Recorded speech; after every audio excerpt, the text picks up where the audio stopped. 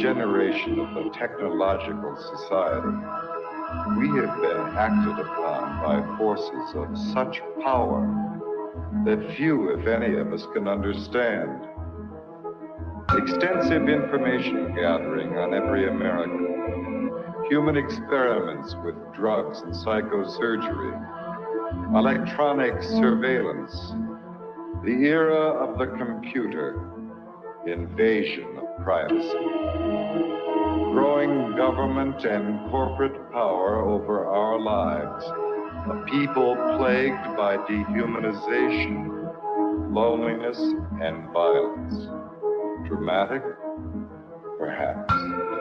But we are losing control of our technology and our lives. Not so long ago, people in a similar situation did not awaken to the forces around them. Are we so unwise as to do the same?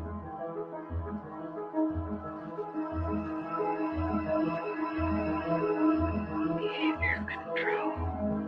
And then you change it up every beautifully. Oh, yeah.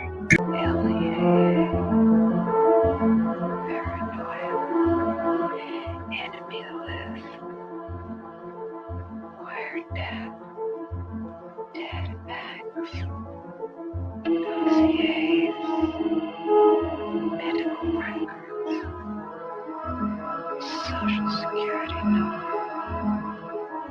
Credit record. National security. With another agent, Pat Webb. Pat was an explosives agent. So we kind of opened the door just a bit to the cabin. And as we opened the door, we were both pretty much overcome as we looked across the cabin at the shelves that were built on the other side of the door. We could see coffee cans and bottles and jars, and they all had labels on them, and they were very meticulously done. You could see that some were labeled with the name of certain chemicals. One of the things we saw was a hooded sweatshirt, that was hanging up there. And the cabin smelled as if you might start to think, if you really think about this. This is a person who lived in this cabin. They had a cutaway spot on the floor to go to the bathroom in. Internet. The creation of a collective consciousness and the merging of the human mind with the internet is the basis of the aspiration of the transhumanists, known as the singularity. Their dream of creating a global brain came nearer when Tim Berners-Lee, a British computer scientist and former employee of the European Organization for Nuclear Research, CERN, invented the World Wide Web. Berners-Lee's breakthrough was to marry hypertext to the internet. The underlying concept of hypertext originated in previous projects from the 1960s, such as the Hypertext Editing System, HES, at Brown University, Ted Nelson's Project Xanadu, and Douglas Engelbart's Online System, NLS. Both Nelson and Engelbart were in turn inspired by Vannevar Bush's microfilm-based Memex, which was described in the 1945 essay As We May Think. Berners-Lee founded the World Wide Web Consortium, W3C, after he left CERN in 1994. It was founded at the MIT's Laboratory for Computer Science, MIT LCS, with support from the Defense Advanced Research Projects Agency, DARPA, which had pioneered the Internet. The transhumanists' idea of mind uploading is reminiscent of that expressed by Allen Ginsberg following his LSD experiments at Stanford with Gregory Bateson. While under the influence of LSD, the doctors hooked him up to an EEG machine, and following the suggestion of his friend and lover William S. Burroughs, connected a stroboscope blinking in synchronization with his alpha rhythms. Describing his experience, Ginsberg recounted, "There was no distinction between inner and outer. Suddenly, I got this uncanny sense that I was really no different than all of this mechanical machinery around me. I began thinking that if I let this go on, something awful would happen. I would be absorbed into the electrical network grid of the entire nation. Then I began feeling a slight crackling along the hemispheres of my skull. I felt my soul being sucked out through the light into the wall socket and going out point one." During the final years before his death in 2000, Terence McKenna became an early proponent of technological singularity and called the internet the birth of the global mind, believing it to be a place where psychedelic culture could flourish. Point two, however, as Derry clarifies in Escape Velocity, cyberculture at the end of the century. 327. 328. Transhumanism. But as Thomas Hine reminds us in Facing Tomorrow, what the future has been. What the future can be. Futures like McKenna's are stories we tell ourselves. About the present, an attempt to invest our lives with a meaning and a drama that transcend the inevitable decay and death of the individual. We want our stories to lead us somewhere and come to a satisfying conclusion, even though not all do so. 1264, placing our faith in an end-of-the-century Deus Ex machina that will obviate the need to confront the social, political, economic, and ecological problems clamoring for solutions is a risky endgame. The metaphysical glow that increasingly halos the high-tech tomorrows of cyberdelic philosophers, corporate futurologists, pop science programs such as the Discovery Channel's Beyond 2000, or even ads such as AT and TSU will campaign, blinds us to the pressing concerns all around us. Point 3. As Eric Davis remarked in Technosis, some Christians, especially those with a brute Protestant conviction in the rock-solid inerrancy of the biblical word, would concur with Teilhard that our headlong flight toward planetization is part of a master plan. 4. Davis was commenting on Marshall McLuhan's 1969 interview in Playboy, where McLuhan mentioned that computer networks hold out the promise of creating a technologically engendered state of universal understanding and unity, a state of absorption in the logos that could knit mankind into one family and create a perpetuity of collective harmony and peace. McLuhan clarified, in a Christian sense, this is merely a new interpretation of the mystical body of Christ, and Christ, after all, is the ultimate extension of man. 5. However, as Davis pointed out, in a letter to the Thomist philosopher Jacques Maritain, McLuhan flip-flopped on the idealism he had earlier expressed. Electric information environments being utterly ethereal foster the illusion of the world as spiritual substance. It is now a reasonable facsimile of the mystical body of Christ, a blatant manifestation of the Antichrist. After all, the prince of this world is a very great electric engineer. Point 6. However, for the transhumanists, the internet is not just an agglomeration of inert information, but poses the possibility of humanity creating a collective consciousness of the mystics. Effectively, transhumanism is the hallucination arrived at by computer scientists on drugs. As psychedelic drugs impede the ability to discern reality from imagination, they often lead to the mistaken attribution of life, or even divinity, to inanimate objects, like a computer program. The ultimate foolish dream of the transhumanists is that with the creation of cyberspace, we'll be able to enter the pleroma, the mystical realm of the ancient Gnostics, by uploading our minds to the internet. Thus, the internet will have come to serve as a totality of human knowledge, the omniscient collective consciousness of Teilhard de Chardin, also known as the global brain. Global brain. The relationship between the global brain and the internet, and its connection to the thought of Teilhard de Chardin, is explained in The Lost Symbol by Da Vinci Code author Dan Brown, a fellow alumnus of Exeter with Stuart Brand and Facebook. The Singularity. 329. Founder Mark Zuckerberg. There is an important section from the novel, which is based on revealing the secret of Freemasonry, where Willis Harman's Institute for Noetic Sciences, IONS, named after the noosphere of Teilhard, plays a central role. Here the character Catherine Solomon explains the significance of Noetics. 2 heads are better than 1, and yet 2 heads are not twice better. They are many, many times better. Multiple minds working in unison magnify a thought's effect exponentially. This is the inherent power of prayer. Groups, healing circles, singing in unison, and worshipping en masse. The idea of universal consciousness is no ethereal New Age concept. It's a hard core scientific reality, and harnessing it has the potential to transform our world. This is the underlying discovery of Noetic science. What's more, it's happening right now. You can feel it all around you. Technology is linking.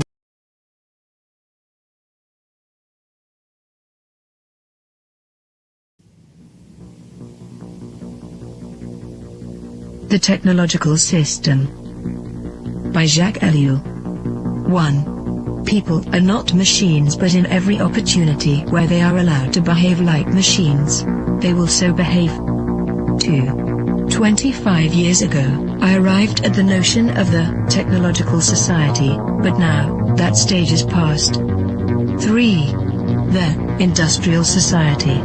This term is very widespread, but I find it inadequate. 4.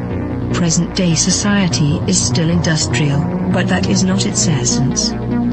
5. At one time, technology and machine industry were connected, but for more than half a century now, a gap has widened between them. Industrialism developed a centralized, hierarchical system, with a linear growth, a division of labor, and a separation between the means and the ends. Mechanization created additional jobs and made human work more draining. It operated by means of steady reproduction, developing masses of men and integrating them in the industrialization. 6. Modern technology, however, contradicts each of those different points. If allowed to act, it leads to decentralization and flexibility. It does away with the hierarchy and the division of labor. It particularly has to bridge the gap between implementation and management.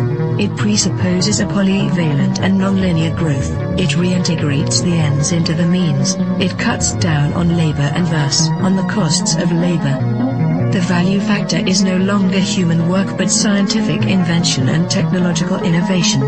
Consequently, we can no longer apply Marx's analysis, which states that the economic totality is based on the surplus value produced by the salaried labor of the worker. 7. The industrial system is a closed, repetitive world, with a linear revolution. The technological system is inevitably open, non-repetitive, with a polyvalent evolution.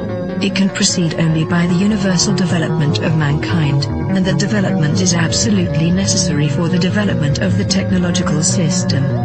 We are thus confronted with an ensemble that is totally different from any that has ever existed before.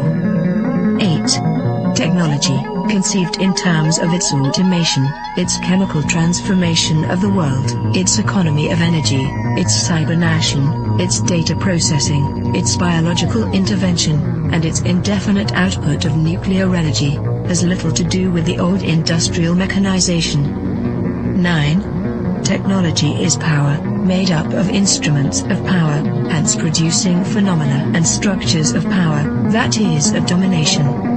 10. Touraine, in contrast to Bell, hesitates about a qualifying term. Thus, he speaks of a programmed society. In this case, I am far more in agreement. For he thereby joins the overall outlook of those people for whom the new thing about our society is the organization. He sharply distinguishes between the primary, capitalist, era of industrialization and our era. He qualifies this new society in terms of 3 features. 1. The emergence of new social classes, technicians, bureaucrats, efficiency experts. 2. The new trend of business, which is now based on organization and no longer on the relationship between economic power and productive labor. 3. Spare time activities.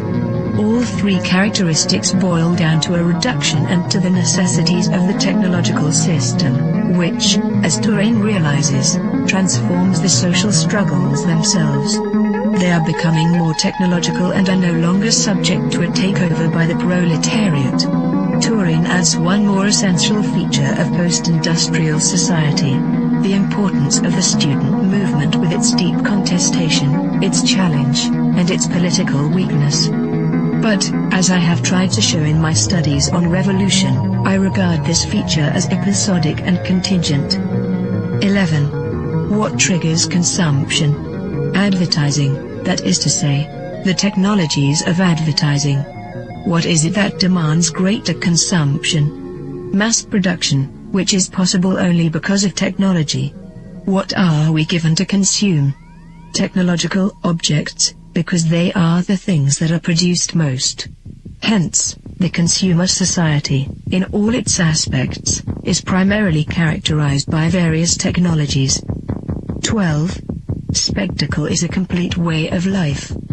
Consumption is a spectacle, so are political activity and leisure and work and family life and revolution. Modern man watches everything as a spectator. Everything is supplied to him as a spectacle, including the things he believes he is most deeply contributing to or participating in. 13. Technological activity is, by nature, spectacular, excluding all internal reality. Technological activity is what waters down all serious things, since no action can be performed any longer unless by way of technologies. 14. Z. Brzezinski, Between Two Ages, America's Role in the Technronic Era, 1970, also figured he could add something absolutely new by coining the term, technronic. He lists a number of differences between industrial and technronic society. In industrial society, the machine plays the essential role. The dominant social problems are unemployment and employment. Teaching is done through human relations. The ruling class is plutocratic. The university is an ivory tower isolated from reality. Reading favors a conceptual thinking proper to ideologies. Political conflicts are intrinsic. The masses are organized into trade unions. Economic power is personalized. Wealth is the object of activity. 15. Technronic is a portmanteau word combining technical and electronic. Come now. Isn't electronics technological? Does the word add anything to the early definitions of technology? Once again, technology equals the machine plus industry. Fine, then there is something new according to the famous definition. In a machine, there are material parts that move. Electronics operates with no moving material parts. Granted. But if the computer is not a machine in the normal sense, then in what way is it not the product of a certain number of technologies? In what way is it not integrated in a technological system? There is no reason to distinguish between technology and electronics. 16. Man can no longer be a subject. 4. The system implies that, at least in regard to itself, man must always be treated as an object. Today, this phenomenon is far more important than the renowned Marxist interpretation of commodity. 17. Nothing can have an intrinsic sense, it is given meaning only by technological application. Nothing can lay claim to action, it is acted upon by technological process. Nothing can regard itself as autonomous, it is the technological system that is autonomous, as we shall demonstrate.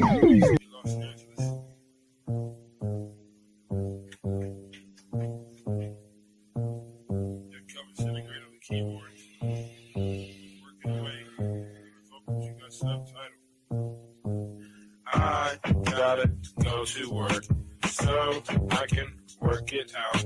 Come on, computer, make it work. Come on, satellite, work with me. I gotta go to work so I can work it out. Come on, computer, make it work. Come on, satellite, work with me. I gotta go to work. Who would have thought that I would slaughter these jerks? The first full-time clock and serial microphone rocker. They used to jump on the stage back in the day wearing a stocking to conceal my identity in any stereotypical venue. Never will I reveal the serious way that I feel. I'm on job time, all I do is talk into the steel. Use my style to hide and conceal. Profile every guy while they smile and just say that I'm real. Bad luck strikes in 3, all of you will agree. I didn't have a heat shield, they rained triplicate on me. But it's squares versus circles, then and if you can compare front and back are differentiated by a 90-degree squared circle. If you know what I'm talking about, you know the code, work it out. Forced entry, I was disguised as a sentry. I gave not a care, life is an adventure to me. I obtain secret money and manufacture inventions, fracturing the line between space and time dimensions. Restructure the torque and the structural integrity, so I can walk on water while the returning surface tension. This making me an acolyte of the greater unknown, the word shark, king of these murky seascapes. Within my patriarch society, you cannot dethrone the intricate degree and climate that I seize from the police state. I gotta go to work so I can work it out. Come on, computer, make it work. Come on, satellite, work with me. I gotta go to work so I can work it out. Come on, computer, make it work. Come on, satellite, work with me. I still wish they made more girls like me, intelligent, beautiful, and rich like me. But they don't, so I stay fucked up like King Kiba. She's the type of person that will still rock the Tigre. I'm the type of person that will still sport feelers. I found a pair of size 15s out in Pasadena. Those are my work boots. I insert this into these jerks' necks, giving them a virus. Don't destabilize their hardware. Now I can tap in just to my onboard wet works. Plant the hidden charge there. It's a cellular reconfiguring program consisting of integers, turning human beings into kindling, whittling the psyche into an apparition, place it back into the skin. Now it's it's the ghost in the shell. Should I boast? Well, no. I stay on the west coast of hell, where hell's bullets is I know so well. I have my work cut out for me. This has its perks. Just then I realized life is mostly hard work. And why not get your car pulled off under you? It won't get sorted back from that. Them just lurking. Who's the one to suffer you? I didn't know what to do, so when in doubt, go to work. When I'm 25, I'll contract myself out once I'm through. Then it's just books and beats for me. I'll leave the rapping to my crew. I'm a good scientist and a world got cuckoo. Imagine how it is to watch them turn crazy around you and then look over at you like you are the insane one. That's how it is. It's okay to meet the controversy bubbles and flattens out like this. Like my little kids. And I've got to go to work so I can work it out. Come on, got to work for me. Come on, got to make it work. I've got to make it work. Come on, I can work it out. I've got to make it work. Come on, let it work for me. Come on, let it work for me. Come on, jiggler.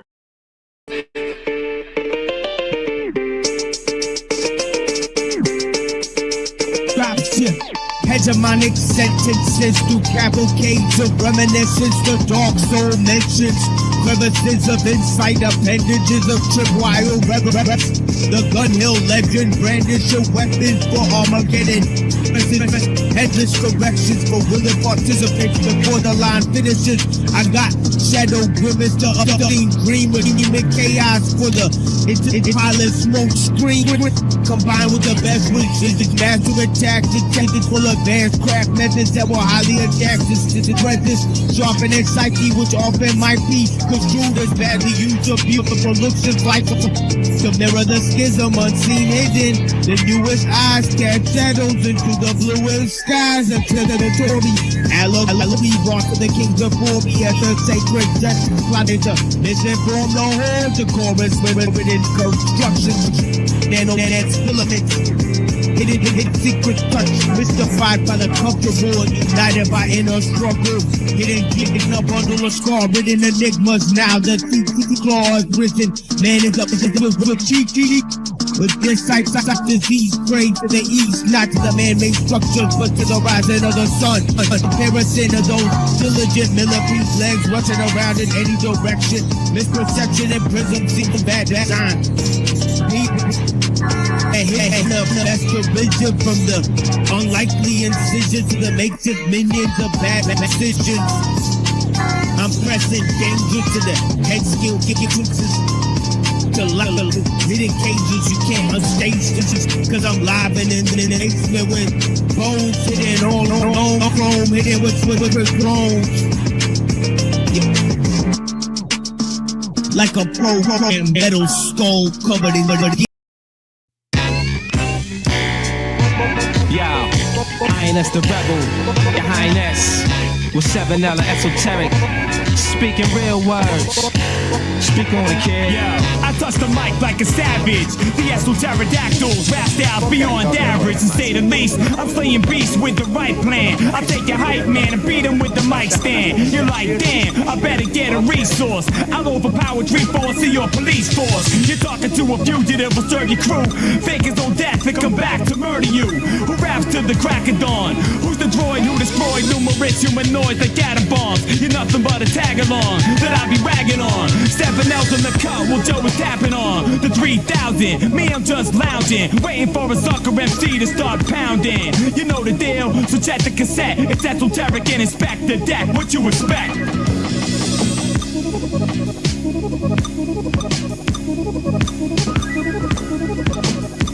Inspect the deck. Yo, I stash heat, creep past police on the beat. Keep it moving in the mean streets. Out of black sheep, roll deep with the killer bees. Quick on the squeeze, freeze. Nobody move, just hand over the G's. Going with the breeze, everything's peace at ease. Now I'm laid back, counting stacks, twisting the trees. My rap scorching, way beyond 3rd degrees. Enemies get blown like autumn leaves. Authorities come the block, I'm peeping they steeds after me, cause the rhymes worked about 2 keys and double that cross C's. machines fly off the heaves. The results more currencies. Them no worry we, I strike them down suddenly. Funny how they rush me, must be the money. You hate me or you love me, don't ever fuck me, trust me. We can make the scene turn ugly. Lasciava Anastasia al cielo, riuscì a sbloccare.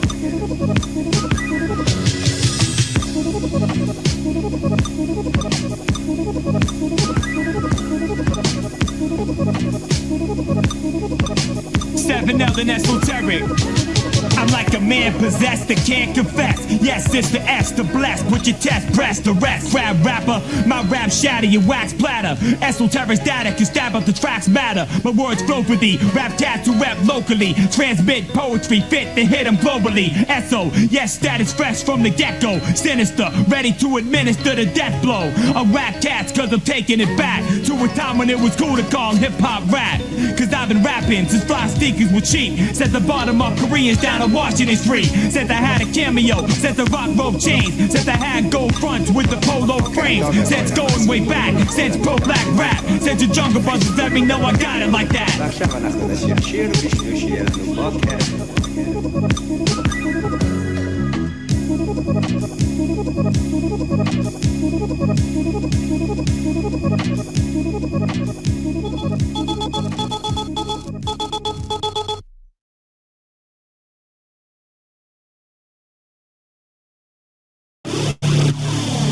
If a rapper act paid in days of black spades, he got sprays stuck up backstage for some cascade. How a phrase was said amazed when read, lyrically ablaze ahead and raised the dead mentally. Those into me eventually feel sympathy for those who flow a P and posse cut the symphony. Admired in ways, even I am amazed.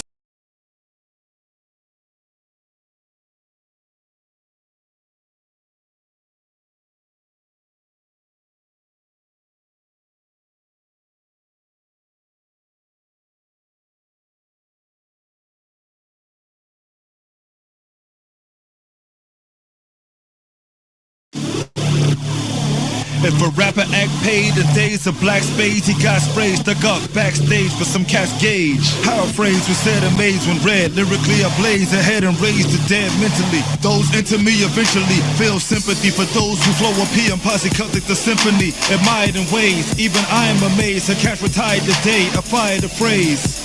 Bronx streets of war, sheets and floors, freaks and corner stacking more cheese than pizza stores. International hustler, smashing you, laugh at you when I'm passing through cause half of you busters. Seen jams in the park, vans with the knocks, fam. I even saw a hand outlining a man with the chalk.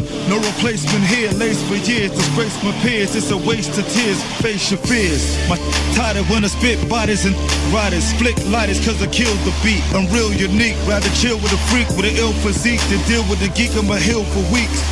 Cam and old flames, heard her blow the spot up like propane with no shame, that's so lame. MC's a bust like I'm squeezing pus. Michael Psycho like it had the P's a must. The P, the E, the R, the C, the E, the E, the P, the P, the E, the R, the C, the E, the E, the P, the P, the E, the R, the C, the E, the E, the P, the P, the E, the R, the C, the E, the E, the P.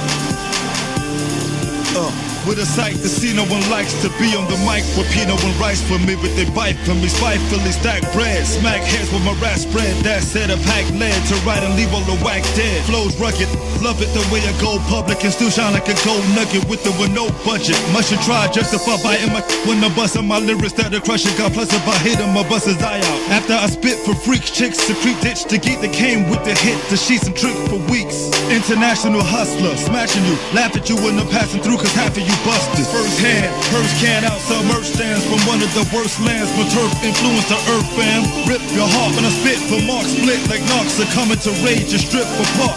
Admired and praised, even I am amazed. A cats retired today, I fired the phrase. Percy P's known and Connie Price in the Keystone. So dope, keep us away from kids in the drug-free zone. To all my peoples out there on the grind, your time will come to shine, so keep a positive mind. I'm the baddest of this mic apparatus and get legendary status. Who am I? The P, the E, the R, the C, the E, the E, the P, the P, the E, the R, the C, the E, the E, the P, the P, the E, the R, the C, the E, the E, the P, the P, the E, the R, the C, the E, the E, the P, the P, the E, the R, the C, the E, the E, the P, the P, the E, the R, the C, the E, the E, the P, the P, the E, the R, the C, the E, the E, the P, the P, the E, the R, the C.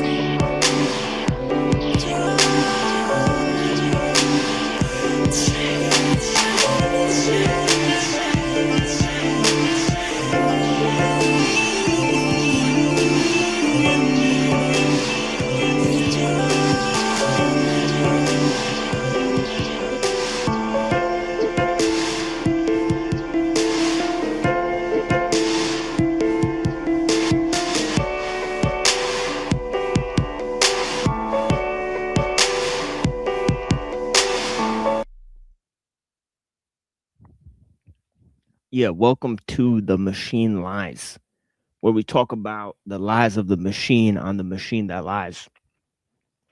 We got an important stream for you guys, in which I've comprised several different, changes that have gone on, right, within the ways that we express certain ideas and concepts, right? And this comprises the sort of symbolic architecture in which we can navigate the territory, right, of the architectonic space, which we're pretty much all involved in, right? Whether we perceive it or not, right? We're all involved in this sort of architectonic exchange, right? The exchange of symbols, right? And of course, we're all involved within the symbolic architecture, right? And we're involved in a technical milieu, right? And of course, milieu, right? Sort of French term, right? I think it kind of connotes the ability to be involved in something, which is also a sort of vehicle that one uses to express, right? So it's this idea of, being so involved with something that you barely even notice it, right? Like when a light is turned on inside of a room, right? We don't notice the incredible power, okay, that is awakened in the transaction in which we turn on a light switch, right? And of course, many times we walk into a room and we don't realize that the light is already on, right? We don't even realize it, right? So this idea that we're taking part in a technical phenomenon, right, unbeknownst to ourselves, right, because it's part of the very air we breathe, so to speak, right? So that's why nobody questions it, right? Because we're sort of swimming around in this technical milieu, in this sort of sea of radiation, right? Fishbowl, right? So that's the first idea, right? Is that the means, right? Okay, and this goes back to this idea of techniques. Okay, because the technical phenomenon, it actually functions through arbitration, right? And any action that's completed through arbitration loses in accuracy, right?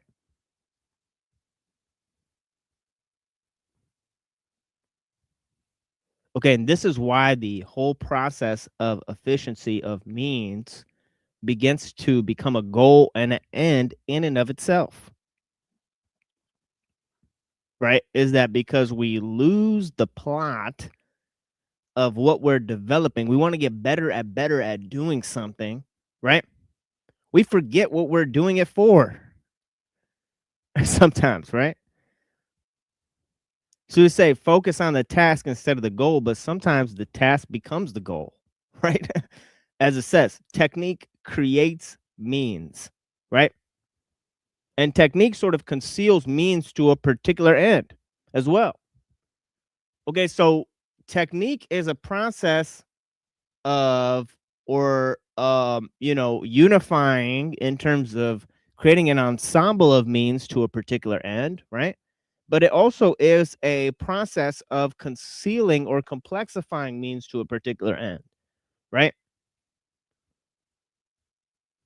So there's the paradoxical aspect of techniques, okay, in that they reveal in one sense, but they conceal in another sense.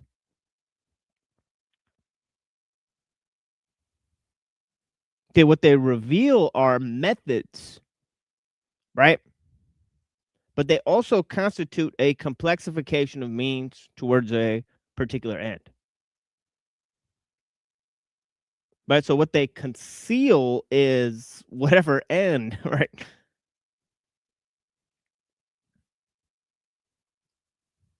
Right, and that's what anybody who's employing a technique says, right? When that technique is misused, right? They just say, well, I was just doing my job.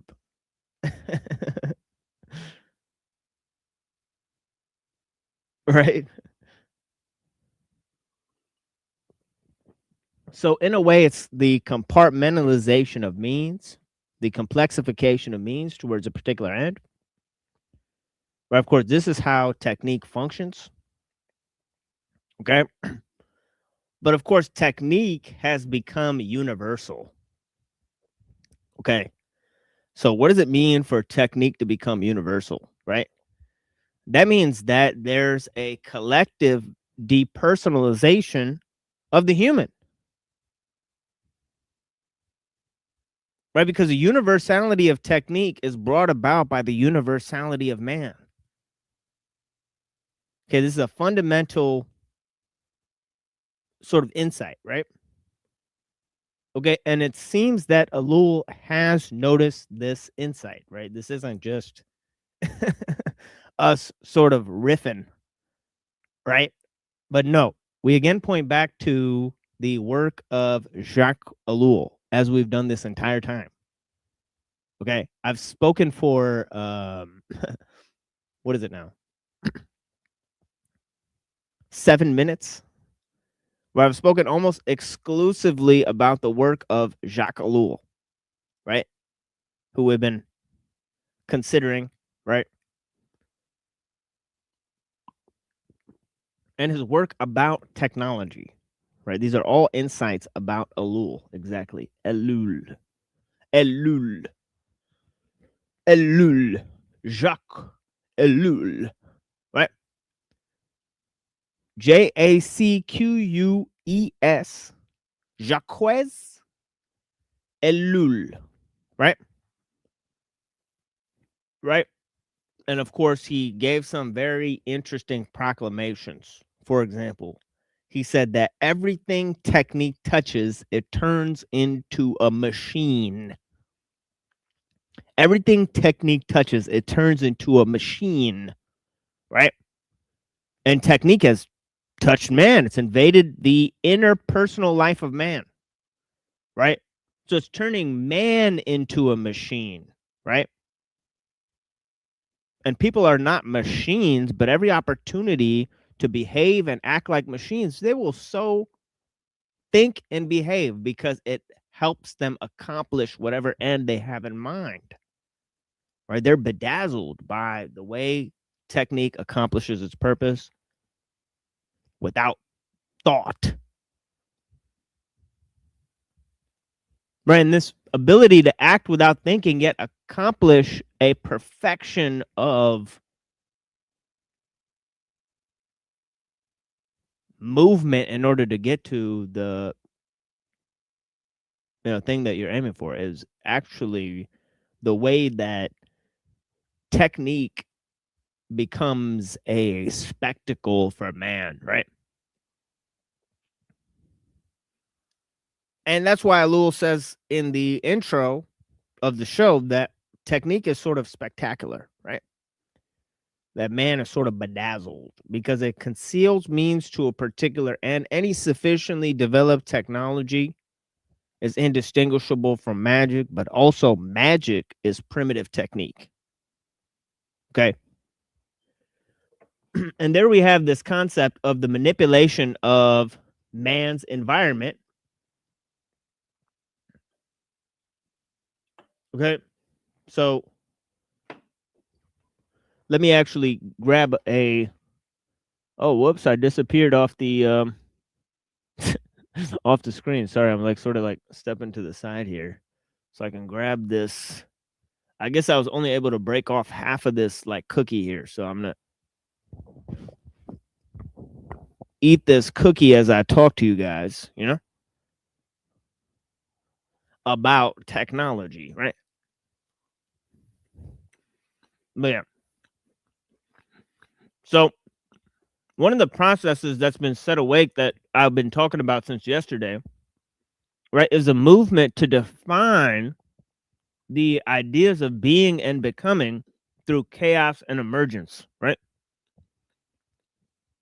Chaos and emergence, right? These two principles that are a late interpretation, right, of the idea of being and becoming, right? And the first sort of iteration of this concept was in emanationism. Okay, it was in emanationism, right? To put it quite succinctly, the main concept of emanationism is that a pre-existing immaterial order could spawn a then coming into existence and becoming material order that borrows its existence from the immaterial order, right? So imagine a chaotic form of existence that exists alongside a ordered form of existence. Now imagine that the ordered form of existence is immaterial and the disordered form of existence is material, right? And this describes the basic idea within emanationism, right?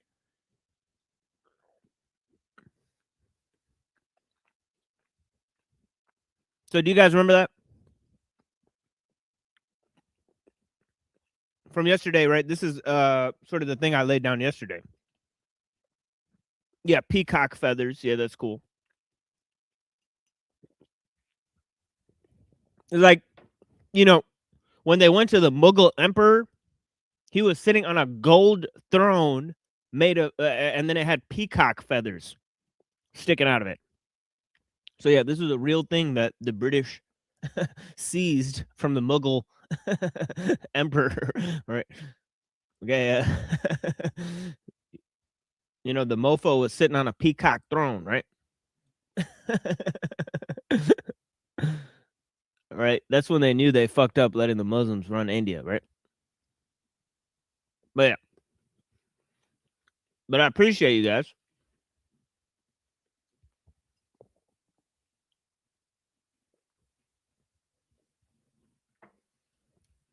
So in terms of emanationism, right, there's a great change that happens when the idea of, you know, the forms versus this concept of telos comes into the frame. Okay? That there's this immaterial order. Okay, and of course, Aristotle combines the immaterial order with nature, right? He says the immaterial order that defines material existence actually exists alongside matter. Okay?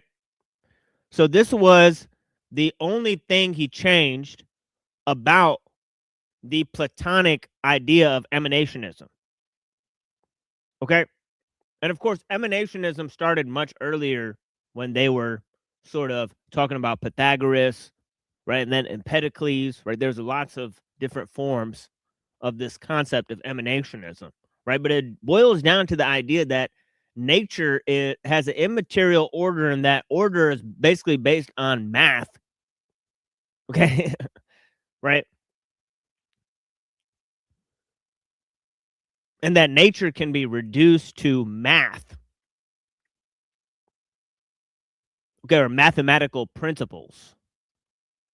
And everyone from Pythagoras to Galileo, right, said that nature is basically based on a immaterial order that precedes it, okay, that God uses to create the world, right? And of course, this has many different implications. It means that there's a virtual space of ideas that exists alongside the world, right? Okay, and that furthermore, right, they placed several things within this space, right? Things that they can't define in terms of matter.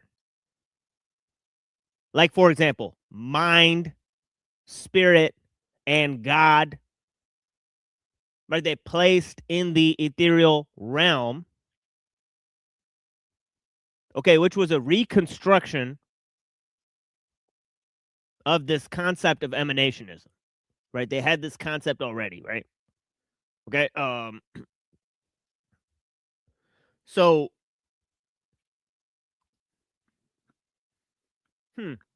as I said, there's 4 ways in which the concept of man itself changed, right?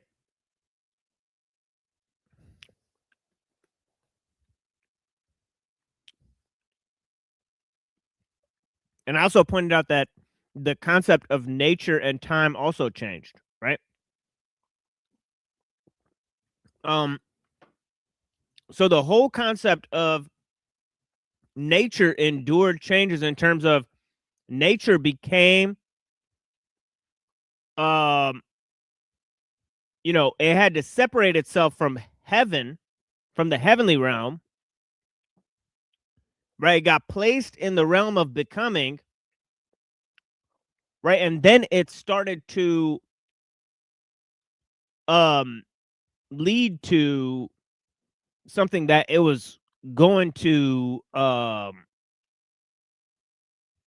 you know, be brought towards in terms of its conclusion, right? So nature endured a total, you know, reordering. The principle of nature became subject to the principle of time, right? And the main thing that shifted the discussion from the idealization of nature to the idealization of man, right, to the idealization of something that,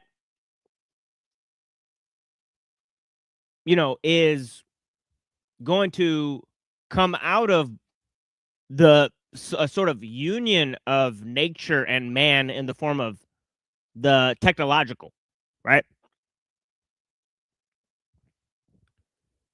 Either way, God was sort of made the end point of history instead of the beginning point of the sort of time, right?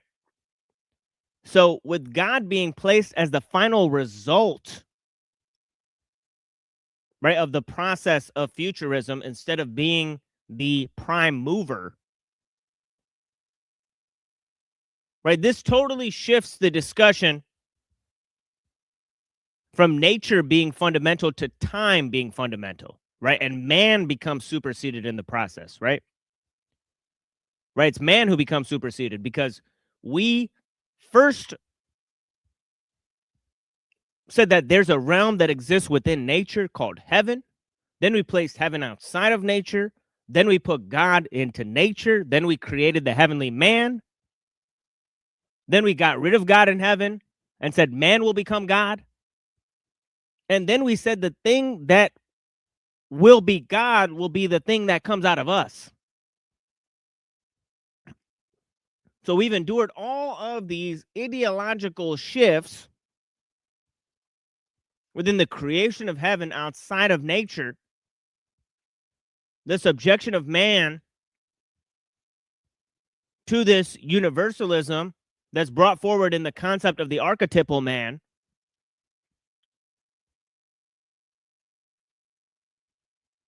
to then saying that God is actually the final end point of history instead of the beginning point.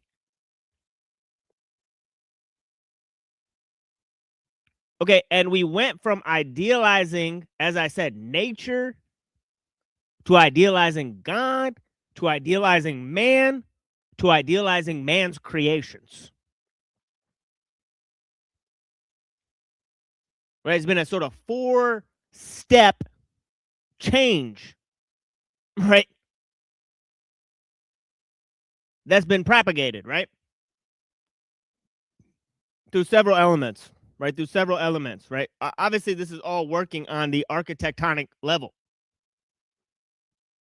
And I appreciate you guys. I see there's not not too many people joining us today, but nonetheless, I appreciate the people that are joining and having a discussion about the material.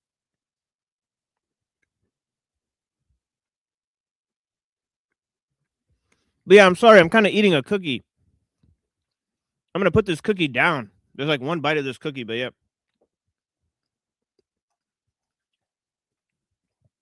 I appreciate you guys for bearing with me there. But yeah. In terms of these sort of 4 stages, we've laid out 4 idealizations of man. Right? Because I said there's sort of first the idealization of heaven within nature, to the idealization of heaven outside of nature, to the idealization of God outside of nature and in heaven, to man being placed in heaven, to man becoming God, to God becoming something that comes out of man. Just to tell you guys again, the sort of trip that I've been exploring here. Right, there's obviously in this movement from nature to God to man to technology, right? There's a shift of how we idealize man. And of course, I brought that forth in 4 different statements. 4 different statements, right? One is the notion that man is the measure of all things. Here we have the first iteration of the view that technology, right, is something that is a mediation between man and nature, in the sense that nature can be reduced to measurement or math, and man is a mediator between this understanding, right? So man's understanding can encompass all things. So this is the beginning of the view that man is a sort of microcosm of the macrocosm. Okay, secondly, there's a view of St. Athanasius. Okay, the first view was from Protagoras, right? The second view is of Athanasius, that in order for God to be, in order for man to become like God, God had to become like man. So there's this exchange between the heavenly principle, which enters into the earthly principle, nature, and then sort of causes a connection between the earthly man and the heavenly man. Okay, so the creation of the concept of this heavenly man, which was the mediator between God and nature, puts man above nature in this second phase, right? Then in the third phase, in the third phase,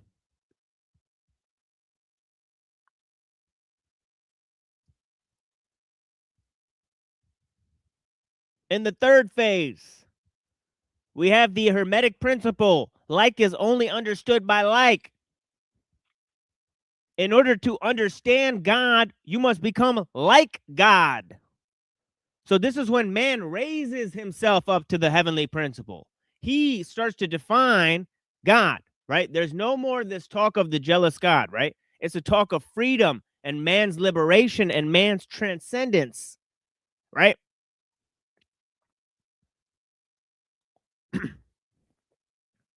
And of course, in this, man sort of kicks God out of heaven and becomes God himself. Heaven is dethroned. Right? Logos dethroned. And then finally, what happens in the end is, right, the root of man is man himself, right? This is the Marxian credo. Okay, that it's no longer heaven or nature or God that defines man, but it's man who gets to define himself. Right, so now finally, man is the principle, the fundamental archy is man himself, and he gets to define his own existence.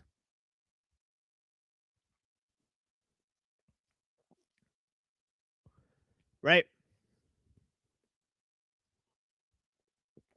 He gets to define his own existence, right? So in this last idea where the root of man is man himself, right? Man is sort of going to a place where he will be superseded, right? Because to look at these two Nietzsche quotes that I was exploring yesterday, right? One is that God is dead and it is we who have killed him. Right? And the second one is this idea that man is a bridge that has to be overcome. So not only is there no God, but there's no man in the future. Right? So man being something that has to be superseded. And this is also lines up with the notion of evolution.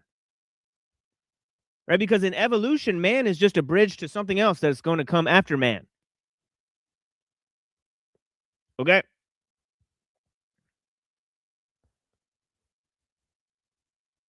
So the goal, as we said, of transhumanism is posthumanism. Right? And the goal of humanism is sort of transhumanism, right? And as we said, the universalization of man led to the universalization of technique. Universalization of man led to the universalization of technique. Right? And so we have all of these issues to discuss. There's ideological foundations, right? And the principle that Marx sets down where man gets to define himself, but this then leads to the subjection of man,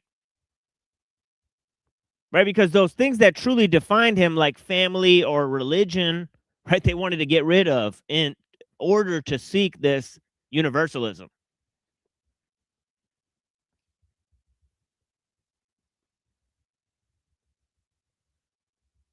Okay, so as soon as nature was transformed into the mathematical, it became subdued.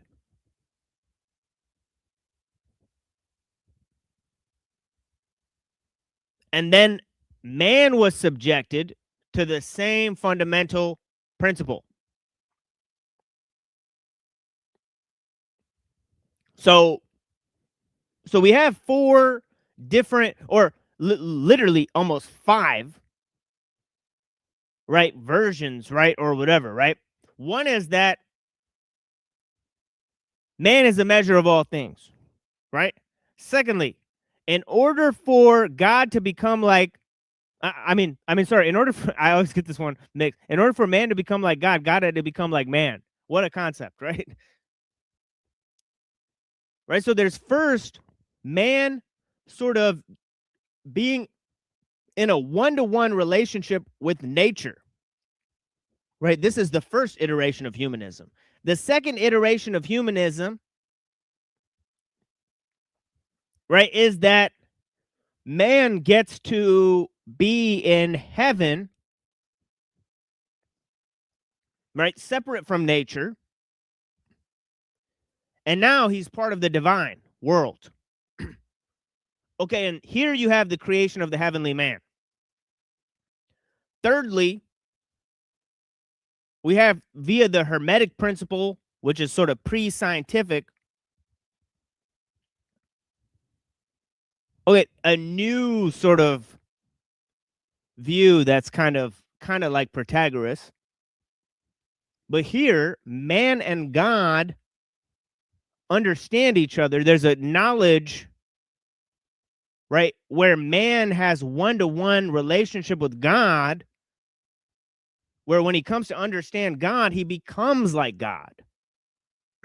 So man, through his own understanding, can encompass the divine, right? Finally, there's a notion that the root of man is man himself, and then that man has to be surpassed in order to make room for a new form, right? Now, this leads to several concepts in the improvement of man and also the subjugation of man to techniques. Right, and this final element, right, leads back to the beginning place where we started to make idols in man's image and then pray to those idols. Right, we now say that we're going to make the machine in man's image. And then that's going to give birth to some sort of divine principle, right? So God becomes the final end point of history instead of the beginning point, as I said, right? And of course, all of these ideas, right, evolution, science, right, the universal scope, Hermeticism, right, the religious viewpoints, and paganism, right? They've all contributed down the road, okay, to the proliferation of this fundamental idea, right, which is the transformation of man into the divine principle, and then the surpassing of man, right, where this divine principle becomes the end point of nature in terms of Teilhard de Chardin, right, or Hegel, right, and we finally have the conclusion where man's creations become exemplified as the divine instead of man himself, right? So we have this idea that divinity comes out of man, right? And all of that type of stuff, right? So there's lots of different concepts here. I really appreciate you guys. Yeah, legends in the chat, right? We'll go ahead and look at the chat in a little bit, right? And of course, I'm defining how, right, the principles of being and becoming turn into the principles of chaos and emergence, right? And I think it's this supplies, right, the ideas of chaos and emergence supply a huge role for you know, for the ideas that led to futurism or the pseudo-eschatology of progress, and also the myth of the machine, right? They first casted nature as mechanism, right, and also man, right? So man and nature were reduced to first to math and then to mechanism. Okay, and that is a huge part in how they started to define, right, the divine principle as something that comes out of us, right, in the future, right? And this is what I mean is that, you know, the end point of history becomes God, right? But that God is totally tied to the material, right? And so we have several ways in which God was sort of cast out of heaven. Then man took his place, and then, you know, you finally have man's creations. Through the principle mainly of cosmic evolution. Okay, it's tied into this notion of theistic evolution. And of course, it's tied to the theopolitical, okay, because it's tied into this notion of Hegel of the apotheosis of the state. But it's also tied into the notions of the occult of New Jerusalem.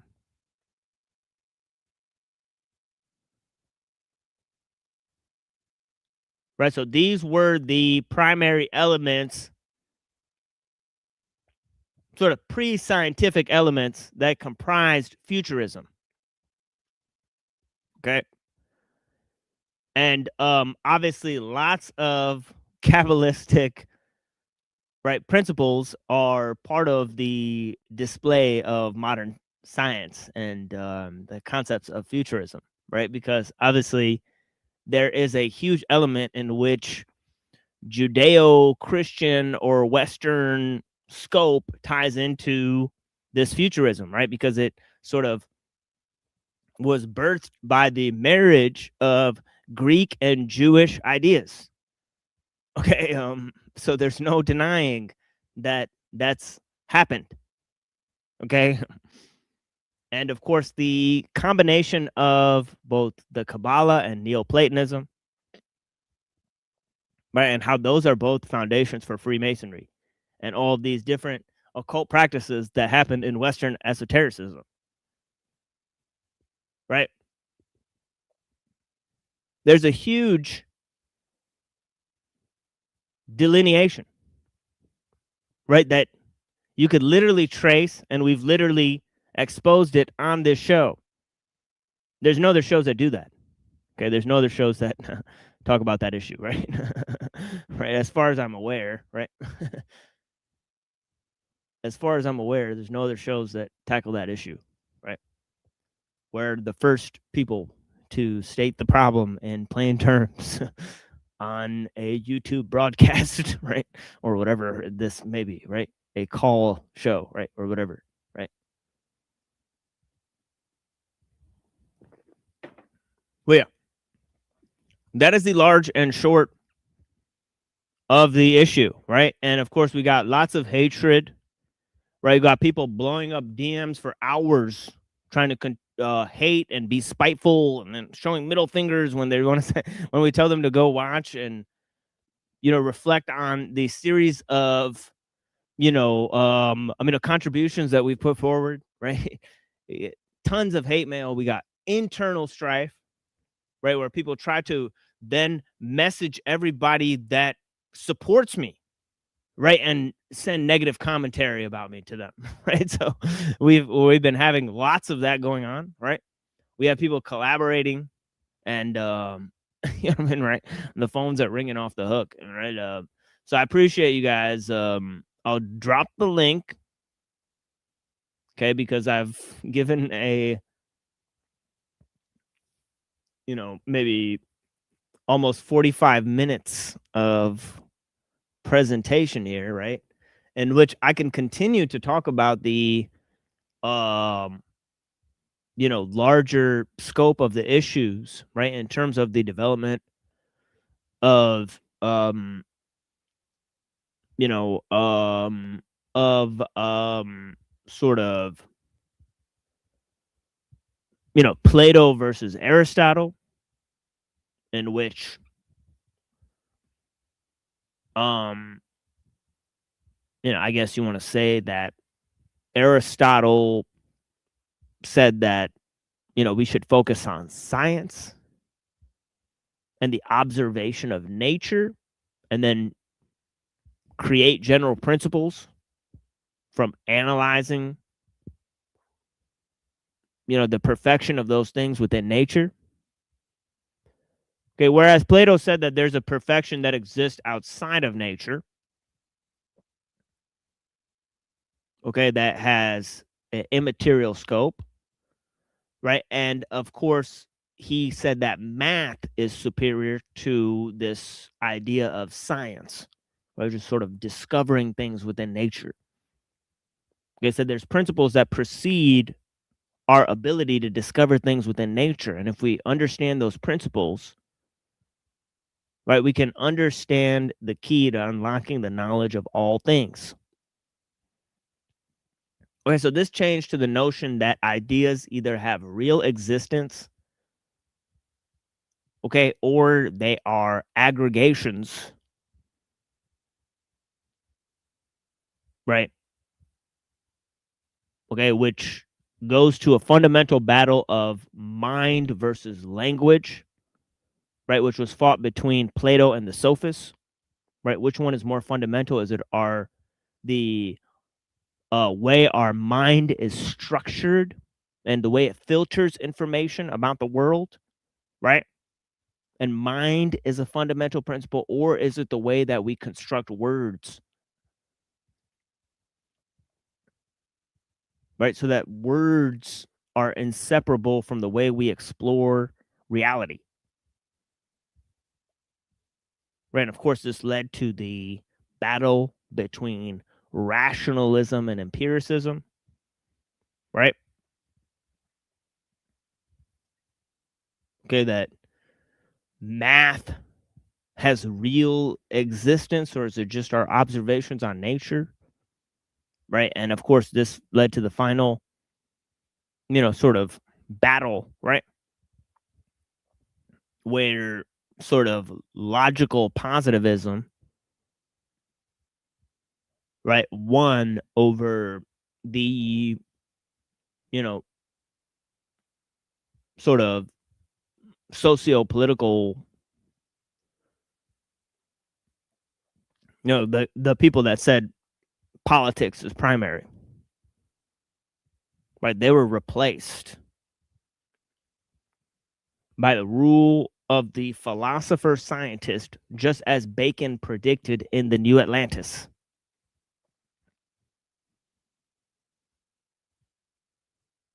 So this is the world we endure, right? This is the world that we've become accustomed to, right? A world of techno-feudalism, techno-liberalism, right? And yeah. So anyways, let me sort of check out what's going on with you guys in the chat here, and I'll scroll up and see what's going on with you guys. Blessings. I greatly appreciate you guys. Let me get a sip of water here.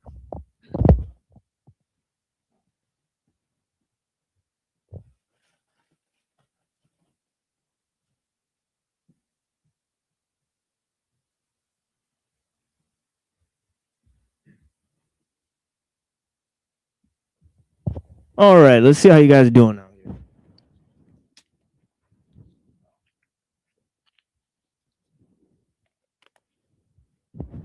I appreciate you guys. All right, the homie here. Yeah, blessings, brother. Thank you so much for watching. Lizard Tree, I got your message. I'll try to get other ways so that people can support the channel. Right now we only have the Cash app, right? So I appreciate you guys, but yeah, we'll figure out other ways that people can support. Like maybe we'll try to make a PayPal or a Ko-Fi, or we'll try to make one of those other apps. So soon we'll tell you guys which other ones we have available, right?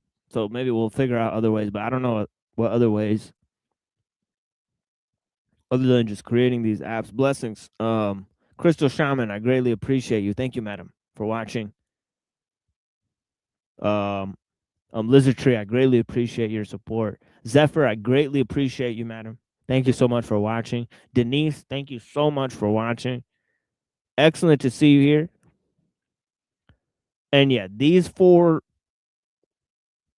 you know, ladies are definitely some of my top homies. Some of my top homies, possibly in my entire life right now. I don't really have that many good homies in life right now. But yeah, you know, I don't know if I dropped this thing, but yeah, here you guys go. Hurricane Peril, thank you for watching, man. I appreciate you.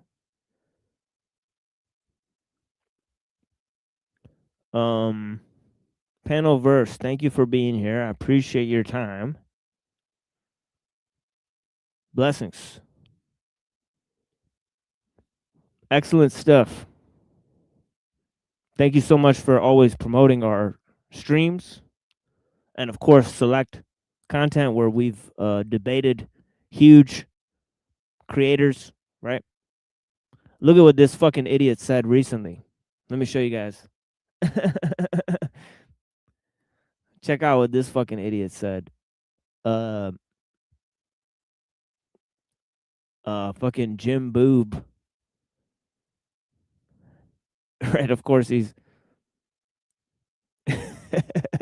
we'll play this on 50%. How about that? Yeah, let's play it on.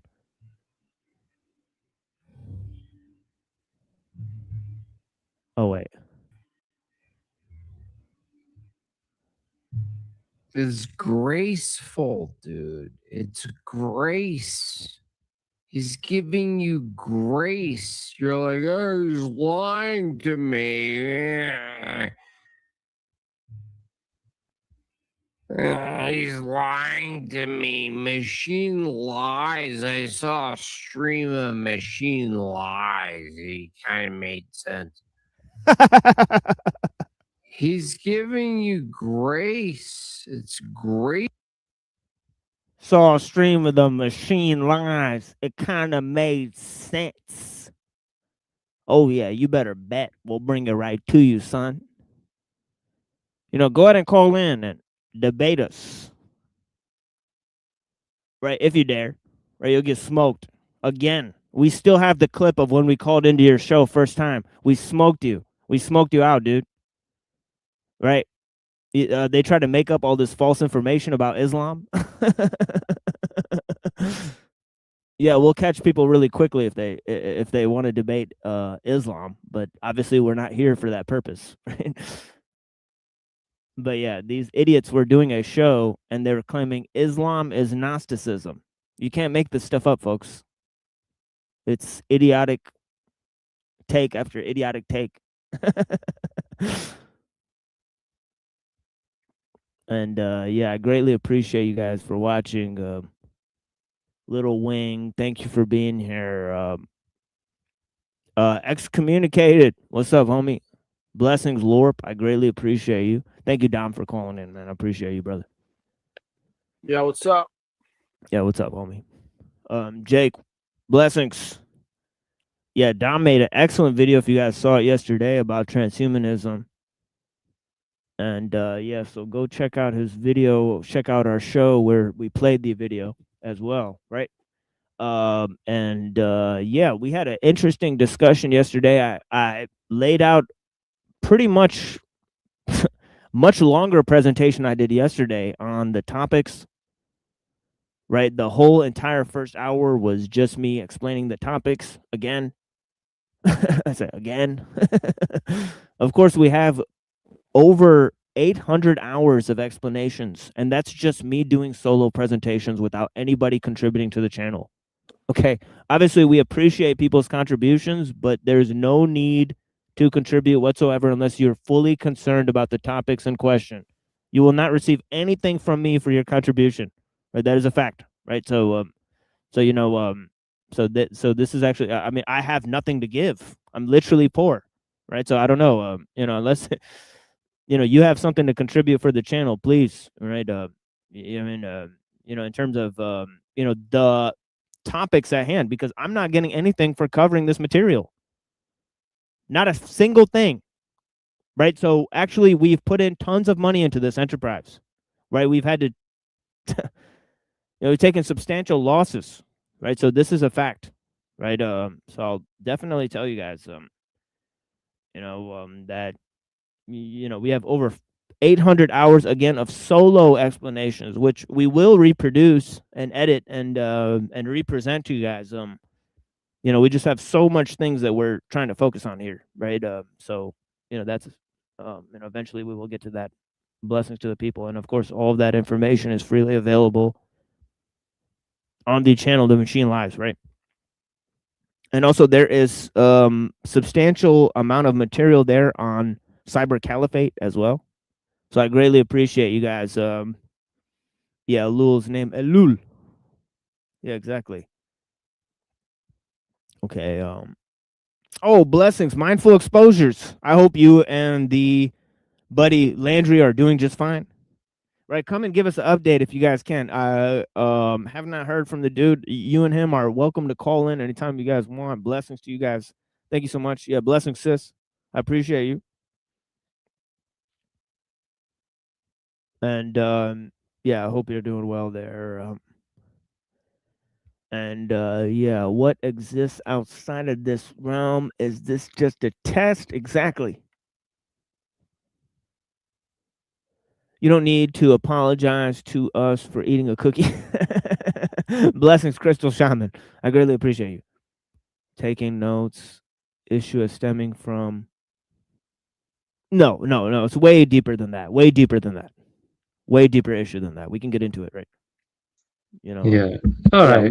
Far deeper than that. Here, hold on. Give me a second. TML blessings. I greatly appreciate you, right? As I explained, right, there's thousands and thousands and thousands of years of development, and they all have eschatological schemes. Right? It's you can't put it on to one, thing. So, anyways, that was pre-Abrahamic, right? So whatever. So yes. Anyways, man is a pooping machine. Blessings. I appreciate you. NPC. Blessings, brother. Thank you for being here. Yeah, mindful exposures. Thanks for being up in here.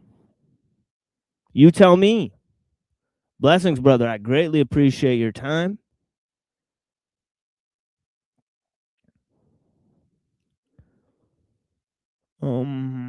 Dr. D. Hey, what's going on? All right.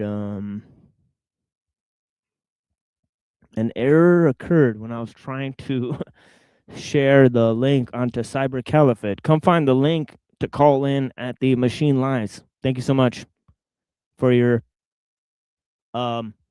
participation in the stream. Vinny Potts, blessings. Yeah, blessings, Jake, man. Thank you. All right. I think that's it. Vinny Pots and Pans. He likes the music I play a lot, so we're gonna take a musical break. And I'll say hello to the people that have called in. Blessings, Dom. Blessings, Buddha. What's going on, guys? You guys can speak. Of course, anytime you guys want. Yeah, I'm all right. So basically, you're saying, that humanity gradually replaced nature, God, and heaven with itself. At first, heaven or the sacred order was inside nature, where man lives direct one-to-one relation with the world, natural world. Then heaven is imagined outside nature, as a transcendent divine realm.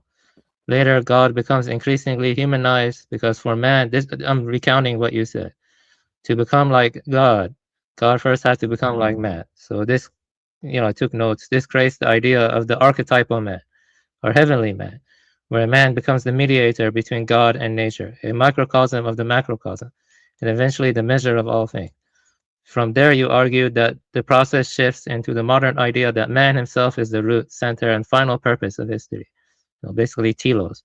Instead of God being the beginning point of reality, God becomes the final endpoint of historical development. Man will become divine.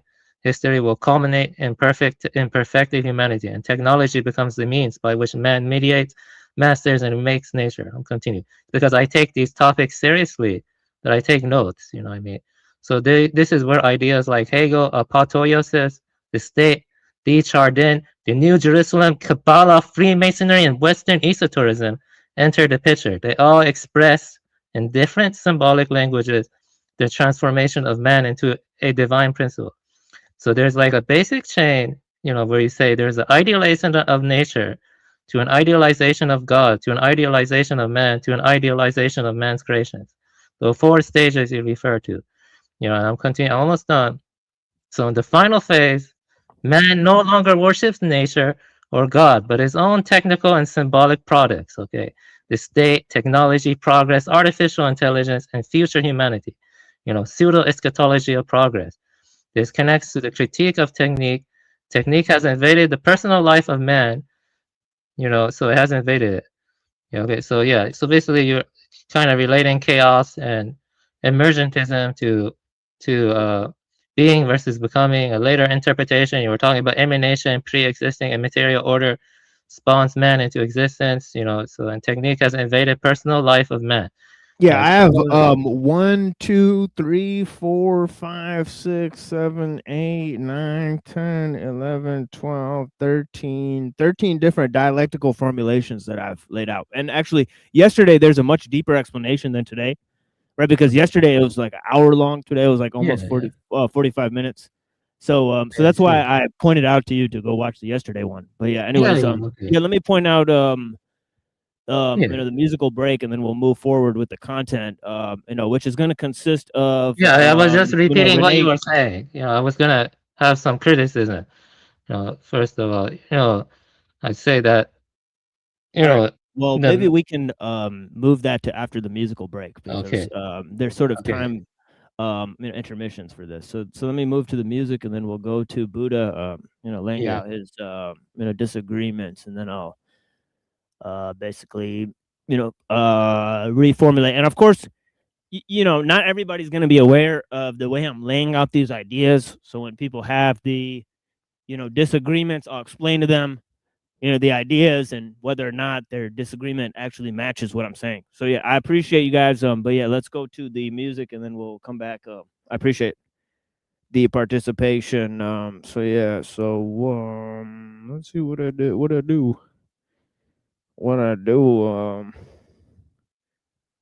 All right, you know what? We'll play this.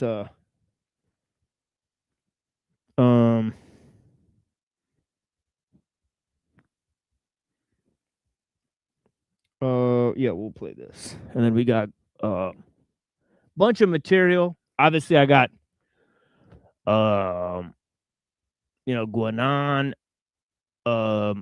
First Nick Bostrom, then Guanan. Just like yesterday, I was going to do Guanan, but then we got into some good discussions. Watching Dom's video, so we, then saved that for later. So, so we're gonna get into Guanan today, and then we'll get into Mumford, and then we'll get into Lowell's ideas, right? So we got a bunch of different guys here. So yeah. But yeah, so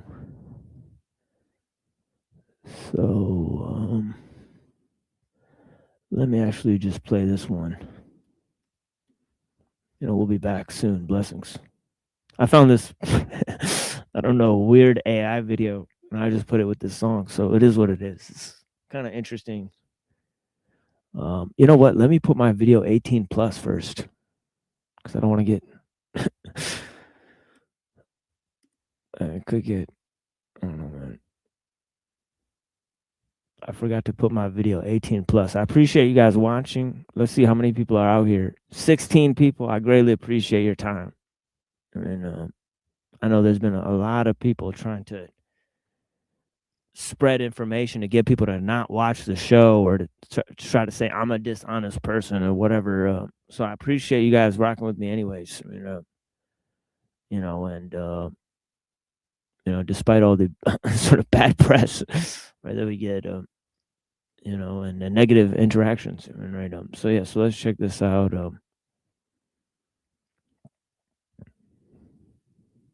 And we'll be right back.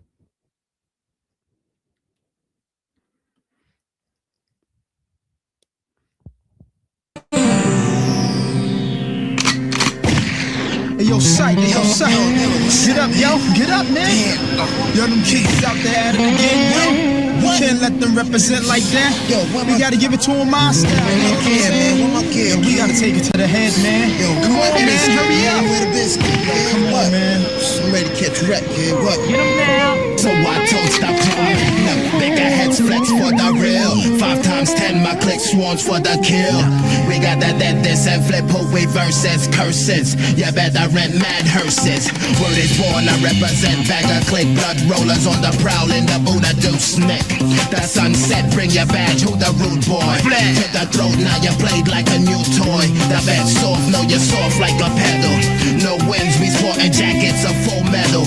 Bus 3, dip aside, who the next one? The crowd burst, running wild like the Mets one. Smoke cleared, the drama set off with Glock 9. No mistake about it, this be the front line. Alright, what are y'all doing out here now? This be the front line. You do the same thing to the front line. This be the front line. Now listen to me. In this world, I violate out this one every 10 minutes. Beat the grammar, shank to the dome, that's a headbanger. Laser lights in search of other victims is on. Once again, my night sleep's gone. Black footage to blend in the shadowless recons. The enemy blue steel I'm sending. Beeps to my peeps, code 86-9 to the 1-1. Can't rest till the job's done. The airways fill, lock off with 10 code. Yes, I'm so amped up, about to implode. The rooftops packed, the 30-yard scope slapping for flashing lights, no time for run coats. We letting them feel the backlash of a hitman and pull them down like quicksand. In the midst of the storm like desert, the rounds to the home squad, so keep your head up. Okay, so you're not gonna listen to me now. See that? Let's get the front line. Yeah, I'm gonna have to listen to me.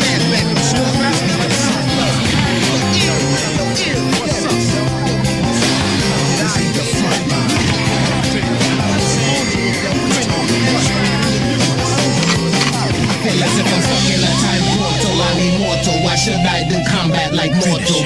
But reality sets in, my mind snaps. Repercussions of foul moves, but up that I re-up the M to the 1-6. Big brass in my zone, catch the Vicks like Vicks. Projects light up like blunts on West Street. Illa when we smoke 12 rooks, come on arrest me. Remember my boy, macking on the block. Suspect targeted, swore he pushed the mad rocks. Your snuff rolled up, you had your props ready. Your moves peeked out, so yo, he flexed jelly. Your dumb round drip through the backbone, bragging about how you hook wreck into the cyclone. That's why your suckers be getting canceled. Picked off later as thought you can't be handled. I move with stealth, no bids, but one time. This ain't no dream, son. This be the front line.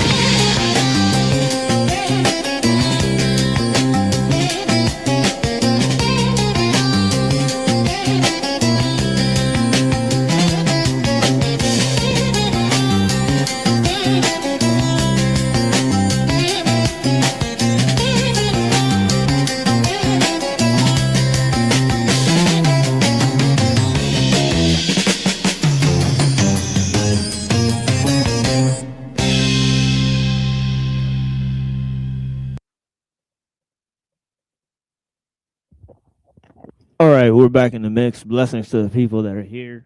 Greatly appreciate Cecil Drake checking out the show. I appreciate that, Vinny. You know what I mean? I mixed that up. You know what I mean? This is the only show where, you know, we actually mix the music, hands of steel. And, you know, we keep it fresh around here. But we also introduce people to tons of music that they've probably never heard before. Right? Stuff that clear out the whackness from their mental, because they are infested with tons of whack stuff. Whackness is spreading like a plague, to quote Guru from Gangstar, right? And if you haven't heard of Gangstar, well, that basically outlines the problem that I'm pointing out, right? You've never heard of DJ Premier and Guru from Gangstar? Tisk, man. You know. And yet here we are in America, and we claim to know about American art, and, you know, we claim to be part of the society that we live in and all this stuff. Right? So this is the kind of thing I'm talking about. Right? So yeah, blessings to all the people. But yeah. Anyways, I think So yeah, glass beams. Yeah, it kind of sound like glass beams. Yeah, crystal shaman. Yeah, go ahead, Buddha.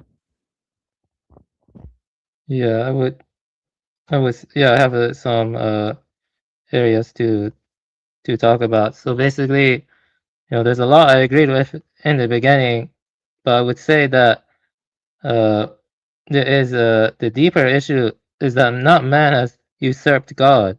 Because for example, Bodhidharma sat for 9 years facing a cave. He had a cave wall.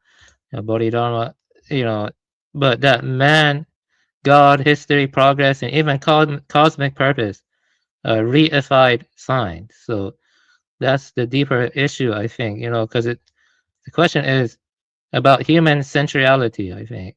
Whether humans are part of like the main spiritual drama, or like I don't know, whether a fallen creature, divine image, or a being who must return to God. I don't know, but it really depends on one's metaphysics. I say emptiness, dependent arising, and the non-ultimacy of like all conceptual constructions. You see what I mean? That's what I say. So the question is about whether or not to metaphysically privilege man, because that's what separated man from nature. I mean, in some sense, metaphysically privileging man, as apart from nature, like following moral command, like moral command theory, divine. I mean, meant to say divine command theory. My bad. That's the word it's called. So I still appreciate your critique that you gave in the beginning. It covered a lot of important stuff, especially your other ones like massification, compartmentalization. Also, I think I gotta look more into the chaos thing about chaos and emergence, being analogous to being and becoming. So I just wanted to talk about that some more, Okay. So let me comment on what you just said, because basically this whole idea that man is going to replace God, that I said that was the main problem. No, that's only part of the problem. And anyways, the whole idea of man, or the idealization of man comes after man replaces God. So if you don't like the idealization of man, which I did clearly point out was part of the problem, right? So I don't appreciate that man becomes the central focal point, right? Although the chain in which he replaces God and becomes God himself is necessary just to point out the historical pattern, right? The main problem I'm saying is that man is going to see God as the end point of history, as something that comes out of man, right? And his creations, right? So that is the final point that I was saying is bad, right? Is that, sort of technique becomes God, or we make God in the form of our creations, meaning that we make technique in the image of man, right? So on and so forth. So that is the main point, right? And of course, the part where man becomes the central focal point, I agree that is a huge problem, right? So I've already mentioned that, right? So yes, anyways. I wasn't very clear. I meant to say that divine command theory is a technique that effectively, is aimed at the ends of a day of judgment. Divine command theory. That's what I'm saying. It involves an end. Divine command theory, and that end is a judgment. What is called day of judgment. Am I correct? Yeah, but this whole idea of man becoming part of the mix, right? That's pre command theory, right? So that is from Protagoras and Plato, right? So that has nothing to do with divine command theory, right? So so man, right, or humanism is way before religions started, right? Because humanism is part of paganism.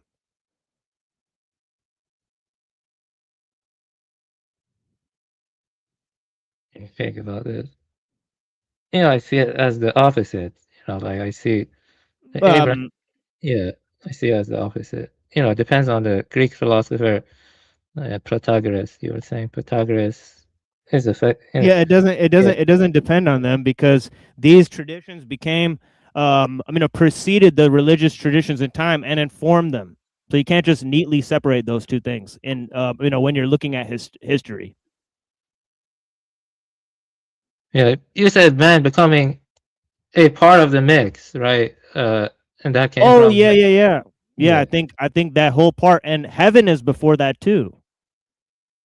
So all the necessary elements are there way before the Abrahamic traditions.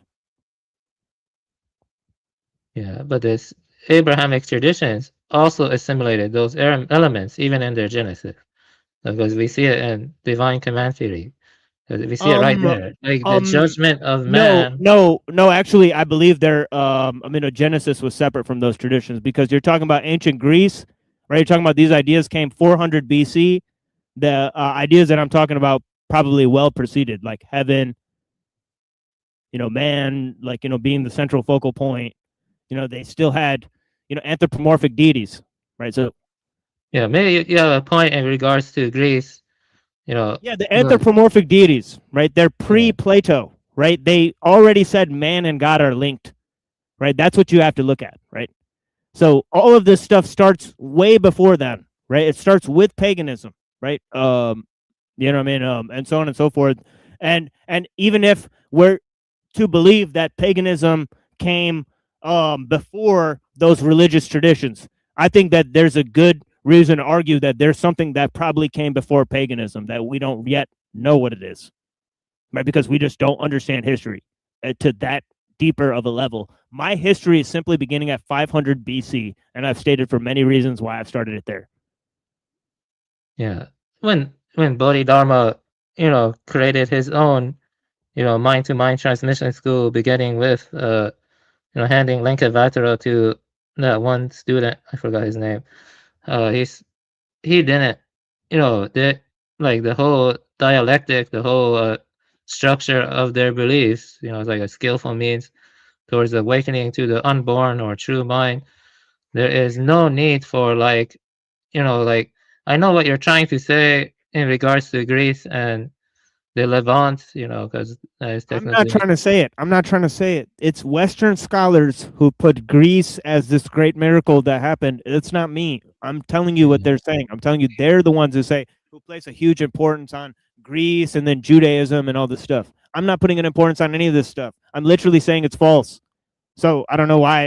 In my critique, all of these things are thrown under the bus, right? The pagan traditions, the philosophers, right? The religions. Right, evolution and transhumanism, right? The entire schema is thrown under the bus. There's no ideas that are safe from my critique, right? I'm literally the most cynical critique of history that you've ever literally seen, right? Yeah, I've never seen a more abrasive critique of an entire historiography that's been presented to us for thousands of years, right? I've never seen it.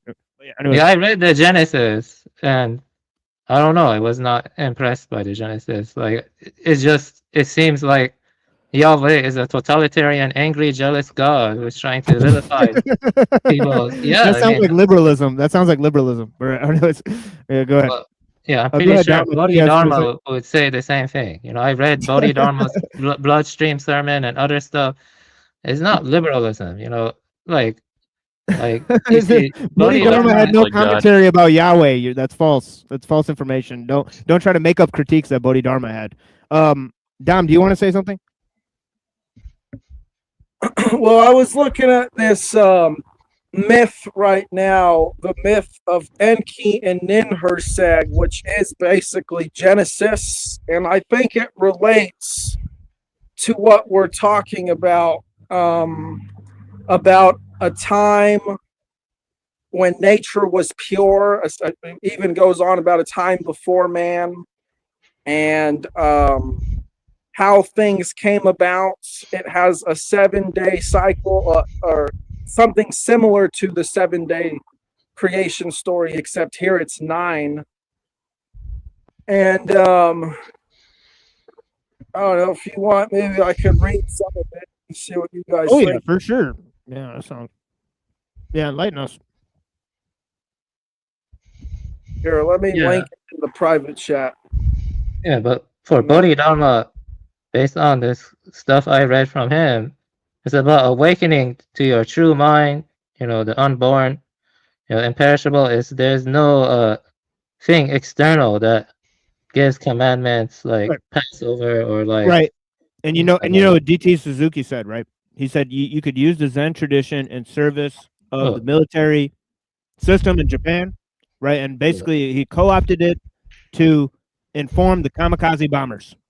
So Zen can be let me tell you this, like since any other religion. Since get you're off your high talking about horse. my Get off your high horse. Yeah, get off your fucking high horse, buddy. No, about my tradition, DT Suzuki, I don't think he was initiated. I have to double check. Like he wasn't like he didn't get normal transmission or anything like that. Smith, Neither did you. I wouldn't say it's about enlightenment at all. It's just about creation. But it goes like this.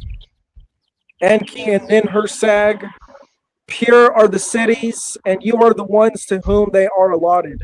Pure is Delman land. Pure is Sumer, and you are the ones to whom it is allotted. Pure is Delman, virginal is Delman, pristine is Delman land. He laid her down all alone in Delman, and the place where Enki had lain down with his spouse, that place was still virginal, that place was still pristine. He laid her down all alone in Delman, and the place where Enki had laid down with Ninsikala. That place was virginal, that place was pristine. In Delman, the raven was not yet cawing, the partridge not yet cackling. The lion did not slay, the wolf did not carry off lambs, the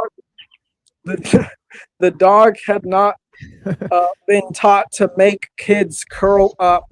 The pigs had not learned that grain was to be eaten. When a widow was spread malt on the roof, the birds did not yet eat the malt up there. The pigeon yet did not tuck the head under its wings. No eye diseases said, I am the eye disease. No headache said, I am the headache. No old woman belonging in there said, I am an old woman. No old man belonging in there said, I am an old man. No maiden in her unwashed state, and there's a line missing, in the city. No man dredging a river said here, it's getting dark. And no herald made the rounds in his border district. No singer sang an ellul saying, no one sang an ellul there. No wailings were wailed in the city's outskirts. Ninsikala said to her father Enki, you have given a city. You have given a city. What does your giving avail me? You have given me Delman. What does your giving avail me? And then that's the first part. That's the first 40 lines. But basically, it's talking about a time before even there were humans, or I would say definitely before civilization, but I'm pretty sure it's before humans because it goes on to talk about how Enki would go on to bring life through these cycles, which are basically described as he's impregnating these goddesses, and they're giving birth to this new cycle of life on the earth and this new layer of life. And it comes from Delman, which was basically the land that was perfect and all natural. So what do you think of that myth so far? Sounds beautiful. Also, beautiful bird sounds emanating as you. You read that. There was a bird behind me in the tree somewhere. Maybe it's my ADD or my alleged ADD, but all I heard was Dillman. Yeah, at least 30% of birds have vanished in the USA in the past couple of decades. And something about a wolf. Yeah, I'm looking over the Genesis, my highlights, This is, for example, Genesis 2. And God said, let us make man in our image after our likeness, and let them have dominion. Yeah, I don't follow Genesis in the Old Testament. I don't know why you're pointing that out. I'm not a follower of that. Yeah, so I'm very confused. Like it's like I'm not saying you are a follower. I'm saying it's like if I started reading from the Bhagavad Gita and I was like, look at this, man. Is this a god you follow with reincarnation? Look at the Bhagavad Gita, man. He's eating everyone. He's supporting demons, blah blah blah. Come on, bro. Yeah, I'm saying stupidity, bro. It's just dumbass shit. This is when the separation between man and nature started. Stuff like that. It's not. I'm reading it. But it's not. Plato already separated man and nature. No, I don't agree. I don't agree. Because let me finish how are you going to explain man being a form that's separate from nature? How are you going to explain that? Yeah, that kind of exasperated the issue. I agree with you on that. Definitely. Are you okay? So what the fuck are you talking about? Yeah, I'm saying that it's also in the Genesis. It's also in the Genesis. That's what I'm saying. If you want to disagree, you can. That's fine. But I don't agree with you. I don't like. Let me just read this and make my point clear instead of interrupting me halfway through and acting like I'm attacking you, even though I'm not. No, I don't care about your emotional displays. No, this is the thing. I have to move on to Quran. Yeah. And it's not, and this is not a free platform for you to voice your disagreements against my views, and you're not doing a very good job, and then you're getting emotional in response. So please calm down. Please calm down, and then go ahead and voice your opinion in a coherent, in a coherent and cohesive manner that actually ties back to what I've said. 3 or 4 times you've attempted and you failed. Right. So go ahead and attempt again to go ahead and try to disagree with me by pointing out a Jewish text that I do not follow. Go ahead. Yeah, I know, but this is okay. Right, God said, let us make man in our image and after our likeness, and let them have dominion over the fish of the sea, over the fowl of the air, over the cattle, and over all of the earth, and over every creeping thing that creepeth upon the earth. So even though you don't follow that, I'm saying that this is where the separation between man and nature, it also started there. I don't know. Okay, I totally disagree with that, and I pointed out how it began with Plato, and you even agreed with that. Go ahead, Dom. What do you got to say? Avian's talking about a verse that I like to talk about quite a bit, and this verse has a lot of hidden meaning, and it's just basically designed to it's this polytheistic decree where it gives a certain group of people essentially dominion over the earth. It's not really talking about all of man. I think it's talking about more of the priest class, but there is an image, and it's like the most famous image of the Anunnaki, and I don't know how no one makes this connection, but if you just type in Anunnaki Akkadian seal, and there's like 4 gods on there, just if you type it into Google, I'm sure it'll be the first one. Everything that verse describes is right there on that seal. It's got the gods basically establishing dominion over the earth. It's got the bird flying. It's got the fish. It's got some creatures on the land, and it's isn't that the one that's got the planets on it? Does it have planets? I'd have to look at it again. Oh no, but I know there's one like there's one Sumerian tablet that has the planets in proportion to their size. Yeah, I know. Yeah, that's pretty sick. All right. Explain that one. They did give an explanation for that. The academics basically said that it was a family seal. Yeah. But anyway, that seal I was just talking about, I think pretty much demonstrates that Genesis is polytheistic. And there's 2 people that I know of. That dude who I've shown you, the redneck translator, who I personally think is a genius, but you guys think is random. Yes. And also Chief Ironbush have also translated this verse using a website that just translates words into Hebrew, from English to Hebrew. That I'm going to paraphrase because it's been a while since I've looked at the translation, but it basically is talking about using astrology to establish control over people. Specifically, one of those words in there translates to astrology, but I don't remember which one it was. Yeah. Well, Yeah, but here's what I'm sound- saying. Like you know. Oh yeah, go ahead, Ryan. It sounds like it like the Jewish authors, whoever they were, appropriated that culture or that seal to illustrate it in Genesis. Yeah, it's. I mean, it could be possible, but here's another thing that I'm saying is that the translated version, right? For example, has lots of different ideas. Like, for example, right? Like in the beginning, right? Like where it says there's like, there's like darkness and stuff and like all this stuff. It literally says there's tohu and bohu in the Jewish version. And that literally means void and chaos. So how come we're not talking about how there's the void and the chaos in Genesis? You know what I'm saying, right? Right, in the Hebrew translation. Yep. But then in the Greek translation, it's going to sound totally fucking different. Like, for example, right, like in the prologue of John, in the Greek translation that we read, it literally says, en arche kaihon logos. Whereas in the English version, it says, in the beginning was the word. That literally means nothing. In the beginning was the fucking word. That literally means nothing.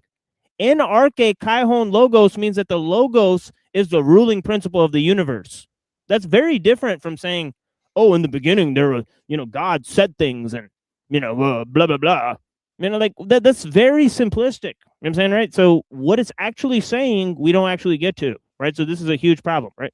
Yeah, the thing though is that we're not studying these things on appreciating them on their own merit and understanding the deeper level that is put into understanding the true meaning of the text, right? Yeah, but the thing I noticed about what I read from Exodus and Genesis is signs do appear, but the signs are like divine signs that, I don't know, ontologically somehow relate to God. I don't know. It doesn't really clarify how they ontologically relate to God. But the thing is that even in the other Abrahamic traditions, I don't know if Abrahamic is too broad or maybe there's a better word. The signs are meant to be followed. The signs are meant to be followed, At least three different opinions of Abraham. Yeah, but I'm not done talking. No, but the divine signs are meant to be followed in so that way one has a positive judgment. I mean, rather than, in Buddhism and Bodhidharma, it's the signless. It's the, non-grasping of all signs, the non-reification of all signs, the signless, which is like a loosening fixation on them. Whereas in the Abrahamic tradition, even though other people describe it differently, it's about following the right signs, the divine signs, to have a positive judgment. And so that is incompatible with the Bodhidharma. And so I see that as the root of the issue and such, because one, it has to follow the signs, divine signs, like a good boy or something like that. If they go against the divine signs, then they are an enemy of God. In other words, they get internal judgment. And that is not a liberal critique. That is a Buddhist critique. Bodhidharma is important in my lineage too, in Soto and Rensai lineage. So there you go. And so Bodhidharma is incompatible with the Abrahamic traditions. And so people are totally fine. Okay, yeah. Any critique of an Abrahamic tradition is not my tradition, right? I don't follow an Abrahamic tradition, right? Okay, I follow my own blend of things. Also, saying that your tradition is not part of the problem. Well, that's very cute, and well and good for you that you've cleared your name and you've dried your hands of the problem. But assuredly, it is. Right, this is a global problem. All traditions are affected by it. We've talked about this numerous times. Anyways, go ahead, Dom. You got something to say? Well, I just want to say that I'm very anti-religion. I'm against all of them fundamentally, but they all have truth within them. Exactly right, and they all, for that truth, should be respected. Yeah, I mentioned a series of issues, right? I mean, a scientific, religious, philosophical. Just focusing on the religion, I mean, that is literally just a one-dimensional take, right? That has that's not even insightful, right? But yeah, I'm sorry. Go ahead, Dom. Well, like the people who founded the religions, right? Like the Lao Tzus or the Buddhas or the Jesuses or Yeah, right. whoever. These people talk about good things that if people actually lived the way they're talking about, we would have none of these problems that we discuss on this show, or any of the problems that many people think that the world is facing today. But the problem is that because these people are so rare and they're seen as like these great prophets and sages because they're basically just more moral and intelligent than everyone else around them, it speaks volumes to everyone else around them, because I don't think that this was always the way humans were. And I think that these people are basically remembering a time similar to Dillman, what I was describing, the time when basically the land was pure and great, and, life was, not in a state of constant theft and deception with itself. Yeah, I would say that, Buddha, Bodhidharma, Muhammad, Jesus, we have to look into their teachings as best we can, and we see not all of them are aligned with everything. Not all of them, maybe Lao Tzu's teachings and Buddha's teachings overlap a little bit more or something, but there are incompatible differences with, like, I don't know, like Muhammad, Jesus, or other stuff. That's why they formed different traditions with their own tenets that are massively irreconcilable and stuff. Maybe one way of Okay. ending techno-liberalism is to emphasize the differences more. Yeah, okay. Let's move on from this. If that was the substantive part of your critiques, we've dealt with them for 45 minutes. Anyways, we'll go ahead and move now to the rest of the show, right? Focusing on Guanan, also Mumford, text by Mumford, text by ellul, and so on and so forth. I also have a video that we may critique and in short order, and of course there's lots of interesting issues. See, my critiques are not simply focused on religion, right? There's lots of shows that talk about religion, that focus on religious principles and stuff, right? And you guys are free to engage in those shows, right? See, that is the issue, right? But to sort of badger me about my particular tradition and all that type of stuff, when I've laid out a number of critiques that are way more deeper, right? On a scale of philosophy, right? On a scale of critiquing political systems, right? And I've laid out really 2,000 years worth of critiques, right? And even combined ellul. Ellul is a Christian, right? Literally the guy who's formulating the critiques, right? So if you say that prevents you from seeing the problem, I mean, it's literally idiotic. Talk about Right? religion. Yeah, it's literally idiotic to say that prevents you from seeing the problem. But yeah, No, I didn't. But yeah, let's go ahead and I don't just talk about religion. I've talked about ellul. You literally just did talk about religion for 45 minutes. Yeah, but we talk about religion all the time on this channel. Not that much, but we do. All right, I'm gonna move to Guanan and play some music, and then move to some other stuff. Blessings to the people that are here. I appreciate you guys. This is a really one I like. Actually, hold on. You know what? Let me actually turn my camera on first, because I know it's gonna. Oh my God! I hope it doesn't.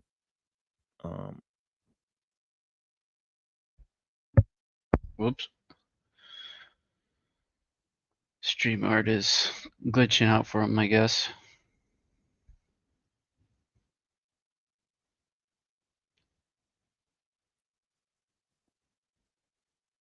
There we go.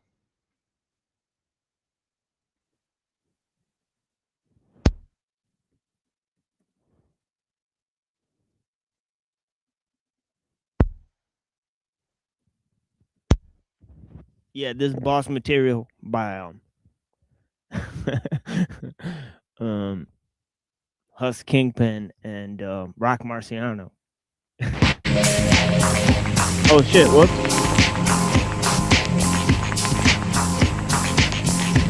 Shit. Check. Yo. From home invasions to stolen vases, whole gauges, 187s and cold cases, gold raising ranges, racing for bacon, chasing fake gangsters get naked, face it, take safes and waste them with eights and eight shit, spit it ageless. Now ain't this some A-list greatness? Flooded with glaciers, taste this bass hit spaceship to raise your brain to my wavelength. Shaving beige at the day's end, display the strength, then lay it on a pimp like gator skin. They made us into aliens, barbarians, arm carrying. All of my bars serious, boss material and stereo. Any area code, bury your flow, really low. Live on show, the video. Where did he go like Arsenio? Soon as I let the Mac Millie blow. Bags of choke, long shotgun with the scope. We got it roped up by the throat, let the wound soak. We blew a roach out on the coast, don't play me close. Look. Don't play me close, bags of choke, long shotgun with the scope. We got it roped up by the throat, let the wound soak. We blew a roach out on the coast, don't play me close. Yo, nigga, don't play me close. Welcome to the most excellent show. One mic checking it flows. I spit the most treacherous flow. We get it done like it's only 1 second to go. I plant the seed like sex and it grow. We moving like clockwork, so killer, this shit is marvelous. The God will put it into this shit, so don't start with us. I'm 6'4" deep in the game. So why that garbage you be spitting is only feeding the flame. The illest in the spot, like word up, be it Illuminati shock in your third eye. See it, you know that cold feeling when you bout to make a cold killing. With this cold villain, be cold chillin'. Living life like no regrets. If you know what's best, hold your breath. Like you trying to overstretch your solar plex. My attitude is frozen fresh. I call it lapel lasage. Fatality, choke to death. Bags of choke, long shotgun with the scope. We got it open by the throat, let the wound soak. We blew a roach out on the coast, don't play me close. Look, don't play me close. Bags of choke, long shotgun with the scope. We got it roped up by the throat, let the wound soak. We blew a roach out on the coast, don't play me close. Nigga, don't play me close. On a private beach out in Japan, we spoke the plan. I soap with the queen of the boat, raise a glass. Full of cognac, say a toast. It's for the team and how we moving the most. Venture, forever, only crew cars can enter. Sneak the rat in the club under the leather. Fly specs, on the hunt for the prospects. A good jokes, a bitch talking nonsense. How she want this and shit she ain't got yet. Simple time, slug to a pinto. Bitch brush my timbo, suck in the limo. I'm from the jewel jungle. My niggas fool you more than once too in the zoo. With the guns drew, fly suit, shot him in the wine room. Word is he died over land space. Out in that place in the sands with the grand safe. Bags of choke, long shotgun with the scope. We got it roped up by the throat, let the wound soak. We blew a roach out on the coast, don't play me close. Nick, don't play me close. Bags of choke, long shotgun with the scope. We got it roped up by the throat, let the wound soak. We blew a roach out on the coast, don't play me close. Nigga, don't play me close.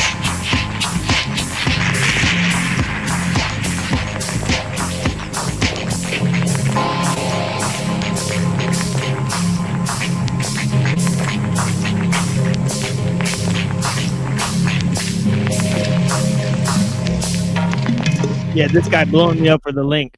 Yeah, you better have something to say about the discussion we were having. All right. I mean, I don't play that today. We're gonna move on with the thing I'm talking about. Renee Guinan. And if you want to talk down the show again, you're gonna get banned. Last time you're saying that the show sucks and stuff, you know, you get banned for that shit, motherfucker. Go watch that trash ass shit, fucking whole state and all that garbage. Right? Go fuck yourself, straight up.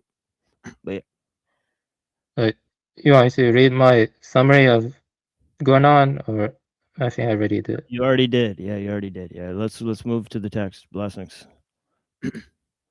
I think Dom's having problems connecting, so we'll try to figure his thing out. We're not on Guinan right now. We're on Ostrom. So blessings to the people, and we'll move forward with that. Let me actually get rid of this backstage and get rid of this here. And yeah, so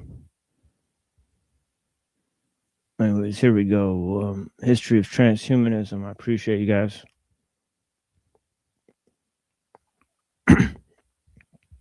So we were talking about the singularity yesterday, right? So we're hearing his views, and of course, I'm reading this for the first time. So, of course, I've been reacting freely to what he's discussing. Okay, and he pointed out an interesting idea here, right? Which, in his own terminology, right? We'll go back to this here, right, because I think it quite fits our previous discussion here, right? He said, in Judaic mysticism, a golem refers to an animated being crafted from inanimate material. In the early golem stories, a golem could be created by a holy person who was able to share some of God's wisdom and power, although the golem not being able to speak was never more than a shadow of God's creation. And of course, Dom had some interesting, insights on the golem story. So it says, having a golem servant was the ultimate symbol of wisdom and holiness. In the later stories, which were influenced by a more Islamic concern about humanity's getting too close to God, the golem became a creation of overreaching mystics who are inevitably punished for their blasphemy. So there's a sort of idea in which, pagan stories, right, they have an element in which they, some of them, they think,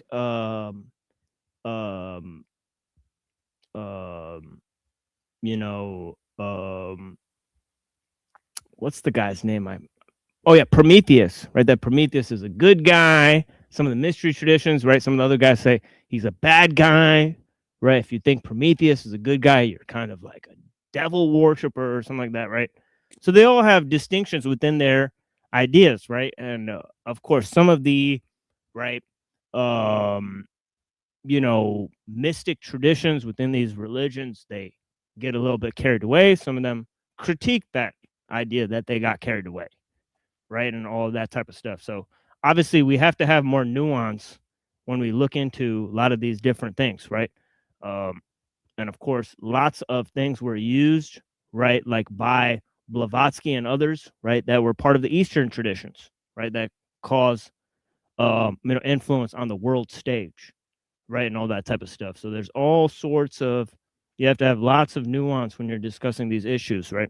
So that's why we try to stay away from those topics, and we more look at the deification of man's creations, right? That the slave will give birth to its master, right? This idea of techno-liberalism, to put it in the words of Ellul, right? Liberalism gave birth to its own executioner, right? And so on and so forth. So this is not simply my idea. It's the idea of a Christian philosopher, right? So anyways, Werner Vinge discussed this idea in a little more detail in his influential. About the golem, real quick. Yeah, go ahead. Yeah, sorry. Yeah. George Lucas actually was inspired by the story of the rabbi and the golem and made the Emperor and Darth Vader based off of that story. Yeah. I didn't know if you knew, but it's interesting. Because everyone knows it, but I'm not sure they're that familiar with it. Yeah, it's interesting. Yeah, after we're done reading the Nick Bostrom stuff, I want to ask a relevant question that tie into some of what he's talking about. So when we're done with this part. Yeah, so Werner Vinge discussed this idea a little more detail in the 1993 paper, Technological Singularity. He said in 30 years, which we're already there, right? So maybe I wonder what Werner Vinge would say today. Would he take the, totally fantastical position that we've already reached the singularity, right? This basically science fiction concept that they invented. This is a creation of the transhumanists, right? There's obviously, I think there's no such thing coming, right? That even what it means is really not that sure. Is it going to be a virtual reality? Is it going to be like a combination of man and the machine? Is it going to be the machine becoming conscious itself, right? Or is it going to be the way that we upload consciousness into the computer? Bitch ass nigga. Yeah, what's going on, dude? I'm asking you. Oh, Okay. Yeah. All right, let's get the fuck out of here. Yeah, all right.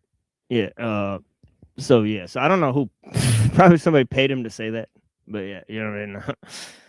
We're not gonna take it. I'm not even gonna respond, right? So let's get you up out of here, right? Yeah, you're the guy who goes around talking about dicks all the time, right? All right, have a good night, right? Somebody probably paid him to say that shit, but yeah, blessings. So, all right, this is what's going on. All right, let's go ahead and make sure that you don't get back in here because you keep coming back. We'll have to ban you now. So peace out. Have a good night. I told you one time, let's talk about the topics that are in the hand. And, it's okay. So have a good night. All right. You get your one line. You said bitch, ass, N-word, right? Which you're probably trying to strike up my stream or say other stuff. And, that's not the topic here, right? Go fuck yourself. Right. Go look at pictures of people's whatever, right? That, he likes to look at dudes, whatever, man. I'm not interested in that. Blessings. Anyways, transhumanists today hold diverging views about the singularity. We still have a replay, right? Of Hyperborean talking to Pero. So we'll bring that up later, right? But yeah, transhumanists today hold diverging views about the singularity. Of course they do. It's unclear what it is, right? Is it this novelty? Is it this idea where there's a spontaneous generation of novelty in all parts of the universe, or is it the omega point of Teilhard de Chardin, right, where nature finally reaches its divine principle or whatever?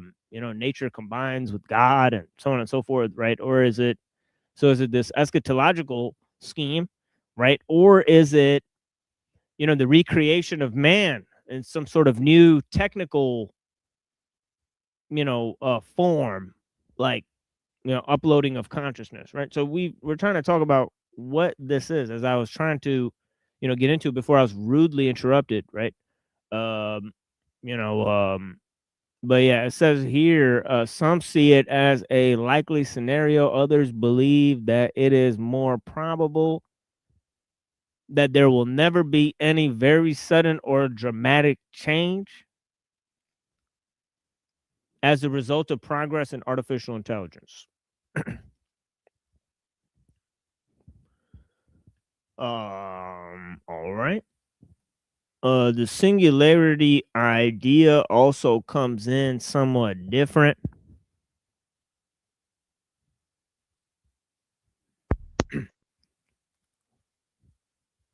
Uh-oh.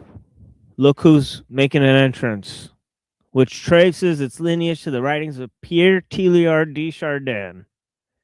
What a surprise this is, right? And also Frank Tipler, right? This guy who's arguing and combining the more vividly the notion of evolution with this notion of the omega point, right? So he's pointing out the physicist Frank Tipler, right, who is a proponent of Teilhard de Chardin, right? And of course, there's tons of recordings of Tipler talking about it. Let's actually get to Tipler. I'll bring up a recording of Tipler, right? Because he actually talks about. Yeah, I'll just say that most biologists do not accept de Chardin's evolutionary telos. It's called functional teleonomy, functional teleonomy, and that ties into the apparent purposefulness and the anatomical features we see like form and structure does not necessarily imply an evolutionary telos, because mutations arise blind to organismal need, without respect to organismal need, and that gets into I know, but nor does Genesis have metaphysical implications, right? So, yeah, probably moving on from Genesis, that stuff, I know, but I'm saying like, obviously,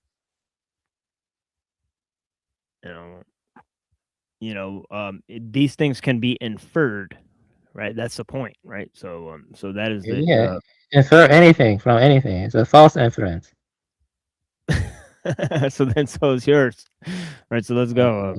How does your physics-based theology relate to traditional Judeo-Christian theologies, particularly in their view of the far future? I think, Robert, that what I am doing is describing in physical terms the traditional God of Judeo-Christianity. I think there's Sounds no a real lot difference. different to me. Only because people are familiar only with ancient theological language and not familiar with modern physics language. In my original book, I described God as the final singularity. But what is... Okay, so there's this concept of the singularity. He's broached this concept, and he's saying that this actually relates to the concept that's in the Bible, right? So here we get a more nuanced view, but he also says that it relates to the concept of evolution, right? So he's tying in all these ideas, right? And of course, we can agree and disagree about what he's saying, but we have to understand why he's able to why he's not prevented from presenting these views within a cohesive historiography, right? That can support all of these viewpoints, right? So, I mean, so yeah. The final singularity. The final yeah. Wait, so is he a proponent of theistic evolution, or am I misunderstanding? Pretty much, yeah. He's saying that, like, not only because theistic evolution is kind of saying, well,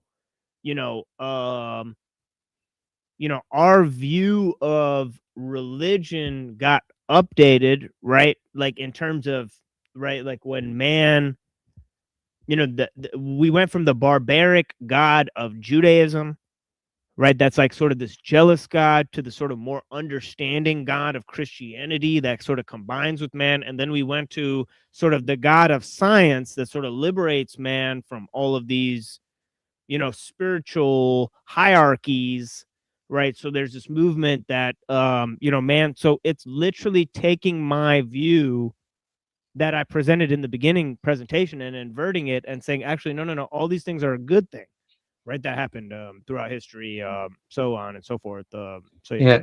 Can I say something quickly? My initial point about Genesis, I know about inference, but I want to say, if the script is already written and everything is determined by divine will, then every event taught an apparent causal pattern becomes a sign of God's plan. That was my I don't point. know where in Genesis it says that.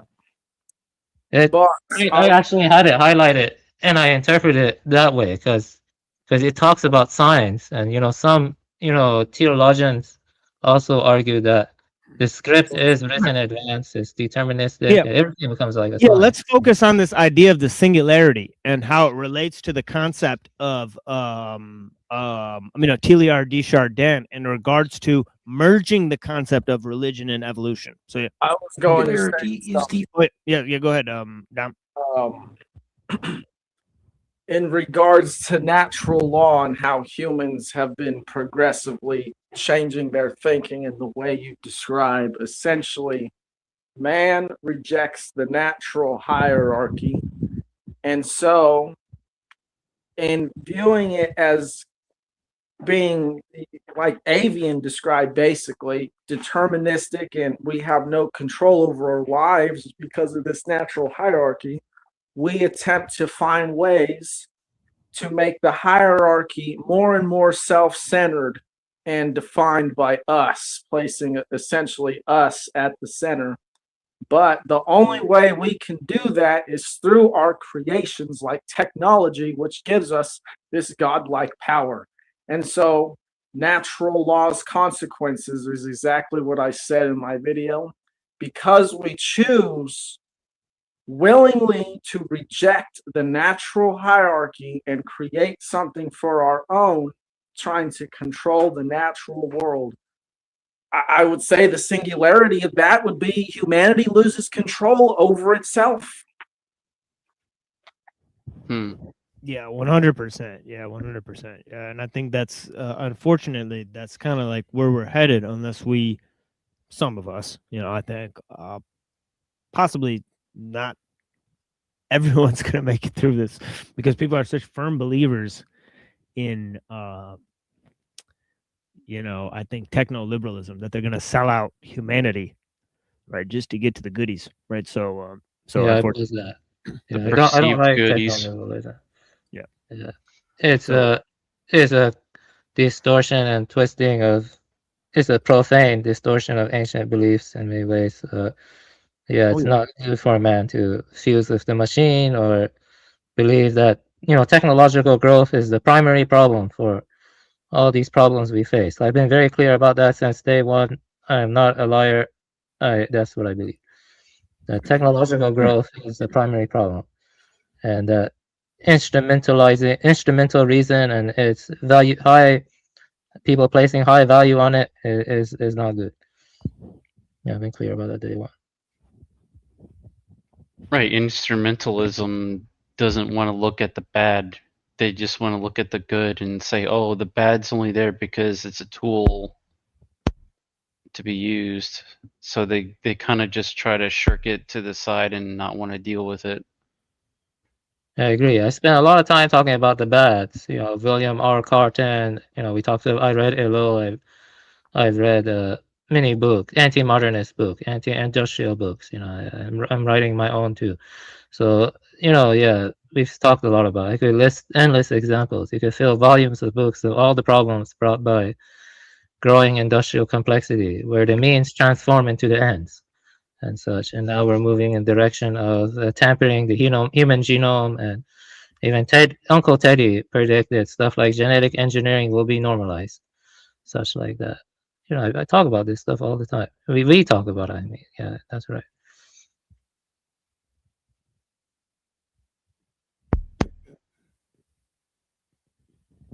Yeesh, people are deranged, man.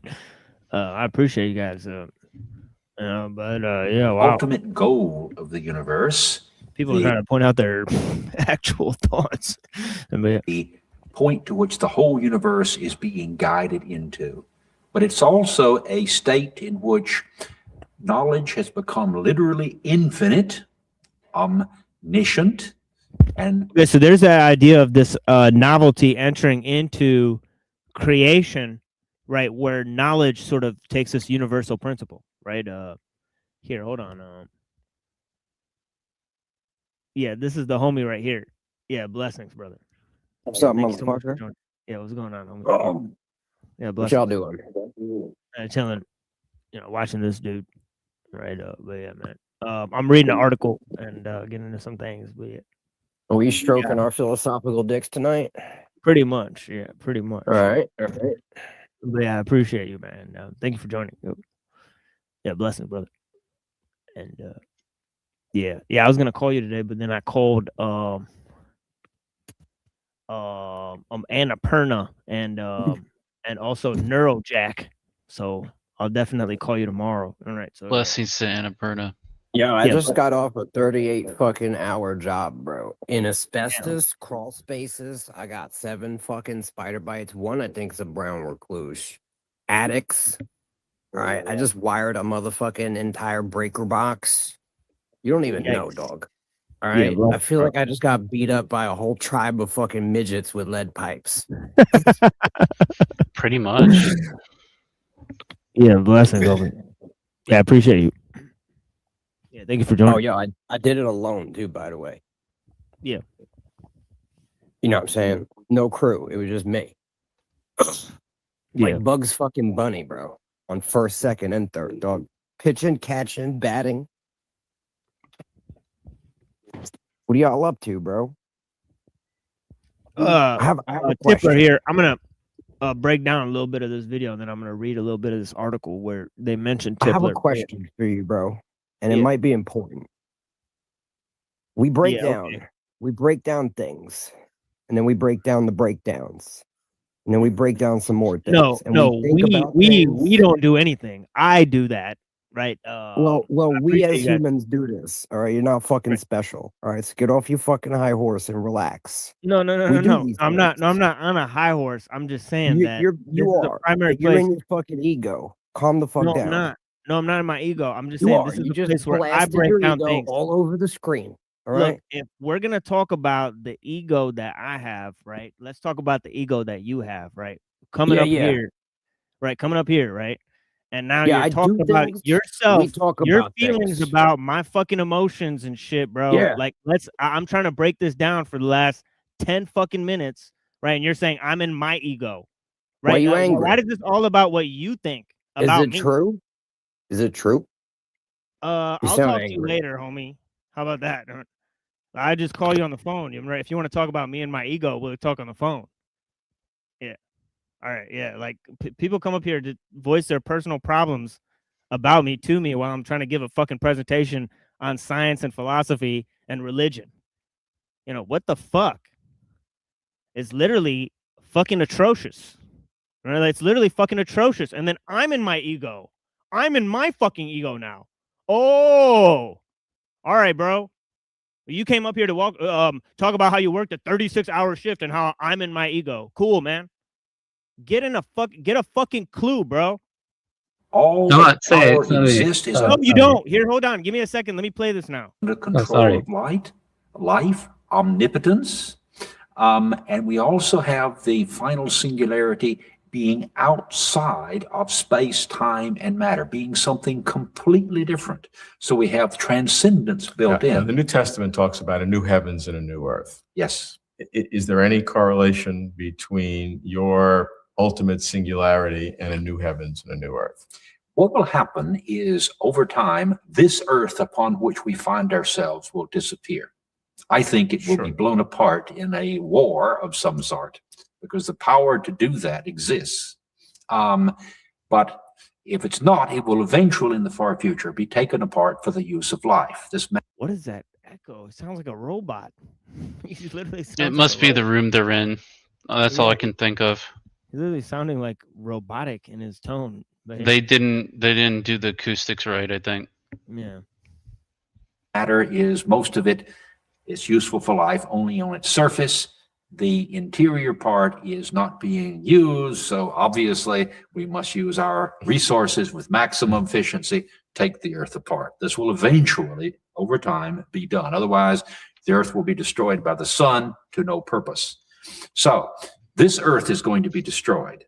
We know that for certain. The only question is what's going to destroy it. However, in the far future, we will be brought back with our planet as a computer emulation. This will be a So there you guys go. So that kind of combines some of what Bostrom is saying about the simulation itself, right? That we're going to combine, right? So it's like we're already in a simulation. So maybe we combine with the simulation and start to control the simulation or something like that, right? You know, and that's how this novelty enters, right? The world, right, or something like that. So it might be a link to that. I unfortunately don't have more time to get into that. Let's just go back to right the history of transhumanism, right? And yeah, I don't know what happened to Dom. Blessings, Dom. I think maybe he had to leave. He's treating the earth like a standing reserve, basically. Right. Yeah. The standing reserve and framing. That's what he was doing. Heidegger, you know, the standing reserve, where you just treat it like a manageable resource and rather to be exploited and plundered, like a quantification and other stuff for your instrumental needs and maximizing efficiency, stuff like that.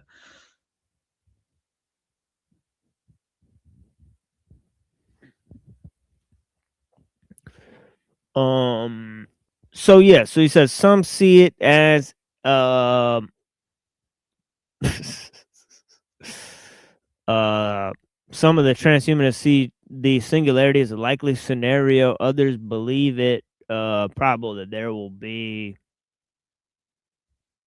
that there will never be any very sudden dramatic changes as a result of progress in artificial intelligence. Singularity idea also comes in somewhat different eschatological version, right? So there's the introduction of this term eschatology, right? And it traces its lineage to the writing of Pierre Teilhard de Chardin, a paleontologist and Jesuit theologian, right, who saw an evolutionary telos in the development of an encompassing new sphere in a global consciousness via physicist Frank Tipler. Okay, so here's this idea, right? Argue that advanced civilizations might come to a defining influence on the future. And here he's about to say evolution, right? So that's the main idea I was trying to introduce with Tipler.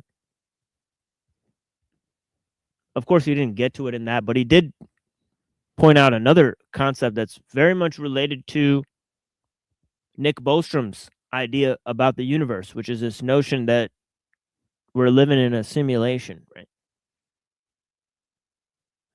And so yeah, argued advanced civilizations might come to have a defining influence on the future evolution of the cosmos, and in the final moments of the Big Crunch might manage to extract an infinite number of computations by harnessing the sheer energy of the collapsing matter.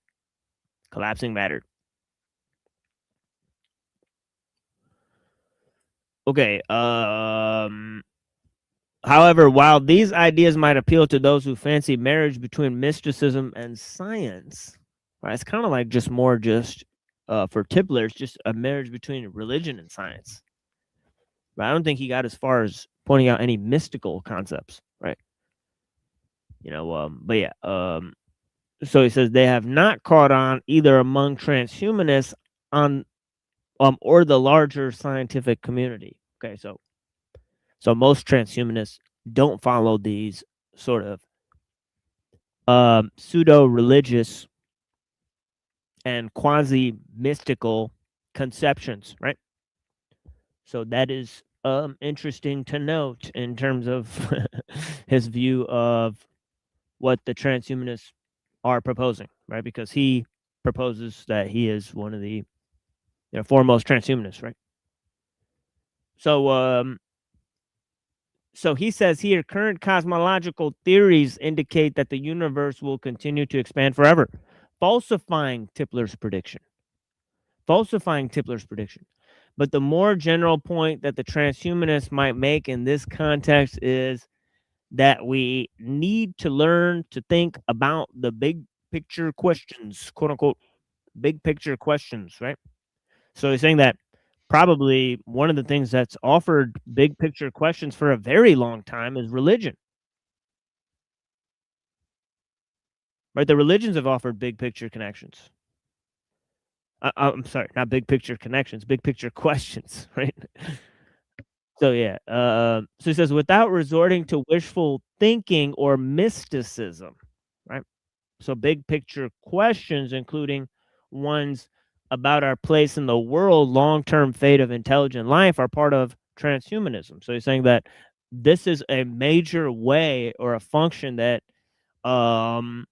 that this could this ideology of transhumanism, if he thinks that, right, could sort of supplant religion in a way, right? It could supplant our ideas towards religion because it goes towards these big picture questions, right, about the far future of intelligent life, a question also answered within the context of religious traditions, right? The world's religious traditions, right?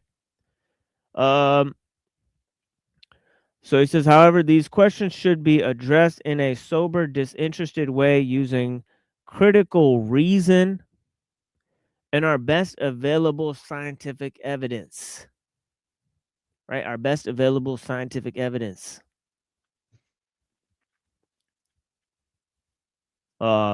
Which, by the way, it always changes, right? So I don't know how he's gonna, that's why he's saying best available, right? So I mean, transhumanism gonna change like every 50 years when science progresses, right? Is our ideology? It doesn't seem like such a stable ideology, right? I mean, the religions, right? Even you know, you have the historians sort of don't have that much evidence of, you know, the reign of King David or whatever, right? So that's not really firmly established within history as far as I can know or tell, right? But I know that the Jews obviously accomplished things throughout history. I mean, even in the Roman Empire, right? They were like jurists, and you know, they wrote a bunch of stuff. They confused Europeans for centuries, right? They contributed to liberalism and all this type of stuff, right? So they've functioned as a sort of or their cohesiveness is outlined by their sort of quote unquote mystical traditions, right? Which sort of separate them from the Christians and the Muslims and the Europeans and, you know, so on and so forth, right? So they have a sort of in-group preference, right? Which is, I guess, kept them alive for centuries, right? So on and so forth, right? So I guess you could say the same about Christianity and Islam, right? For 1500 years, right? They've had stable traditions, at least counting that much time. Right. So so for Confucianism, you can say the same thing, right? They've had stable traditions, stable civilization for like 1500 years. Right. I mean, you know, what about science and liberalism? Right? How long have they been around? Has their civilization been tested for a very long time? Right? It seems like they've been around for 300 years, and most of the things that they've proposed is leading to an existential crisis for humanity.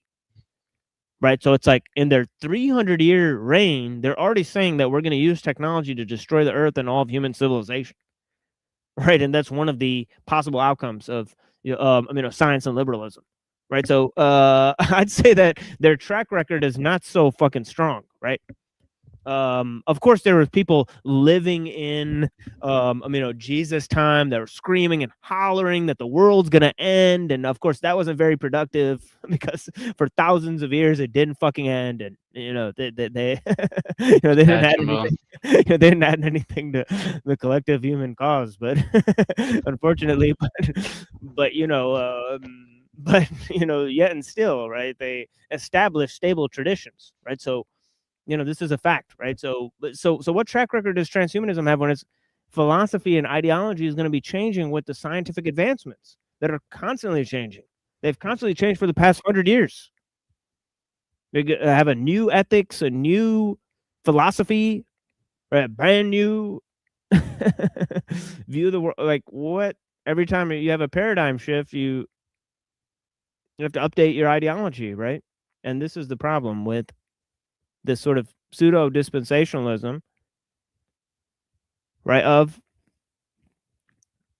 the pseudo eschatology of progress, right? And I'm sorry to put such a gigantic phrase on that, but yeah, we need 5-part terms to explain the complexity here, right? But anyways, these questions should be addressed in a sober, disinterested way using critical reason. Yeah, no shit.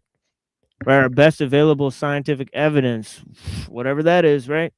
One reason why questions are of transhumanist interest is that their answers might affect what outcomes we should expect from our own technological development, and therefore indirectly what policies it makes sense for humanity to pursue.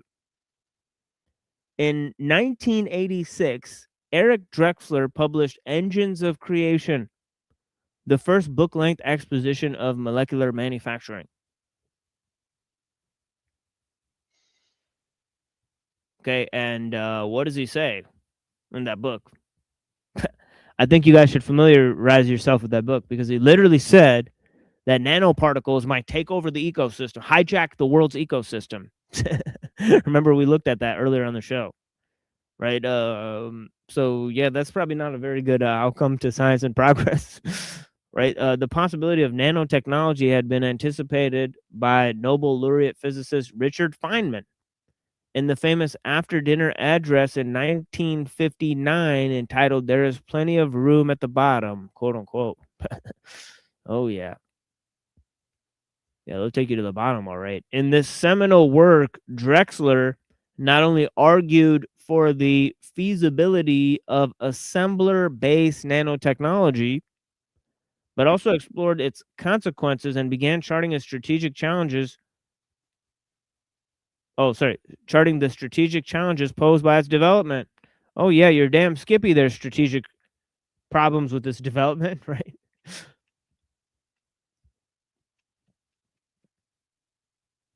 All right, let's check this out. Drexler's later book, Nanosystems. Whoa, I wasn't aware of that one. Nanosystems supplied a more technical analysis that seemed to confirm his original conclusions. And remember, we showed that interview between Drexler and Ray Kurzweil, and they're pretty much kind of talking about engineering people's genes, right? Using nanotechnology to perform functions in pharmacogenomics, right? So I don't know what else that sounds like to you guys, but I can think of a few things that we can't say on air. And it's funny what we can't talk about, right? But yeah, go ahead and use your imagination to prepare the world for nanotechnology. Yeah, exactly. I'm going to work towards its safe implementation. He founded the Foresight Institute together with his wife, Christine Peterson, in 1986. 3 years, right before I was born. Right. In the last several years, nanotechnology has become a big business, with worldwide research funding amounting to billions of dollars. Yet little of this work fits Drexler's ambitious vision of nanotechnology as an assembler-based near universal construction technology.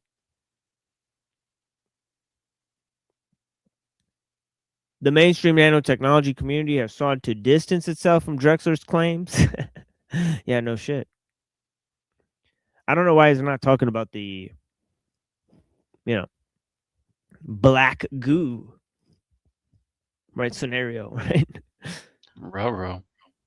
Where the nano goo takes over the ecosystem, right? But yeah, the mainstream nanotechnology community has sought to distance itself from Drexler's claim. Oh yeah, I just read that. The chemist Richard Smalley, another Nobel laureate, has debated Drexler. Oh shit, we should watch that debate. Fuck. Let me see if that's available. Give me a second, folks. Let me see. Smalley versus Drexler. Blast in your face with this.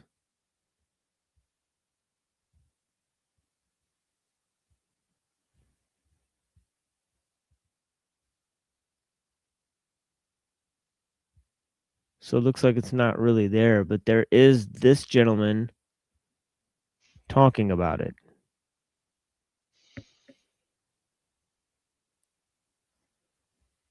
So, I don't know. Room where I led you to talk about real chemistry, and you are now back in your mechanical world. I'm sorry. Whoa! Are you guys seeing this? Yeah, this weirdo dude in like black and white.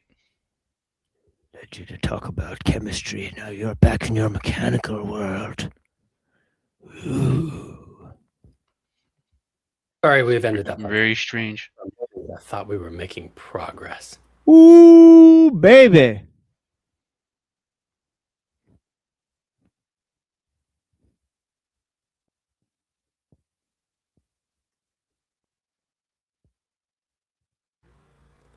I see you have now walked out of the room where I led you to talk about real chemistry. And you are now back in your mechanical world. I'm sorry we've ended up like this. For a moment, I thought we were making progress. Yikes. What the fuck? Yo, that's got to be a clip for this show. This is insane. But yeah, wild. Yeah, okay. Ooh, that is some serious shade. Ooh, baby. That's not the kind of letter you want from a Nobel Prize winner. It's like a beloved grandfather saying, I think you've made some really bad life choices. I'm Peter. I'm going to go through the 2003 Drexler-Smalley debate for your amusement. My PhD is in chemistry, and I have experience using photolithography for microfabrication, as well as building some simple bio-inspired nanomachines. So I have some of the relevant background and context to explain this. That short passage was from one of Richard Smalley's later letters in the back and forth debate in Chemical and Engineering News. Smalley won the Nobel Prize for discovering fullerenes, weird ball-shaped carbon molecules. He was kind of a big deal.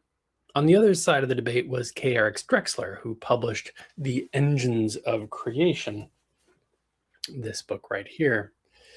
And it was a popular book on nanotechnology. He also co-founded the Foresight Institute as a place to think carefully about nanotech and nanotech policy.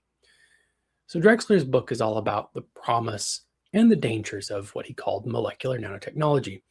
He imagined what we might do with control over matter at the molecular level. And then he went on to imagine methods for how we might get to devices at this nanoscale.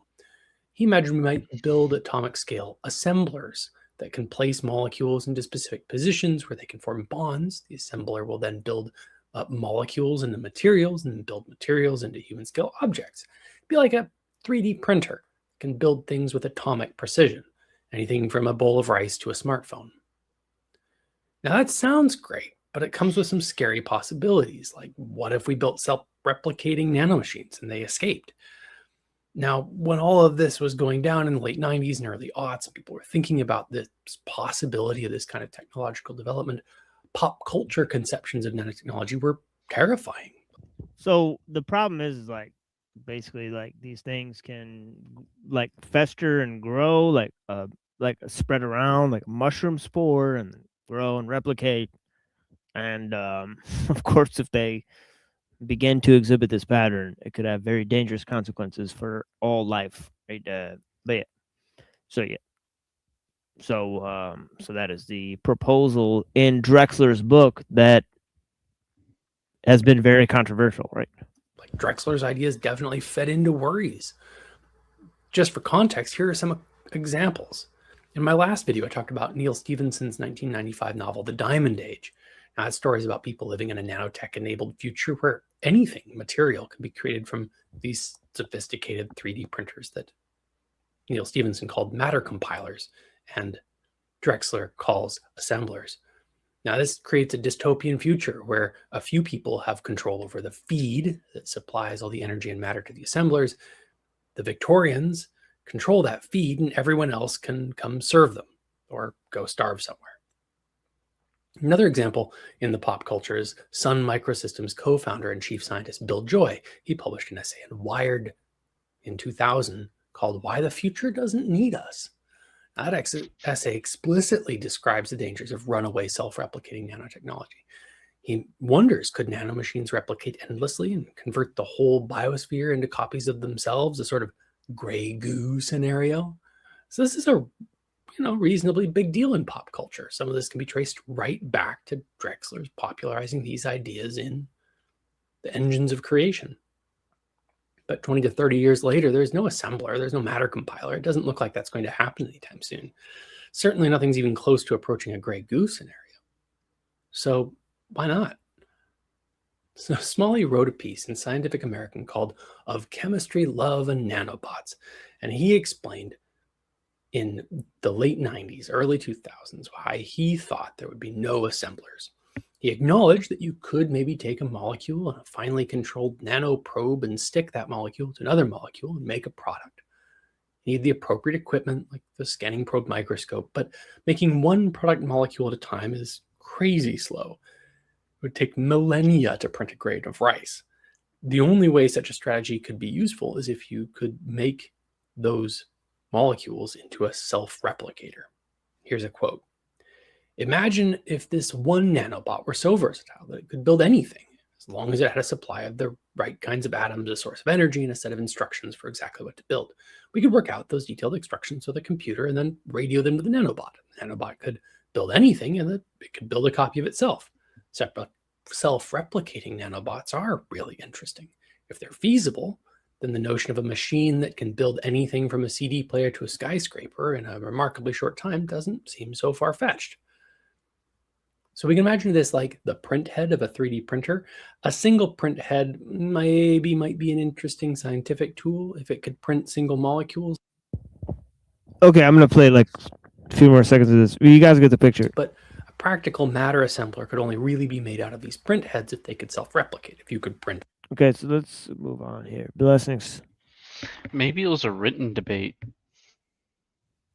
Yeah, perhaps. Unless I don't know. Yeah, so we'll move to Gunan, and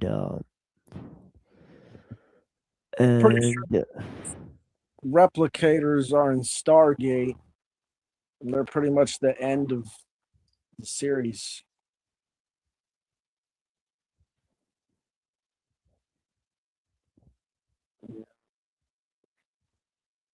Sorry, what was that, Dom?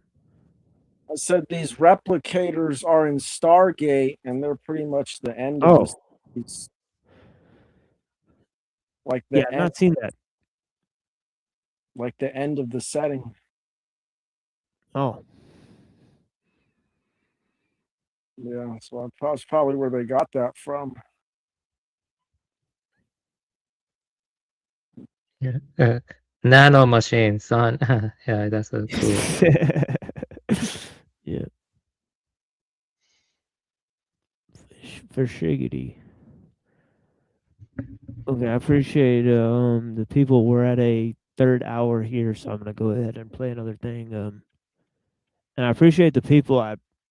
I really love that dude. Rant. He's a good friend of mine, but I just I can't tolerate all the emotional displays all the time. It's like there's been a lot of people recently, and I feel like there's a sort of collaborative effort to sort of derail the content here. Sheesh. It seems to be the case. But yeah, more and more I look at it. So I don't know. Have I been derailing anything? So no, you've been okay, my friend, today. So yeah, so let's go. Take some music break and. Yeah, just don't call me friend, though. That's all. Yeah. Okay. Yeah. I'll call people whatever I want to. Right. And maybe just an expression. You don't have to accept it. Right? Anyways, let's go on. Blessings. I appreciate you guys. And again, the emotional displays. So many people. I just said that. All right. So yeah. So please take notice.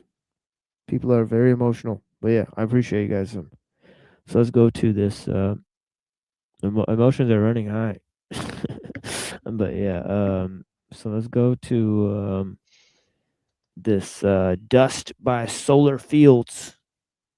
And maybe so that's what I feel about all of the emotions. It's dust in the wind. Dust in the wind. Dust in the wind, fuckers. Good luck with your emotional travails.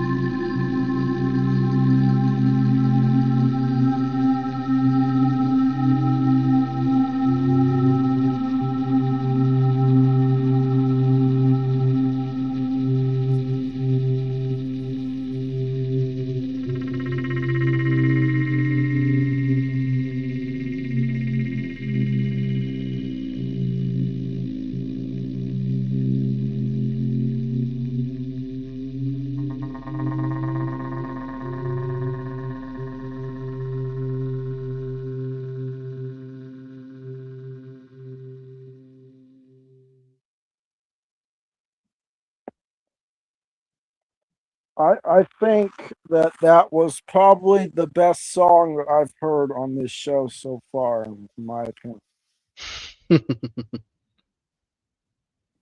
Solar Fields is good stuff. Yeah, that may be true. Yeah, Solar Fields is pretty good.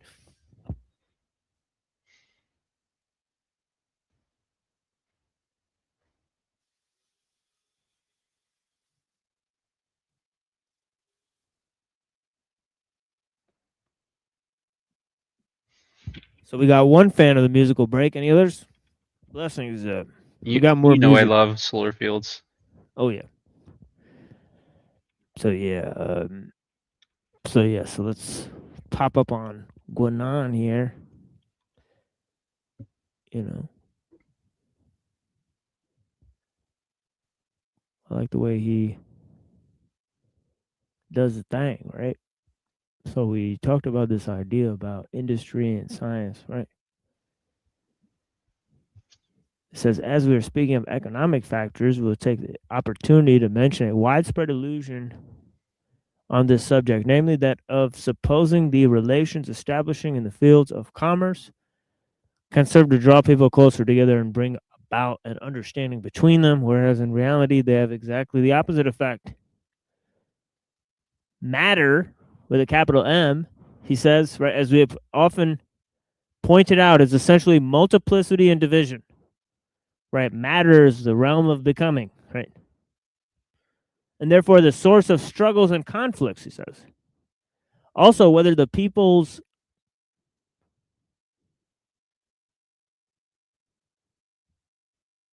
or individuals,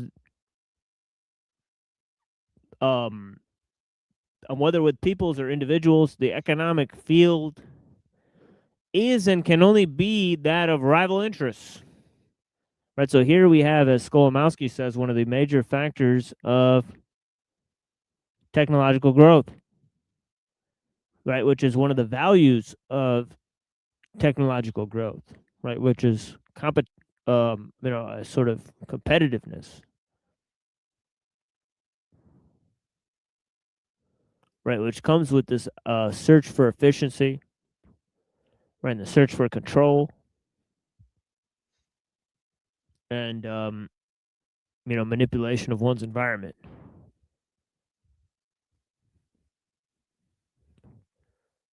So obviously all these things are reflected in the attitude of science and also in the attitude of the economics, right? So it's the economic field, right? So he says, in particular, the West cannot count on industry any more than on modern science. That is inseparable from it, to serve as a basis for understanding with the East. If Easterners bring themselves to accept this industry as an unpleasant transitory necessity, it will only be as a weapon to enable them to resist the invasion of the West and to safeguard their own existence. That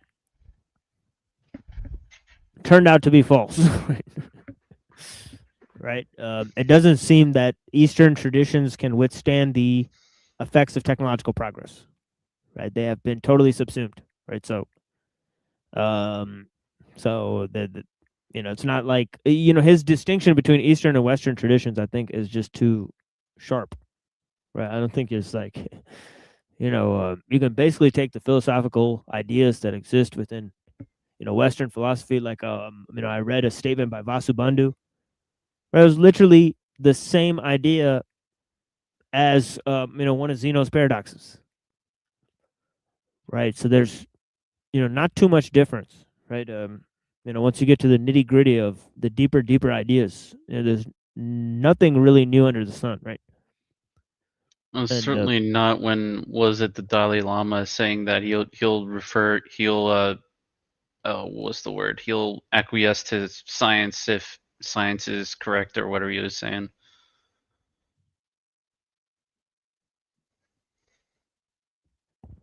Absolutely, yeah, he said that. Yeah, he said if there's a statement within Buddhism that disagrees with science, he'll go with the statement of science against the one of the Buddhists, right? So this is a statement by the Dalai Lama, right? So, to paraphrase, right?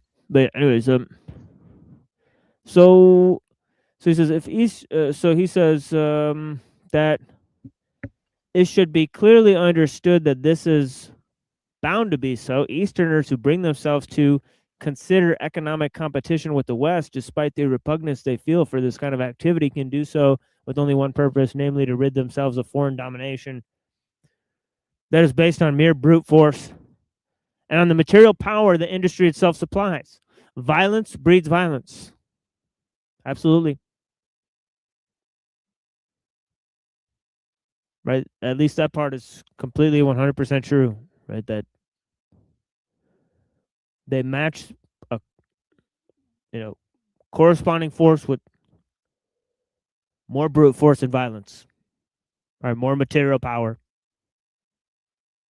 right? But it should be recognized that it is certainly not the Easterners who have sought war in this field.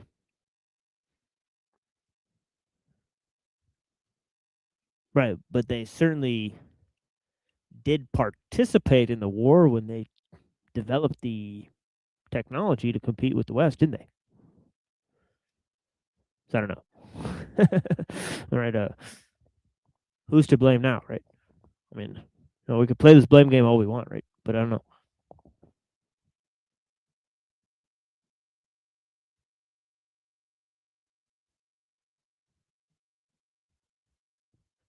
And of course, I'm no staunch defender of Western civilization. I just point out the facts, right?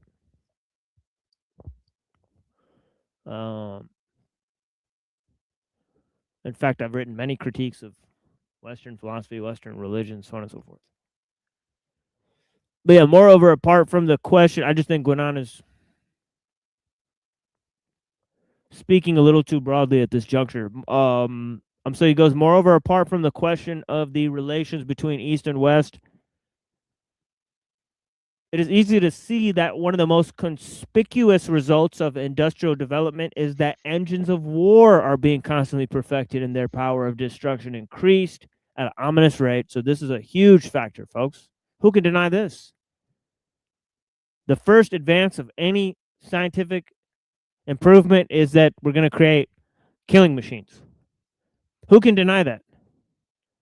It has to be, right? Because we want to figure out what way the technology can be weaponized or taken wrong. That's obviously the most judicious form and use of figuring out its, scope. But yeah, of course, it's immediately put into use too, right? The weaponization of these technologies.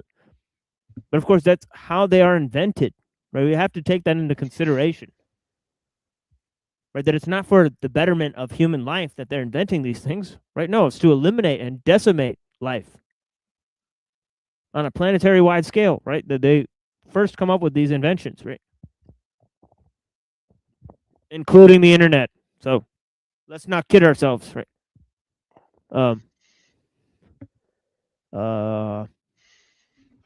Okay. Okay, so this isn't on the screen. I need to go grab this coffee here. I'm going to put this on the screen here.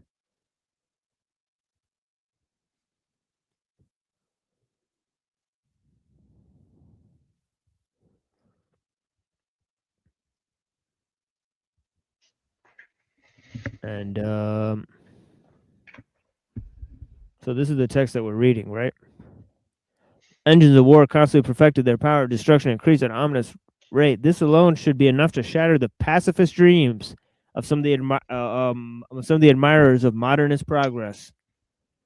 But the dreamers and idealists are incorrigible, and their gullibility seems to know no bounds. The humanitarianism that is so much in fashion is certainly not worth taking seriously.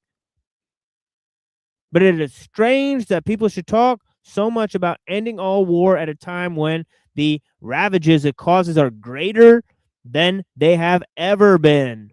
Not only because the means of destruction have been multiplied, but also because the wars are no longer fought between comparatively small armies composed solely of professional soldiers. All the individuals on both sides are flung against each other indiscriminately. Okay, so he's talking about the total destruction of modern warfare, a huge problem of technology that cannot be overlooked. And obviously, Ellul also touches on this problem, right? Does anybody else have anything to say? I'm going to go running get this coffee. If not, we'll Yeah. just endure the silence. Frederick George Younger also says that what frightened him about modern warfare was how quickly the modern artillery changes the landscape. Actually, Ellul mentioned that too. That Younger was talking about it in the perfection of technology. So yeah, so the landscape changes so rapidly now with modern warfare. It's almost like craters, or kind of looks like the moon. Some areas of battle sometimes. You know, it's crazy. Enjoy the silence.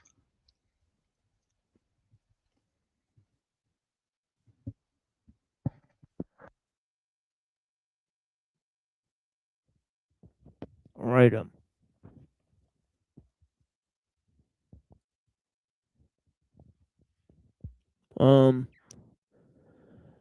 Okay. Okay. Let me actually scroll down. Sorry about that. Of course, we're looking at Guanan, Crisis of the Modern World.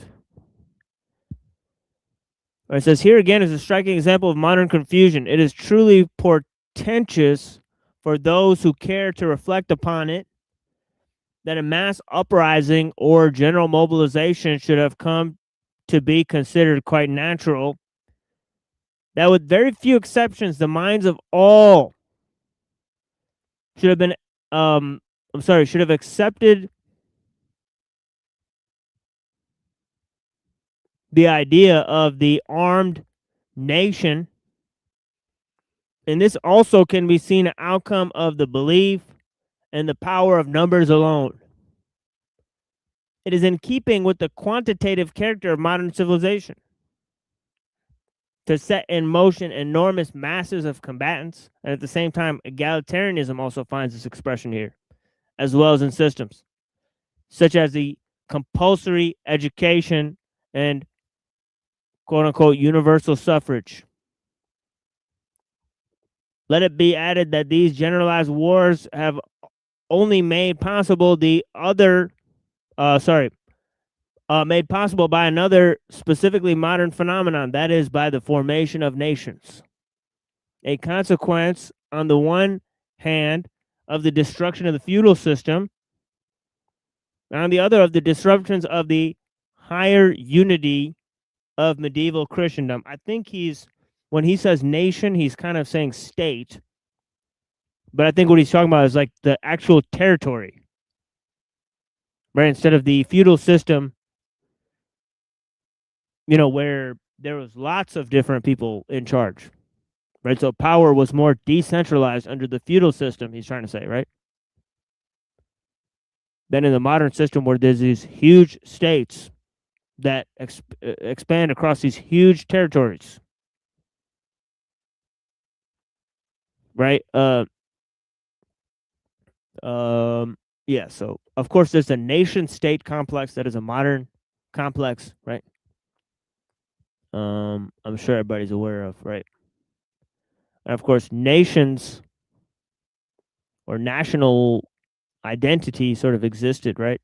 But yeah, but not as fervently as today in the sort of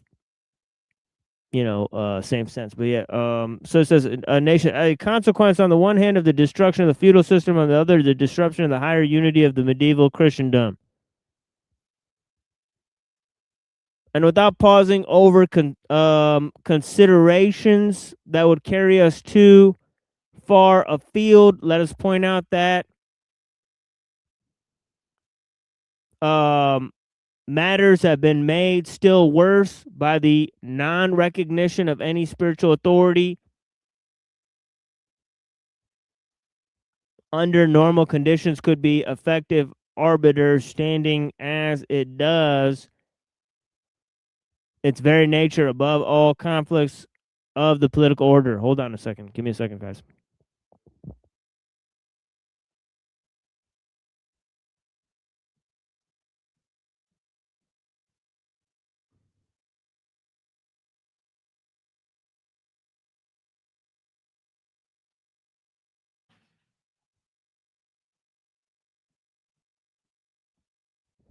Okay.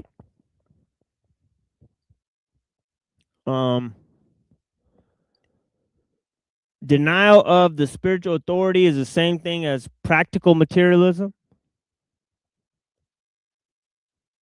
And even those who in theory claim to recognize such an authority refuse in practice to allow it any real influence of power, of intervention in the social domain.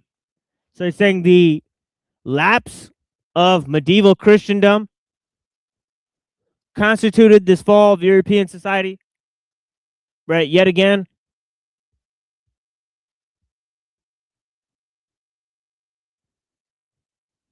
Because he said denial of the spiritual authority is the same thing as practical materialism. Right, so he goes on to say,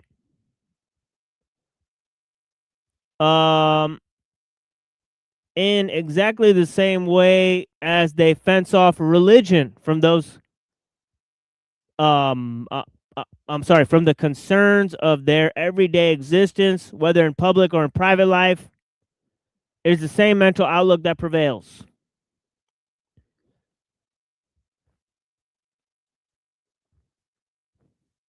Okay, so the lapse of the religious way of life, the spiritual authority, led to the proliferation of materialism via the scientific worldview. Okay, even if we admit that material development does have certain advantages, though, indeed, from a very relative point of view, the sight of consequences such as those mentioned leads one to question whether they're not far outweighed by the inconveniences. We say this without referring to many things of incomparably greater value that have been sacrificed to this one form of development. We do not speak of the higher knowledge that has been forgotten, the intellectuality that has been overthrown, and the spirituality that has disappeared. Simply taking modern civilization on its merits, we affirm that if the advantages and inconveniences of what has been brought about were set against each other, the result might well on the balance prove to be negative.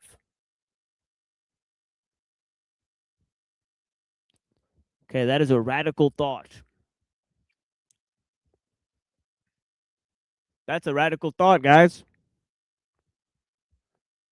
Okay, there's not a lot of people out there espousing the idea that if you take the collective benefits of the art and intellectuality and spirituality of ancient times and judge what is lost to what has been gained by modern achievements,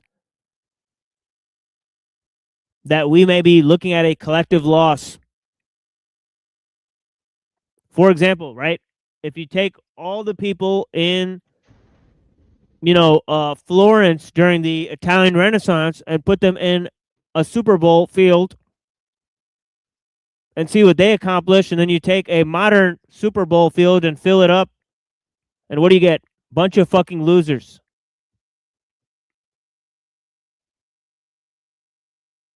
So within one local territory, there's all this advancement in math, science, art, philosophy, and in this other area of exactly the same proportionate amount of humans, there's little to no achievement. Just a bunch of fat, drunk losers.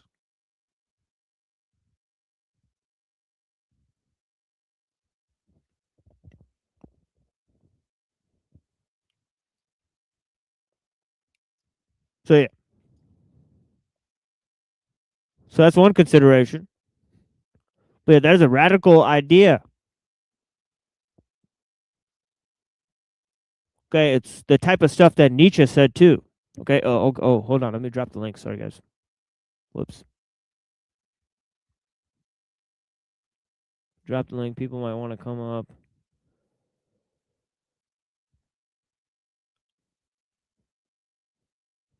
Let me pin the link at this point. Good Lord.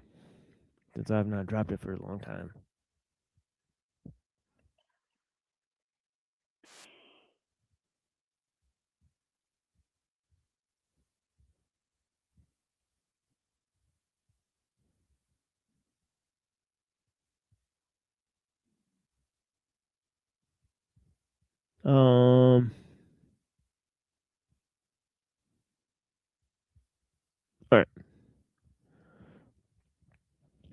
Okay, so I pinned that link up there. So please join us.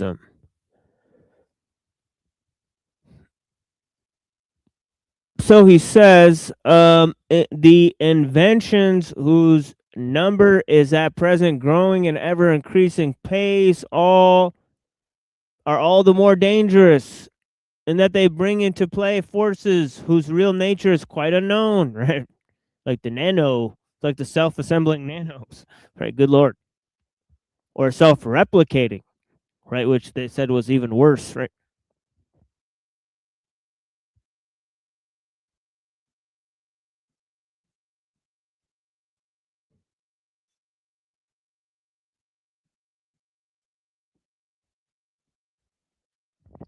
Okay, so this thing is totally frozen here.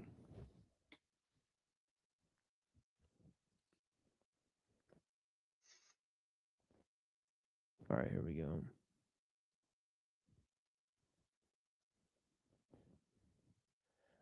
Okay, what? This ignorance is the best proof of the worthlessness of modern science as an explanatory means, that is to say, consider the knowledge, even were one's attention confined entirely to the physical realm. At the same time, the fact that such ignorance in no way interferes with practical applications proves that this science is in reality directed only to physical ends, and that it is industry that is the only real object of all its research.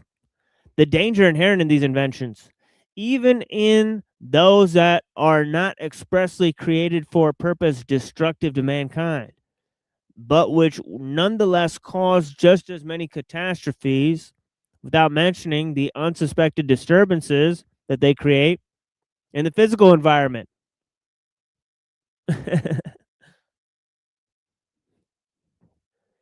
Will undoubtedly continue to grow. And to the extent that the difficult, to an extent difficult to foretell, he says, right? So that, as we have already shown, it is by no means improbable that it will be through these inventions that the modern world will bring about its own destruction, unless it can check its course in this direction while there is still time. So this is an old sort of prediction, right, guys? That we've seen all too often, right? Yep. Okay, so let me bring about this. Oh, whoops. Okay, so now we are totally. Am I still on the screen? Can you guys hear me? Yeah, I can hear you. Oh, okay. Well, I guess I will try to open this up again. But I just got one of those cling. What is this? This is kind of like frozen or whatever. Error crash pad. All right, you know what? Let me actually close my internet and come right back because my shit's all frozen and fucked up and whatnot. So yeah, give me a minute, guys. Blessings. And then we'll go look at the other part of Crisis of the Modern World, right? Because we're kind of looking at two different ends of this, right? But yeah, let me read this first, right? He says that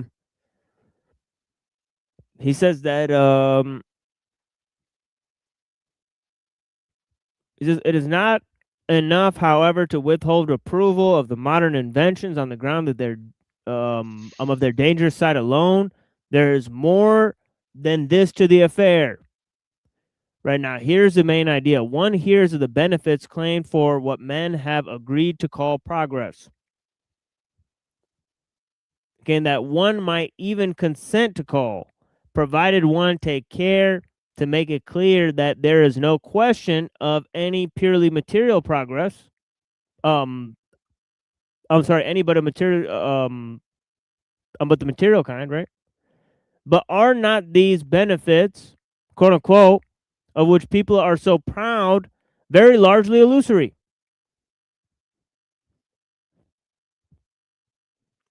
Our contemporaries claim they increase their welfare by this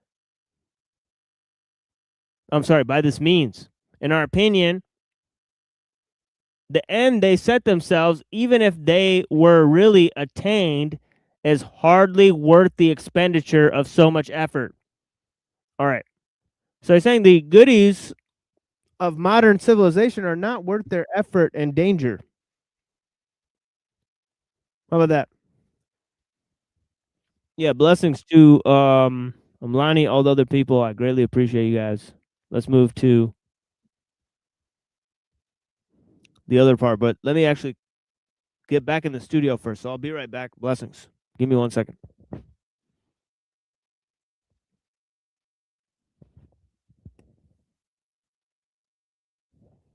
Yeah, give me a second, guys. We're having technical difficulties.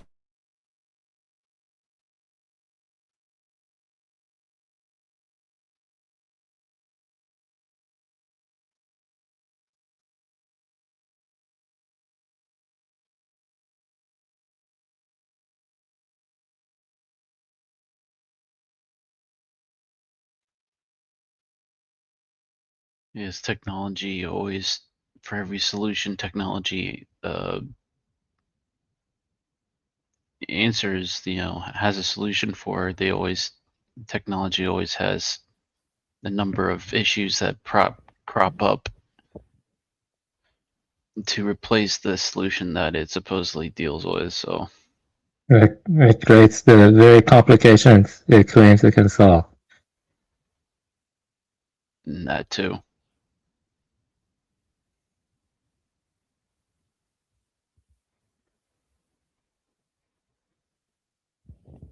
All right, here it is, folks. Blessings. Thank you. I had to sort of switch that on so I could stop this thing from freezing, and instead it's not communicating with my camera, so do all this crazy shit. So yeah, blessings. So here's Guanan. Elements that have come together to form later traditions, as long as, in so doing, all necessary precautions are taken to guard against illusion. But such investigations cannot lead to the resurrection of a tradition that is not adapted to any of the present conditions of our world. There are others who wish to attach themselves to Celtism, and since the model they take is less remote from our time, their purpose may seem less impracticable. But where can one find Celtism today in a pure state and with sufficient vitality to be able to serve as a basis? We are not speaking of archaeological or merely literary reconstructions, several of which have appeared. We have in mind something very different. It is true that clearly recognizable and still usable elements of Celtism have come down to us through various intermediaries, but these elements are very far from constituting a complete tradition.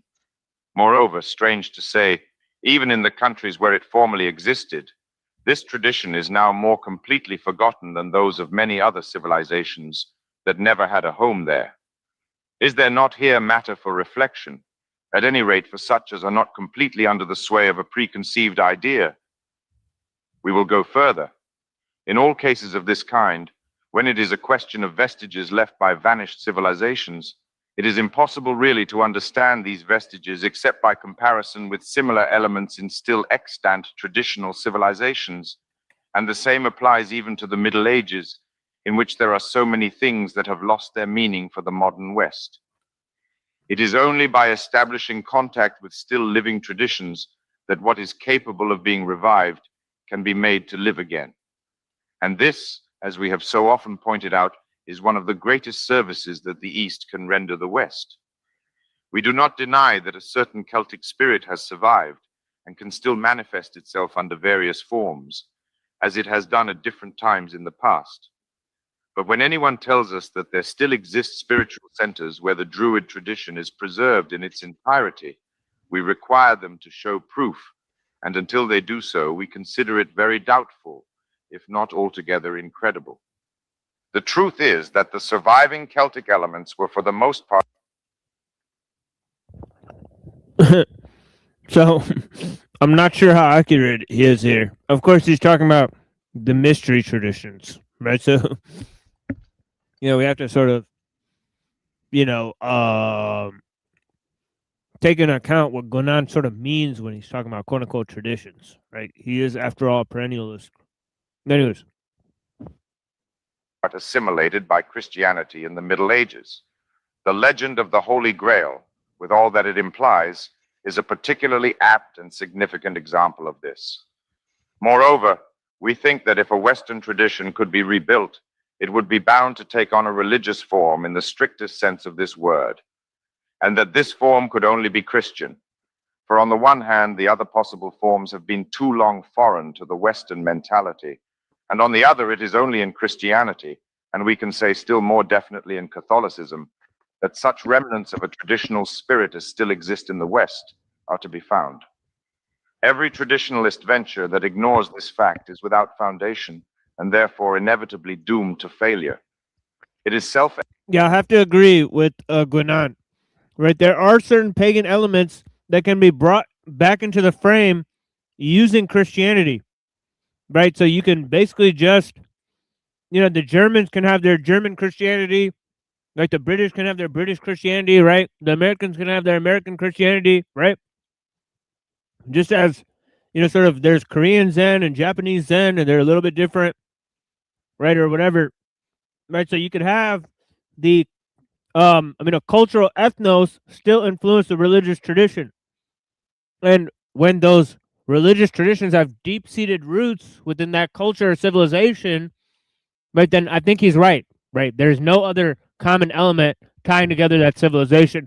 If they wanted to revert to the spiritual hierarchy, they would have to choose those traditions that have deep-seated relation to those people, right? Such as Christianity for the West, right? So I do agree with his assessment of that, right? So we can't just do the wholesale rejection of things like that, especially when it comes to Western society. There's a deep-seated history there. So anyways, and of course, ellul and others point this out, right?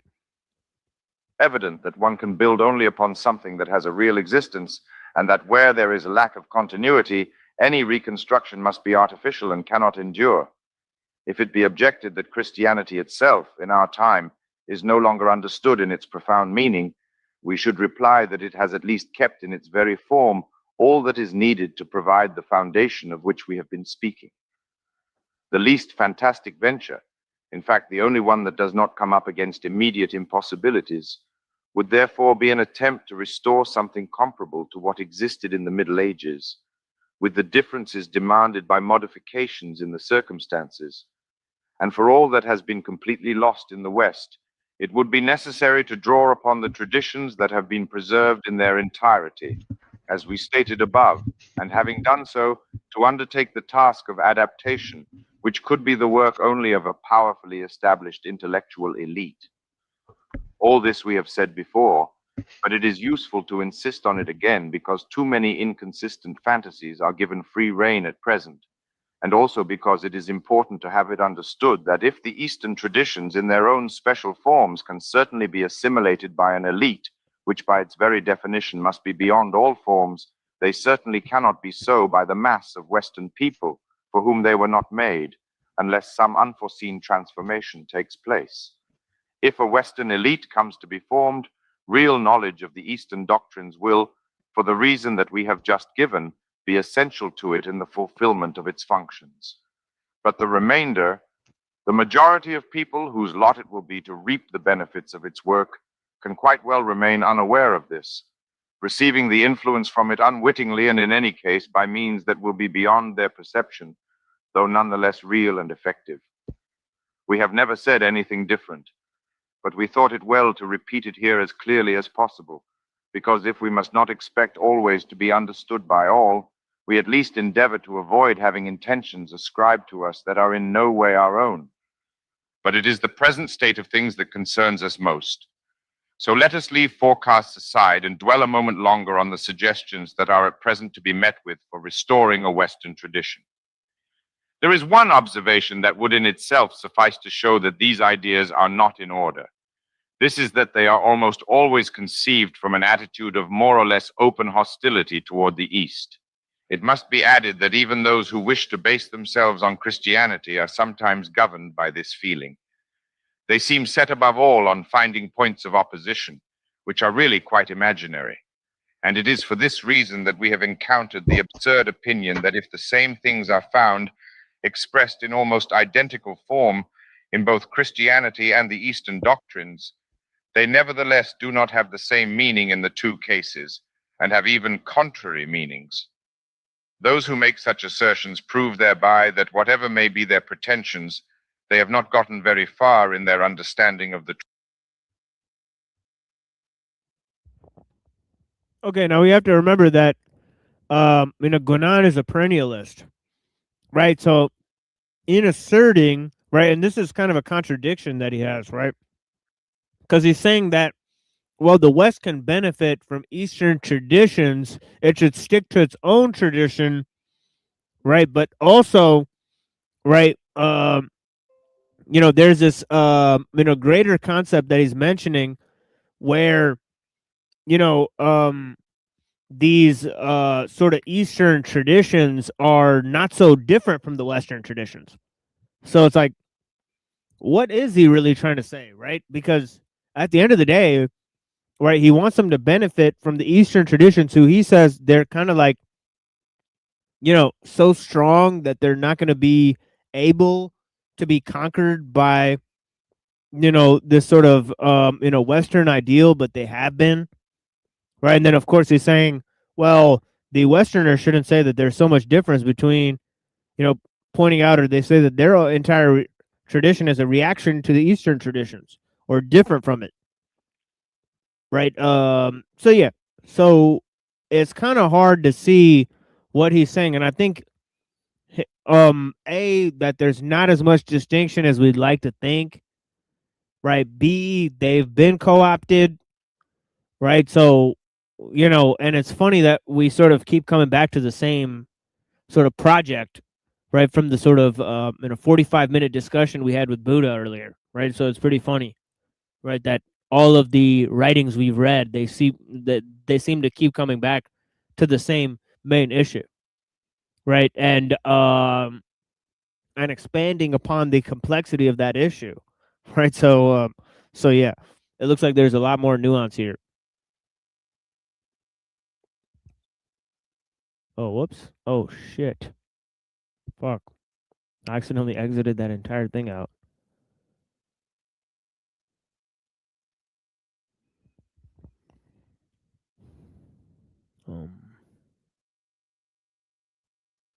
So yeah, my bad about that. Okay, so here we are. Sorry about that.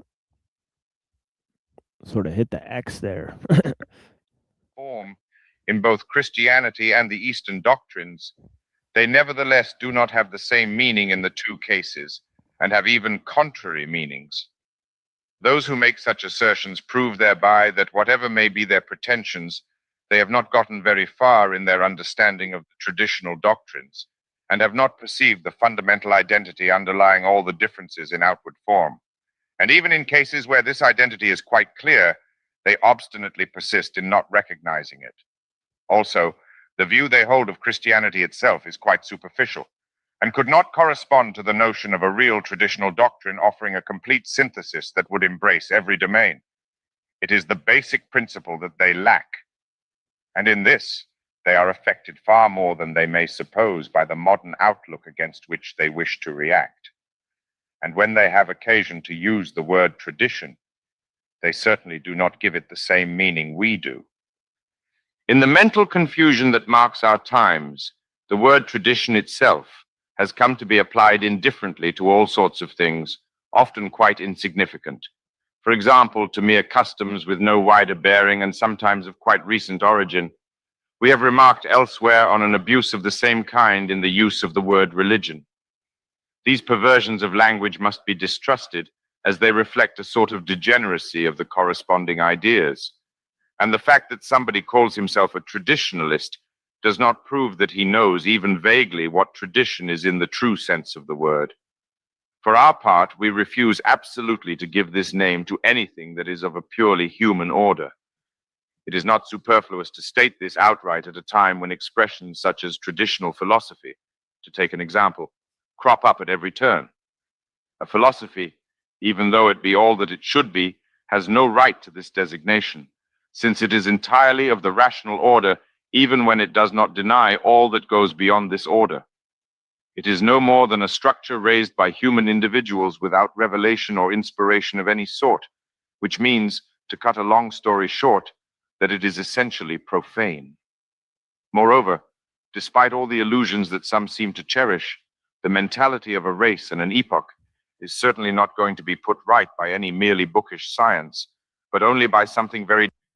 So I think he's right. I think science and philosophy cannot replace, sort of the religious understanding, right? They cannot act as a replacement for it, right? So, yes, I think that he is right. I think that religion is its own architectonic space, if you will, right? But yeah. Different from philosophical speculation, which even at the best of times is condemned by its very nature to remain outward and much more verbal than real. The lost tradition can be restored and brought to life again only by contact with the living traditional spirit. And as we have already said, it is only in the East that this spirit is still fully alive. It is nonetheless true that the first necessity is the existence in the West of an aspiration toward a return to the traditional outlook. But this could hardly be more than a mere aspiration. The various movements of anti-modern reaction that have already arisen, all very incomplete in our opinion, can only strengthen us in this conviction, for, while doubtless excellent on their negative and critical side, they are nevertheless far from constituting a restoration of true intellectuality, and flourish only within the limits of a rather narrow mental horizon. They are at least something, however, in that they point to a frame of mind of which it would have been hard to find a trace even a few years ago. If all Westerners are no longer unanimous in contenting themselves with the exclusively material development of modern civilization, this may be a sign that for them, not all hope of salvation has yet vanished. Be this as it may, if the West should somehow return to its tradition, its opposition to the East would thereby be resolved and cease to exist, as it has its roots only in the Western deviation, and is in reality nothing other than the opposition between the traditional and anti-traditional outlooks. Therefore, contrary to the views we have described above, one of the first results of a return to tradition would be to make an understanding with the East immediately feasible, such as is possible between all civilizations that possess comparable or equivalent elements, and only between such, since these elements form the only ground on which an effective understanding can be based. The real traditional outlook is always and everywhere essentially the same, whatever outward form it may take.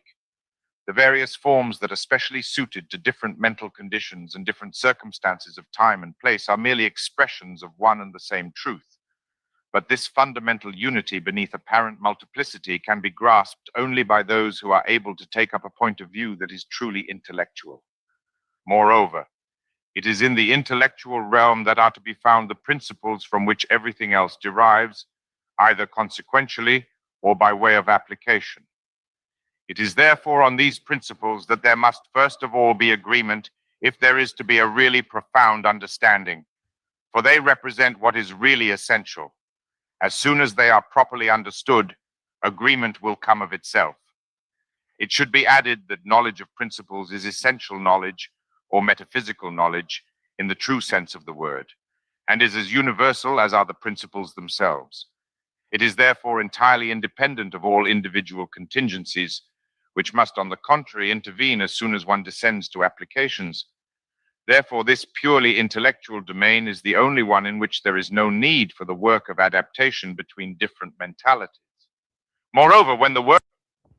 So here's his other point, right? That these principles cannot be dictated by individual circumstances or by individual approximation of some sort of tradition or something itself, right? But these principles have to be elevated above those individual applications, right? So, and I think he's pointing to one of the ideas, right, of modern world that is very important to understand, right, is this relationship between individualism and collectivism, right? And this is another reason why at first, right, the West dominates the East in terms of technology, right? Because at first, the technological enterprise is more determined by, individualistic, inventiveness, right? But then later, it's determined by collective organization,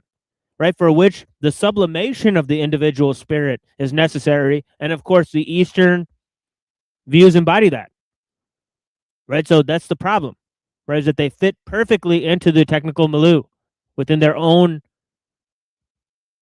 configuration, right? If you will, right? So at first, right, the Western individualism is good, but after the depersonalization takes place, it's the sort of subservient nature, the man that has no ego that prevails, right? He's able to exploit technique better. But yeah. Work has been done in this order, it remains only to develop its consequences, and agreement will also be reached in all other fields, since, as we have just said, it is on this that everything else, directly or indirectly, depends. On the other hand, agreement reached in any particular domain, outside the realm of principles, will always be unstable and precarious and much more like a diplomatic arrangement than a true understanding. This is why, we say again, a true understanding can come only from above and not from below, and this should be taken in a twofold sense. The work must begin from what is highest, that is, from principles, and descend gradually to the various orders of application, always keeping rigorously to the hierarchical. So there's this idea. Principles cannot be determined by material circumstances, right? They're simply not tied to physical existence or the material world, but they have to be held above it, is what he's saying. That's his claim that he's making, right? Dependence that exists between them. And it must also of necessity be the work of an elite in the truest and most complete meaning of this word. By this we mean exclusively an intellectual elite, and in reality there can be no other. These few considerations should explain how much is lacking in modern Western civilization, not only with regard to the possibility of an effective understanding with the Eastern civilizations, but also in itself, for it to be a normal and complete civilization. Indeed, these two questions are so closely connected that they really form only one, and we have just given the reasons why this is the case. We have now to show more fully in what the anti-traditional outlook, which is really the modern outlook, consists, and what are the consequences that it bears within itself, and that we see unfolding with a pitiless logic in present events. But before we pass on to this, one further remark is necessary. To be resolutely anti-modern is not to be in any way anti-Western. On the contrary, it only means making an effort to save the West from its own confusion. In any case, no Easterner who is faithful to his own tradition would view matters differently, and it is certain that there are far fewer opponents of the West as such, an attitude that makes no sense, than of the West insofar as it has become identified with modern civilization. There are those today who speak of a defense of the West, which is odd to say the least, considering that it is the West, as we shall see later on, that is threatening to submerge the whole of mankind in the whirlpool of its own confused activity. Odd, we say, and completely unjustified if they mean, as they seem to, despite certain reservations, that this defense is to be against the East, for the true East has no thought of attacking or dominating anybody, and asks no more than to be left in independence and tranquility. Surely a not unreasonable demand.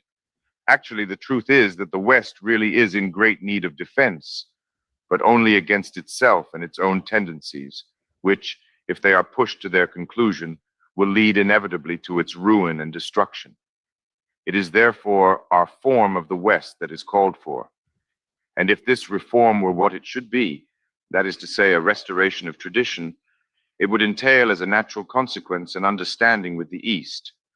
For our own part, we ask no more than to contribute, as far as our means permit, both to the reform and to the understanding, if indeed there is still time, and if any such result can be attained before the arrival of the final catastrophe toward which modern civilization is heading.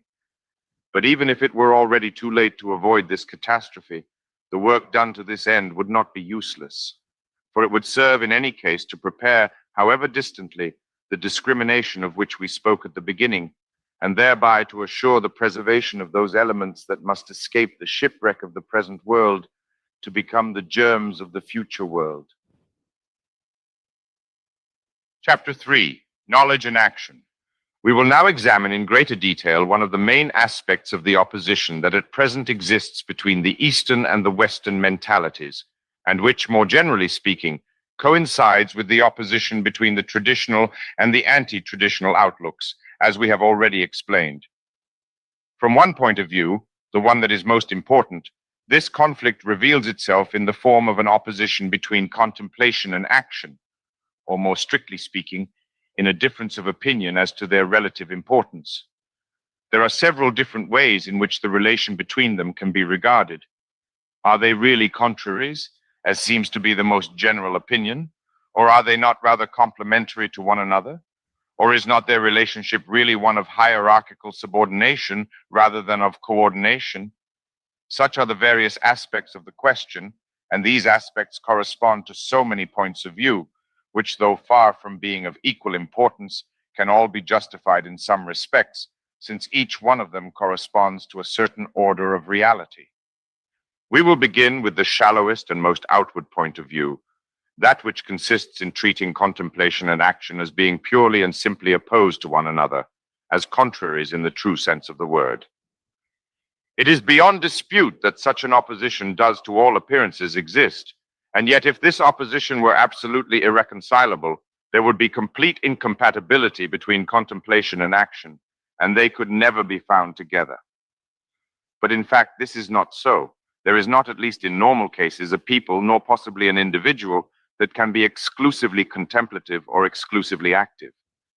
What is true is that there are two tendencies, the one or the other of which must almost inevitably predominate, so that the development of the one seems to take place at the expense of the other, for the simple reason that human activity, in the widest sense of the term, cannot exert itself equally in all realms and all directions at the same time. It is this that gives the appearance of opposition, but a reconciliation must be possible between these contraries or so-called contraries. As a matter of fact, one could say the same for all contraries, which cease to be such as soon as they are viewed from a higher level than the one where their opposition has its reality.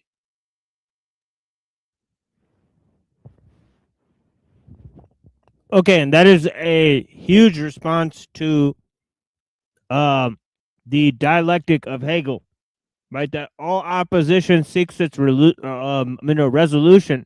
Actually, to the contrary, all contradictions seem illusory when seen from a higher level. Right, so that's the true answer to Hegel's trumped-up dialectic, right? Is not thesis, antithesis, synthesis, but thesis, antithesis, no synthesis, and no contradiction. How about that? Yeah.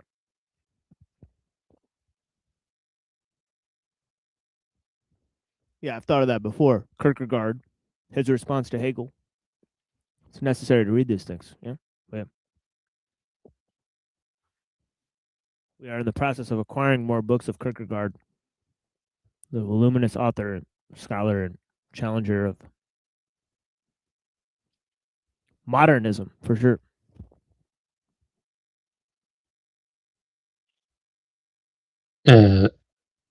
My friend told me that Hegel never argued for thesis, antithesis, and synthesis. That came from Yeah, Fichte. yeah, yeah. That That's came from Heinrich Fichte. Moritz. No, it's Heinrich Moritz, I believe. Yeah. Some Jewish guy. Fichte. Or so I've heard. But yeah.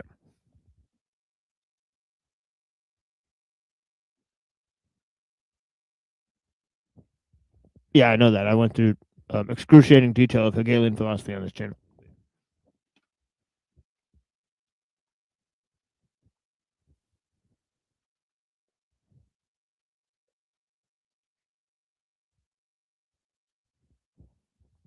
But it is nevertheless an interpretation. But yeah.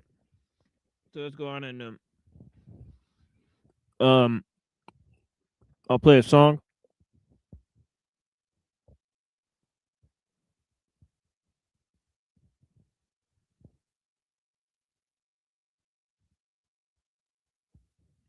And we'll move forward here. Blessings. Yay, I like the songs. I like all of Yes. it, really, but songs are nice. Hello, by the way. The songs.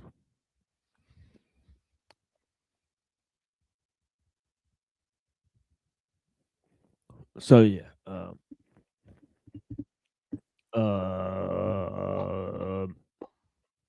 So yeah, here's a song called "The Love Song" by Bobby Hutcherson. Blessings.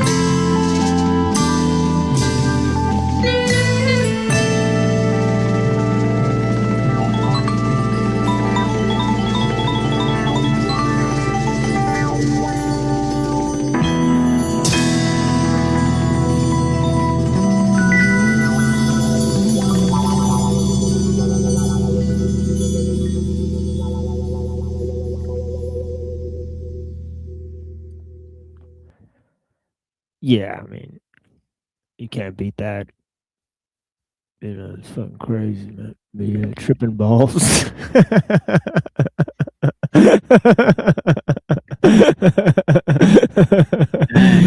Oh man, that shit was on cue. I love this music. Oh yeah, you gotta love that xylophone. If you don't like xylophone, man, something's wrong with you. I can play the xylophone pretty Literally the badly, sound of but it's sound fun. of my soul. Sad xylophone. You just don't like the sad saxophone, man. I don't. I'll be honest. And I kind of passed out, so I'm awake now. Well, welcome back.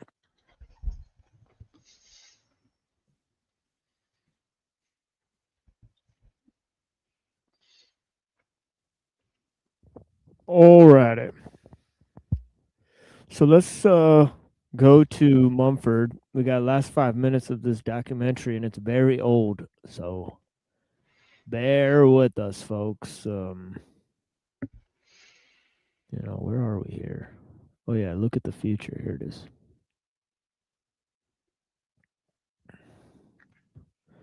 Hold on. Let me go to 23 minutes when Mumford comes back into this. And this guy just straight up asked him. He's like, "Well, what do you think, Mumford?" And he's like, "Well," because that's how they talk back then for some reason. But yeah. So yeah.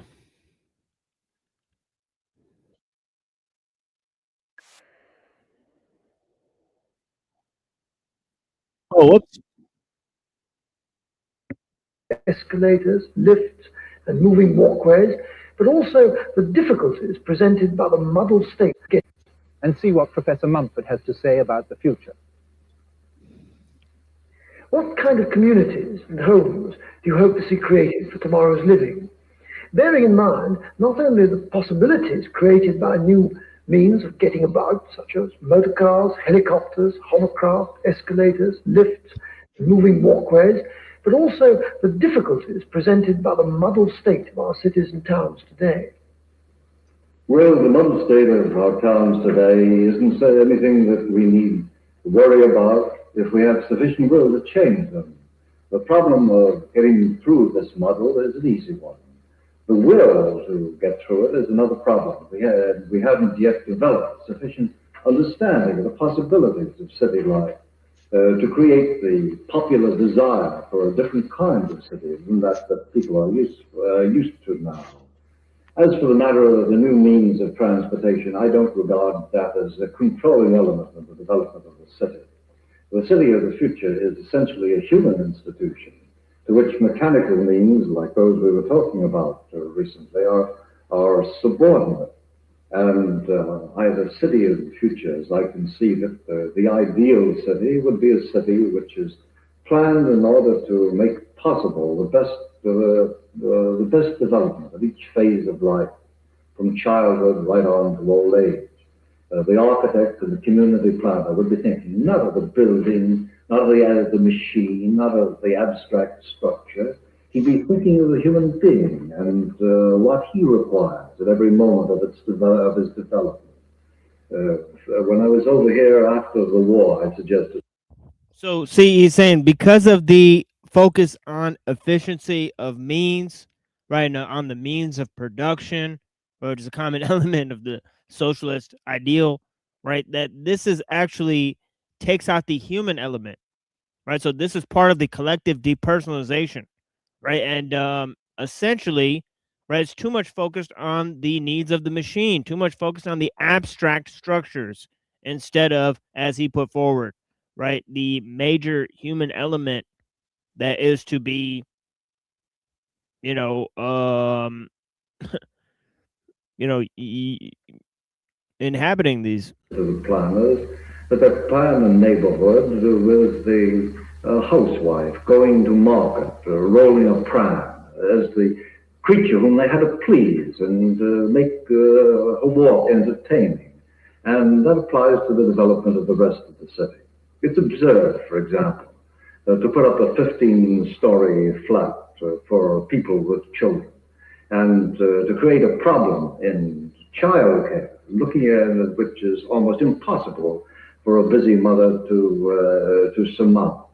It's necessary for there to be a close relation between a parent and child. It can't possibly be if the parent lives in an upper story of a building and the poor child is either confined to the flat or has to wander alone in the bleak playground or open space down below.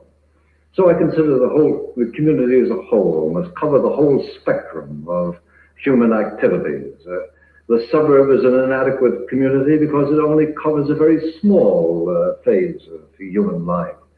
So any specialized community is too narrow to encompass the human development, either biologically or spiritually. What we want, and this is the great benefit that the big city gives, is a kind of community which is sufficiently balanced to do justice to the political, the religious, the social, the economic aspects of a person's life, to make every moment of the living an educative activity, because we are very close to solving the great industrial problems of production, but we haven't yet discovered what to do with our time once we have our solution has become a universal one.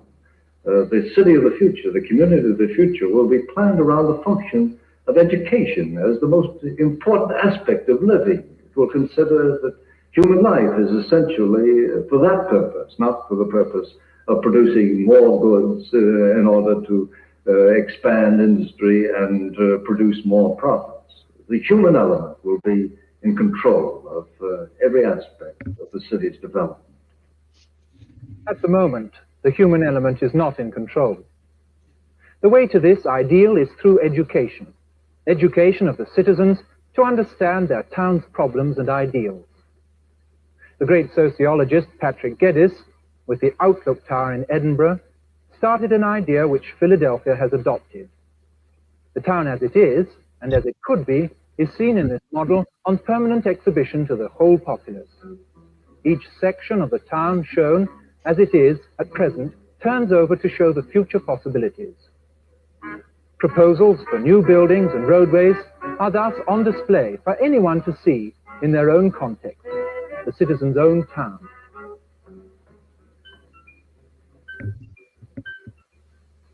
The town's form is not just the architect's and planner's responsibility. For consciously or not, everyone is part architect of his own community. In this series, we've tried to show you the growth of your own towns. For what has happened to York, Edinburgh, Oldham and London has happened to some degree to every town, for better and worse.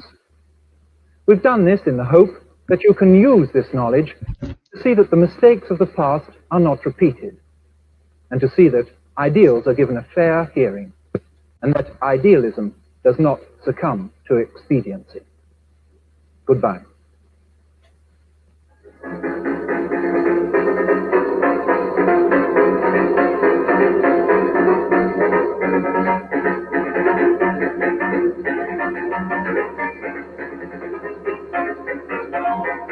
By 2025, these new age jobs will need skilled professionals to drive AI back. A village huts and the planting of fields could have mustered this superhuman force, or have achieved this almost supernatural result.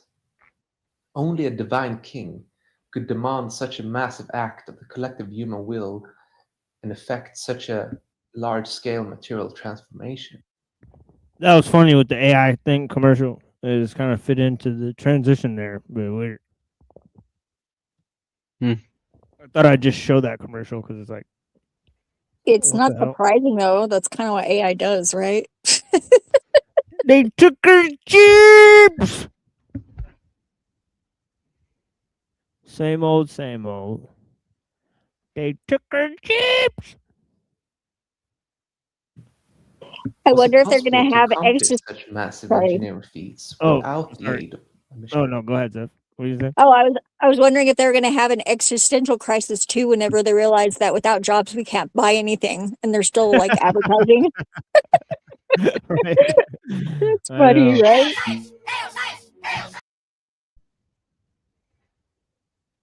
Hail science. And effect such a large-scale material transformation? Was it possible to accomplish such massive engineering feats without the aid of a machine? Emphatically not. Only a complex power machine could fabricate these immense constructions. The ultimate product itself showed that it was not only the work of a machine, but of a highly refined type of machine. Though the material equipment of dynastic Egypt was still crude, patient workmanship and disciplined method made good these shortcomings. This mega machine was composed of a multitude of uniform, specialized, interchangeable, but functionally differentiated parts, rigorously marshaled together and coordinated in a process centrally organized and centrally directed, each part behaving as a mechanical component of the mechanized whole. In some 3 centuries, possibly in half that time in Egypt, the human machine had been perfected. The kind of mind that designed the pyramids and the massive temples and walled cities represented a new human type, capable of affecting the abstract organization of complex functions in a structural design whose final form determined every stage in the work. Not merely mathematical calculations, but meticulous astronomical observations were necessary for the sighting of these great structures, so that each side was oriented exactly in line with the true points of the compass. These fine measurements called for a rigorous standard of workmanship, unsurpassed until our own era. Since at inundation, the pyramid site is only 1/4 of a mile from the river, a rock foundation which demanded the removal of sand was needed. The Great Pyramid, the perimeter of its bed deviates from true level by little more than half an inch.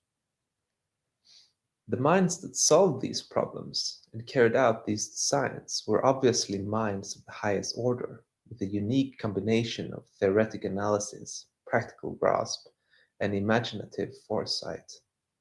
Imhotep, who built the first stone pyramid of Saqqara, was a minister of state, an architect, an astronomer, and a physician.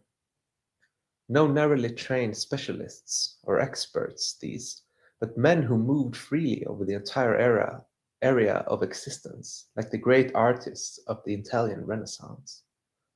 Their prowess and their self-confidence were equal to any occasion, indeed sometimes defied prudence and outstripped the powers of the mighty machines, as later in the embedded Assuan obelisk, weighing 1,168 tons, never finally detached from the solid rock.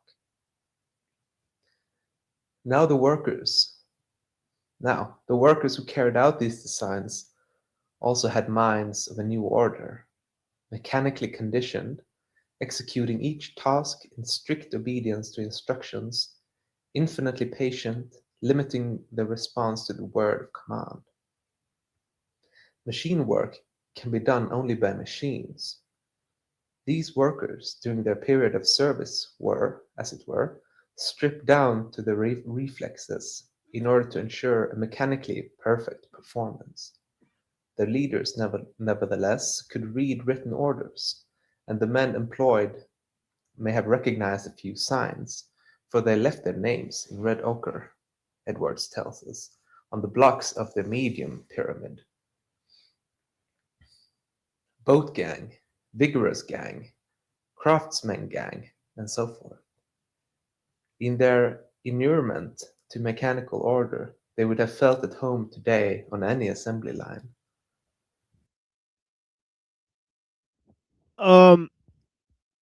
So all these different gangs that utilize different materials and different expertise, right? And there was not yet a sort of rigid compartmentalization of knowledge, right? But the human sort of comprised several different expertise, right? He could utilize separate tools, separate skills in order to accomplish the purpose, right, that the mega machine set out for him to accomplish, right? But his task and order and survival was still part of a overarching structure, right? Right, in which his sort of activities, you know, were more to the greater function of the mega machine, right? And so are the utilization of his skills. Okay, so so it's interesting what he's pointing out, and there's all these different gangs, right? The craftsman gang, right? The gang, right? And yeah, and they're all functioning in relation, right? So yeah. Only the naked pinup girl is lacking. Like in organization, in mode of work, in rapid tempo of production, and in production, and in product, there is no doubt that the machine which built the pyramids and the great temples, and which performed all the great constructive work of civilization in other areas and cultures, were true machines. In their basic operations, they collectively performed the equivalent of a whole corps of power shovels, bulldozers, tractors, mechanical saws, and pneumatic drills, with an exactitude of measurement, a refinement of skill, and an even output of work that would still be a theme for boasting today. These characteristics were no monopoly of Egypt. The German excavators at the site of Uruk recognized that the construction of only one of the proto-literate temple complexes there must have taken 1,500 men, each working a 10-hour day, 5 years to build.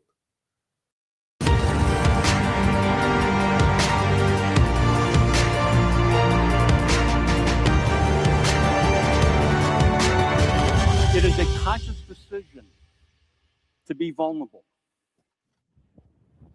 Okay, so I'm really interested where this will lead. Since this commercial has popped up, very loud introduction. Good Lord, I was shocked out of my seat, and yeah, extremely loud compared to the text that we were reading. But yeah, here comes this bald dude to tell us about coaching Yeah. for Fortune 500. Good Lord, right? Audio leveling is a skill that not everyone has. Yeah, his like nose is like looks like a ramp. It's interesting. But yeah, he's sweating hard. So let's see what he's got to say. Having the willingness to raise your hand and say, yes, I'm good, but I'm not quite as good He sounds very oy vey. as I need to be. Having the courage to accept feedback from your loved ones. Having the courage to accept feedback from your business. God damn.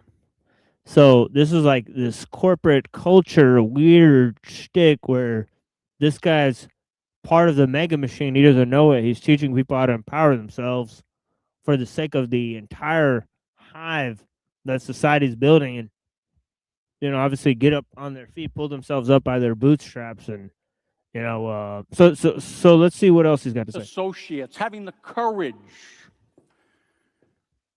to go to your stakeholders and say, give me input all the time. Look at how much he's sweating. Good Lord. He looks like an oiled up turkey. Good God. It's like a single stream. It's like a river. Good Lord. This extension of magnitude in Got every direction. courage to go to your shareholders and make a request to tell them to manage me all the time. Tell me what to do all the time. That's courage. What the fuck? This raising of the ceiling of human effort, this subordination of individual aptitudes and interests to the mechanical job in hand, and this unification of a multitude of subordinates to a single end derived from one source alone, the divine power exercised by the king. The king, or rather kingship, was the prime mover. In turn, the starring success of the enterprise confirmed that power. Such strict, all-embracing order began, one must remember, at the top. consciousness of the predictable movement of the sun and the planets, or, if Celia Nuttall's old surmise was right, the even more steadfast and predictable position of the pole star. In giant collective works, as in the temple ceremonials, it was the king who gave forth the original commands, the king who demanded absolute conformity and who punished even trivial disobedience. It was the king who alone had the godlike power of turning men into mechanical objects and assembling these objects. Okay, so we're saying this idea of this heavenly power sort of unified the polytechnics into a monotechnics, right? And this sort of totalitarian, authoritarian control that's given to the king, right, is reflective of a single deity that's ruling over, right? So Mumford is of this idea that this is a huge contribution to the notion of the mega machine, right? Was that they can ideologically place all their chips in one basket, right? So he thinks that this is a very necessary step, right? Obviously, this step was made during the pagan times, right? It's not, that it moved toward, but obviously it was exasperated by the fact that, there's like this, for Mumford, right, that there's like monotheism, right? Because the monotheism sort of closely in his mind is related to the monotechnics, right? But yeah, I would agree with that. And that's why I think he puts it in better language than me in the beginning, but that's what I was trying to argue in that direction. Yes, but again, that is pagan, right? That invention was by the pagans, right? So it is not part of the religious mode. And then there's many other people who disagree with them. Like, for example, Ellul disagrees with them, right? Guanan just disagreed with them a minute ago, right? About that, right? About that cultural element, right? Lacking, right? In the spiritual hierarchy, right? So there is certain criticisms that can be made, but ultimately this is Mumford's theory, right? So there's several different critiques. Obviously, Uncle Teddy thinks that religion helps strengthen, right? So does Guanan, and obviously some of these religious traditions, right, oppose technique for a long time. So I think that his ideas are a little too hasty, in my opinion. Okay, but obviously there is an element in which monotechnics, right, is related to authoritarian control, right, a single overarching control, right, and that can be sublimated under this idea of the rule of heaven, right, which, to reiterate, it is not simply a function of monotheistic religions, right, but it is expanded towards the pagan element where they chose a head deity, right? So this was available in and before, right, the monotheistic society in the form of henotheism, right? So objects in a machine. The order that was transmitted from heaven through the king was passed on to every part of the machine, and in time created an underlying mechanical unity in other institutions and activities. They began to show the same regularity that characterized the movements of the heavenly bodies. No older vegetation myth, no fertility god, could establish this absolute.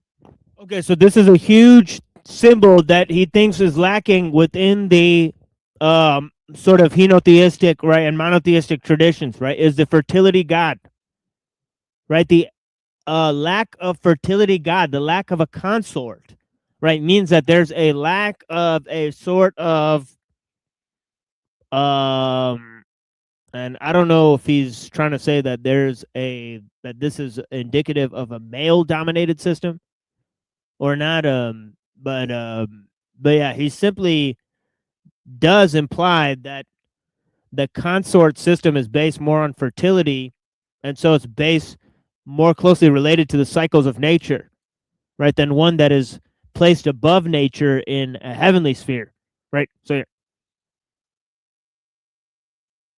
yeah, Jean Chardin, who was a French traveler in the Safavid Empire of Iran, he once remarked that Zoroastrians seem to care more about the fertility and health of the landscape than the Muslims, because they, yeah, I think maybe it's just because of Anahita, their fertility goddess or something. The Zoroastrians did care more for purity, at least, of the natural environment than the later Muslims.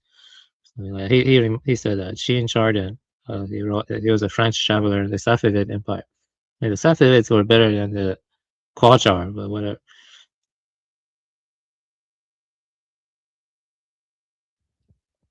Yeah, who knows if his statement is true, right? But yeah. I certainly don't. Order or detach so much power Me from either. immediate service to life. But note, only the But minority definitely sounds like he doesn't like Muslims, but, but fertility god could establish this abstract order or detach so much power from immediate service to life. But note, only the minority who were closely attached to the mega machine could fully share this power, while those who resisted it courted death, as well as might they resist the stars in their courses. Despite repeated setbacks and failures, these cosmic fantasies have remained intact to this day. Indeed, they have come back again in the guise of absolute weapons and absolute sovereignty, far from innocent hallucinations of the nuclear age.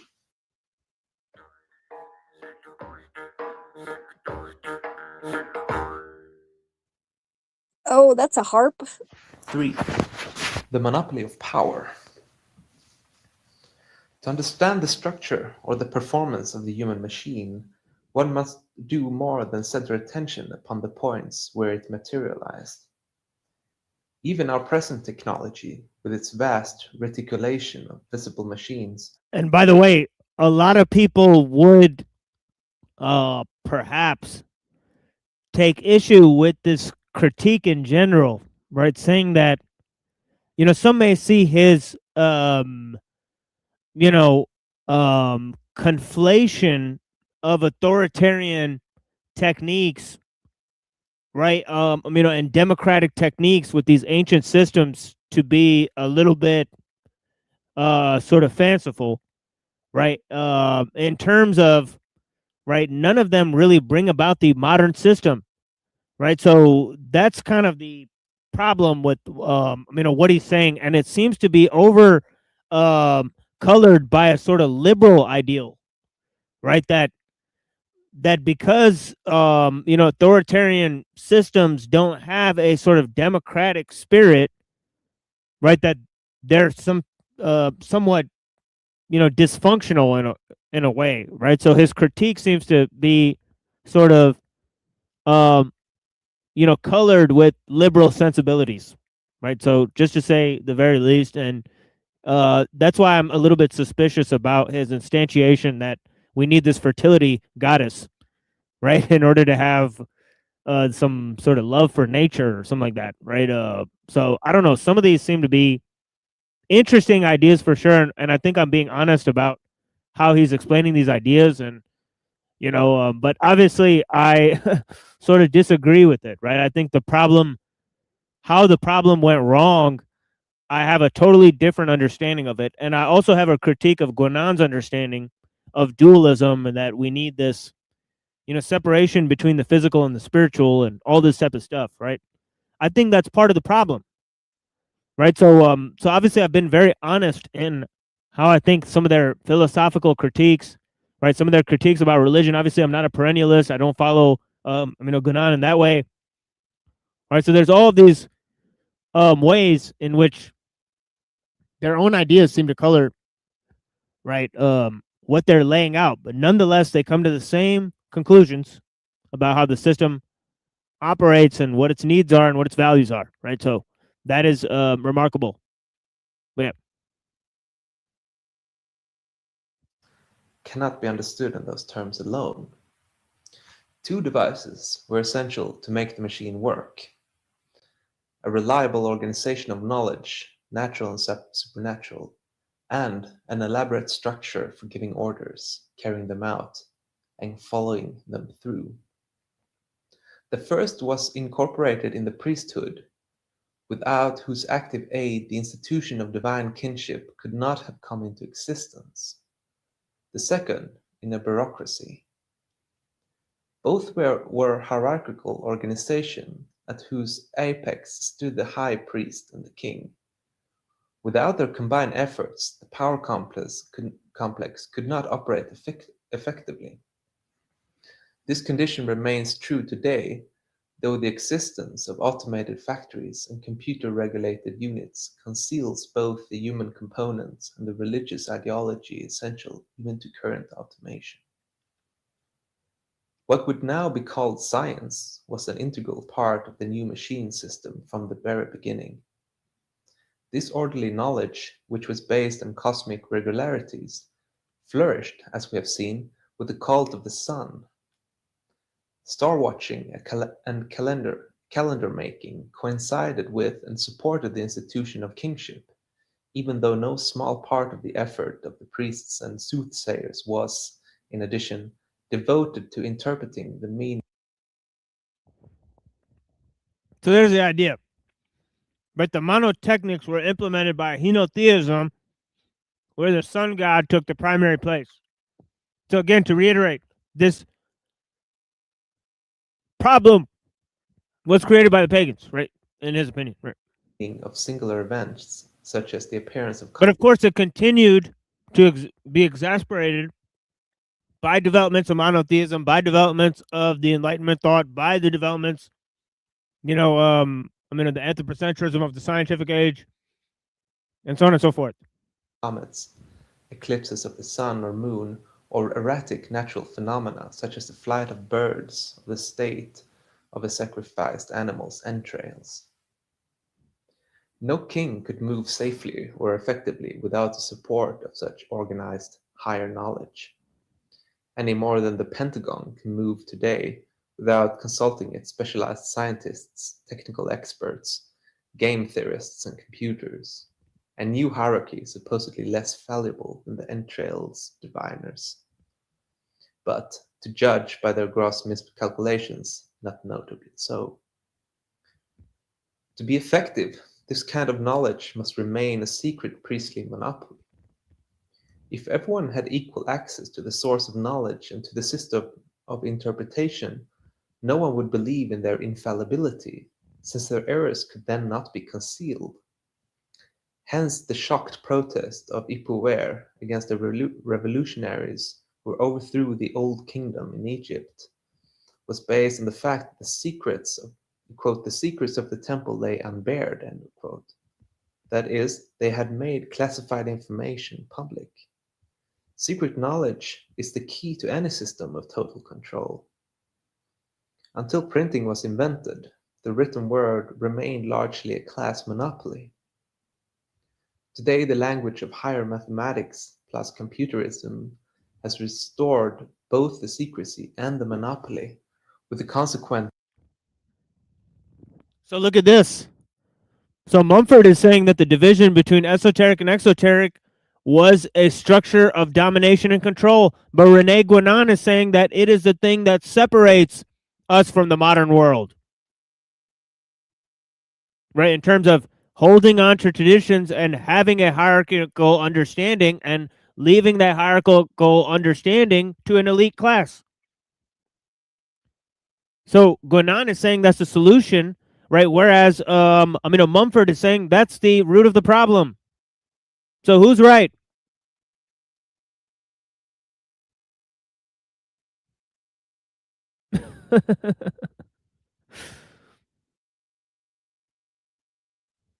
Resumption of totalitarian control.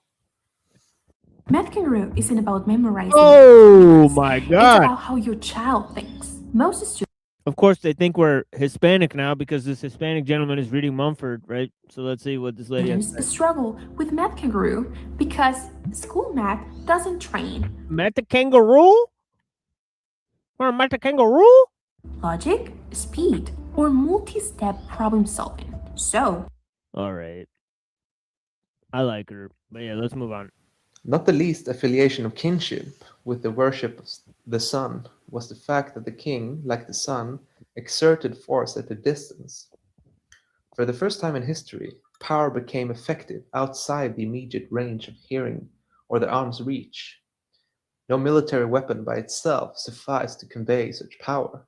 What was needed was a special form of transmission gear, an army of scribes, messengers, stewards, superintendents, gang bosses, major and minor executives, whose very existence depended upon their faithfully carrying out the king's orders, or, more immediately, those of his powerful ministers and generals.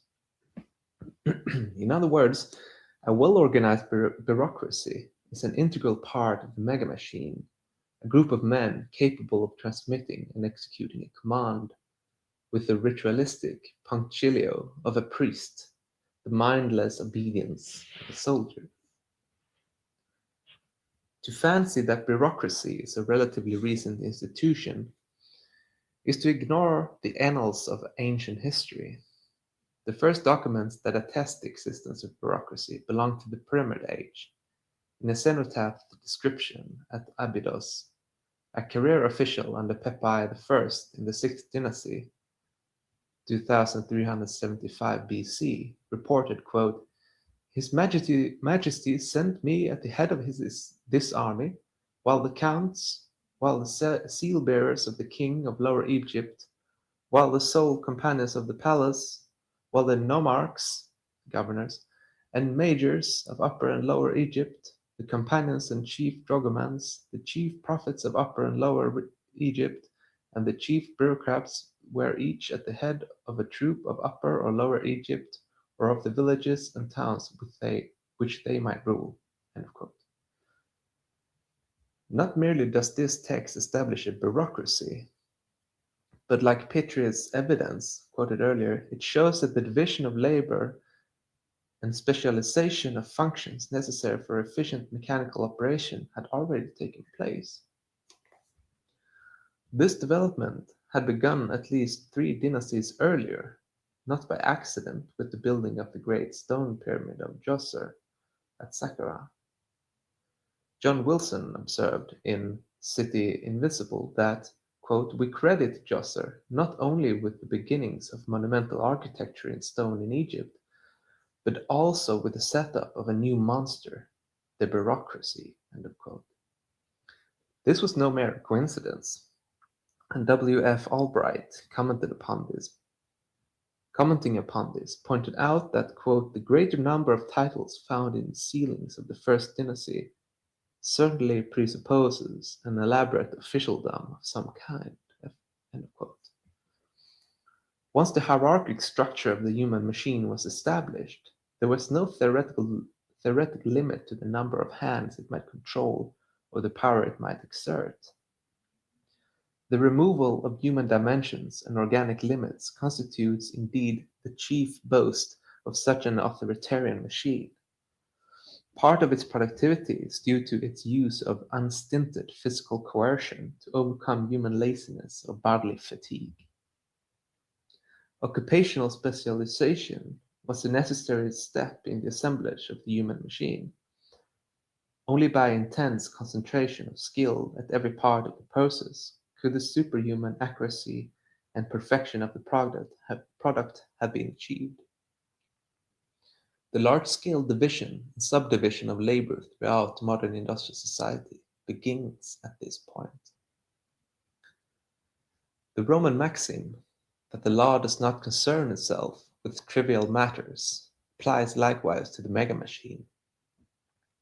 The forces that were set in motion by the king demanded collective enterprises of a commensurate order, great earth-moving operations that turned rivers, dug canals, built walls. As with modern technology, the machine tended increasingly to dictate the purpose to be served and to exclude other more intimate human needs.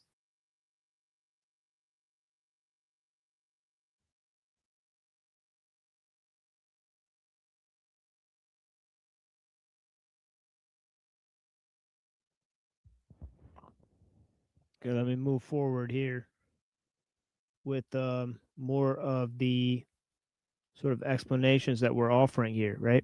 And I appreciate you guys for joining us on the Machine Lines show. And we're moving here to you know, techniques and the nature of man. Right. So I'll just start from any.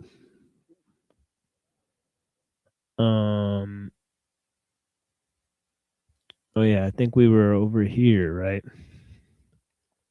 He says, if technics is to be brought again into the service of human development, the path of advance will lead not to further expansion of the mega machine, but to the deliberate cultivation of all those parts of the organic environment and the human personality that have been suppressed in order to magnify the offices of the mega machine, right? Which is this bureaucratic implementation of human skill and the proliferation of technique, right? As we've seen, right? In his work, The Myth of the Machine, right? We were just looking at. So yeah, it says to deliberate, the deliberate expression and fulfillment of human potentialities requires a quite different approach from that bent solely on the control of natural forces to modification of human capabilities in order to facilitate and expand the system of control.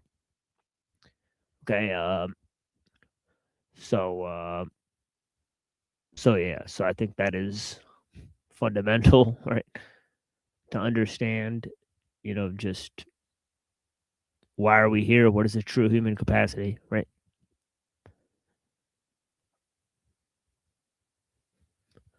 And yeah, I like that comment, Mortal Wanderer. I don't know if that's directed at me, but yeah, nonetheless, very creative. But keep it up. But anyways, I'm sorry, let me go. The deliberate expression and fulfillment. Oh, wait, I just read that. Sorry. We know now and play and sport and ritual and dream fantasy. We know now that play, sport, ritual, dream, fantasy, right? No less than organized work have exercised a formative influence upon human culture, right? Right. Man is a symbol making animal, not the tool making animal, right? And not least upon techniques. Okay, so he's saying that techniques, they didn't formulate or drive culture, but now they do, right? But make-believe cannot for long be a sufficient substitute for productive work, he says. Right? Only when play and work form part of the organic cultural whole.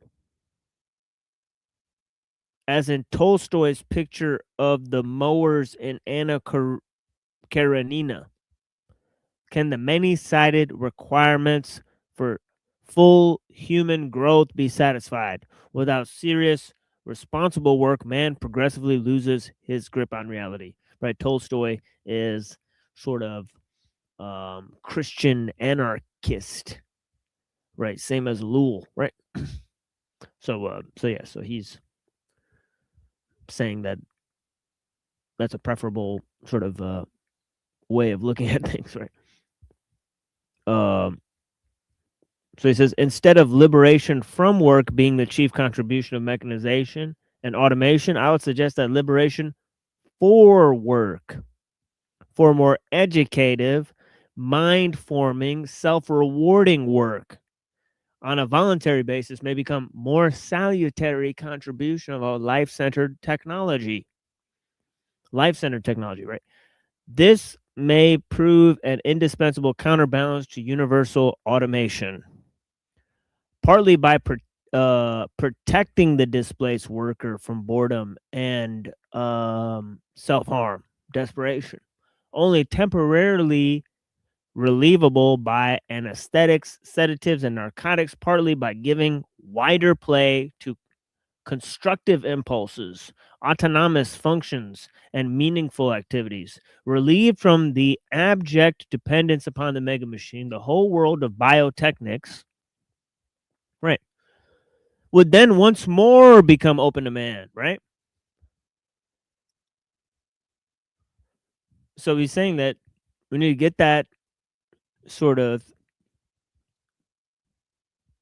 symbolic forms that's been taken from us, right? That used to be our main vehicle of expression.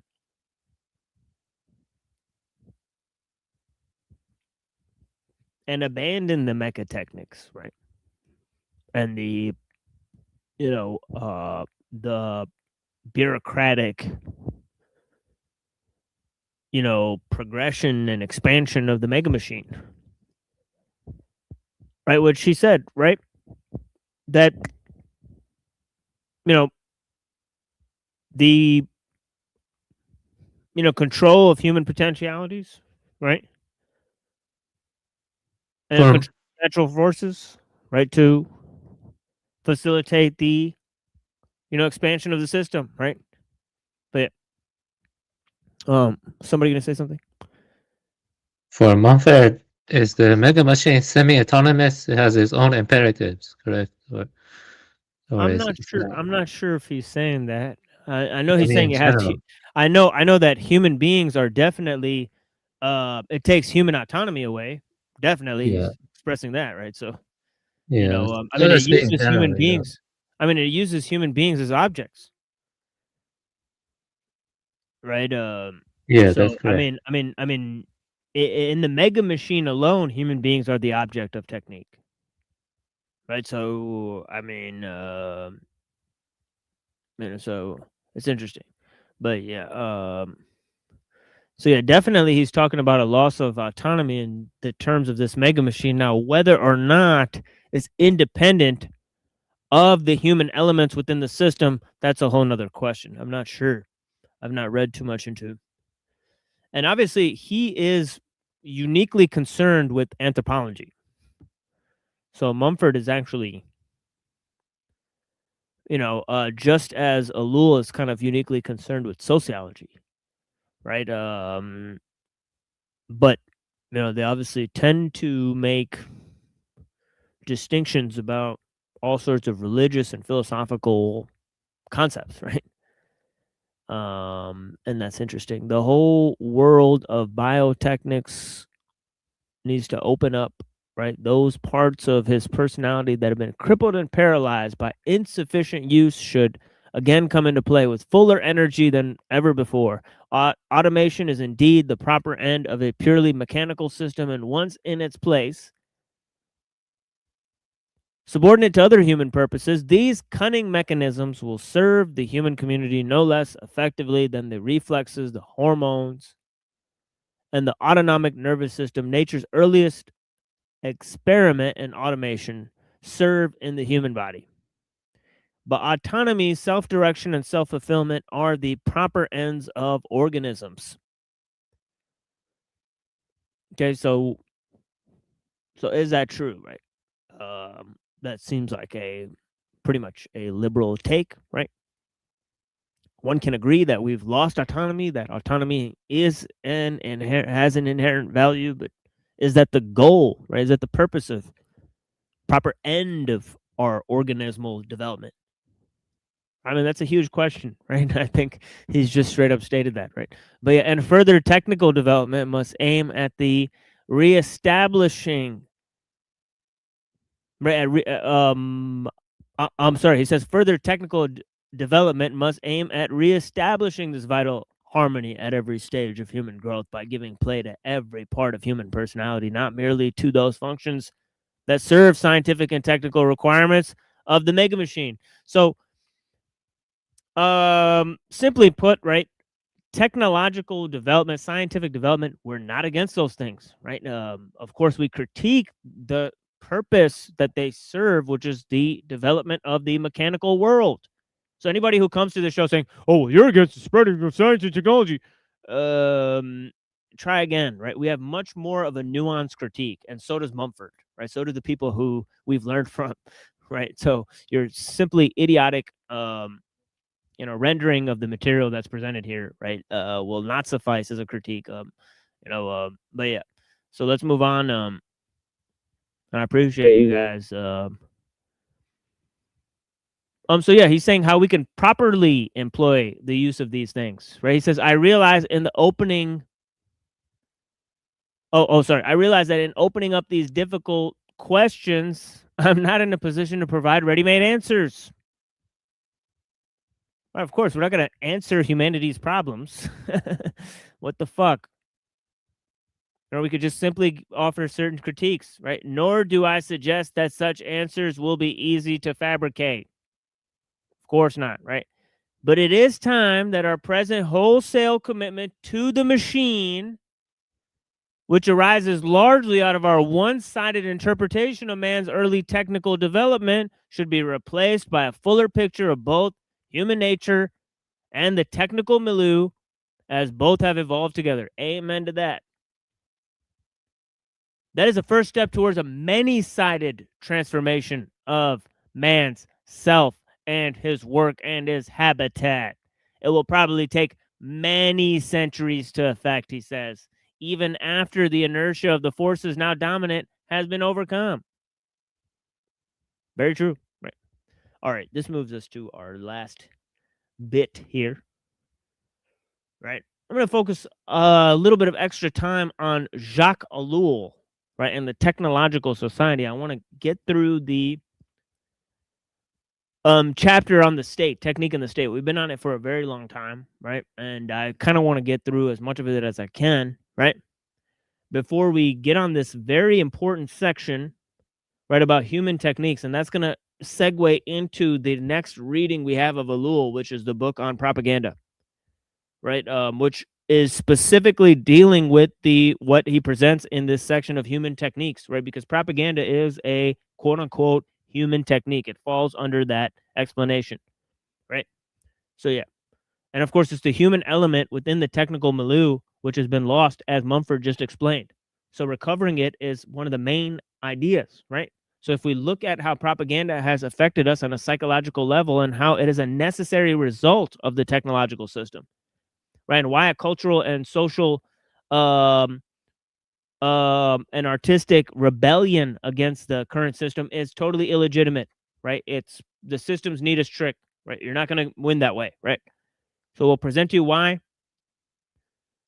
in a overarching critique that we're offering, right? And of course, we appreciate the responses and the contributions from the people, but as we've said many times, this is simply just, we're going to have to sort of lock down the content and sort of move with the material, and we have lots of ground to cover, and I'm sick of the sort of interruptions and people trying to take credit for the content and the material here. No, this is a solo project. I greatly appreciate all the people. We are not part of any online groups, right, and all that type of stuff, right? And I do implore people to create their own channels, right? Promote these ideas and make their own version of this, right? Because we need more critiques, right? We need more explanations, right? We need more renditions, right? We need more challenges to what I say, right? So that I can learn from the challenges and the critiques, right? And then we can sort of expand, right? Because this is not about me, right? This is about the problems that we face in the collective sense, right? So, and of course, nobody is immune from those problems. Not Jews, not Muslims, not atheists, not occultists, right? Not pagans, right? Not Chinese, right? Not Japanese, not Arabs. Yeah, not astrophysicists, not your co-religionists. No, nobody is free from this critique, right? This applies to everybody, right? So please Not wake even up God, and realize. probably. Well, that's depending on your perspective, right? Either God exactly, or either assume. God or nature. Well, either God or nature could be above the problem, depending on the way you look at it, right? But humanity is definitely involved in the problem, right? So we have to look at how humanity relates to God and nature, as I said in the beginning problem, right? We can't just simply blame God or blame nature, right? That's part of how the problem got started, right? So yeah, so that's exactly. actually true. It's Blame's fault, literally. Yeah, nobody gets that. Right. Nobody gets it. Oh yeah, I'm hip to the game, but yeah, so yeah, Blessings to all the people. Blessings to God's son, mortal wanderer. Zephyr in the chat here. I think there's other people in the chat earlier in the show. But chat kind of died, so we kind of just have God's son, you know, which is the homie right here. I greatly appreciate y'all. Oh yeah, the link is pinned. So anybody wants to come up, I appreciate Lord shouting out the stream. Blessings, everyone. I appreciate you. Blessings, Reddington.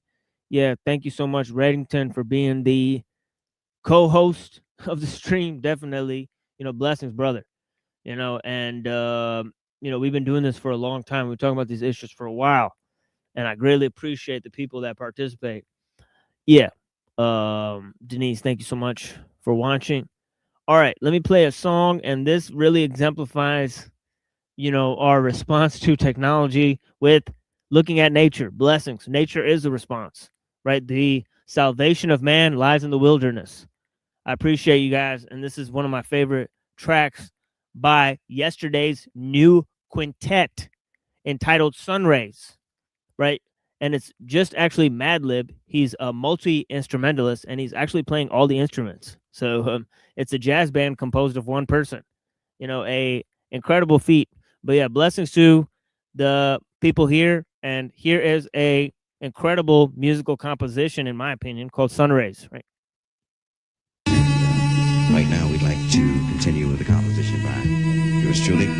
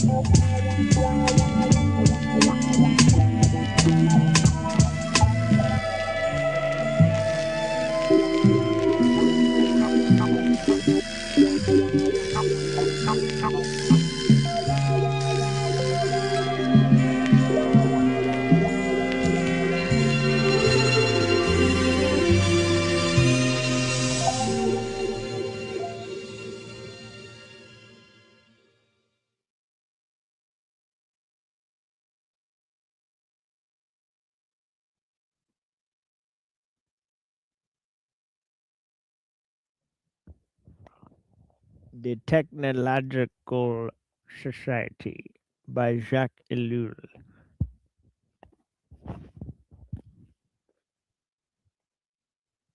Blessings to everyone.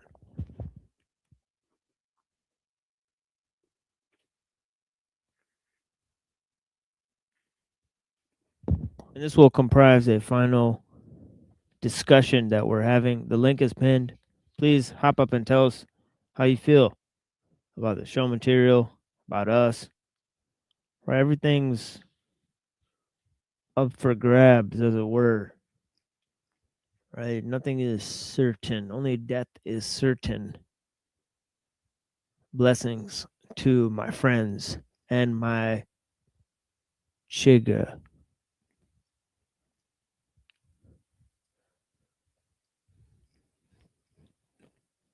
So the people that are my friends, will call them my chiga. Blessings.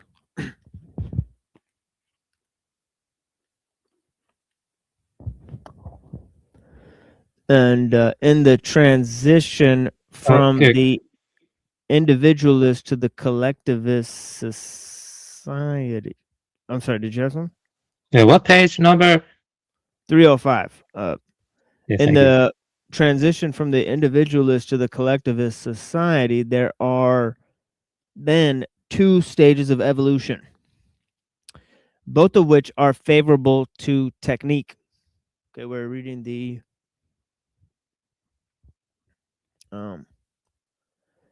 thoughts of a Christian anarchist thinker. Some refer to him as a philosopher. He certainly never referred to himself in that designation, but this book says sociology and political science is what it's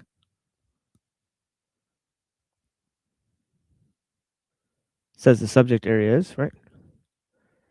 So let's see, there are two stages of evolution, both of which are favorable to technique, not two different attitudes of society towards technique.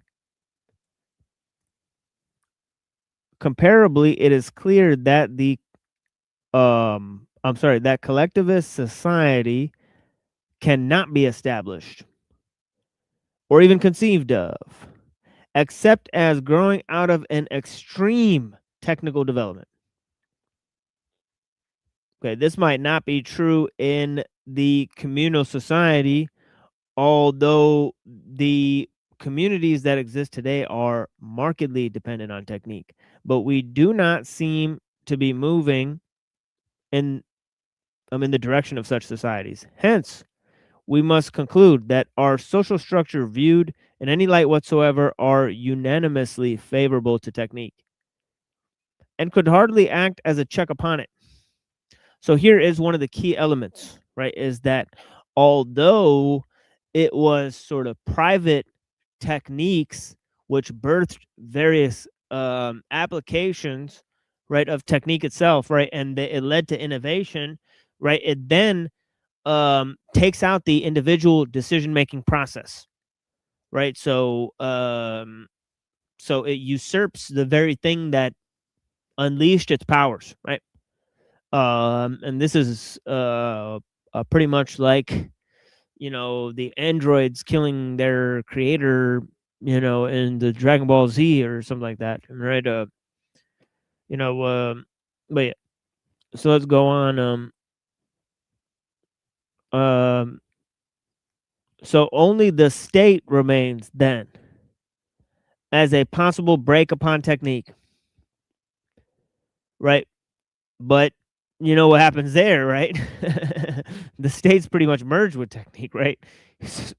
He says that the man's last protector, right, has actually joined forces with alien he's joined in a cause against man with alien forces, right? Of technique, right? To enslave man. Right? So so he says, but we have already seen that the state has abdicated this function. Oops. Renouncing its directive role in favor of technique, right?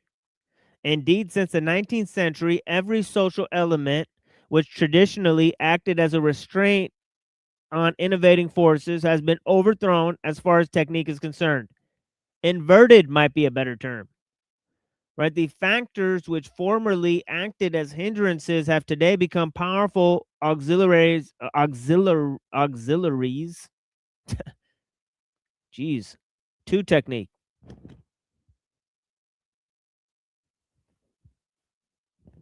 I almost said auxiliaries.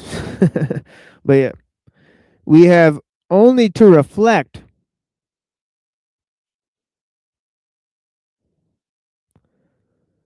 We have only to reflect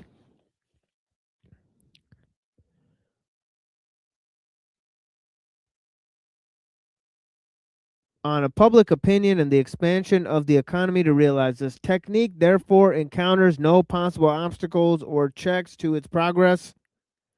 It can advance as it will, since it encounters no limiting factors other than its own powers.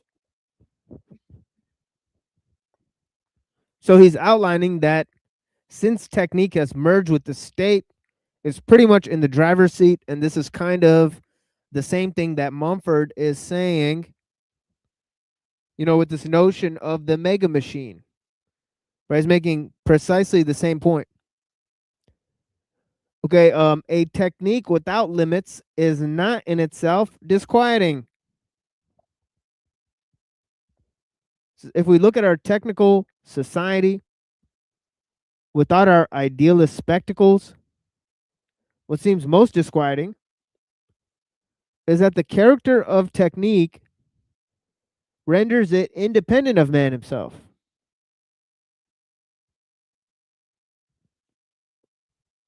We do not mean by this that the machine tends to replace the human being, right? That fact is already well known, right? The important thing is that man, practically speaking, is no longer, possesses any means of bringing action to bear upon technique.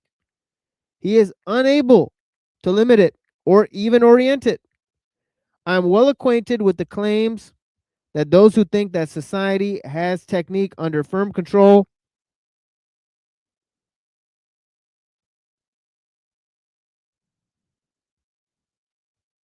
I'm sorry, like I have a plastic bag in my room and it just moved on its own, so holy shit, that fucking scared me. But yeah.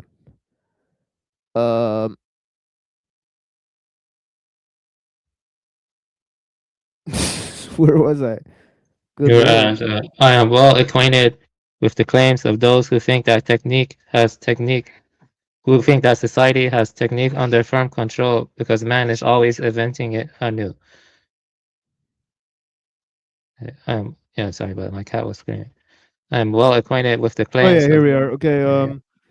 I know too of the hopes of those who are always prescribing remedies for this sorcerer's apprentice. Dun dun dun. And it's weird that as he's saying this, cats are screaming, plastic bags are moving on their own. I mean, it's fucking insane. Whom they feel free to invoke without discernment. But these claims and hopes are mere words. The reality is that man no longer has any means with which to subjugate technique, which is not an intellectual or even, as some would have it, a spiritual phenomenon. It is above all a sociological phenomenon, and here's his expertise, right? And in order to cure or change it, one would have to oppose to it checks and barriers of a sociological character. By such means alone, man might possibly bring action to bear upon it. But everything of a sociological character has had its character changed by technique. There is therefore nothing of a sociological character available to restrain technique, because everything in society is its servant. Technique is essentially independent of the human being, who finds himself naked and disarmed without it. Modern man divines that there's only one reasonable way out: to submit and take what profit he can from what technique otherwise so richly bestows upon him. If he is of a mind to oppose it, he finds himself really alone. It has been said that modern man surrounded by techniques is in the same situation as prehistoric man in the midst of nature. And so this idea that, you know, and obviously Marx pointed this out too, that under complete and total subjugation, man finds freedom in those base and primitive instincts. Right, this neo-primitivism of modern man is a direct result of being placed in a technical environment, technical milieu, in which he is subject to the whims of technical forces the same way he was subject to the whims of natural forces. By the ebb and flow of natural forces that he had to base on his survival, now he's, subject to the ebb and flow of things like, the economy and international markets and the spread of all sorts of pandemics and all sorts of global warfare. So yeah. So man placed in a technical milieu in a city is, just as Bob Marley said, he's in a concrete jungle. Right? So yeah. And so he says, both environments give life, but both place him in utter peril. Both represent terrifying powers. Worlds in which man is a participant, but which are closed against him.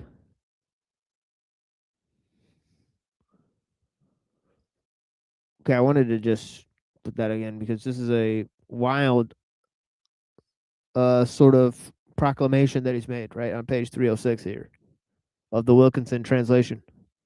That is very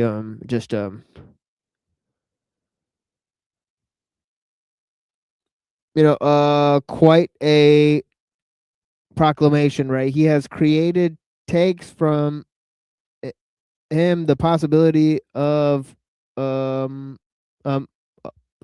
has not perceived that what he has created takes from him the possibility of being himself. He is like a rich man of many possessions who finds himself a non-entity in his own household. And here he says the line, the state, man's protector, has made common cause with those alien powers.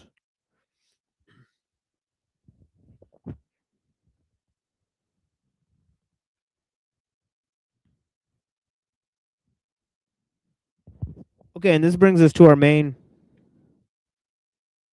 thing here, right? Okay, which is the conclusion of this chapter on the state and technique. And I don't know how long I'll get into this, but I'll possibly make it halfway this time, and then we'll do the other half next time, right? And then we'll start the section on human techniques. And I think that is the most thought-provoking and interesting chapter. Last time I read a section from it about sports. It's really cool. But yeah.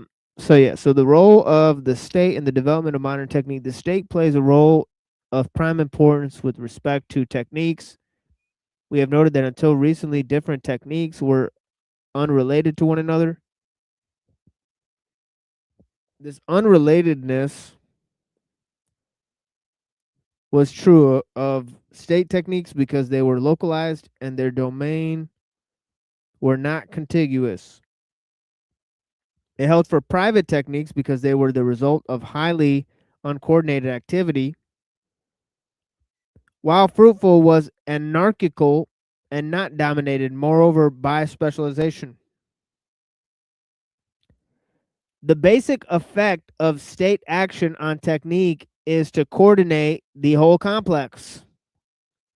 Right? So the whole thing that the state offers the technical milieu is organizational techniques. Right? And this is perhaps the most notable area in which it joins common cause with the state against the human element within the system, right? So he says the state possesses the power of unification, right? Since it is the planning power par excellence in society. In this, it plays its true role, that of coordinating, adjusting, and equilibrating. What a weird word. Social true role, that of coordinating. Oh, sorry, I just read that. Equilibrating social forces.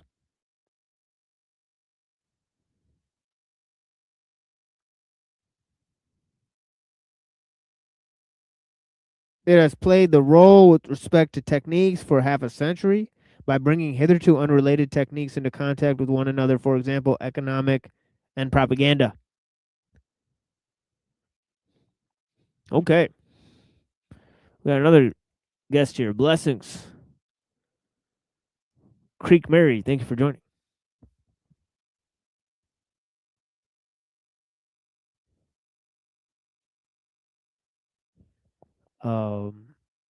Yes, we can't hear Creek Mary, or perhaps she is here but not prepared. But yeah, blessings.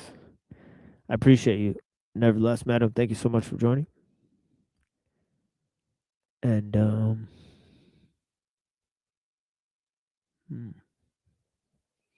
right. So yeah, so I think she's having a problem connecting because now it says devices are not connected. So blessings to Creek Mary. Thank you so much for the attempt. We greatly appreciate you, madam. And that's our friend of the show, Creek Mary. And yeah, so it says here it relates them by oh wait.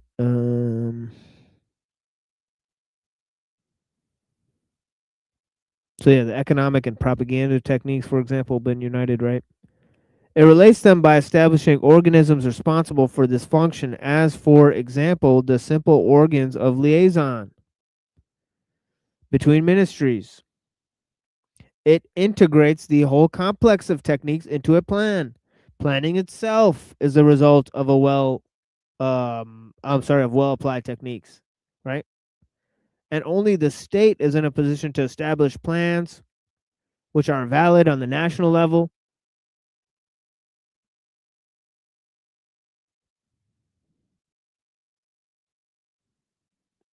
We are at present beginning to see plans on a continental scale, not only the so-called 5-year plans, but the Marshall Plan and plans for assisting underdeveloped countries.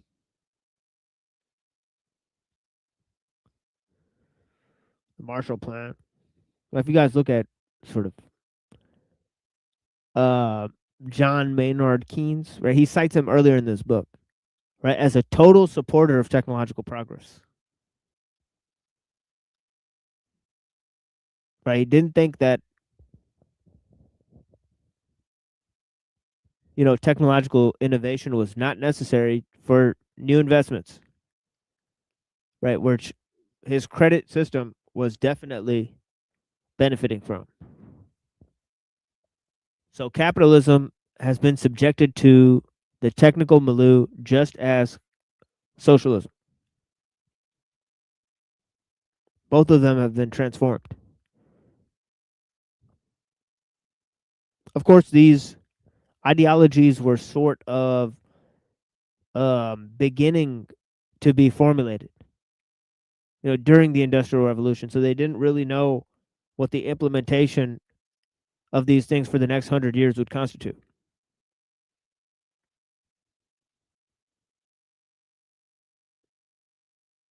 So here's a little. He says it is only in the framework of planning that such operations are arranged and find their exact place. The state appears less as the brain, which orders them organically, and more in the relational apparatus, which enables the separate techniques to confront one another and to coordinate their movements.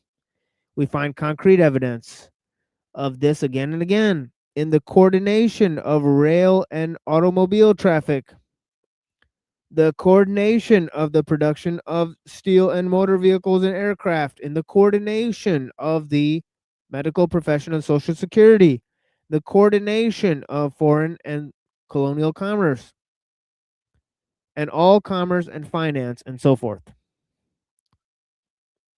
So it's saying that the state constitutes the agent of unification of various technical domains.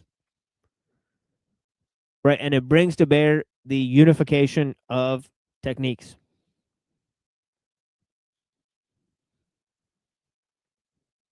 Okay, now here's a really important point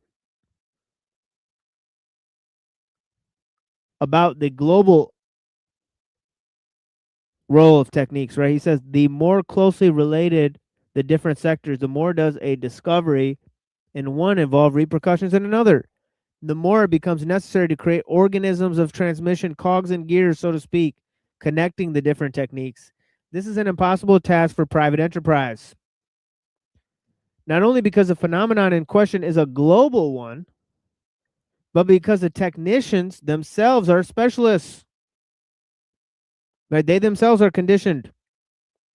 The state alone can undertake the indispensable task of bridging these specializations.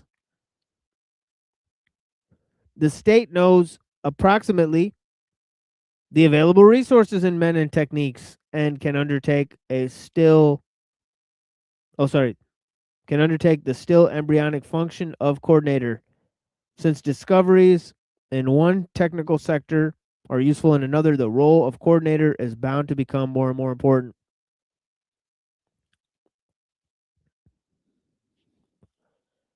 So, this sort of totalitarian element is actually necessary for the system to function, right? Because specialization prevents mutual discussion. Yet, coordination is necessary to achieve the results. So there's another way in which the state functions as a organizational arm to carry out the proliferation of techniques or techniques. Anyways.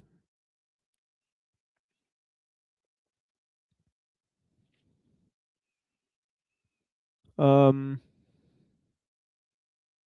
the link is pinned. We've had pretty much 0 discussions today, except for one discussion with Buddha. Okay, after I gave my opening presentation. Right. So yeah, there's been 0 discussions today. It's just been simply all solo Hey, Are you complaining? Are you complaining though? I mean, I've had fun. So I wouldn't necessarily say the complaint. I really enjoy the music a lot. If I could, I'd just play music the entire time. But yeah, so let's go on. Buddha, did you have something? Or you want to discuss? Yeah, I'm following along. Let me see it. Following along. Yeah. So let me see it. I mean, I could discuss a lot of things, but I don't want to get too off topic. So focus on. I like how Ellul talks about how man is like a projection of the technique now, remade in the image, and that man serves technique, the imperatives of maximizing efficiency and all of that. Yeah, I agree with him. Communism and capitalism are effectively both serving technique. They're both preoccupied with techniques. So, and they transform the means into the ends. All that. So yeah, the Marshall Plan is interesting. Yeah. So let's. I was using the bathroom. yeah, this idea where he's saying that it's the state that bridges the lack of ability for different techniques that are over specialized to sort of function together. So he says, take for example the motion picture, It says, consider, for example, the diversity of techniques necessary for the production of a motion picture. There are financial, literary, cinematographic techniques, cinematographic. There are lesser techniques, such as makeup techniques, the techniques of light and sound. Usually a large-scale movie production, as we've seen, right, costs like millions of dollars.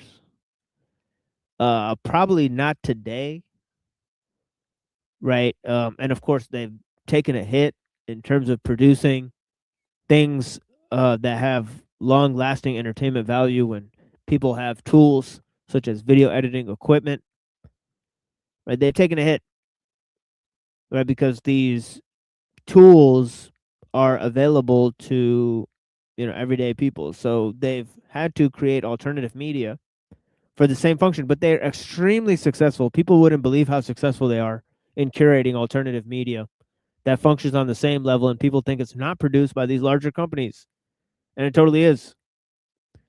Right? So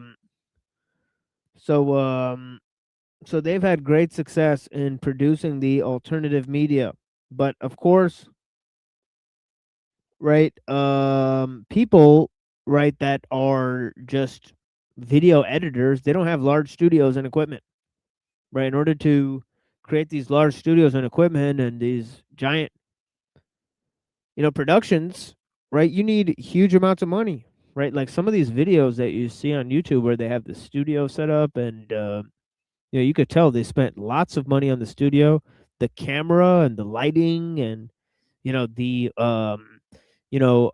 microphone they're using and the entire setup. And of course, they have an incredible person that's acting.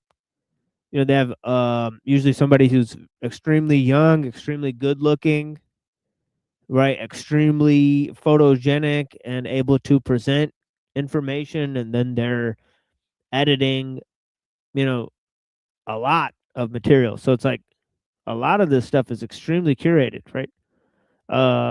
You could tell that there's a huge production team behind it. And of course, we've shown how lots of groups in this area are linked to huge production teams, right? Huge, production groups, right? So the connections, even in this little space, don't seem to be organic for the type of content that's being produced.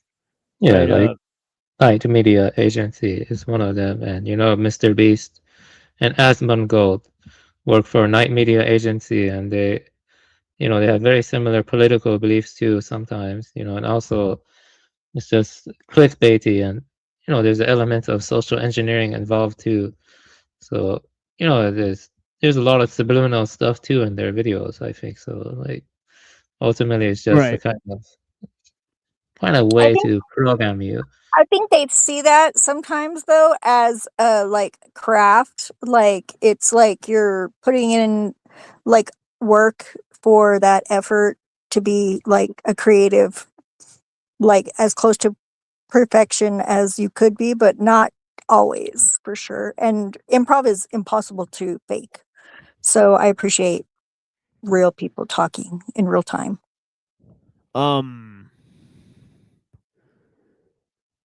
Yeah, it's more Yeah, I mean, like improv is kind of impossible to fake, but like in terms of like you could still have a script if it's like reality TV. Just it doesn't have to be totally scripted, but they provide certain suggestions to where it changes the organic nature of the conversations. If one person has to act like they're with another person when the camera's on, or something like that, it could be something small like that.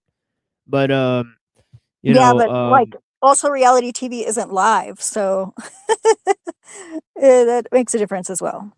Yeah, but it's like anytime when the producers make suggestions, right? It's like even an improv that could take a huge effect. And of course, when they have a huge production team behind it, curating and paying people and all this stuff, it could make a huge difference as to how people express their views. So so here he goes on to say there are financial, literary, cinematographic techniques. There are lesser techniques such as makeup techniques and techniques of light and sound. There are completely new techniques such as script techniques and so on.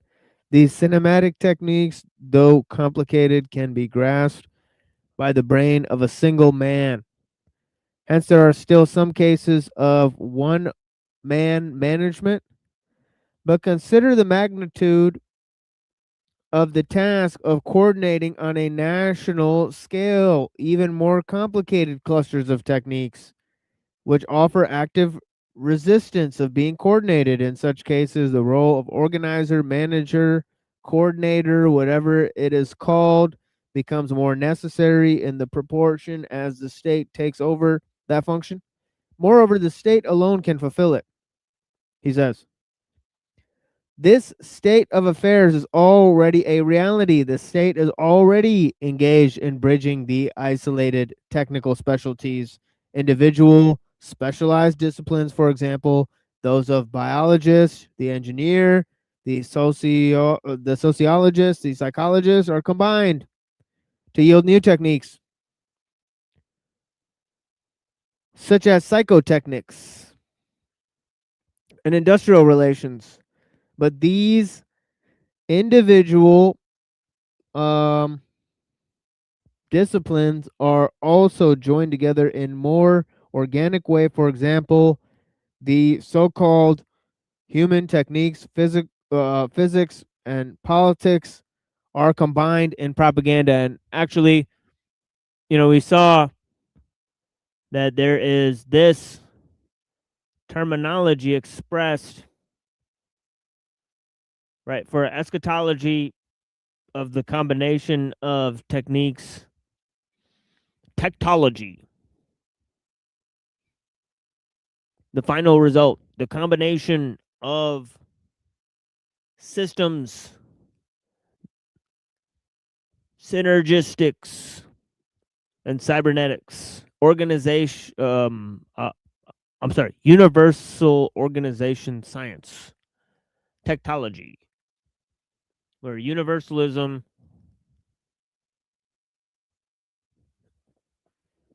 and of course this is exactly the type of thing that Ellul is talking about, right?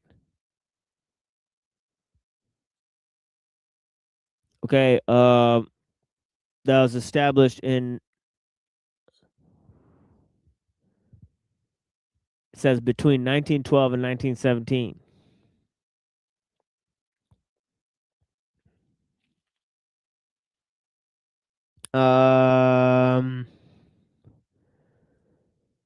So yeah, in addition to coordinating the different techniques, the state furnishes material means far beyond the power of any individuals to supply an expedition to the North Pole, which only a half a century ago was within the resources of one or at the few private persons, is no longer possible on a private basis. Formerly, all that was needed was Eskimo equipment, such as a boat, sledges, dogs, and above all, courage. Today, complicated mechanical equipment is necessary.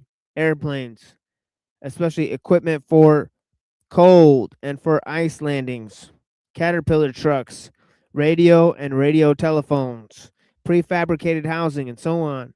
Every possible means to lessen danger is available to him who dreams of exploring unknown territory. It would doubtless be possible to revive old traditions by risking one's life. But why reject the new means? Why endanger one's life when one can do a better job without that? Obviously, bravado is unreasonable. One must employ the maximum means to assure the optimal results with the least danger. This seems like the soliloquy of the modern man, right? Right? How do we apply, maximum means to achieve optimal results with minimal danger, right? That is indeed the question. Woof. It's a big Right. one. Okay, that's my theory. Can you hear me? Can you hear me? I can hear Oh you. yes, we can hear you now. Okay, Peter. good. Okay, God, I have to Blessings. do all kind of things. Hello. Okay. Well, one of my theories that I have come up with is that a whole lot of the technology, like going back to basic, is to minimize danger from nature and stay alive. So I think that is where a lot of the technique develops. Artificial behavior, artificial circumstances that are Yeah, I not think, true yeah. nature. Okay.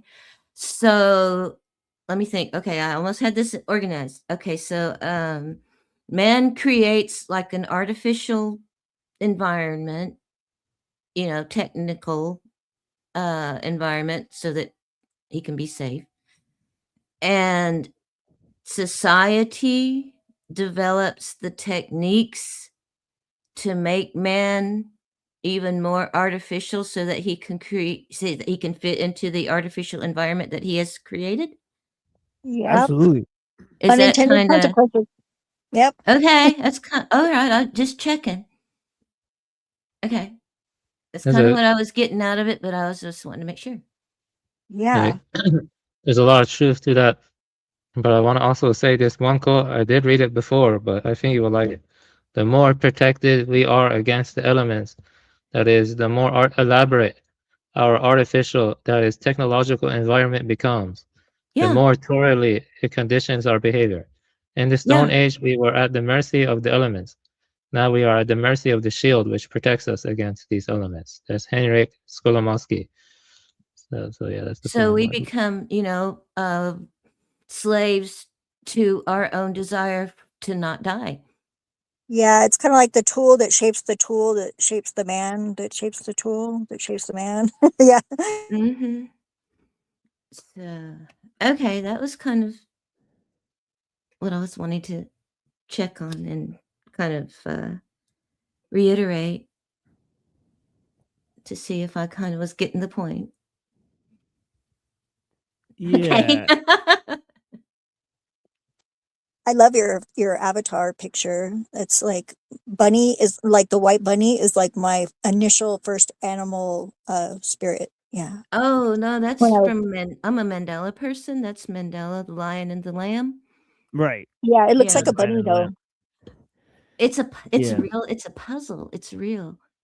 Yeah. It's cool. Yeah, it looks like a bunny in my blurred vision. But Yeah, and yeah. here's another couple ones, right? It says here, if human beings are constituted of matter obeying the same laws of physics that operate outside us, then it should in principle be possible to learn to manipulate human nature in the same way we manipulate external objects.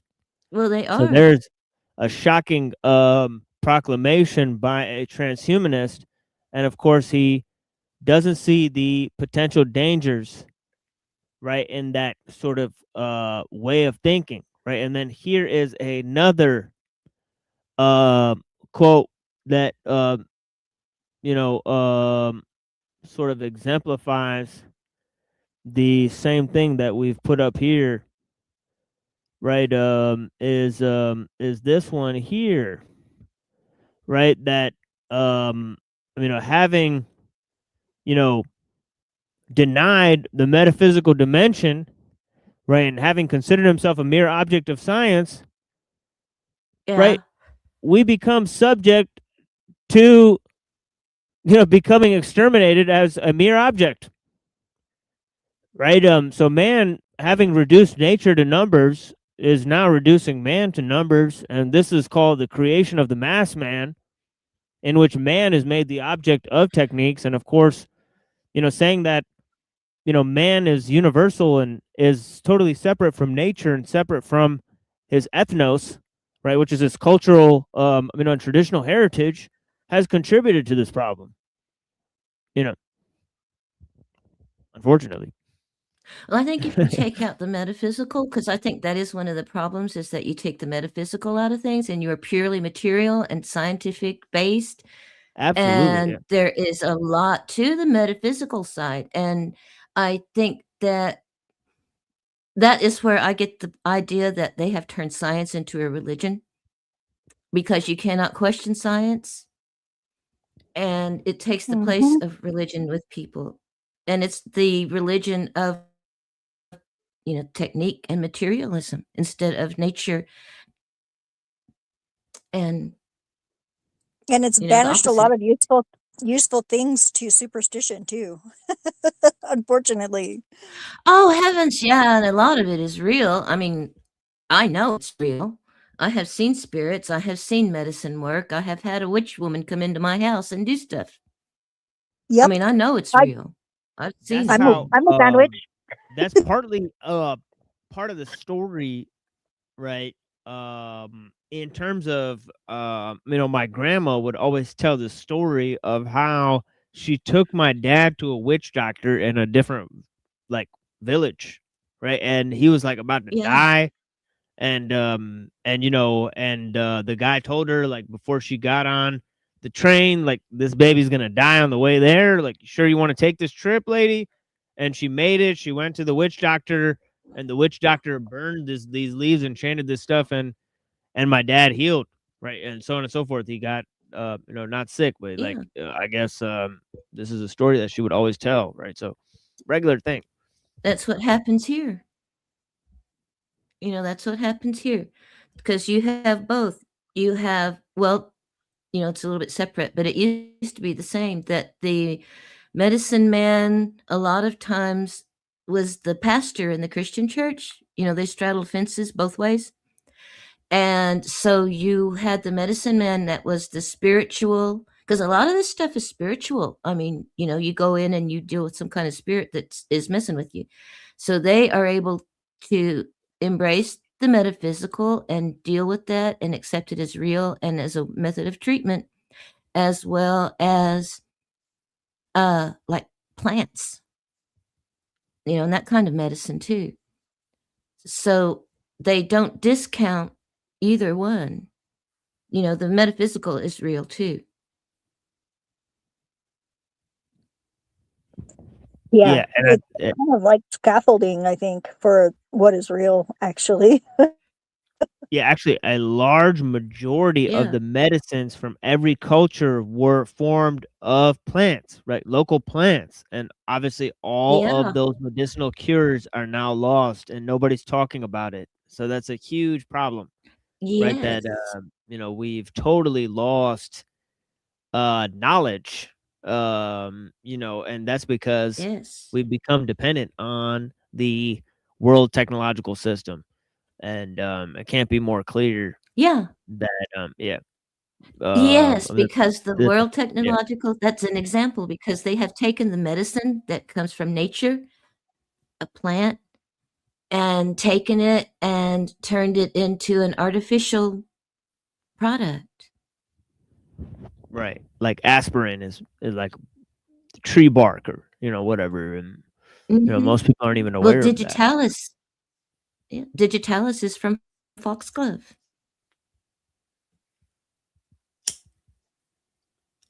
Yes, almost all of you know, the medications. The two issues we constantly refer to here is the loss of traditions and the destruction of wild nature. Yes. And obviously both of those, And we are not doctors. yeah, right. And yeah, both of those problems intersect. And this is right. Yeah, and I'm not sure if I can talk like that because we are not doctors, nor do we play any on YouTube. Yeah, this is not for medical advice. We do not recommend it. That's right. This is entertainment purposes only. Allegedly. Yes. They get kind of funny about that sort of stuff sometimes. Yeah, they get more But anyway, funny. that was I mean, they get more funny and weird with you if you're trying to talk about something, right? Like trying to, I mean, talk about some sort of book learning, right? Then if you're just trying to entertain people and make jokes, that's perfectly reasonable and expected, right? But nobody wants you to talk about book learning. but if They'll start hating you for it. You know, they'll think what you think you're smarter than others, right? They'll get all in their feelers, and it'll be a bad time. You know, Mhm. they'll get Yeah, it's never fun. they get extremely insecure about it. So yeah, I know so it's a that's shame that they feel stupid. right. You know, Or that's that what they're I just do not about it. fun. Shame you Maybe feel they're just not stupid. fun. Yeah, yeah. Yeah, well, you know, I've told people many times Anyway, when I hear, I'm gonna try to yeah, be nice. right, Don't be Okay, I'm gonna nice. let you go. Don't be nice. Okay, bye-bye. You don't have to be. yeah, Oh, blessings, Mary. it's You just such a just be struggle. I mean, I am kind is not enough. naturally nice. I don't go to church. I'm not nice That's not either. good. Kind is better than nice, Okay, bye. anyways. Yeah, peace, Mary. Thank you so much for calling in. I appreciate. Yeah. Bye-bye. Yeah, peace, madam. I love her. She's great. Yeah, she's excellent. And long time watcher. So blessings to Creek Mary. Thank you so much for participating in our streams. And okay, so let's continue. And I did summon people in for discussions, so I greatly appreciate answering that call. Well, I'm So there here. are people who, yeah, especially Zeph, right? You And know, Avian's here, or Lotus Semiotics. yeah, Avian's been here. Blessings. You know, I appreciate the time. And of course, very important, you know, discussions that we've, curated here on this channel in terms of the show material yesterday and today. I highly recommend taking a deeper analysis of the issues that we've presented there.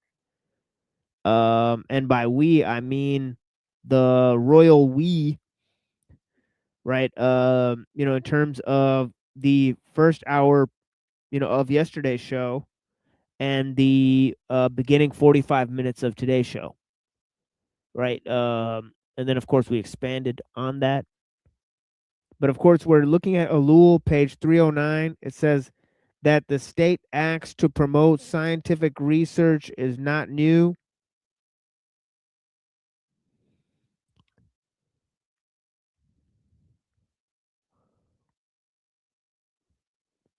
Oh wait, no, I skipped a bunch. Oh, sorry. Yeah, hold on. But no private persons. Oh yeah, we're here where he says one must employ the maximum means to assure the optimal results with the least danger. Right. Says, but no private person that has the means to set into motion the enormous apparatus that is needed, the means must be requisitioned by the state, which alone is in a position to find indefinite supplies and cash to exploit the financial techniques forbidden to individuals. The same applies in submarine exploration. When one leaves the domain of the merely amateurish and desires to give one's work status, legal or otherwise, it is necessary to solicit to give one's work. Oh, sorry. I just read that. It is necessary to solicit to the support of the state to cover expenses to resolve the administrative problems, but the state demands something in return for subventions. The state does not think it important for an individual to go to the North Pole, either for sport's sake or for honors. The state desires tangible technical results. It agrees to furnish assistance for purposes of scientific research and for acquisition of certain rights it hopes to exploit. It kind of reminds me of that 24-hour sun experiment, right? For example, mineral resources and aviation. The result must be technical aggrandizement of the state and is only condition which a contract between state and individual is possible. That the state acts to promote scientific research is not new. In the 18th century, the state offered recompenses to inventors, and these recompenses had much to do with the discovery of certain navigational methods, compensating chronometer, mathematical tables, and so on. The state thereafter seemed to lose interest, but for the last 30 years, it has resumed the policy of recompensing technologists and inventors. There are multiple examples of this. For the modern state, to a greater degree than ever before, alone has a means to put to work what technique has to offer men. It suffices to mention agricultural machinery, automatic threshers and reapers and so on, although in France the machinery is of comparatively small size. Is even so far beyond the resources that an average individual farmer average individual farmer to buy, and an intermediary is necessary, either a capitalist who leases machines to the farmers, or a farmer cooperative which buys the machines. Yet both of these hesitate to invest the requisite capital because large-scale farm machinery is used only for a small part of the year and is idle the rest of the time. Such machinery must therefore be deemed technically backward. Airplanes are being used increasingly for sowing, seeding clouds, for rain, distributing chemical substances, and so on. But these techniques exceed the resources of peasant cooperatives. There are two ways to resolve the situation. One is to expropriate the land in favor of capitalist corporations, which will exploit the vast areas with the latest technical developments. The other is to unite the farmers in state collective farms, which would have at their disposal instruments furnished by the state. Okay, so what is the options, right? Either corporate hegemony or monopoly, right? Or Both socialism. seem like right? trespassing to me. Yeah, I mean, you know, a choice is still possible between these two alternatives, but almost certainly the balance will swing in favor of state collectives. Only through state collectives can technical progress be fully realized and technical means exploited without fear of financial setbacks. That's what we have today. Thank you guys for joining us. Do you guys have any closing statements, Zeph and Buddha? I appreciate you guys.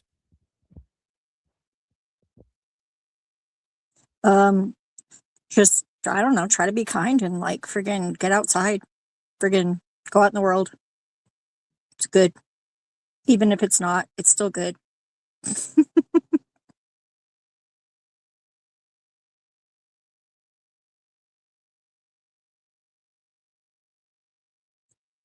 Love you guys. Bye.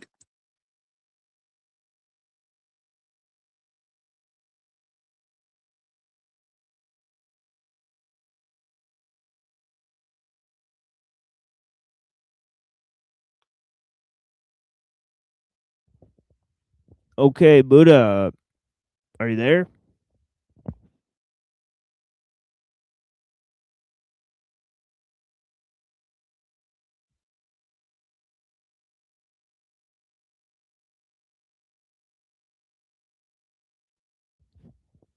Oh, he left. Okay. All right. So no closer for Buddha, or maybe he accidentally fell out. You could join back up if you want to give your closing statement. Thank you to the people.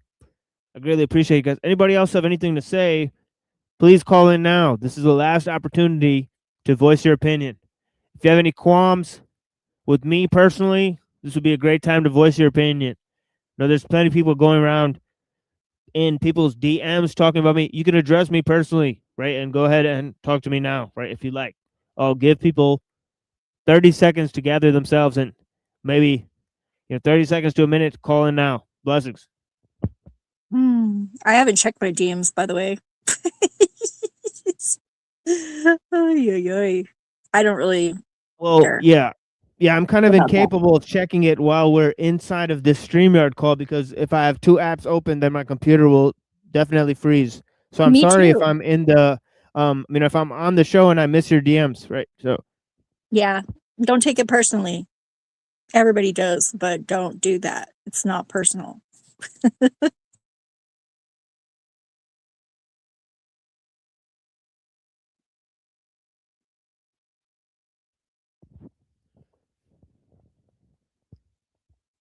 okay, yeah, I appreciate you. Yeah, I guess they're not coming. Yeah. They're all bark, no bite. But not dogs.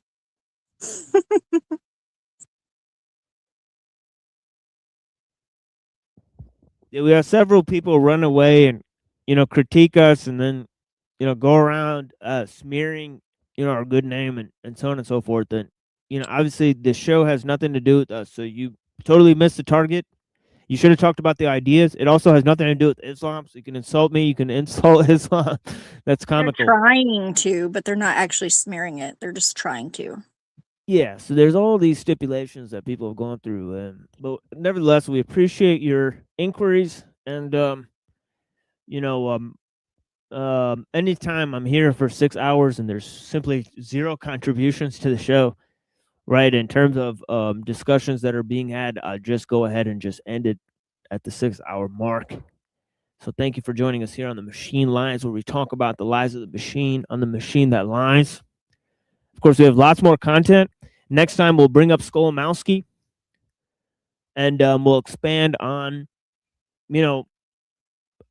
his view, look at Mumford, right? Look at Ellul, and of course, we'll expand on the critique with, looking at Guinan, and we'll also bring in several ideas from authors, right, in terms of Guinan, Mumford, and also Evola, right, who is a student of Guinan. Yeah, thank you, Godson. I appreciate you, brother. And thank you guys for being here with us. And here is a song. Hold on, let me see. All right, here we go. So this works here. Let me go ahead and play some music for you guys that I think will help us explore what is going on. It's been raining a lot here, and so here's a song that explores this concept of the rain and how it's part of all of us, really. And enjoy the music, and we'll join you guys soon. On Friday, we're doing a special show, special stream. We're offering a challenge to the people who call in, right? 2 to 3 hours debates. If nobody shows up, we'll just play music. It's called Technophiles versus Technophobes. Which side are you on? The Technophiles or the Technophobes? And you may not have a side. You may say both of them are wrong. But nonetheless, you'll be forced to take a side. Uh-oh.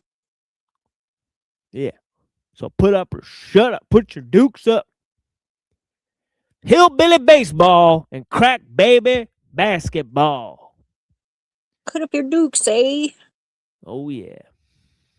It's funny because that was the Dukes is the UNM team. They were the Dukes.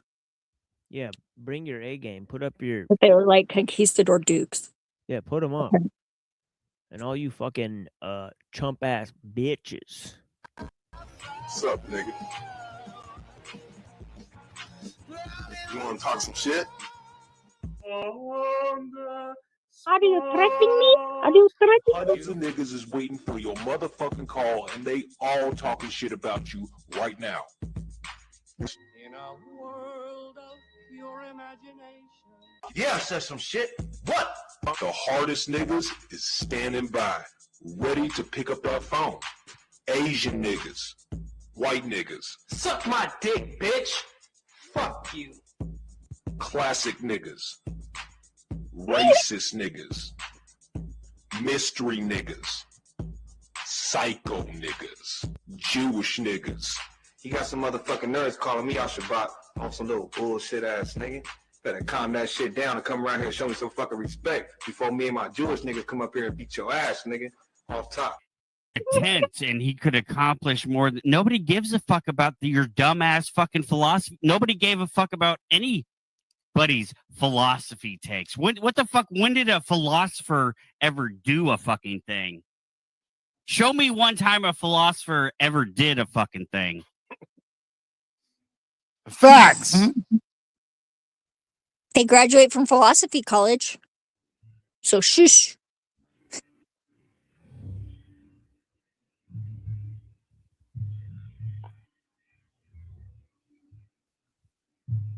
is graceful, dude. It's grace. He's giving you grace. You're like, oh, he's lying to me. He's lying to me. Machine lies. I saw a stream of machine lies. He kind of made sense. Mic drop.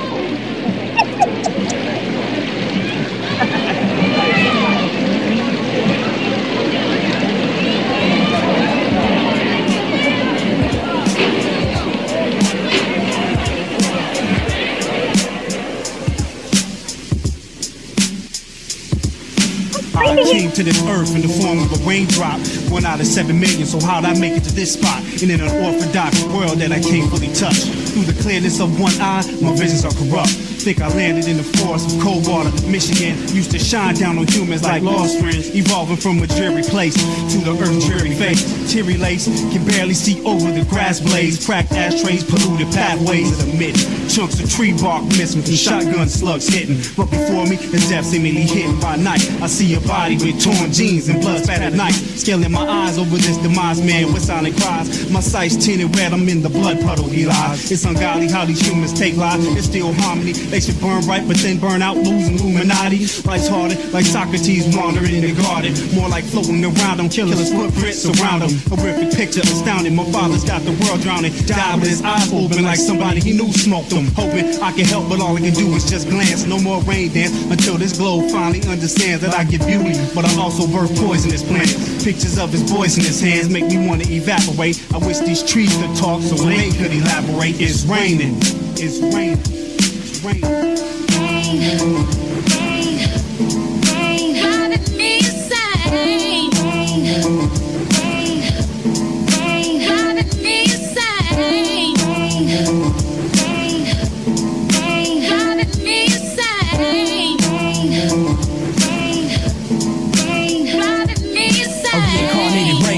Filtered down from peaks and mountaintops, cascaded in the form of blocks. Life cycles faded. I appear on men's faces. Witness more than the generations of sapient races. I embody violence, the silence with no eyelids. Observing the silence and pain of the victim's cries. I rest in puddles alongside my brothers. And when I lay on branches, I observe the masses create confusion. I was born in the sky, result of white tone gaseous fusion. So when I grew, I became a lost teardrop and knew the filthiness of this drowning world would put an end to this. It's all blurred. I was burning into a world that was burning, and I refused to be a part of this negative love. So when I landed, I just marinated in the sun. Bullets cut straight through H2O with no damage. I just managed disbursement with no drainage. This world is tainted, executing my own carnage. Separate parts of me start to rise, and I prophesize humankind will understand these words when I died. Think, evaporation, holy sacred nation, open up your eyes. It's raining. It's raining. It's raining.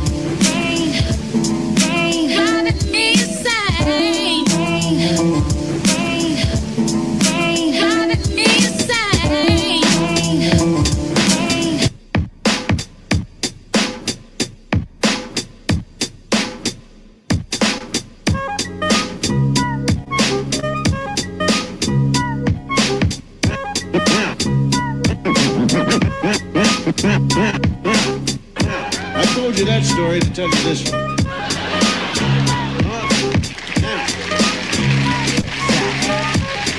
Out to my G. Love sick like a dog, canine sensitivity. Developing this new theory of relativity. Connecting a soul's resting in captivity. Positive life, sacrifice what it is to be our history. Only a quarter of a century reality. Sitting on the shoulders of our chemistry. See, ain't no mystery. The colors that we mix will set the mind free. Let the blind see beyond harmony. Breathe life in the dead space below where your clouds of doubt. New territory we determined to be. Everything a safe haven is supposed to be. Now it might seem distant, but the time is near. When the thoughts take off, split the atmosphere. Pure sound waves travel semi-infinitely. Plus I see you there up most definitely. Cause a beat plus a melody makes me speak of L-O-V-E eloquently, so evidently. I mean that from my heart, cause you make me feel good as a person. Cause a beat plus a melody makes me speak of L-O-V-E eloquently, so evidently. I am the best, I rip it up with finesse. Good gracious, every process has a genesis, it ends with the revelation. God bless this opportunity for me to find a voice for some words that have waited for way too long. Low wages, small tips on the avenue, never wasted, all hits for a revenue. Haven't you heard the news lately? Seems we've been living for some times in a purgatory. But yo, I thought I knew what a love song sound like, but I felt a warmer tune in the sunlight. I can still hear it in my room past midnight. Gotta move, take us all a cruise in the moonlight. Sometimes I do forget, oh, how much we could ease a life to lead if we learn to let go. The reins that we hold, return to our soul and the spirit that flows. So you see upon everyday face, there's a million change to express definition of grace. But the method I choose, my prerogative. There's so much love in me I got to give. Cause the beat plus the melody makes me speak of L-O-V-E eloquently, so evidently. I mean that from my heart, cause you make me feel good as a person. Cause the beat plus the melody makes me speak of L-O-V-E eloquently, so evidently. I hope that you listen. Oh, how I could write a book on how you make me feel. But how about the song that I wrote for you? What I feel like, I wanna put my trust in these simple words for you to feel what I'm saying, what you feel like. Reminisce about the little episodes that we shared together. Remember the time that you told me in the cold night to relax when all I knew was to hold tight. Remember the time that I spoke to a crowd in a full house, realized that you was my ace, I was the joker on the stage singing the blues. All eyes on me and had nothing to prove. But yo, I thought I knew what a diamond shine like, but I felt a sharper love in the limelight from the Queen of Hearts, watching me quietly from the upper deck balcony. Sometimes I do suspect I'm an actor in a well-scripted, large divine comedy. When I look back, that frozen slice of time, it tried to defrost the senses lost. Now enough with the metaphors, the motivation that I wrote this letter for you to know that the music helps carry on. Like you see, a new day will bring us tomorrow.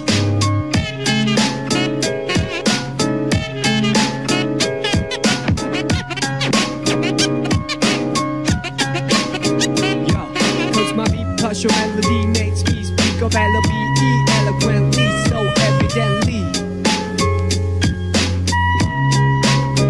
Yeah, cause your beat plus my melody makes me speak of L-O-V-E eloquently, so evidently.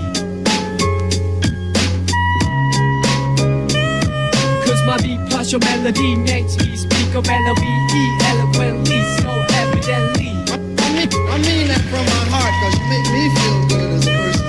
Cause your beat plus my melody makes me speak of L-O-V-E eloquently, so evidently. Pressing is for if you like me to send a letter or call, and if you wanna give me something, man, don't stall.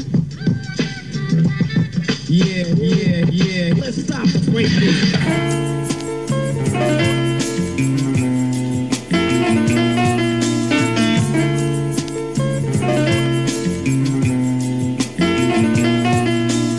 Some letters inside of my drawer that should have been stamped and delivered. One is addressed to my ex, it says I'm the type of man who can't be lived with. One is addressed to my friends, it says I'm a mess so y'all can't visit. One is addressed to myself, but I don't know which personality or hand to give it. I'm a goddamn misfit, mismatched but never missed much. Missed the right time, wrong place with the long face until our lips touch.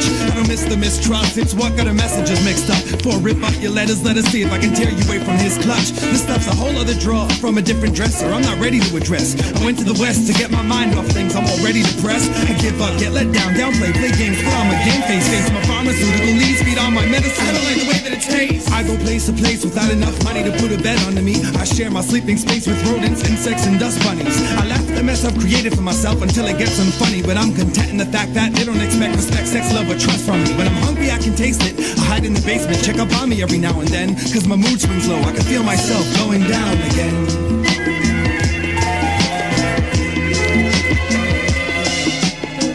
Off is easy, getting put on takes a bit of ass kissing. I'd rather listen to myself flop on the ground than hear the sound of a mattress spring. I rap and sing, talking right, and often type with 2 fingers, the hunt and kill method. I edit 1/3 of a word per second. Your email sent in my unsent box. If you're a girl that I miss, you'll eventually get my virtual goodbye kiss. The rest are addressing my friends in the subject line is just check this fine bitch. And the one for myself's untitled, but it's the same virus. My wrist gets slit on your shoulder blades when I lose my grip. When I hold your face, let it drip on your golden lace. Silver tips spilling all over the place. I lay my jacket get over the blood puddle when we go on dates. To prove I'm a gentleman, pedaling my bike at a slower pace. The sum of the parts doesn't equal the whole, she states. Before my parents get home, I'll take time to find the fragments of our relationship. Glue back together this broken vase. Glue back together this broken vase. Glue back together this broken vase. Together this broken vase. Falling in love is easy. Falling out of love takes a bit of practice. I'm good at both without even owning a mattress. I never asked for a kiss without deserving one. If you never saw me cry before, wait for the next time I wake up on the wrong side of the floor. I've got some letters inside of my drawer that should have been sent by now, sealed in an envelope.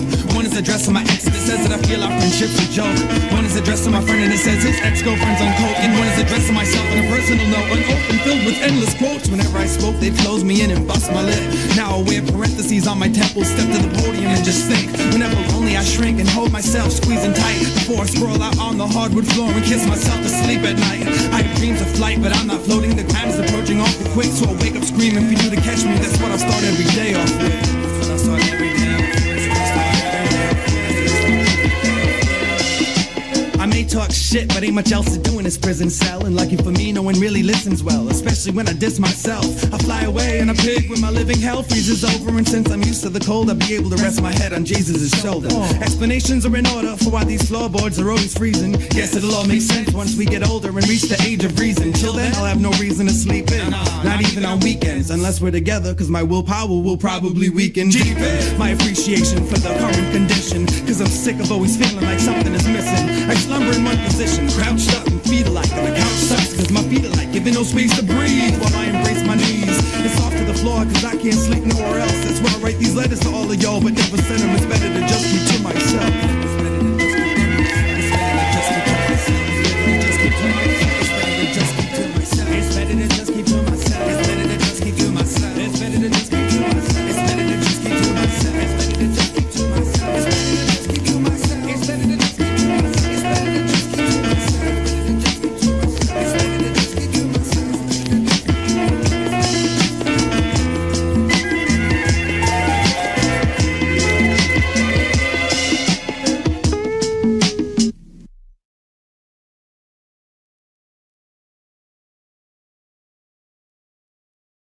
To hell with the kind of work you have to do to earn a living.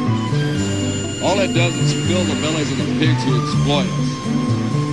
Look at me, I'm making it. I may live badly, but at least I don't have to work to do it. To all you workers out there, every single commodity you produce is a piece of your own debt. End of interview. I'm so goddamn tired. Can't tell if I'm done or just uninspired. And don't give me that, you can be somebody's speech, that ain't your place. Let me be, I'm an example of a candlelit life with electric relaxation, brain trampled by devotion to remote control channel changing. Something provoked the whole globe to lower expectations. Damn, what's wrong with my generation? We was the cream of the crop, but it seems we've been robbed. That's what happens when you trade in all your dreams for a job.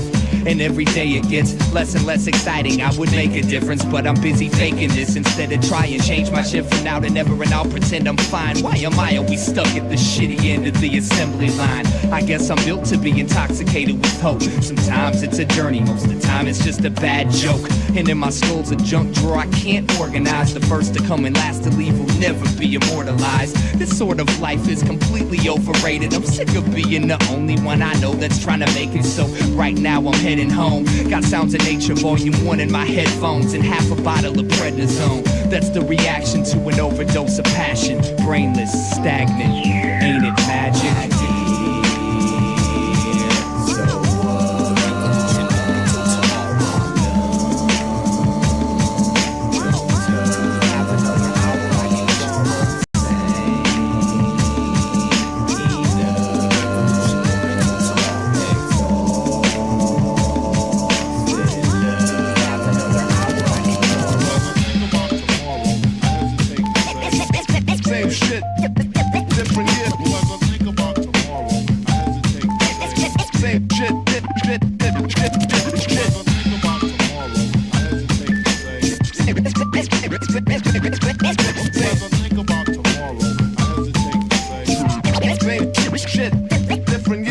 I never knew ambition could be so fucking disgusting. I earn a good commission, but it makes me feel so ugly.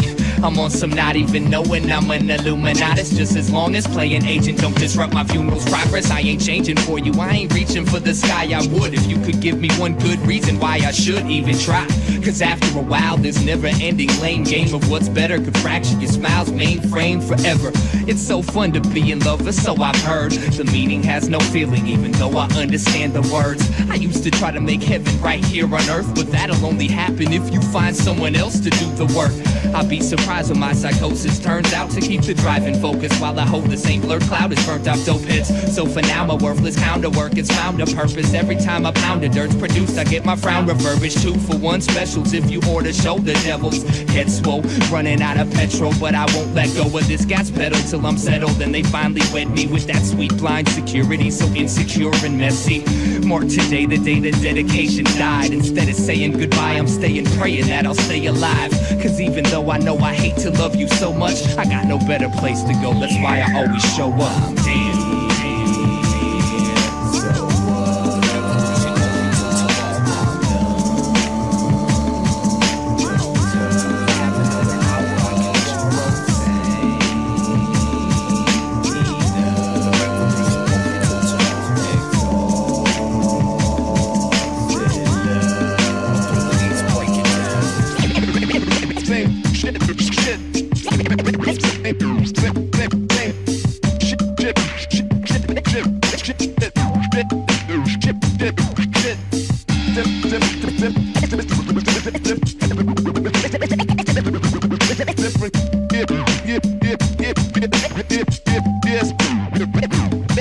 Yes, yes.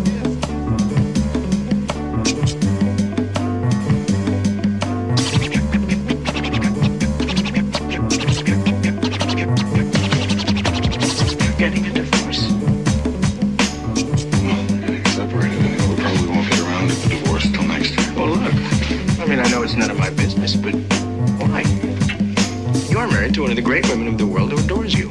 My God, if anybody hasn't made you happy. She insists she's in love with me, whatever that is. What she means is she prefers the senseless pain we inflict on each other to the pain we would otherwise inflict on ourselves. But I'm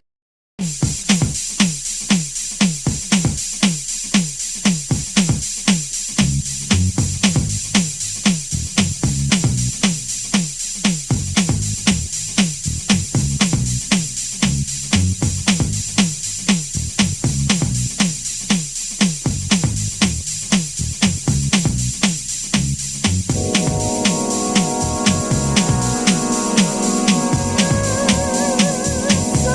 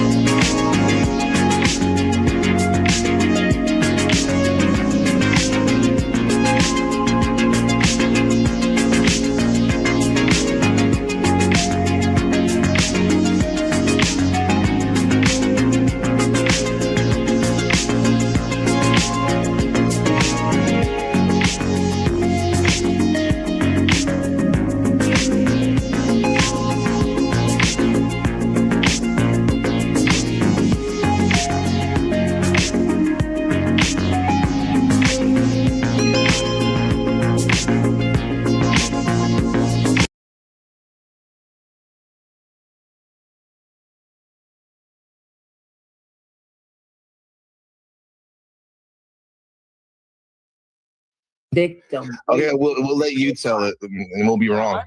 Yeah, I believe I was on a panel not too long ago trying to explain. I believe it was your panel, Orthodox, explaining how I don't have friends on this fucking panel because you can't be friends. You want to be friends with me? You got to be face to face. You got to give me a. You know what? You know what? I am friends because I went to basically kind of like the Lion's Den, the Orthodox guy, because I'm cultivating. Look at that guy. Because I'm trying to cultivate a friendship with Orthodox guy. You know, just like he did with Maya.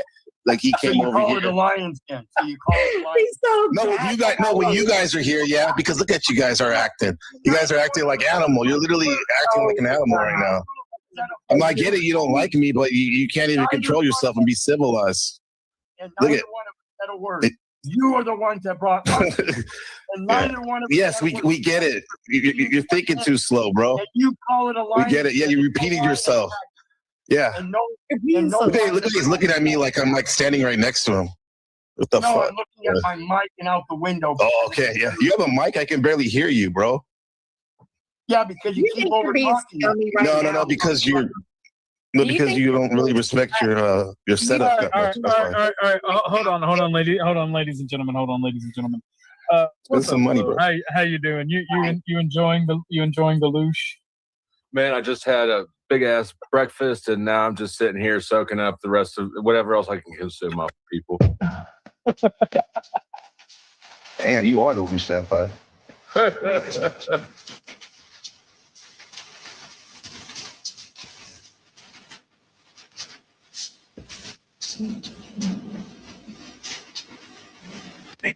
Niggas.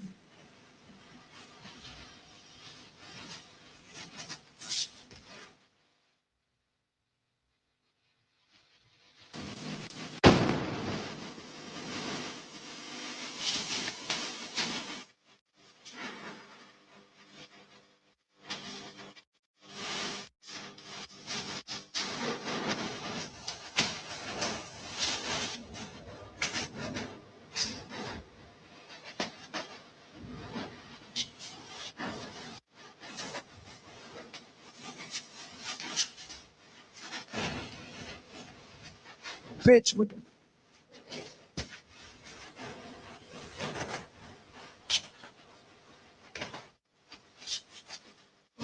Nigga.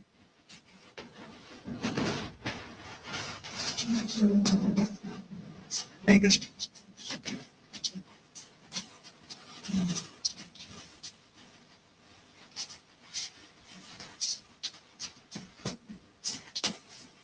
Niggas with the niggas.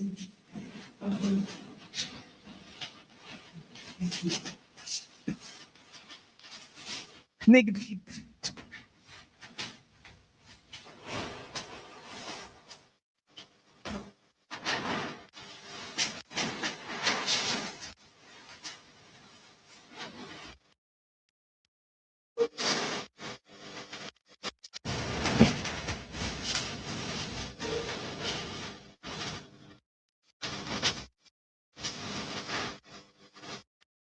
The bitch ass again.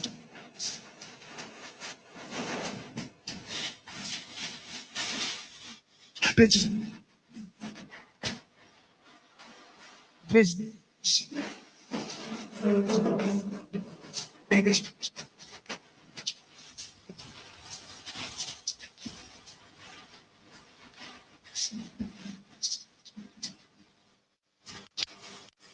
Niggas with the niggas.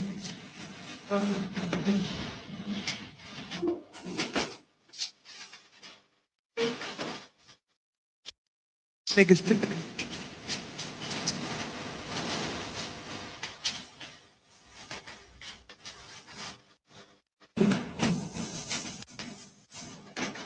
Niggas. Fuck.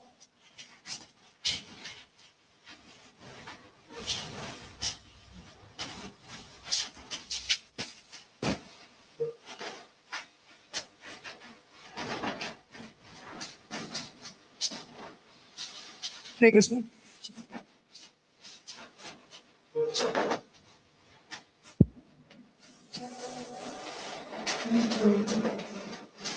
Niggas.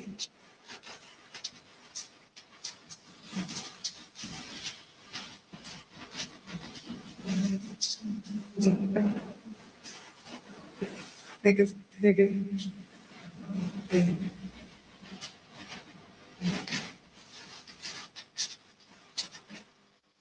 Niggas put.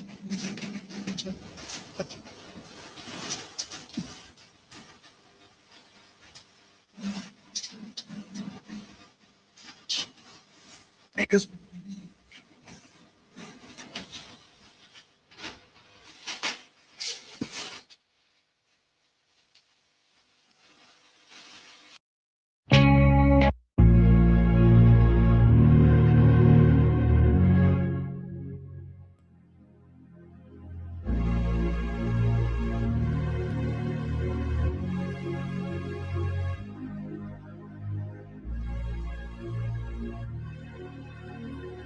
Yo, hello. Welcome to the extravaganza. This is Gabriel Carbo at NPC The Game YouTube. What's really going on, everybody? Today, we have a very special show and an even more special and legendary lover of wisdom here to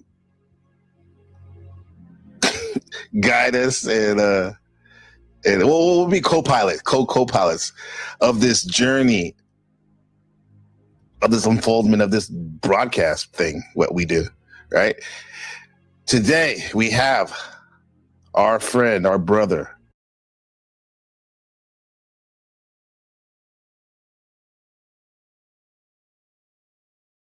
I'm doing great.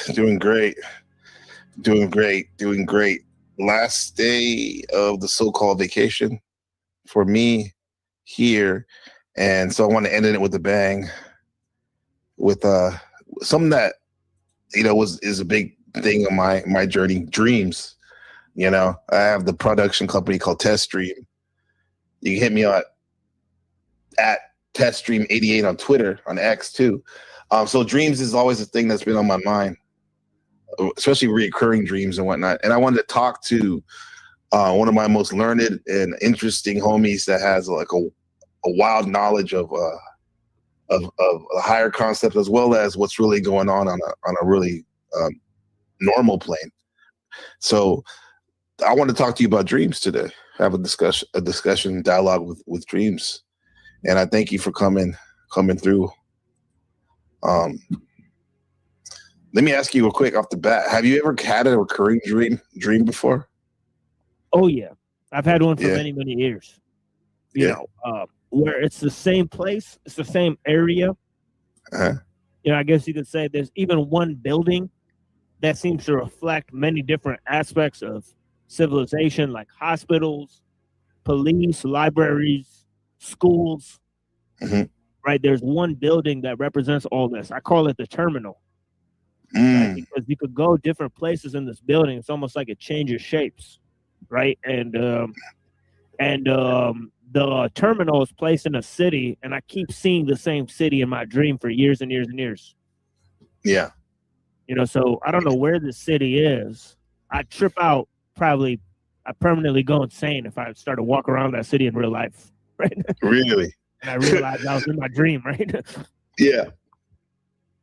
Isn't that funny how it might end up like that? Like you're doing your thing, and then you realize you have this epiphany. Oh wow, I'm here right now. Right. This is where I am. Yeah. It's kind of like if someone invites you to we're gonna do a small get together at the house, at another homie's house, a friend of a friend, right? And you show up, and then you start seeing some things. They're like, wait, everyone's wearing white. Wait, there's some celebrities I might know. I don't know if that's him. And then you go, wait, there's some baby oil, large quantities. You're like, oh shit, I'm actually at the Diddy party. That type of shit. No, but what are some of the stuff that you remember that comes to mind that you saw when you were walking around the city that stood out? Like any descriptions of the architecture or what it looks like, or people, or And more importantly, what's the feeling you get? You think that stays with you when you have these dreams?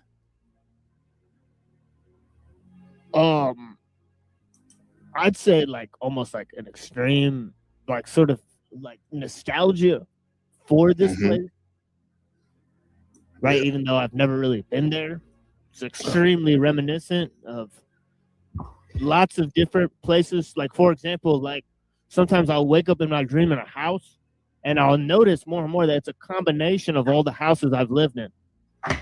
Okay. Right? Or something like that. Yeah. You know, so yeah. So there's this weird, like, you know, like, and even like, you know, like my uncle's house when we were growing up and whatnot, you know, and, you know, my grandpa's house was like they combined all the houses together. You know what I mean? It's like, yeah, you know, you go to a different room or you're talking to a person and they'll change, you know, from one person to another person, you know, it'll be like a shapeshifter, you know, where it's like, am I talking to a person or what am I talking to? Right. Yeah. What is that? Yeah. It gets me to think about like how my one of the theories I have about dreams is like everything we take in with our subconscious throughout the day. Everything's recording, even things we're not consciously aware of. And at the end of the night, at the end of the day, you use that as the context for your dreaming. Kind of like if I want to make a video of all the images and on my phone and videos I'd shot during the day, I would just upload them to my editing software and just edit it, right? And that's how I make my movie, my story. And I think that could be a way that we're experiencing our dreams. It uses everything that we're recording, and not just what we see per se, but it could even be in real life, but even movies and stuff we watch too, and songs we hear. So maybe that's why, like you said, like the house was a combination of your uncles and your grandpa and other things you may have seen, huh? Yeah. I think the same thing about when there's a so-called afterlife too, like how maybe that's why it's very important what you're aware of now, because it's the context that you may use for your next journey on the quote-unquote other side, right? So yeah. I mean, you opened the show with Nas, right? Right. And, one of his main lines is "Sleep is the cousin of death," right? Or something like, "I don't trust." Yeah, I never sleep because it's the cousin of death. Yeah. So this whole idea, I ain't the type of nigga that for you to start testing. Exactly. Right. So this whole idea of, not sleeping, and of course there's an incredible Godfather Don song called "No Sleep," right, where he samples that line, "I never sleep because sleep is a cousin of death." Cousin of death, right? yeah. And yeah, I mean, there's a whole saying, right, actually from the 7th century, right, AD, from the Prophet Muhammad, right, where he actually said that sleep is the small death. Right? And when you dream, your consciousness actually goes to a certain sort of realm, if you will, right? And and actually we actually receive revelation in our dreams, right? So he said there's like 1 out of like 70 parts of revelation or something is actually received by humans in their dreams or something like that. Okay. So there are revelatory aspects. Right. And that goes into, that's a good segue for what we're gonna get into, start off with. And before I do that, I want to give a shout out to Shadow Buddha, my brother in the building. Appreciate you, man. I'll never forget me and Shadow and that. Are better than you niggas. Period. Oh, I don't know if you heard that. We are better than you niggas. Period. Yeah.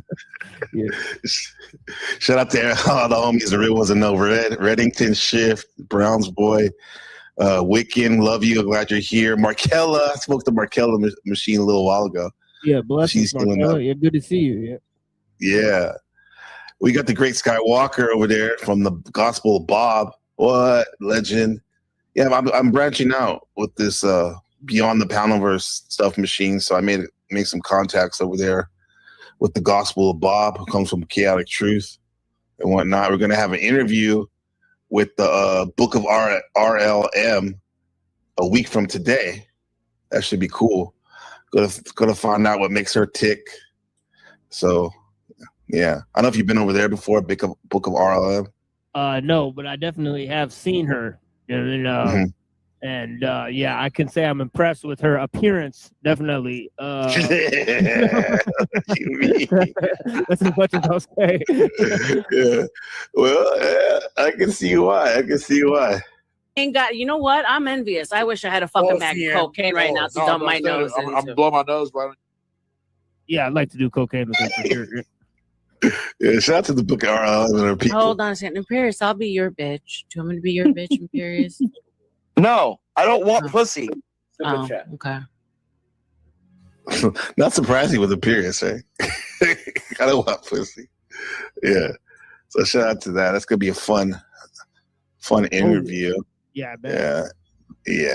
She's a good girl, good woman. Yeah. Coming under the Leo Act. Let me just show you guys. Yeah, so next week, a week from today, the book of RLM interview, the quintessential. It's her first interview, actually, as a YouTuber. She has some interesting stories too. I mean, that's why she called it the book of RLM, because she's like slowly letting out, her narrative and whatnot. And I guess she used to be like on the team of a lot of these like celebrities and stuff like Russell Simmons and like Timberland and all these people. So she has some interesting stories and stuff. What's going on, Truth or Cop? We had a great interview last week or 2 weeks ago. I'm sure it's coming out soon on the Healing Law channel. Yeah. Shout out to Max Visions and Truth or Cop. Markella in the building. She said, thank you all. Yes. Yeah. Dom in the building. Wildfire, you get your ass out of here, bro. That's the homie. TML. Fuck you. I'm pretty sure that's a sanity machine or whatever. Bitch ass. Yeah. Or whatever. I mean, you can be exactly. You don't have to do that, Steven. Just be cool, bro. Be cool, bro. You don't have to be like that. So coming out soon beyond the okay, Truth or Cover. You're interviewing a lot of people, right? All right. So let's get back to the lecture at hand. So. Today's episode is Are Dreams Even Experiences? Zhangzi, Nature of the Unconscious, Freud, V.D. Young, with the great TML, The Machine Lies. So let's start with this, with reality checking and Descartes, right? The mindset. So Descartes, I think I remember him saying that it could be, like, I'm pretty sure he said it could be, he couldn't be 100% sure he wasn't dreaming right now, and I want to relate this to, like, in the reality in the streets. How dangerous, Machine, do you think it is to make a move based on dreaming or a false assumption, right? And we're talking about, like, how Descartes, but using that example of how he wasn't sure if we're actually dreaming right now. Yeah, I mean, his whole idea is a segment in terms of, his dualism, right? So you could look at, Descartes as, espousing the philosophy of rationalism, right? So in terms of rationalism, right, it's different from, like, when you hear people say, like, they're rationalizing something, right? That's not exactly what this means, right? It means that math is real. Right, and that the existence of math is real, and that it represents an existence that is immaterial. Right, so this immaterial existence that is basically governed by mind, right, seems to correspond, right, or have a one-to-one relationship with physical reality. Right, so none of these terms would be understood by, people like, Freud or Shang Tzu even. Right, because Shang Tzu is just assuming that, he doesn't have any term that, separates physical reality from the stuff of the mind, right, the way Descartes does, right, because he's using the idea of dualism, right, which is a concept in Western philosophy, right, to basically say that the mind has a separate existence from, from physical matter, right, but within that, he's saying that, not that ideas are better than material reality the way that the idealists say, but that they correspond to things that have immaterial reality, such as mathematics and so on and so forth. Right. So so he kind of said, like, I'm going to lay here and pretend the world doesn't exist. And then he gave a thought experiment and say, like, what if there's an evil demon that's sort of creating this reality? Right. Demiurge, maybe? Yeah, it's called Descartes' demon. Yeah, exactly. It closely resembles the idea of the Gnostics of the demiurge. Yeah. Right. And this might be because because Descartes had a lot of correspondence with the Rosicrucians, right? That he may have understood the Gnostic ideas and all this stuff, so he may be flipping it. Yeah. And basically just freaking the concept from what he got from them, right? Right. Yeah. Could be, but yeah. So his whole idea of rationalism, right? He created the coordinates, right? The coordinate math system, right? We know that about the algebra and whatnot. Yeah, So this kind of the idea of this kind of corresponds, right? Because it's like if you make a mathematical statement, right, any numbers, right, you can plot on the thing, right? So he's saying that geometry. Sorry, was it? I said on the grid. Yeah, on the grid. Yeah, exactly.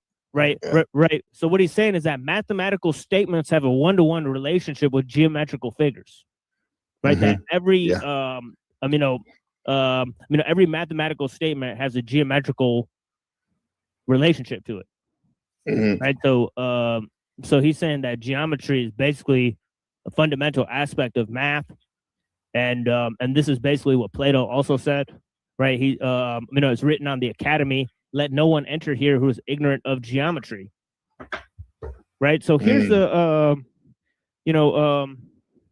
hold on, give me a second here. Here's the Cartesian thought experiment, right? But this is from Avicenna in the 9th century, right? So he's done the same sort of thought experiment, but he's sort of explained it in the most practical terms, and this is Copleston explaining it.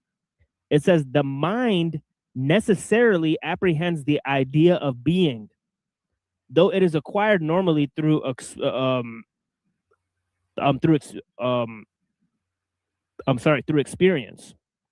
right? So it's saying that the mind already has a concept of being without any experience, right? Then he says, imagine a man suddenly created who cannot see or hear, who is floating in space and whose members are so disposed that they cannot touch one another.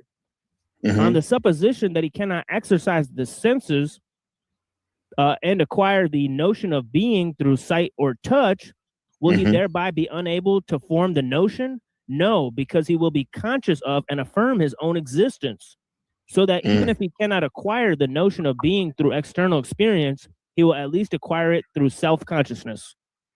Okay, yeah. So there's the idea, right? Yeah, I'm thinking about being in a float tank. Exactly, right? Yeah. Right. Think about being in a float tank. See, they tried to say that the mind has actual existence beyond physical reality by doing this, right? This is what John C. Lilly said to prove, is that there's other dimensions that are accessible through the mind alone. Right. And he actually said, this is a quote, from John C. Lilly, probably his most famous quote. He says, "In the province of the mind, there are no limitations." Right. And who was? And speaking of no limitations, can you tell us a little about who type of person John C. Lilly was? Because some people might not be familiar with him. Yeah. He was an interesting guy who thought that electromagnetic, low-level electromagnetic frequencies were actually different dimensions that were accessible through the mind, that the mind could isolate itself and put itself into different dream states and contact these intelligences. And one of these intelligences he thought was extremely important. He thought it was sort of like an agent of chaos, but it was good. And this agent of chaos that was good is called the Earth Coincidence Control Office. And it was basically set to make these carefully planned coincidences that would offset the control of something called the solid state entity that wanted to replicate itself and create a technological, world civilization that would usurp man, and so on and so forth. So he was. So that was putting that sounds like you're talking about a machine, kind of. That's the first thing that comes to mind. Like, yeah, like a he was trying to machine that put that assimilates man. Yeah, to an extent. right. So he's keeping it in check, kind of. What the yeah, there's the a universal force keeping it in check. He said through synchronicities, meaning like seemingly meaningful coincidences, right? yeah. Interesting. And then John C. Lilly also, am I correct? Is he the one that used to do experiments with dolphins and psychedelics? Oh yeah. He actually said that he'd go into a I guess an isolation tank, right? Mm-hmm. And actually telepathically communicate with the dolphins when he was on LSD and ketamine. Right? So he put the dolphin in one flotation tank and put himself in another flotation tank, and he'd say, him and the dolphin were sharing thoughts, right? Wow. And then he wrote a letter to, the international, some international organization, I believe the UN, and told them to put a moratorium on whale hunting. And so the whales are extremely intelligent, and their intelligence should be studied, and their disappearance is going to mean a huge, collapse for what we know about science and the mind.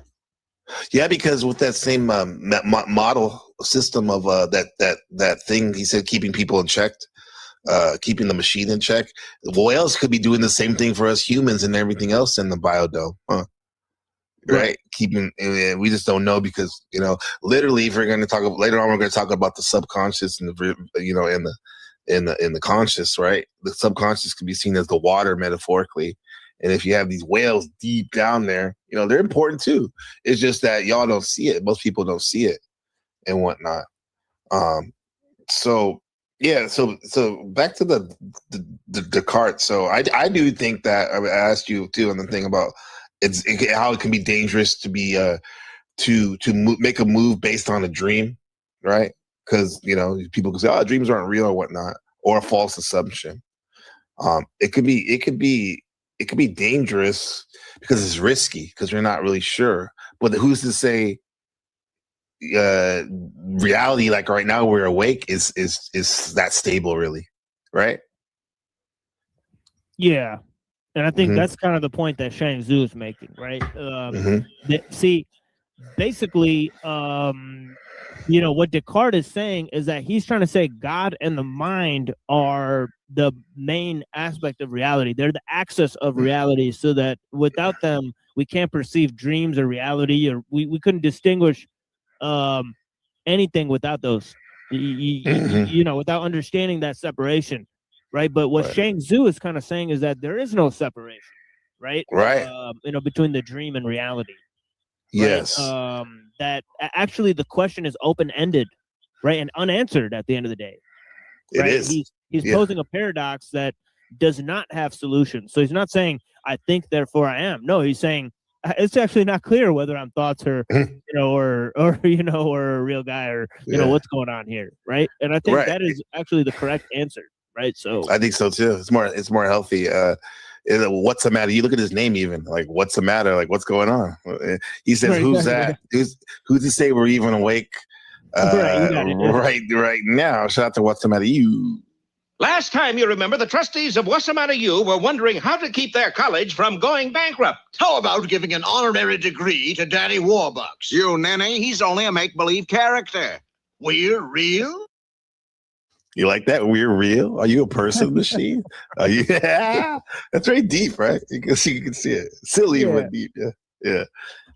And Mr. Max Vision says that John C. Lilly was in the Navy. Okay, and he did some experiments with good knowledge, invented the Lilly wave that affects human mood and behavior around 60 hertz through house wiring.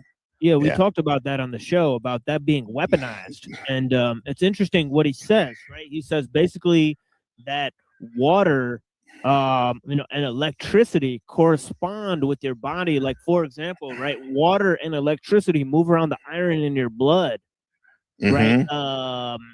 Because your blood is made of iron, right? So there's like metal in your blood that's moved around by this electromagnetic field, right? Essentially, and it corresponds with your breath and your blood flow and so on and so forth. And so this whole idea of consciousness, right? How it could be affected by low-level electrical frequencies, and of course he said that you could piggyback frequency. A Lilly wave is a thing that puts you like sort of in a docile state, and then you could put another frequency to, and then piggyback, sort of things that could make people agitated or angry, or afraid, or or feel nice, all of a sudden, or so that you could like, so you could piggyback frequencies that could alter people's moods, in fact, right? And he was, he early on had this idea, but of course there's others like Andrija Puharich, right?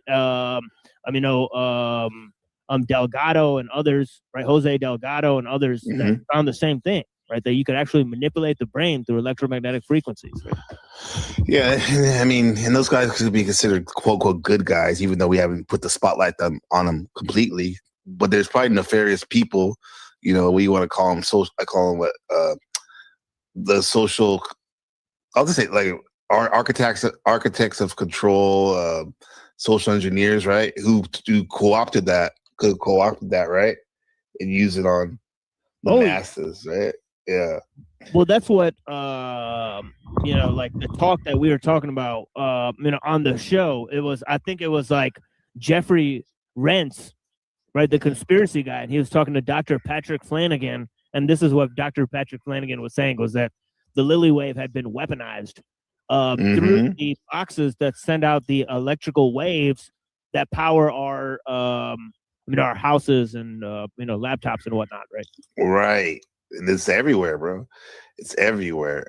Shadow Buddha says, thank you, Shadow. We are welcome. Support the channel. Want to buy me coffee? Yes, that's always nice. We appreciate it. We appreciate it. Hit the like and subscribe and follow and listen up. Listen, guys, your participation is the best. Listening and adding comments and whatnot. So we have the Great Machine Lives here. And I'll ask you, Machine, if you were talking about the senses, right? And Descartes, relation to Descartes. So can one say that if we're saying that the senses lie to us, how can we develop a sixth sense to know what's like really authentic? Well, it's like how Ghazali said, right? He said if you hold a coin up to the sun, if you hold it the right distance, it can appear the right size of the sun. So you understand that your senses can lie to you, right? Because obviously your coin is not the size of the sun, right? So the fact is that basically the reason can convict the senses and say like, oh, okay, well, this doesn't match up, that doesn't match up. But he said in dreams, reason tricks us, it fools us, right? You could create a world that makes sense but is not real, right? Just like Alice in Wonderland, right? So this whole idea of how reason can lie to us means that there's another judge above reason. The same way reason judges the senses, there's a judge above reason that judges reason, right? There has to be. Right. And that might be intuition or something. Okay, yeah. And that's what that could be, that sixth sense, we're talking about, right? So Descartes' whole thing, because when I think about him, I think now that you showed other things, I'm going to think about other things he said. But with him has always been, I think, therefore I am. He said that, right? Right. Well, first of all, what kind of guy was he? Because did he get something from a dream? Like, what was he doing before? Was he like a businessman, a priest, an artist? He's a mathematician and a scientist, right? He writes treatises on biology, mathematics, philosophy, right? His profession is as a philosopher, and as a philosopher, he's colluded with several people. Like, for example, right? He was, talking to Queen Christina of Sweden, right? Who's like a huge figure. So he was talking to people who are like royalty and whatnot, right? Of course, he corresponded with lots of people who appear to be, members of the Rosicrucian Society, right? So he was, him and Leibniz and Spinoza are kind of seen in Spinoza. They're kind of seen in a line, right, of philosophers, right? Him and Leibniz are both basically responsible, right, for their innovations of mathematics, right? Descartes, and Leibniz, right, respectively, contributed huge things to mathematics, especially algebra, right? For Descartes, a calculus for Leibniz, right? So that's very rational. But didn't he say he got it from an angel or something in a dream? His some of his theories, something like metaphysical with him. Or was that Newton? Maybe I'm getting confused. I think he's related to Newton in some ways. I think Descartes and Newton are basically affirming the philosophy, that's kind of like most prominent today, right? Because, for example, right, like Newton talked about these mechanistic laws, right? So the mechanistic model of how the universe functions through these laws, right? And then also the idea of Cartesian dualism, right? So, so people like, thinkers like René Guénon, right, who talked about modernity and the reign of quantity, they basically blamed the whole modern way of thinking on people like Descartes and Newton, right, for the Cartesian dualism separating us from nature and the mechanistic laws, casting nature into this mechanical model. That's important because that's some big pushback. And the man who said that was who? René Guénon, the founder of traditionalism. Yeah. Okay. And the teacher of Julius Evola, right? Yeah. And he was a philosopher, obviously, right? Yeah. Okay. I'm trying to get these guys, like, trying to picture, because their thoughts are amazing, but like what kind of person, like surface level they were, because I think that's important too, to know, who. Even before, like Leibniz and Spinoza offered huge pushback to Cartesian dualism. Their whole philosophy was sort of juxtaposed to that idea. Would you say all these philosophers all promote, in a general sense, the concept of a self, or even promote having a strong sense of self? Because when I mean that, okay, go ahead. Yeah. Well, in terms of Zhang Zi, he seems to be canceling the idea of the self. That's right. That's what I was going to say, because I'm glad you said that, because I see this dichotomy now. I guess I'm dualistic thinking a lot right now, playing with that. I see a separation between Western thought and Eastern thought, and I see in general, like Eastern thought kind of getting rid of the self, or saying it wasn't even there to begin with, while as some of these Western thinkers, particularly the Germans, existentialists, they harp on the self a lot. Let's read this then, because I have the Gelberg translation open here. This is around chapter 2, right? The second chapter usually is where you'll find it, right? It says, one night Zhang Zi dreamed of being a butterfly, a happy butterfly, showing off and doing as he pleased, unaware of being Zhang Zi. Suddenly he awoke, drowsingly Zhang Zi again, and he could not tell whether it was Zhang Zi who had dreamt the butterfly or the butterfly dreaming Zhang Zi. But there must be some difference between them. This is called, quote, the transformation of things, unquote. Right. Wow. So interesting stuff. Yeah, interesting. Have you ever been, like, speaking of that dream, have you ever been like so caught up in a hustle, or I say hustle like we talked about before, I mean like working hard on something so hard that you forgot who you actually were? Oh yeah, and once you've created, you realize that you were not the one that quote unquote made it, and B, it's not yours. And you don't own it anymore. Yeah. Right. So the whole process of creation is sort of dreamlike, right? Because it is. It's very, very ephemeral that way. It means like kind of like it's very unstable. It can be very like see-through, or you know what I mean, because it's so magical that it can it can be gone in a second. Huh? It's like, that's how I see it. Yeah, absolutely. Yeah. So he also says that everything is in flux, more or less, right? Zhang Zi. So if that's the case, like, how would you suggest someone stay grounded? And when things can change so much, we see it like with money-wise, economy, relationships. Well, it's kind of a twist. Well, it's kind of a twist because they're saying it's because I want to sort of stay away from flux because there's the whole idea of sort of harmonizing opposites, right? Because we think of like flux as things going to extremes, but sort of in the Tao, there's like no extremes, right? So it's like extreme is kind of like normal.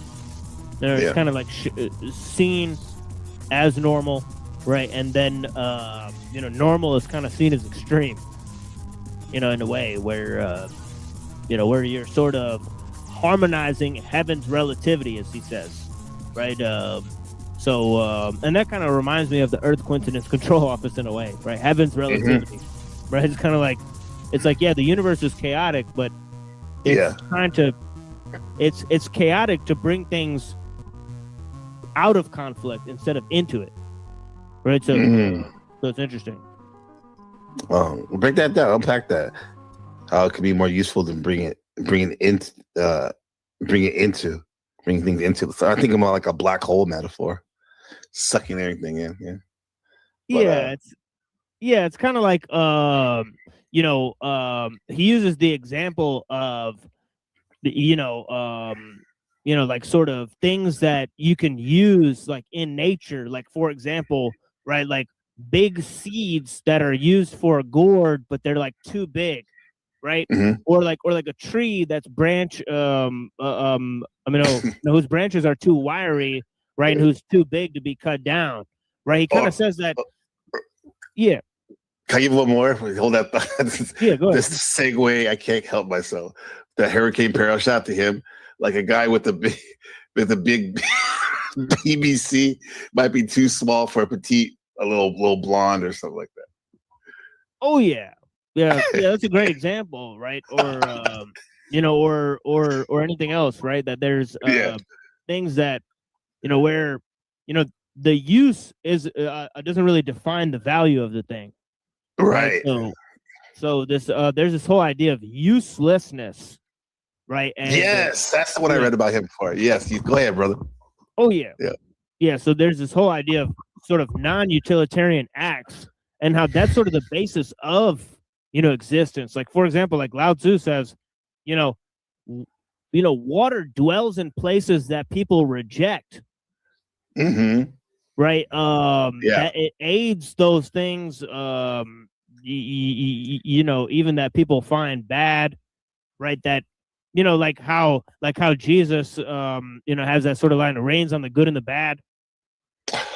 Right, and so on and so forth, right? And it says in the book of Job, why does God send the rain to the desert where nothing ever grows? Right? It's kind of like God's just fucking around, pretty much. Pretty much, yeah. No method to his madness, or at least humans can't understand.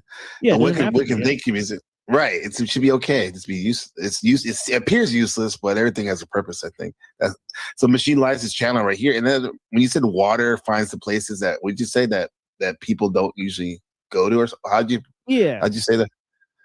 Yeah, because I say that because when I think of water on the astrology chamber. Water symbolizes emotion, right, and deep feeling, right, among other things. And I think about some of the deepest feelers and thinkers, but people who actually have like feelings and stuff that aren't afraid to express them. Interestingly enough, are a lot of people I've met in your platform. For something that's so cerebral off the surface level, there's a lot of when I talk online, like I've had good conversations lately with Zeph and Twilight, for example, and Neurojack, and we find that like there's a lot of, you guys are like a lot different than some of these other spaces in our community, I guess, overarching meta community. But your place and my place, I think that's a commonality. It's like, I don't know, bro. That's what I thought of when you said the water finding these places that most people don't want to go to, Right. So, yeah. So uselessness, right? So that concept of uselessness, do you think that uselessness can protect you sometimes from the wrong people, right? Because you think, because what I'm saying is just like how some people think some of the stuff I say about the psyche and how I relate it to what we're doing here, or some spirituality, and some of the stuff that you talk about exposing hidden traps and the connections out there. Do you think some people might think that, oh, that's useless or whatever, but in actuality, they don't come around, but that actually can protect us so we can really think through these things and learn and evolve? Well, I think most people are, they're sort of looking for distractions. Okay. Right? And there's and they're afraid of solitude, right? And that could be sort of detrimental, right? Like for example, like a mind that is always chasing and always on the hunt, it leads to sort of badness. Right. And there's people that are sort of looking for things. And going out of the way, they don't know what they want in advance of, sort of searching, right? So that's a sort of escapism or a sort of voyeurism, right? And that could be sort of anti-Taoist, and also it can interfere with one of the greatest treasures of Taoism, which is solitude, right? Yes. So there's a lot of ways in which you don't want to rely on others, right? But you sort of want to go along with things. Right, you don't want to disturb what's going on, right? Like sort of like, really try to stand out or be different, right? But so it doesn't mean you won't be seen as that if that's important to you or whatever. But because you could be just doing your own thing and think to be very treading lightly, but because you're so amazing or for whatever reason, people might see like, oh my God, this person is so amazing or whatever special. But you're like, I'm just doing my thing. Then Schopenhauer, we talked about him last broadcast. He kind of seemed like he was the Taoist way, what you just mentioned a little bit, the way he went about his own personal life. Kind of like, just doing his thing. So the butterfly dream, pretty much seems like to me he's asking who is dreaming who. Right? Could you say that maybe more or less? Like who is dreaming? Exactly. Who? Yeah. And so how much do you think a lot of the problems we have or struggles, perceived struggles even, how much do you think is it that's actually the reality that we're stuck in versus our mindset that we have, that we're carrying? That we can't seem to wake up from? How much? What do you think it is? Do you think it's one or the other or both? Or neither? Well, I mean, I think what most people think is real is just flickering shadows on a screen, right? It's images of things that aren't even real. And you could basically compare that to the cell phones, right? The cell phones basically project images of things that are not real, right? So if most people this can be used to control 90% of people, right? Then it means that people don't really have to interface with reality in order to survive. Right, and that is a shocking truth, behind what is going on, and that has shocking consequences. Like, for example, the other day when people are coming around and saying that basically everybody on the screen is just a character, it's just fake. That could lead to some interesting behavior for those people towards those people who they think are not real, right, and so on and so forth. So, that was Mitch who said that, I think, last time. Yeah, I didn't want to, take too personal of a stance there. But the thing is that this whole idea of taking the reality out of context or misapplying dogma to things that are real. Like, for example, this concept of cyberspace, right? The concept of cyberspace was invented by William Gibson, a science fiction writer. You should not confuse it with reality. There's no space behind the computer screen where it has its own world, right? That's not actually what's going on. There's actual physical wires that are linking us together, right? And that's all that's happening, right? It's the machine, right? It's not, it's not a world or a dimension or a field of dreams. No, this is a wrong stance. We're looking at a screen. Yeah, you're right. We're looking at with wires and stuff. And William Gibson he's the quintessential creator of cyberpunk, right? fiction, which is a great stories and one, but they're nevertheless they're fiction. Yeah, I think he had a realistic look at it because he did not. Yes, think of anything that's why like it's so great. Yeah, he didn't look at these concepts like the singularity or or philosophy of mind or some deeper metaphysical concept. He just simply showed the effects on society, on art and the youth, and of designer drugs and pseudo governmental entities, and all these ideas like pharmacogenomics and computers, right? Right. Neuroobjective, someone say Gibson. That's one of his favorites. Right. Yeah. Right. That's where Neuro got his name from. Yeah. Exactly. Yeah. Yeah. That's Dominic says it. Yeah. Because through that his name. Oh yeah. Yeah. Because I'm a huge fan of Gibson, so I approached him asking him about his name and asking him if he understands Gibson's vision of this sort of dystopian future that we're gearing up for. Yeah. And then it just sprang forth, right? Well, yeah, that's why it seems like when we think of like the butterfly in Taoism, I think of Wu Wei, right? And how you say it, Wu Wei. Flow. It means flow, right? Like more or less, right? So how do we find like Wu Wei or flow when everything around us seems like it's like a forced fight, right? That's what I've been like rotating on. Yeah, I think Wu Wei is like how I look at it is a doctrine of active resistance, right? Because it's doing, not doing, right? So it's not doing nothing. Okay. Right? It's actively trying not to do things. And another way you could think of it is is undoing things. Right? So undoing what has been done. Right? So I think of doing, not doing. Kind of? Yeah, maybe in a way. I think destruction is. I said deconstruction. I said deconstruction. Oh yeah, deconstruction is more right. Yeah, deconstruction instead of destruction. Yeah, yes, exactly. Yeah. Yeah, but even that machine, of course, it's not as harsh as destruction, but deconstruction has this tone to very technical and step 1, step 2. Whereas when I'm thinking of the Wu Wei, I think of more of an organic version of that, right? Even one more step further, right? Yes. The ultimate way of doing nothing is stillness, right? So obviously stillness is the master of movement, right? It wasn't movement that created desire, right? Like it was stillness that created movement that created desire, basically.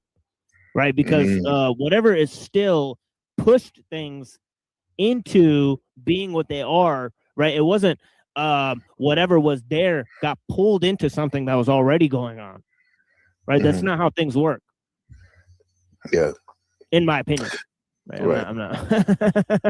No, but that's what we want. We want your opinion. Yes, they're opinions, but still, it's a good jump off point for some of us. To contemplate our own ideas and to work out things.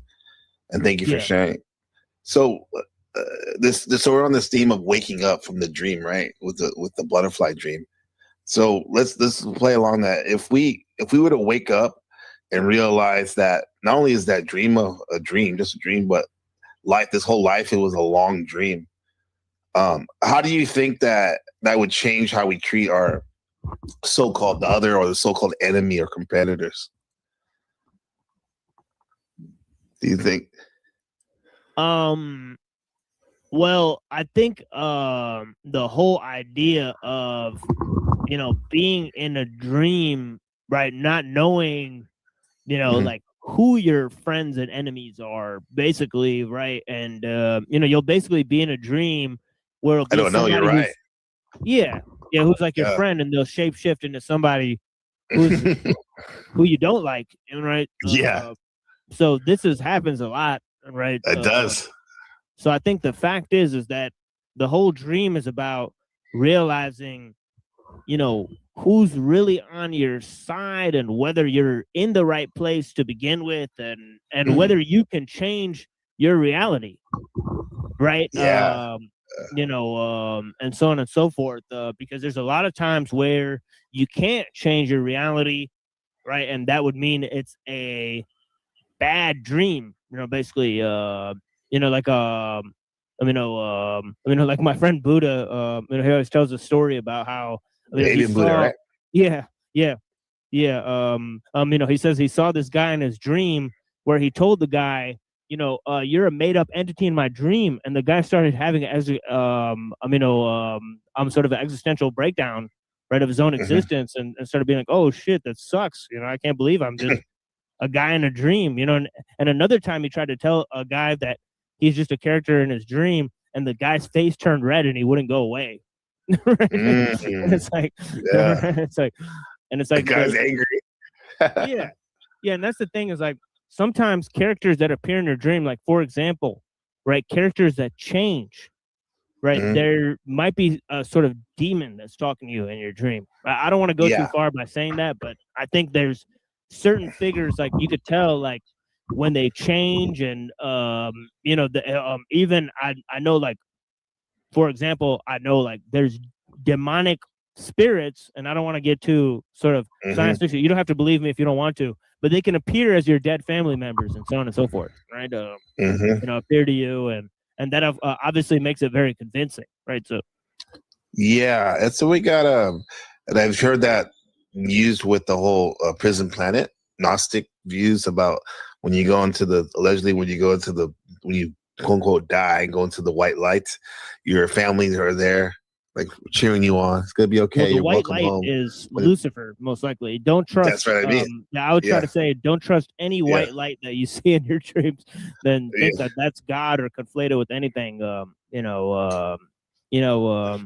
I think like one of my homies, Hyperborean, said like the same thing recently. He said like if you see like the white light, or if you see like images in your dreams, and that's something trying to trap you into another physical trap, instead of seeing beyond this,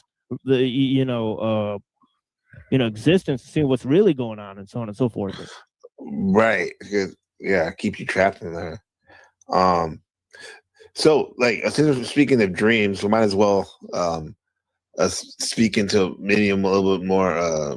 Fast forward into like more recent times. Like, speaking of Freud, who did a lot of his whole program was philosophy was on these dreams, right? And also his student Carl Jung, right?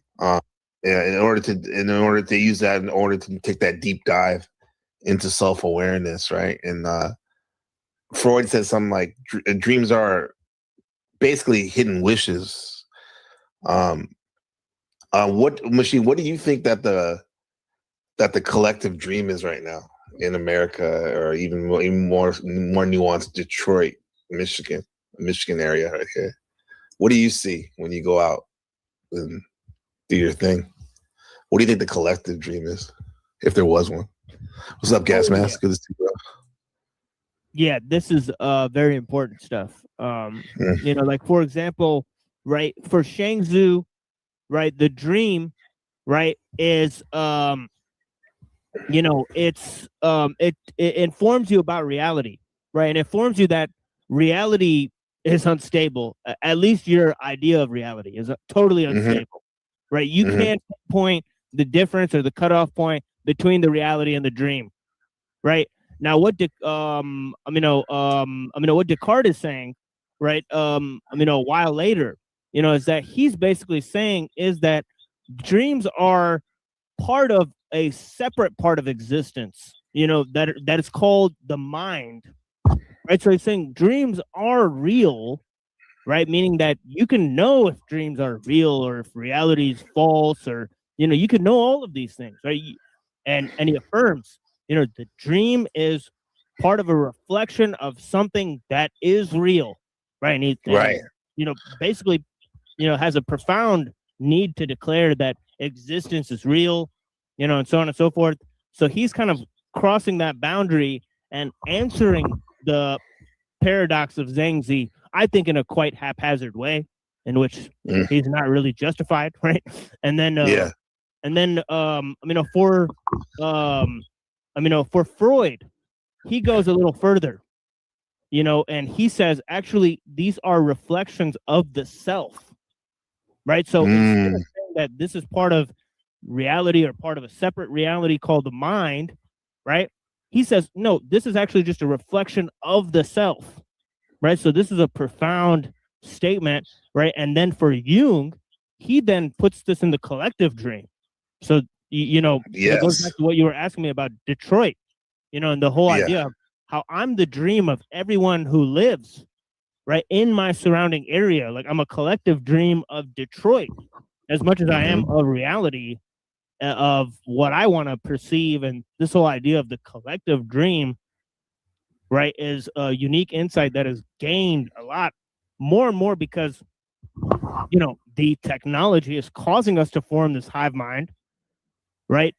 But and also a representative of the hive mind, right? The technology is actually, by and large, a representative of collective consciousness, right? So, you know, we're linking all these wires up so that we can communicate, so that we can create this collective dream, right? Which they're even saying, oh, look, it's virtual reality. They're using this Gnostic terminology, right? Which I think the term virtual was, you know, employed by Deleuze as well, right?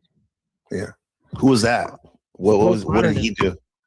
Deleuze, what was his main thoughts? Or it sounds like a Frenchman or something. Yeah, you know, Deleuze and you know, Baudrillard, you know, they're using it to say that our creations are as good as, you know, I mean, our contrivances are as good as what's there in front of us. Yeah. Right? Our context.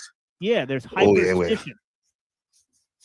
You know, I mean, the hyperstition is based on the idea of the hyper-real, right? That was coined by the postmodernists. Right? Hyper-real, yes, we see that big time. Yeah. Hyper-realism. It's hard to see what's real. Yeah. You got President Trump, for example, saying like, you know, we're gonna do this, you know, ceasefire, peace treaty, and then you got Iran saying hell no, and then like, who do we believe though? We don't know what's going on. Right? Yeah. So Wolfie, good to see you, man. Yeah, and that's where it is that dreams are not a collective unreality. They are hyper-real, right? Yes. So on and so forth. Yes. Yeah. Okay, since we're talking about Freud and Jung, then like the shadow, that was the big thing, right? That they focus on. I don't know if that was a concept that was talked about before, or where Freud got it from, but he was saying that those are the parts that we hide, that the parts of us that we hide, right? And it comes out in our dreams. Yeah. How do you see that being reflected? Do you think that reflects people's behavior?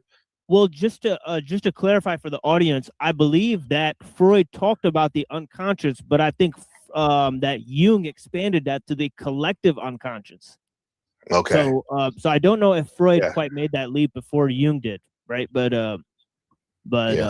So I'm not aware. But Jung made it very popular, though, right? That's we know it through. Either way, we know it through Jung, the collective, huh? Oh yeah. Now, the collective. Yeah. Now, from an individual point of view, then with Freud, the shadows are the part that we hide from. They say that's the part we hide from ourselves, and it comes out in our dreams. Do you think that there's a way that we can stop those shadows from sabotaging like the progress we make in our lives when we're awake?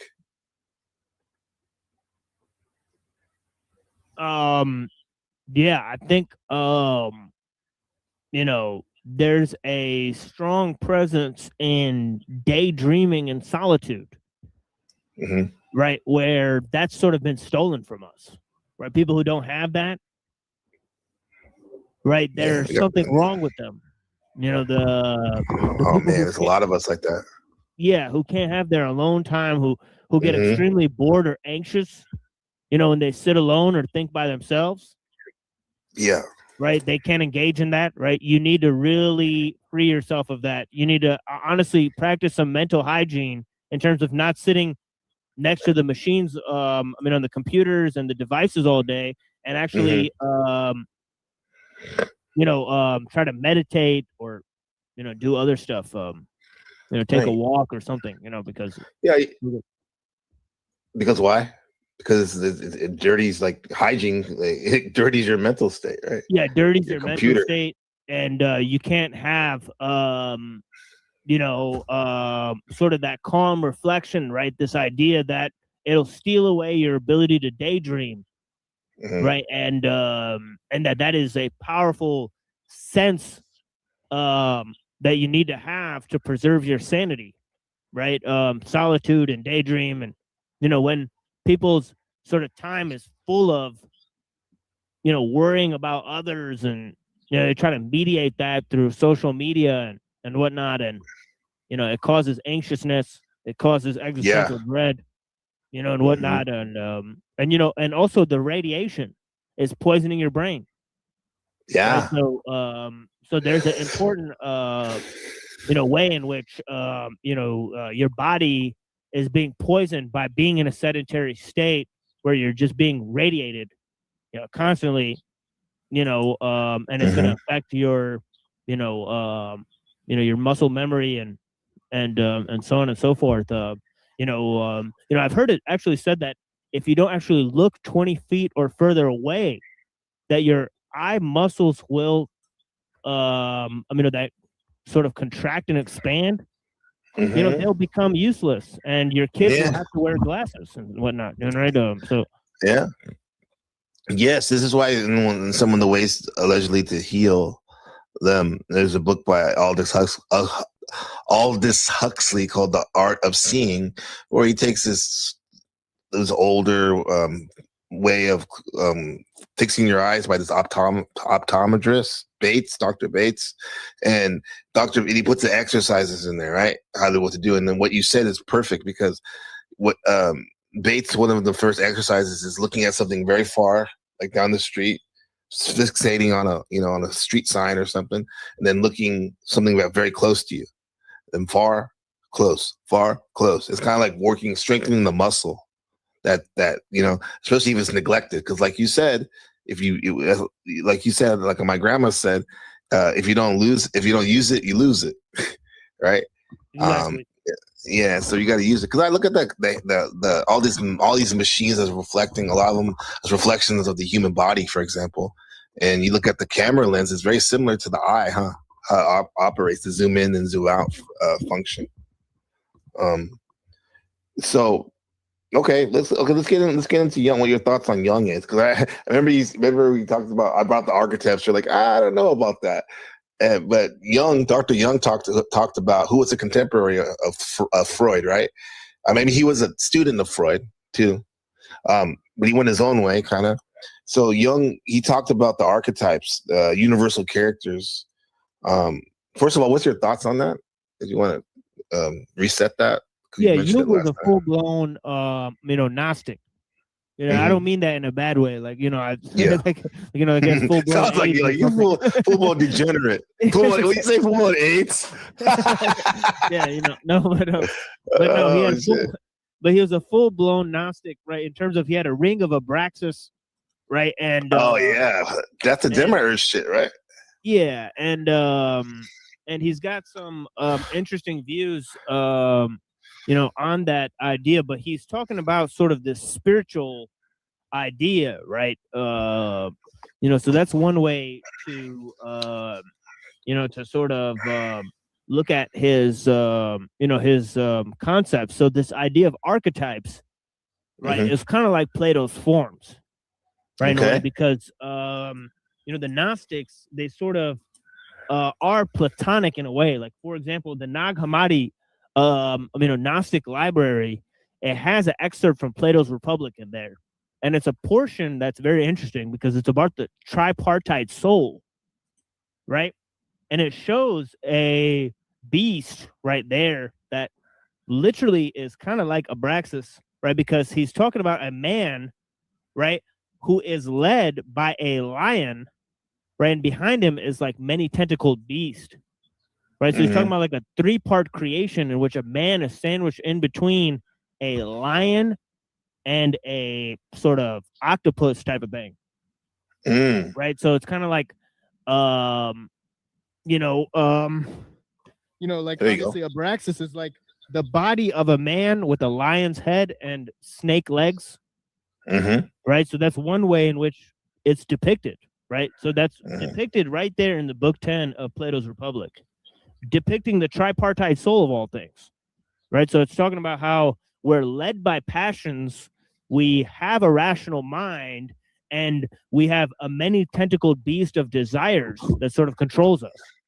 I'm thinking the many tentacles, maybe like, if I had to guess, I'll put a number 12, kind of like the archetype. So, yeah.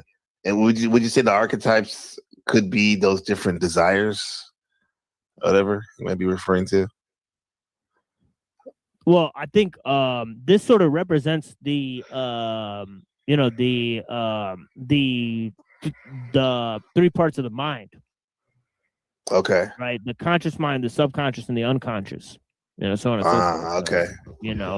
Or id, ego, and super ego, right, and so on and so forth. Right, how they have that in Freud, right? Yeah. Speaking of the id could be seen as, isn't that like the voice that kind of tells you your authority? Like, don't do this, don't do. If you do this, you're going to be looked at as this type of shit. Right. Yeah. And I think that I really, as a parent of a young man, I think that a lot, like, how I interact with him now and assert my authority over him, that could make up his id, right? Throughout the rest of his life, be a big portion of that, huh? And my id is made up from my parents, but also not just that, but all the authority figures throughout my upbringing in life, right? And the government, to be even go higher, right? It's an interesting thing how what happens now could really affect everything else that's going on for them. So back to the archetypes and whatnot. I'm hitting these archetypes. Do you think maybe they're not real, or are they just maybe representations of the different roles one could play? Like hero, villain, different types of heroes and villains and stuff like that. Is more so states of mind, or? Yeah, I think there's not that many variations in people. Like I've gone, I've lived in different countries, and I've seen like different guys, right? Like you'll see like a white guy that really acts like a Pakistani guy, that like like that have obviously never met each other and never will, but there's something behind them, they have the same soul or the same spirit. It's like, like this guy's like that guy wearing a mask. Honestly, it's kind of weird, right? Where what if there's only like 4 people in the world, and like every time you turn around they change masks, as a quote by Idea, right? Where it's like, that there could only be like, maybe like 10 types of people, or like, like I heard like somebody say like, the different people on the panels are like tarot cards that represent aspects of your own personality. Right? Yeah, right. I can see that. Yeah, this was in a thought experiment. He said this, right? Interesting. Ideas like that, right? Where it's theater. It's using theater for psyche analyze psychology. We did a thing in this group I was in called SWETA. It stands for Stormy Weather Existential Detective Agency. We would kind of like this, like check out like different patterns through writing about our lives and stuff, like different patterns, like pattern recognition. We're working on that, and we did this one game a couple times called Pass a Persona, where everyone would take on a persona of the planet and the solar system in terms of astrology, what it represents, like Saturn, discipline, the grandfather, right? Or Neptune, dreamy illusions, right? And then each person would like kind of do that, right? And I can see that as another theatrical way of kind of decoding your psyche using these type of archetypes. I mean, these archetype manifestors, I'll call it, be it tarot or the planets or whatever. But what you said earlier about like the types of person, like there could be like I seen this one guy, he looks like, here, I'll show it to you. I think it's Pakistan or Afghanistan. It's like the Pakistani Trump. Right, exactly. Yeah. You always get a guy like this where it's like the guy got the same, envy. Yeah, it looks like it.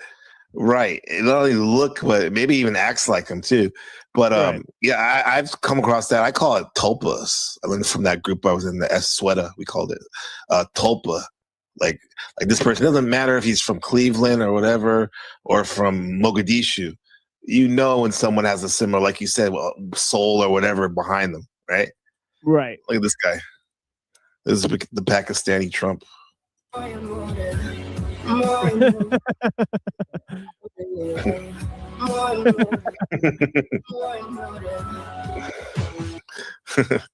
Yeah. Okay, we were talking about shout out to the chat. Oh, Zephyr had a dream. Yeah, if you guys have dreams, put them in there. Let's talk about those. Yeah, we can cool, say have people call in and tell us their dreams. Yeah, exactly. Yeah, you get a lot of Tell us your callers that dreams. way. Yeah. What are you dreaming about? Yeah. So it says I just had a Wicked Music says I'm really happy to see you today, Wicked. You're great. She says I just had a dream the other night of floating over an ocean, a blue-green crystal water, with a beautiful cabana in the center. Most gorgeous scene I've ever seen. Had in a dream to my recollection, right? And so how'd you feel? Because that's the thing I'm getting at.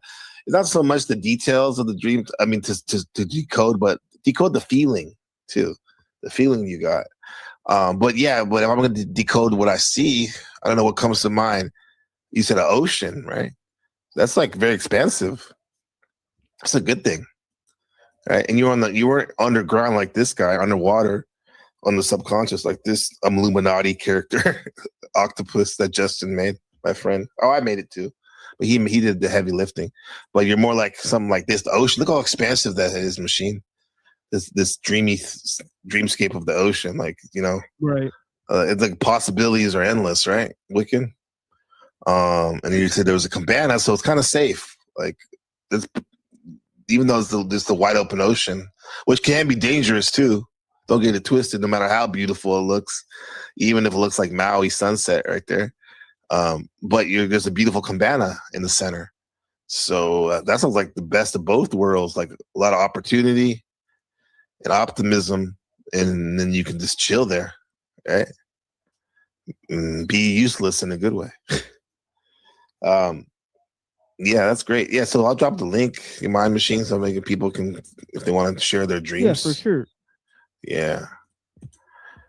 So here's the link, guys. Share your dreams and add on to what we're saying. We're gonna keep building. Like that's what we do, man. Right? YouTube is blocking my chats again. Are you sure? What'd you say? Okay. Yeah, StreamYard link is down there. And where's my shit? I don't see it. Okay, here we go. Wait, did I press the button? Boomer as shit. I can't see it. Anyway, the StreamYard link is there. So, machine, like we were talking about before Islam, right? And then what they think about nightmares and how you really shouldn't share nightmares, right? Because you don't want those things you don't want to give them ground to manifest in the waking life. Do you think that but there's some benefit in decoding your recurring if you have a nightmare, especially if it's recurring? Like not necessarily telling somebody about it, but for you to get particular clues on how you can solve problems in your life, or you think you shouldn't even think about nightmares that you have, if you have one? Yeah, I think it's more about not telling people about it than actually, which is interesting, right? Because it doesn't say don't try to decode it or not think about it, because it does have a whole science on how bad things, good things mentioned in dreams actually could be shit that you need to look out for. Right? So that is a thing, but the fact is that telling somebody else, right? And this is something else where it's like somebody could, like have envy for something that you want, and that could sort of decrease you and so on and so forth. So you're not supposed to like sort of like, you know how they say like spread the fact that you did good deeds, right? When you critique other people, you're supposed to sort of do it in private, Right. and so to speak. So there's this whole science of putting good thoughts out there and having a good hygiene in terms of relations, where you don't, you know, not everything is something that necessarily should be brought to the table, right? Right. You know, like a bad dream is, for example, something that, you know, it's just kind of like fouls the air, and it's like there's no reason, right? Like, sort of. Okay. With that said, though, like, first of all, I think that's cool because my binary mind, when I'm thinking like that, would be like, is they said you shouldn't tell anyone, so I might think like, okay, that means you shouldn't even use it to your advantage, all right? Try to make some lemonade out of the lemon of the bad dream. Yeah. No, you're saying there's actually sciences basically like how to you know, spot certain things, you know, so you're on, you know, so you kind of protect yourself. It's kind of like dream hygiene, right? Yeah, and that's kind of like where I'll make another little note about destiny versus fatalism. Okay, right? I think it's powerful to believe that you have a destiny or a purpose in this world, that you have a specific destination that's going to come by you realizing what you really are and why you were designed, and what's going on here, and so on and so forth. That you unlocking that will unlock something powerful, right? And that there's obviously, we see all the time, there's people who don't get there, right? It's pretty much very rare, right? But the fact is that, you know, this idea of fatalism, right? That's a trap, right? So it's good to believe in destiny. It's bad to believe in fatalism, right? Meaning that, you know, something's just, you know, you're set in something, you know, that nothing can change, that you're, you know, that something's going to fail, or that, you know, so on and so forth, that you can't leave behind a legacy, right? And that's where the dream comes in, right? Is that the dream is destiny, right? So we could sort of define, you know, how we do things and so on and so forth. And that's why I don't really believe in this concept of universal archetypes, right? I'm, you know, I'm positive about, you know, that there's only so many ways that things could go, possible outcomes, and so on and so forth, right? But I mean, ultimately, you know, the idea that, you know, there's like some set ways, and you know, and that there's only so much forms, or that there's natural laws, and you know, in which define reality, and that there's a multiplicity of you know, ways to describe reality, and you know, and so on and so forth, and that there is a place that exists beyond this world. I think there's a one-to-one relationship between thinking and being, right? So, you know, because these universal archetypes, they'd have to exist in some sort of dream world, but the dream world is this world, right? It's just like how I said, cyberspace is this world. It is real, right? So, you know, there's no alternative place behind the computer screen, right? Okay. So what do you hear when people say in the space where they go like, "This is not real. This YouTube is not real." You know, when I go home, I you know, when I do go to the grocery store or my work, you know, I put that to the side. Do you think they're delusional a bit, or they're maybe not them per se, but like that's a delusional action and not a really rational way of looking at it? Yeah, and they find out all the time that either the character that they're projecting on the screen does not reflect who they really are, and people find that out a lot about them, or something from the screen comes into their real life. And they can't stop it, right? Yeah. Oh, the funny thing is, dude. The funny thing is when they go, no real life, don't go real life. Detached, like, exactly. Yeah. It reminds me of like that song from New Jack City, where Christopher, what's his name, Williams, don't wake me, I'm dreaming. Girl, don't wake me, because I'm dreaming about you. Yeah, and they don't want to see the. They'd rather not. They'd rather dream, right, than look at the shit they applied, that they constructed on the screen and beyond it, which is all real. It's all real, bro. Just like on the other side of this, like I'm in the studio right now. I'm looking at my computer screen. On the other side of that wall is my real life, my bedroom, and whatnot. Like, so, yeah, it's all real, man. You can literally hear the people outside on their junk trucks, a repairman that's going by in Chinese saying, "Oh, I'll fix your TV if you want, whatever." Like, it's all real, bro. I don't get them, but hey, everyone has their role they play, I guess, right?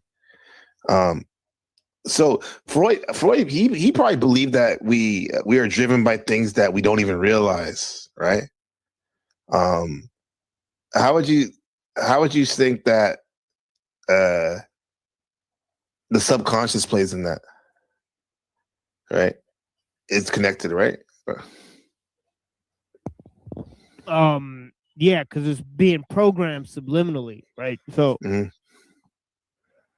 so it's constantly so it's a part of yourself that you don't realize is being programmed all the time.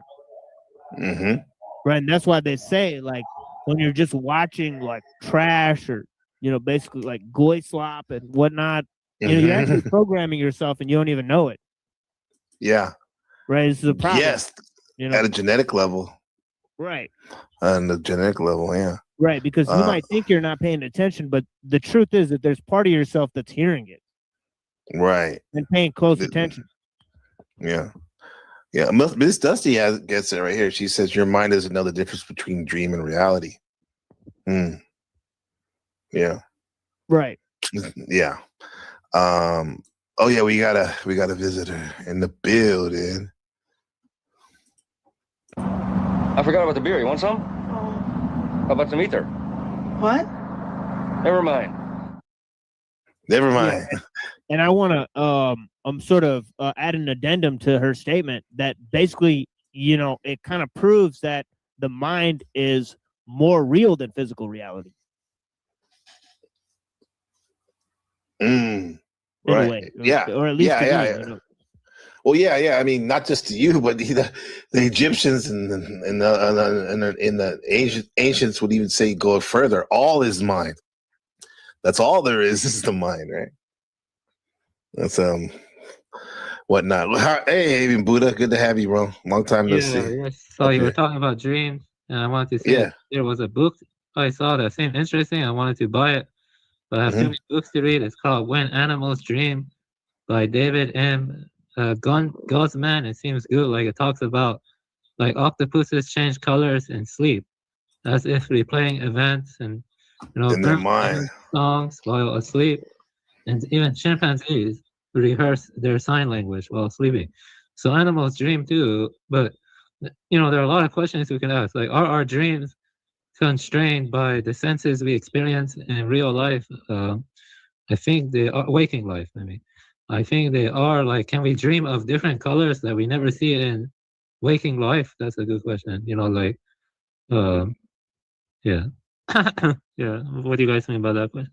Because some animals can see. Let me tell you. About colors. Let me tell you this. I'm sure your cats do the same thing. I'm gonna have to cycle out a second, because I'm locked up. But my dogs, especially Fin, my dog that passed away, she, aka Violet, she used to sleep and take a nap, right?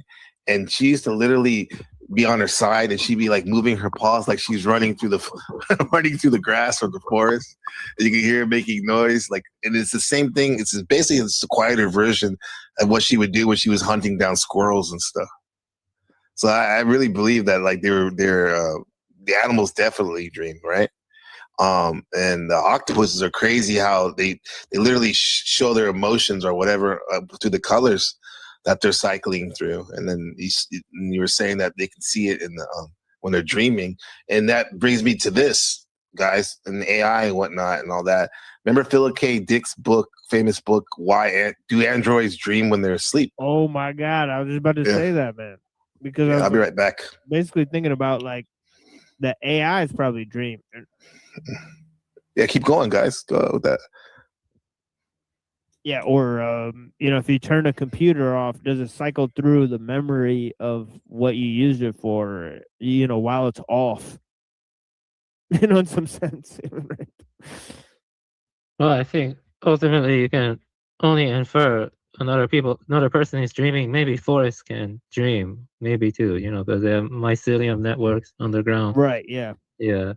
And that's the thing. We can't ever tell what a person is dreaming about. It's really impossible. Like some dreams though can be highly symbolic.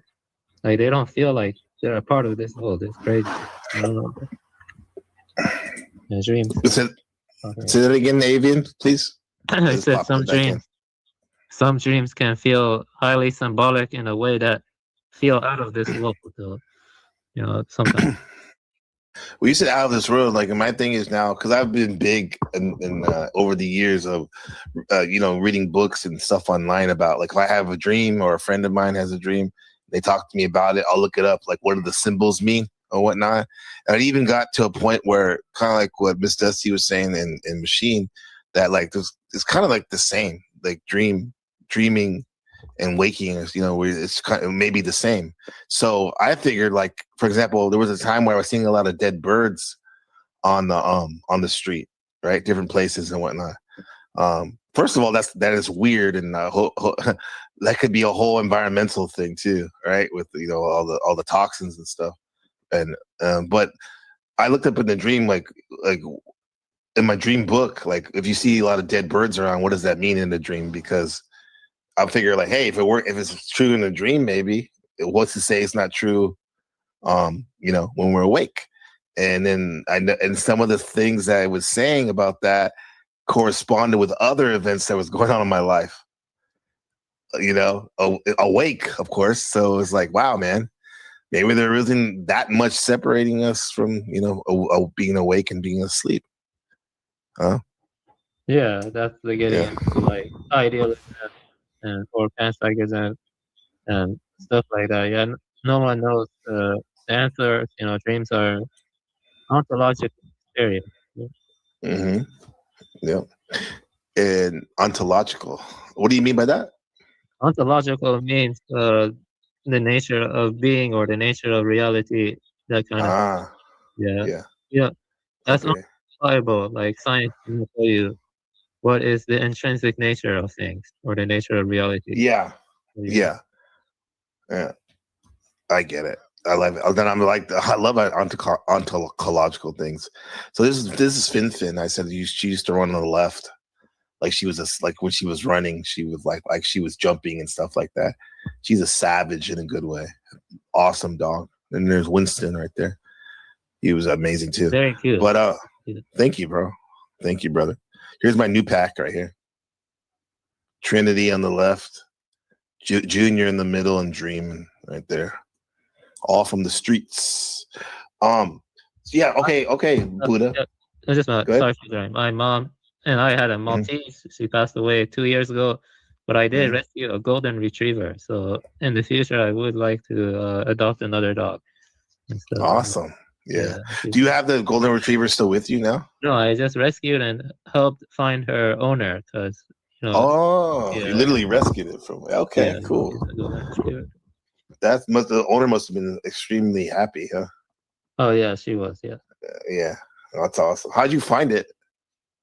I used to be a pet food salesman, and they took her to get scanned for a microchip, and they weren't able to locate her owner. And then he said you couldn't keep the dog, and I told him I could keep the dog. So I kept the dog for one day, and the next day I decided to take the dog, the golden retriever, to get scanned again at another place, and they were able to locate her owner because she was in microchip. That's cool. It's a good technology for the dog, but isn't it funny how my truther hat goes on like they with the so-called architects of control, they sell this technology to limit human limits to suppress humans as something great first. Like, you don't want to lose your dog, so get the microchip. Fast forward a few moments later, 50 years, everyone has the chip as soon as they're born. Put into the computer about that. Yeah, no, I think microchips. I'm just going off on a limb here, but I think microchips probably have negative repercussions to the physiology or the health of the dog too. I'm just thinking of Even the dog. radio frequency technology. Wow, I didn't even think about that. I don't think it's good to microchip. No. Yeah. Do you see the same thing about vaccines that they give the dogs? I think, the thing is, when I volunteered at a humane society, some of them immediately vaccinate them when they're born, and I think that's not good for health. That's not and good. I don't want to talk about that's actually not good to talk about and stuff. You're right. Yeah. Thank you. Yeah. Thanks for reminding me. Yeah, we forget. Even though 6 years passed, there's still these crazy ass TOS stuff going on with that. Machine and avian.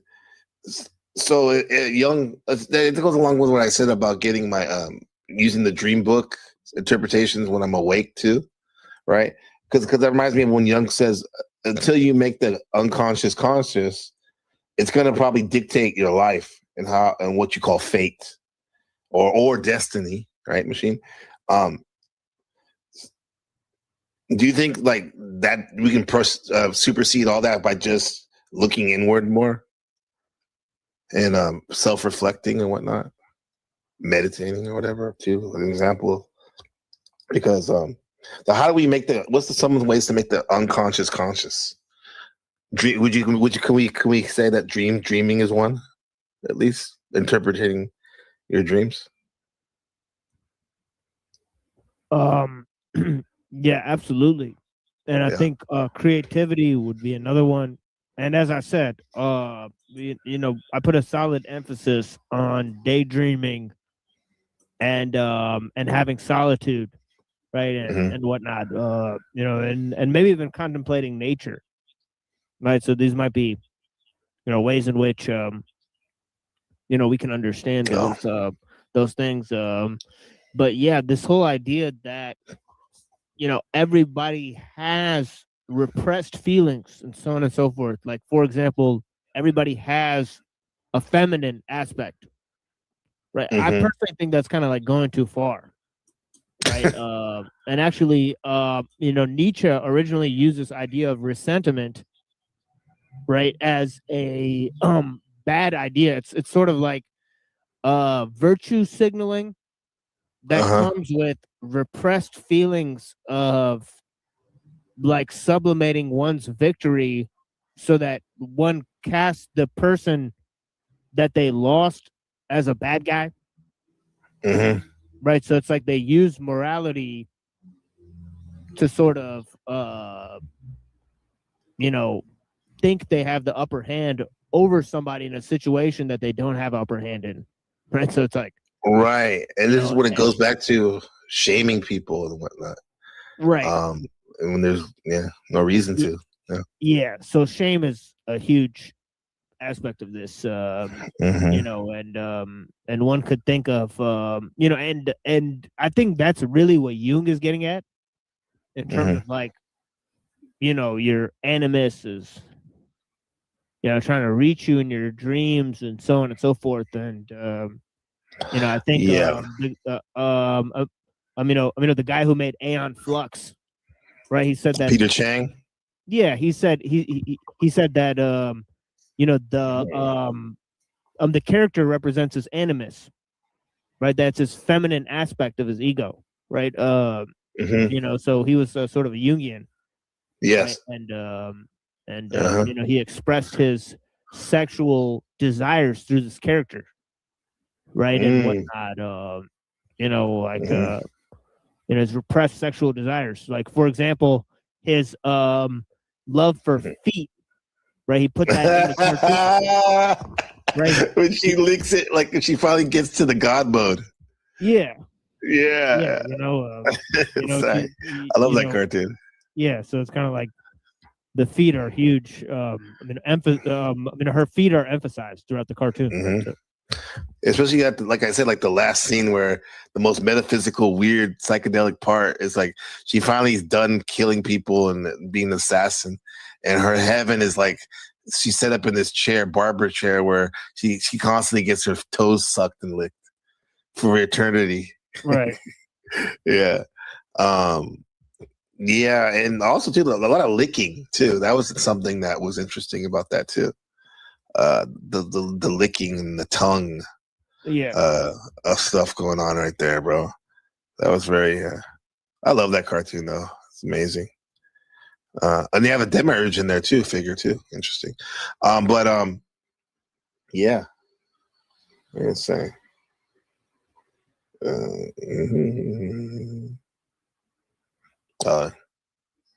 Oh yeah, the term woke. I'm gonna take it back. I mean, growing up, woke always meant like awake. You're awake, right? And that can be like, it became as I got older.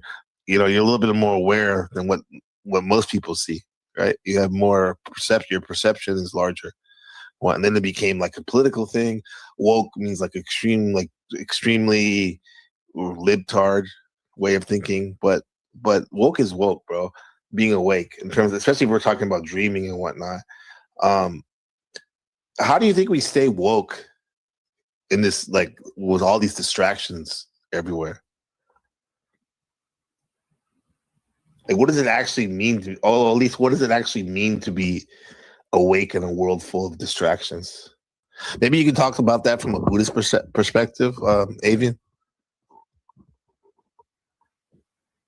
Oh yeah, that's basically you're asking about this ties into stuff like the luminous mind, which is then also suchness, things as they are, that's what suchness is. And some Buddhists would say different stuff, other ones would say so on. I like the Lankavatara Sutra.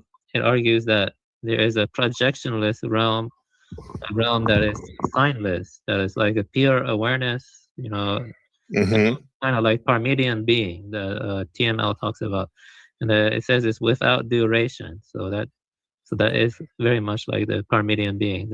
So I would say that it's to experience life, but not to cling to the signs too strong and self-identify too much of them, because there is a realm of the mind, or you can even say spirit in some sense, that is free from all abstraction and projection and signs, signless. And that leads to seeing things as they are, but it happens without compulsion, without coercion. It just happens spontaneously, naturally. But there are different levels to it. I think it's in the Pali Canon, they say neither perception nor non-perception. I think that's one of the highest. Neither perception nor non-perception. Okay. Yeah, but different Buddhists interpret it differently. It depends on the school and tradition and stuff. Yeah. How do you see it? I think it is Parmenian, to be honest. I just think I agree with TML on Parmenides. I think Parmenides is closer to the truth than Heraclitus now, but it's something I struggle with. But I do think Heraclitus is a little too extreme with his pure dynamism and his pure, reducing everything. And I think there is a kind of realm of like pure awareness, pure consciousness that has an immutable aspect. It's kind of has a more, it's atemporal. Yeah, it's atemporal. I like saying atemporal. Yes, atemporal. Yeah, speaking about breaking down things, a machine, like Descartes definitely was a guy that liked to break down big problems into smaller problems, right? Would you say? And more or less, like to take these big ideas and break it down. Oh yeah. Yeah, I believe there's a story where he sort of dissected his his wife's dog to prove that it wasn't conscious. Oh, was it already dead? I don't think so. Right, so he's kind of a messed up dude. I can't confirm or deny that story. Descartes did do a lot of vivisection. Vivisection is very disturbing. Yeah. And it's still done to this day, actually. What does that mean, Avian? That sounds crazy, though. Animals. And vivisection is when you're like, looking into the internal organs of the animals while they're alive. And so it's very disturbing. Oh. Yeah. That's horrible, man. It's horrible, yeah. Damn. God damn. Okay. Yeah. That just seems like defeats the purpose. Like you're trying to be high or noble or whatever, higher levels of, awareness and stuff. Then you do something like that. As the under the cope, right? Of we're trying to solve these big complex problems. You gotta sacrifice. That sounds like a republic, the republic type of way of thinking. Eugenics and type of way of saying, yeah. I think I'm much better thinker was Pascal, right? Pascal, he posed a lot of open-ended questions about the nature of reality, and he sort of had a positive view of both dreams and religion, and metaphysics and nature. Right. So these are all things that I think Pascal sort of prized that Descartes sort of put down. Right. And it seems like for the worst. Right. Right. We end up with Descartes instead of Pascal, basically. Yeah. We should know his name should be ringing out. What's going on? Oh, he says Schopenhauer is nice. Schopenhauer actually promoted compassion towards animals. Exactly. Yeah. Right. What's up, Ragamuffin? Good to see you. On the show. Yeah. And it stuck with me, Machine, because the whole thing about how Schopenhauer and animals. The reason why we might like to observe animals and interact with them is because they now this is my words paraphrasing. It's kind of like they don't have that filter so much. They're like plugged into the base of reality more. I don't know. Maybe you can say that a little more. Can you use that as a jump off point, guys? One of the in Schopenhauer's vision, like why humans like to look at animals and observe them, and how they're different than humans. Schopenhauer, based on what I read of him, is that he thought the will is insatiable and is always craving for more, but the will is not exclusive to humans, and he thinks that compassion to other sentient beings that are endlessly striving is essential because they also are of the will. But he thinks the will in itself involves a renunciation of the will and stuff. So the will in itself is more aspatial, atemporal, and the will in itself is more like Parmenian being in some sense. I think Schopenhauer did have Platonic aspects, but yeah, Schopenhauer he sympathized with the animals because they are like us in that they're striving and they're struggling to survive. But he did think human beings on average, not every single human being, they tend to be more cruel. They tend to be more cruel than the animals and stuff. So he thought they were somewhat diabolical in their, the wars they do or the torture. He didn't like how human beings torture another for the satisfaction. He called that Schadenfreude. He calls Schadenfreude one of the worst things a human can do, which is taking satisfaction in another suffering. That's what Schopenhauer said. Yeah. I mean, I remember before I was sleeping, I was, sort of contemplating the crimes of Richard Ramirez, right, and thinking like, what would bring somebody to do this type of stuff, like lock, little kids in cages, and kill old parents, people, and have sex with old people, have sex with kids, so on and so forth. Crazy, sexual torture and stuff. Sorry for interrupting. Yeah, go ahead. Yeah, Richard Ramirez actually got a lot of love letters from women. You believe that? That's crazy. Right. Yeah. So you think like, you can't picture animals doing stuff like this. Yeah, kind of like weird. Yeah. Right. Not only the killing, but to love, admire, and lust after someone like that. Yeah, and this goes what Avian was saying too about the greatest crime of Schopenhauer, right? Was people who take pleasure in other people's misery. And now it's funny. What did you have? Do you still have it on your thing? Oh yeah, look at Machine License at hashtag bone maxing, right? Talking about bone maxing, like because we've done shows about recently about the looks maxing craze, right? Right. Called Clavicular, our friend Curvicular, and all that, right? Right. And funny enough, Richard Ramirez is more and more, guys. He's becoming a very predominant figure and looked upon like as like a hero to these looks maxers because of his bone structure.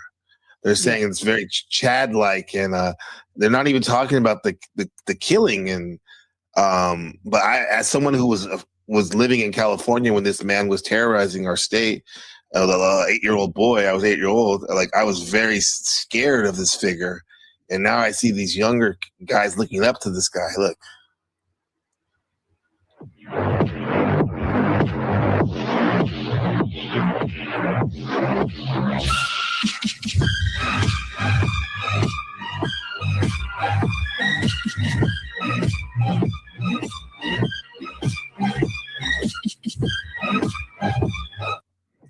Says I'm a bad person, but my looks are so attractive.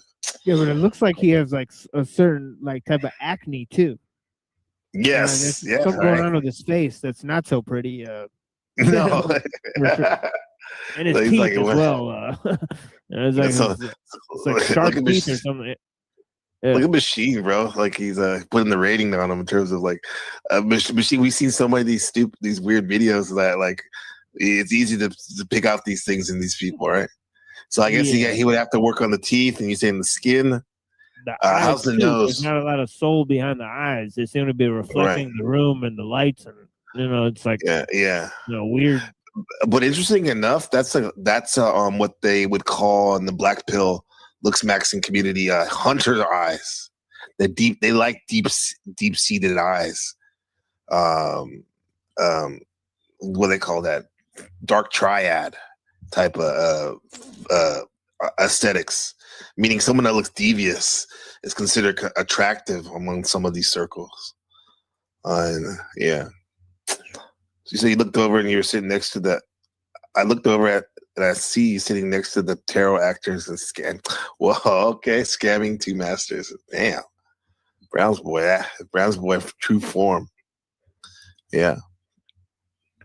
McLovin in the building. He says, imagine thinking you are serving God on YouTube. So I'm talking to Rocky. I want to just say that's not my channel. There's someone impersonating me. What Wiccan's music shared. That's not my channel. Wiccan, that's not. Didn't you say you put it? You kind of like you're on hiatus right now. Right. Yeah. Okay. Thank you, Wiccan. She means well though. She's trying to help you out. That's not my channel. That's not. If someone's impersonating me. No, I know. I'm just saying, but like, we won't promote that. That's not even blowing up. But with that said, I'm saying thank you, Wiccan, for at least trying to, because a lot of people like to have their channel if it is their channel to be promoted. I think that was a nice thought, though. Little Wing 07 says, if one is serving God, it does not change in an environment, even on YouTube. That's true. Kind of like dreaming, right? It carries over. Yeah.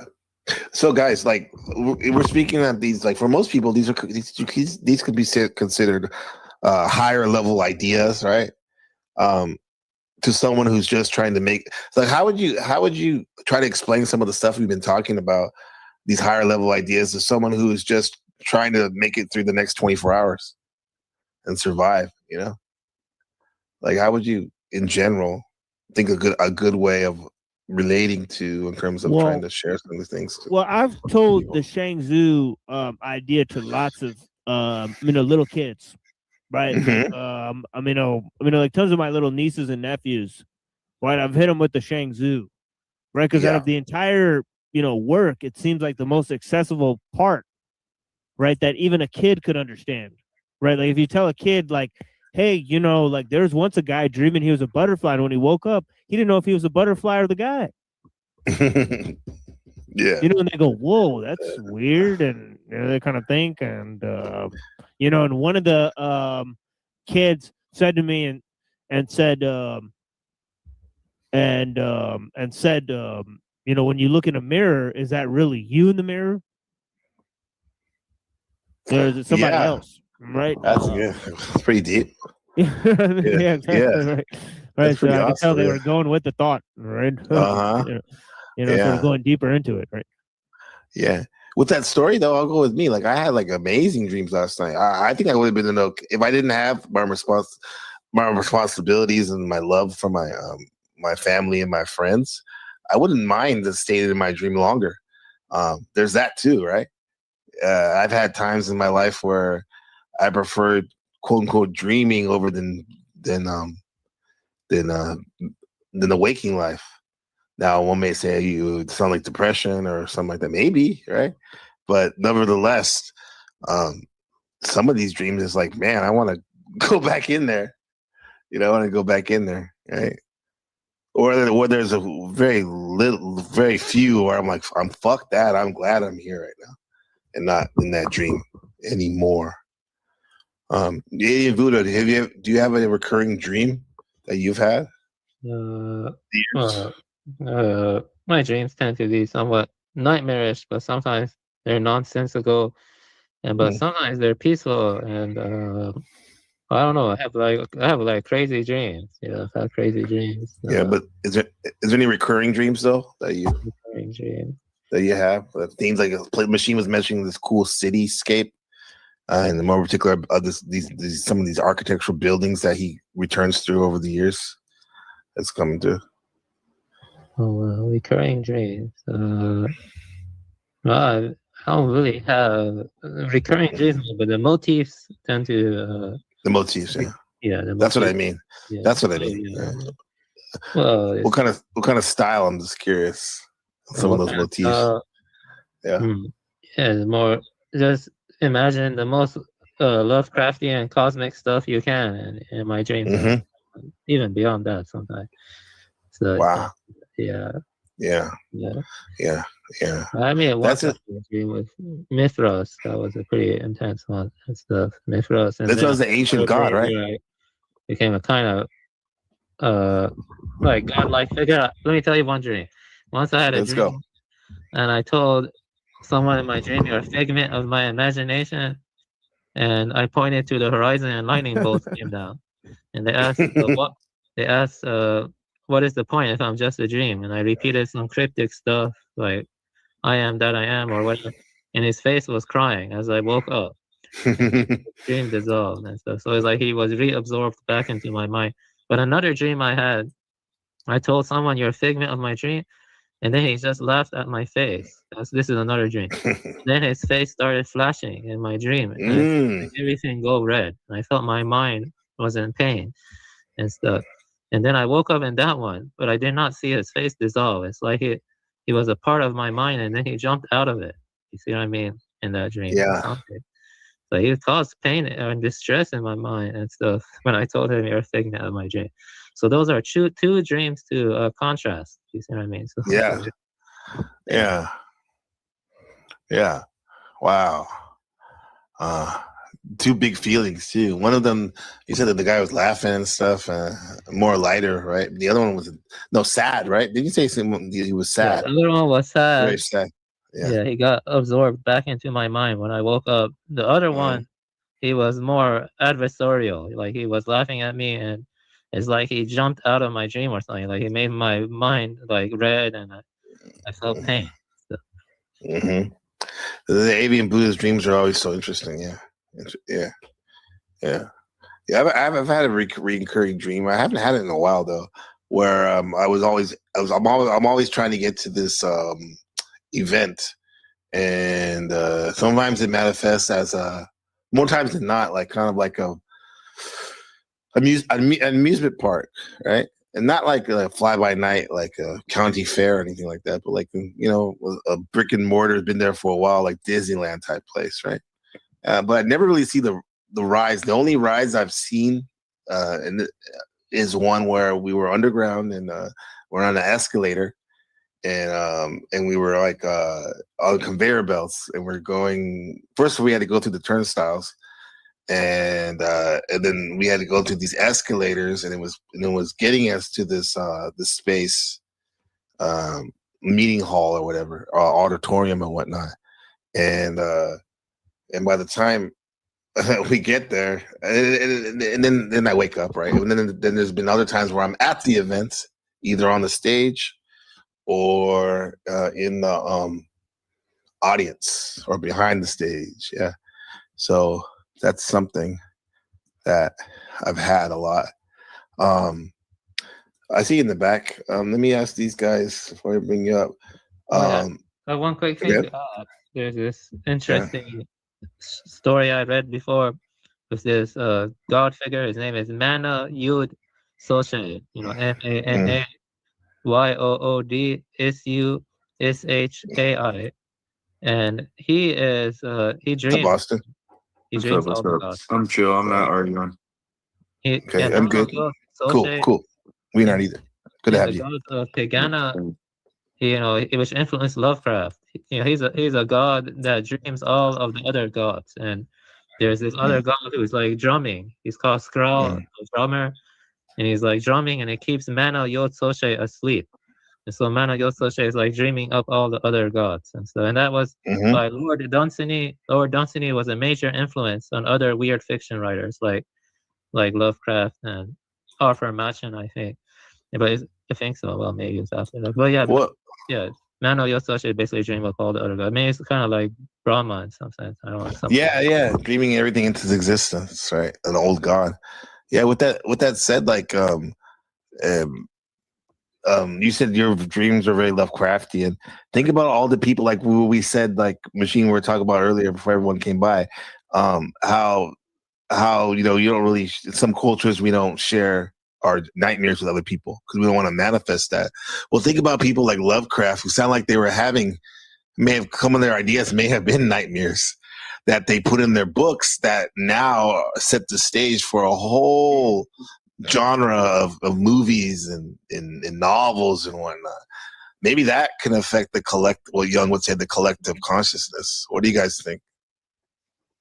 Austin Murphy first? Or who else is there?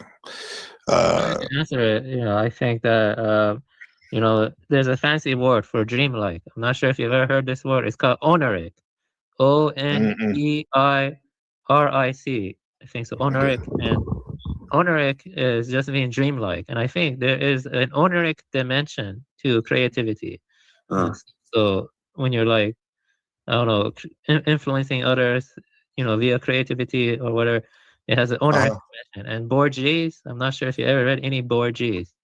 He has a very beautiful poem but short story about this. It's very short. I could actually read you that short story if you're interested, because it ties into exactly what you're saying. It was actually a story about Shakespeare, dying, and he finally, I forgot, he goes and he confronts, I don't know if it was God or some higher being, and he asks, who are you, Shakespeare? And he said, I am no one but everyone. And then he lists like all his fictional characters, and so it's like their expressions, honoric expressions of himself in some sense. Influence that came in his dreams. And you know how influential Shakespeare was with Hamlet. Right. Hamlet is very dreamlike. Hamlet is very dreamlike. Hamlet. Also, he's very, especially Midsummer Night's Dream, huh? Right, that one's very dreamlike. Seems like, and not to mention all the composers probably that may come up with some of their silhouettes from nightmares or dreams or whatnot. Yeah, awesome. Thank you for sharing that. Oh, now what's that word again? One more time, Avian Buddha. Oneric. In the meaning in layman's terms. Oh, it just means dreamlike. It's just dreamy. Oh, dreamlike. Okay, it's dreamy. Yeah, I always sometimes when we say the word surreal, I use that for that. Yeah, but I like your word too. Oneric is just relating to dreams or dreaming. I don't think it's the same as surreal though. But yeah, it has overlap. Yeah. Now, Austin Murphy, have you had any recurring dreams over the years? And if so, what are some of the things that stand out about that recurring dreams? So yeah, I joined because this is what you guys are talking about, and I actually have a lot to say about this. Because I'm glad you came up with it. it's one of my more favorite things to I guess think about, because my dreams, I go into a lucid state every time I dream, and every night when I go to sleep, I understand that I'm in a dream, and I tell everyone in my dream that they are in my dream, and there's nothing that they can do to me. They can't touch me. They can't kill me. There's nothing they can do. All I have to do is say, wake up, and I wake up immediately. And that's how it's been. That's how it's been since I was a little kid. It's always been like that my whole life. I go into a dream state, and it's a different world. And I do have reoccurring dreams. Yeah, I have a lot of most of my reoccurring dreams, I'm flying, just like the image you see right here. I'm the only one that can fly in my dreams, and I'm the only one that knows how to. Nobody else can do it, but everybody's trying to constantly chase me. I seem to, I don't know, I have a strong understanding that I'm in a dream state when I'm in my dream state. And I tell that lucid dreaming. But I do it every night. Like I looked up the statistics like 10 years ago on what the probability is for someone to lucid dream every night, and I think it was like 1% or something. But like it's every night, bro. Wow, that sounds like a lot of fun. But maybe you ever feel exhausted when you wake up? Oh yeah, I come out of a different reality into this one, and then it's so hard to balance the two, because what I just experienced for so many hours and my perception seemed real, even though, whatever, I don't know what's going on. But I know flying in itself is very rare. Like I used to have it with my dreams. I used to fly over Ireland, like the meadow, the grasslands of Ireland and the cliffs. Maybe I was tapping into some genetic memory or something, but I haven't really had too many flying dreams. I never asked this to anybody. What's the feeling you get when you're up there? So this is 1 second. Sorry. So this is what goes on, and this is me describing my second life that I have every single night, reoccurring. Basically, what I do is I tell everyone in my dream that they're in my dream, and I say, there's nothing you can do. And I jump off of something high, and I spread my arms out. And then what I do is I manipulate the palms of my hands against the wind to turn the direction of myself, kind of like a bird or something. And so like naturally I understand how to direct which direction I want to go to by using the wind with my hands. It's kind of weird to explain, but no, it's kind of doing it right there in the video. If you see his hands are kind of cupped when he's turning. That's exactly what it is. I didn't even notice that. That's exactly what it is. He's feeling the air, and he's directing his path based on the air, and you're just moving your hands around, and that's exactly what I do in my dreams. So the feeling is like you're saying the predominant feeling is actually flying, the mechanism of flying. It's feeling the air. I'm not directing myself. I'm using the wind and the air to direct myself. Are you feeling like emotional feelings of like exhilaration, maybe a little fear or a rush? No, because when I'm doing it, I know I'm dreaming. So I realize that no matter what anyone does to me, it doesn't matter when I wake up. So I'm untouchable with my dreams. Yeah, I thought that bit like just by being up high, because some people don't like to be high like that. But obviously pilots don't mind, and maybe some of them like it. That's similar. But I think it's interesting that you said like when you go there, you tell people, you can't mess with me, whatever you try or whatever. And it kind of like, I would say, because we've been hitting this earlier, that maybe there's not that much difference between actually when you're awake or you're asleep. And with that said, I'm thinking about sometimes like when you're awake here, you're like, you kind of do that without saying it sometimes. We're like, don't fuck with me, bro. Like, you know what I mean? Don't mess with me, because like, so when I was like 8, 9, 10 years old, I figured out that I knew when I was dreaming. So I told myself, all I have to do is say 1, 2, 3, wake up. And every time I said 1, 2, 3, wake up in my dream, I would wake up. But then I evolved past that to where the point I just knew I was in my dream and I didn't have to say 1, 2, 3, wake up. I could just open my eyes whenever I want. Right. That's good when you can learn to do that when you're younger, and then carry it over now. Shout out to Marilyn in the building. Where is she? I got my shout out to the ladies. Ladies, if you don't mind, give us your name, your age, what you do for a living, dating status, if you want to, of course. All that, yeah. That's not necessary though. With Marilyn, maybe other ladies. But shout out to Shadow Buddha. What's he say right here? He said, what's his comment? Shit. Here we go. He says, TML, what are your thoughts on dreams and historical physics? In many religions like Buddhism, Hinduism, and even Western religions, there are stories of powerful psychics going through different realms. Yeah, I think the realms are basically experiences that they're having here right now, right? And I think that the whole idea of, seeing a premonition is because time is really one structure, right? It's not because you're going to a alternative place to get a piece of information about something that's going to happen, right? So I don't think that it's indicative of a universal mind, but I think that it's indicative of the fact that time is one structure and that things are going to pan out. That's why you could see them before they happen sometimes. So I think it's precognition and not either a universal mind or something else, right? Wait, so can you say that again? Yeah, I don't understand that. I mean, I heard you said precognition. To me, that just means right, like predicting the future. Like, yeah, exactly, or right. Not even predicting, but knowing it without consciously knowing it, just subconsciously knowing it. Yeah, but you could say like there's a place where all the information exists. Right, like for example, like the Akashic records, right? And you go there to get the information, right? Whereas in another sense, right, it's like, time is one thing, so you can see something before it happens because you understand all the things that are going to happen to get there, right? So I think those are two different things. So the way I'm explaining it is, it works one way, it doesn't work the other way, right? Yeah, but for TM, and it's also related to what Shadow Buddha asked.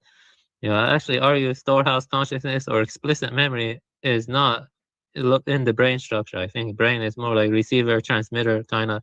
You think explicit memory is stored in the brain? I don't think so, but I'm wondering what you think. Yeah, it's another good example. It can't be, right? Yeah, it can be. Yeah, I agree. Yeah. It can be. Yeah, I think the repository consciousness or our memories, explicit memory, are more spiritual than we think. It's not a mere epiphenomenon of our brain processes. Right. Sorry, I've been thinking about this for a long time. Do you think that when you're in a dream state, your thoughts are coming to you from somewhere else? You're not coming up with those thoughts? Because I've had new thoughts multiple times that I've never thought of awake that I learned in my dream state. And most of the biggest life lessons I've ever learned, have been in a dream state. And they didn't come from me because I didn't know the answers when I was awake. Like, for instance, a year ago, I literally found out that the purpose of life was to be of service to others. That's the answer. Yeah. And I found that out, in a dream, not in real life. Yeah, absolutely, Austin. I think there's a huge relevance to what you're saying because, like, in the first hour of this, we discussed three thinkers: Zhang Zhu, right, Descartes, and then Freud, and I discussed how they, how each of them believes the dream is a different level of sort of reality, right? And they both talk about how real it is. Right. And I discussed that I think that dreams are absolutely real, that you could get real information from dreams. Yeah. Right. So I think that that there's no way to think that this is a fake thing that's going on outside in some other world, so on and so forth. I think that that's actually not true, right? Like, yeah, dude, I've learned the craziest things in my dreams that I can't even put to words in English in real life. Like, just experiences that are like, they're just always ta-da moments, and I can't ever put them to words. No. Have you ever had any sensations and experiences of colors or whatever in dreams that you never had in real life? I mean, waking life. In waking life. Just, are you just having? Yeah, I'm asking you, Austin. Yeah. Oh yeah, no, yes, I've experienced things that I haven't experienced in waking life that I have in dream state. That's what throws me off. Yeah, just having colors in general is kind of or at least remembering them is something that it has to like really stand out for me to remember the colors, or maybe. Yeah, there's a type of pink I've seen that is also green. Depends on how you look at it. All right, where it's like shiny pink that's green. All right, I can't really describe it here, but yeah. So if that's the case, like there's no this theory by this guy named Daniel Dennett. He proposed some kind of you guys ever heard the cassette theory, where he said that this wouldn't hold up in his theory what you just said, because he said your thoughts. He said that. No, well, he said that he suggested that dreams might be pseudo memories, and your brain might insert like a pre-recorded tape of memories at the moment you wake up, making you feel like you just had a long experience that you didn't. So if you're seeing things that we never even thought about before, that his theory doesn't stand up. You know what I mean? Yeah, it's called impossible colors. I think so. Impossible colors. Yeah. But then there goes to what Austin started off talking about, lucid dreaming, because lucid dreaming, in my opinion, is like it's an extended imaginative experience that's happening during sleep. And I think the imagination is very real.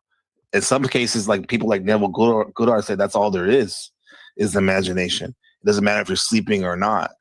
It's just that it seems like when we're asleep, we just let loose, because we're not holding on to, I don't know, you want to call it the ego or certain things that usually weigh us down, right? You know what I mean? So our imagination just expands when you're asleep. I mean, I don't know, man. I've been trying to figure this shit out forever. I've also heard Jesse Lee Peterson. I don't know if you're familiar, JLP. He says, "You mean your thoughts wait, hold on." Right, okay. Uncle Ruckus. Your thoughts. Yeah, where he goes. What did he say? Oh God, I'm going blank. He has all these stupid. You are of your father, the devil. Yes. Oh, he has all kinds, dude. I've been listening to him for. I know Jesse Lee Peterson. The funny one was when he talked to when he talked Amber to Rose. Cesariak. That was a really. I funny saw that one. Yeah, that was hilarious. Honestly, I was laughing. You like surreal, dreamy artwork? One of them I think is very good. It's called The Fantastic Planet. That's a very good animation. Oh yeah, excellent. Yeah, it's one of my favorite movies of all time. Yeah, it's like top 10 favorite movies for sure. Yeah. Fantastic Planet. Dreamlike, right? It's very dreamy. Yeah. It's very dreamy. Oh, yeah, you probably. I like you watch that. Gabriel. Yeah, Gabriel. I'm gonna watch that. Fantastic Planet. Okay, the one I liked to watch back in the day was the whole movie's a dream. Waking Life. Oh yeah, that Waking Life. Austin, have you seen that one? Great movie. Then also Slacker. Right, it's good. Yeah, he had an earlier movie made, where he made it off of the same method called Slacker. So both with the animation shade cell, or what do they call it? Yeah. Aven, you seen it before? Heard of it before? Waking Life. I'll give you a little thing. Clips. I need to watch the whole thing. Yeah, it's basically talks to a lot of philosophers and whatnot. Yeah, if that's the case, then we need to save it for one of our movie nights for sure. Because this is one of the greatest, it's one of the greatest movies they've been. Here's a little sample for you guys. And I could do a lot of commentary on this movie too, because I think this movie is pushing an agenda. Yeah, especially when you see Alex Jones in it. Yeah, you find out at the end where he's pushing a Jungian agenda in this movie. Yeah. Right. He talks about how he's encountering basically encountering a character in his dream. He sees a series of apparitions in his dreams, right, which are basically highly relevant to the movie. Right. Can I just say something real quick before you play the video? I've often, after I saw the movie Shawshank Redemption, I've often thought that could be a possibility.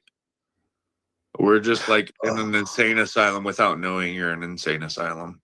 Yeah, by the way, earlier I said the dream is destiny. I stole that from this movie, Waking Life. That's actually a line from this movie. They say. Yeah. They say that in the movie. Yeah. Dream. No, say it again. Dream is destiny. The dream is destiny. Yeah. Yeah, I remember you said that about 20 minutes ago. Okay. Yeah. I'll show you a little trailer, but before we do that, Austin, what you said. So if we take that idea, what you just said, that means that when those of us are waking up, it might cause some trouble with everyone else that's asleep. Because when you wake up, it's reversed. The insane ones are the sane are the insane. Yeah. Or it might be, that's true, but it might be nuance. It could be that even so, some of those people that are waking up are batshit crazy either way.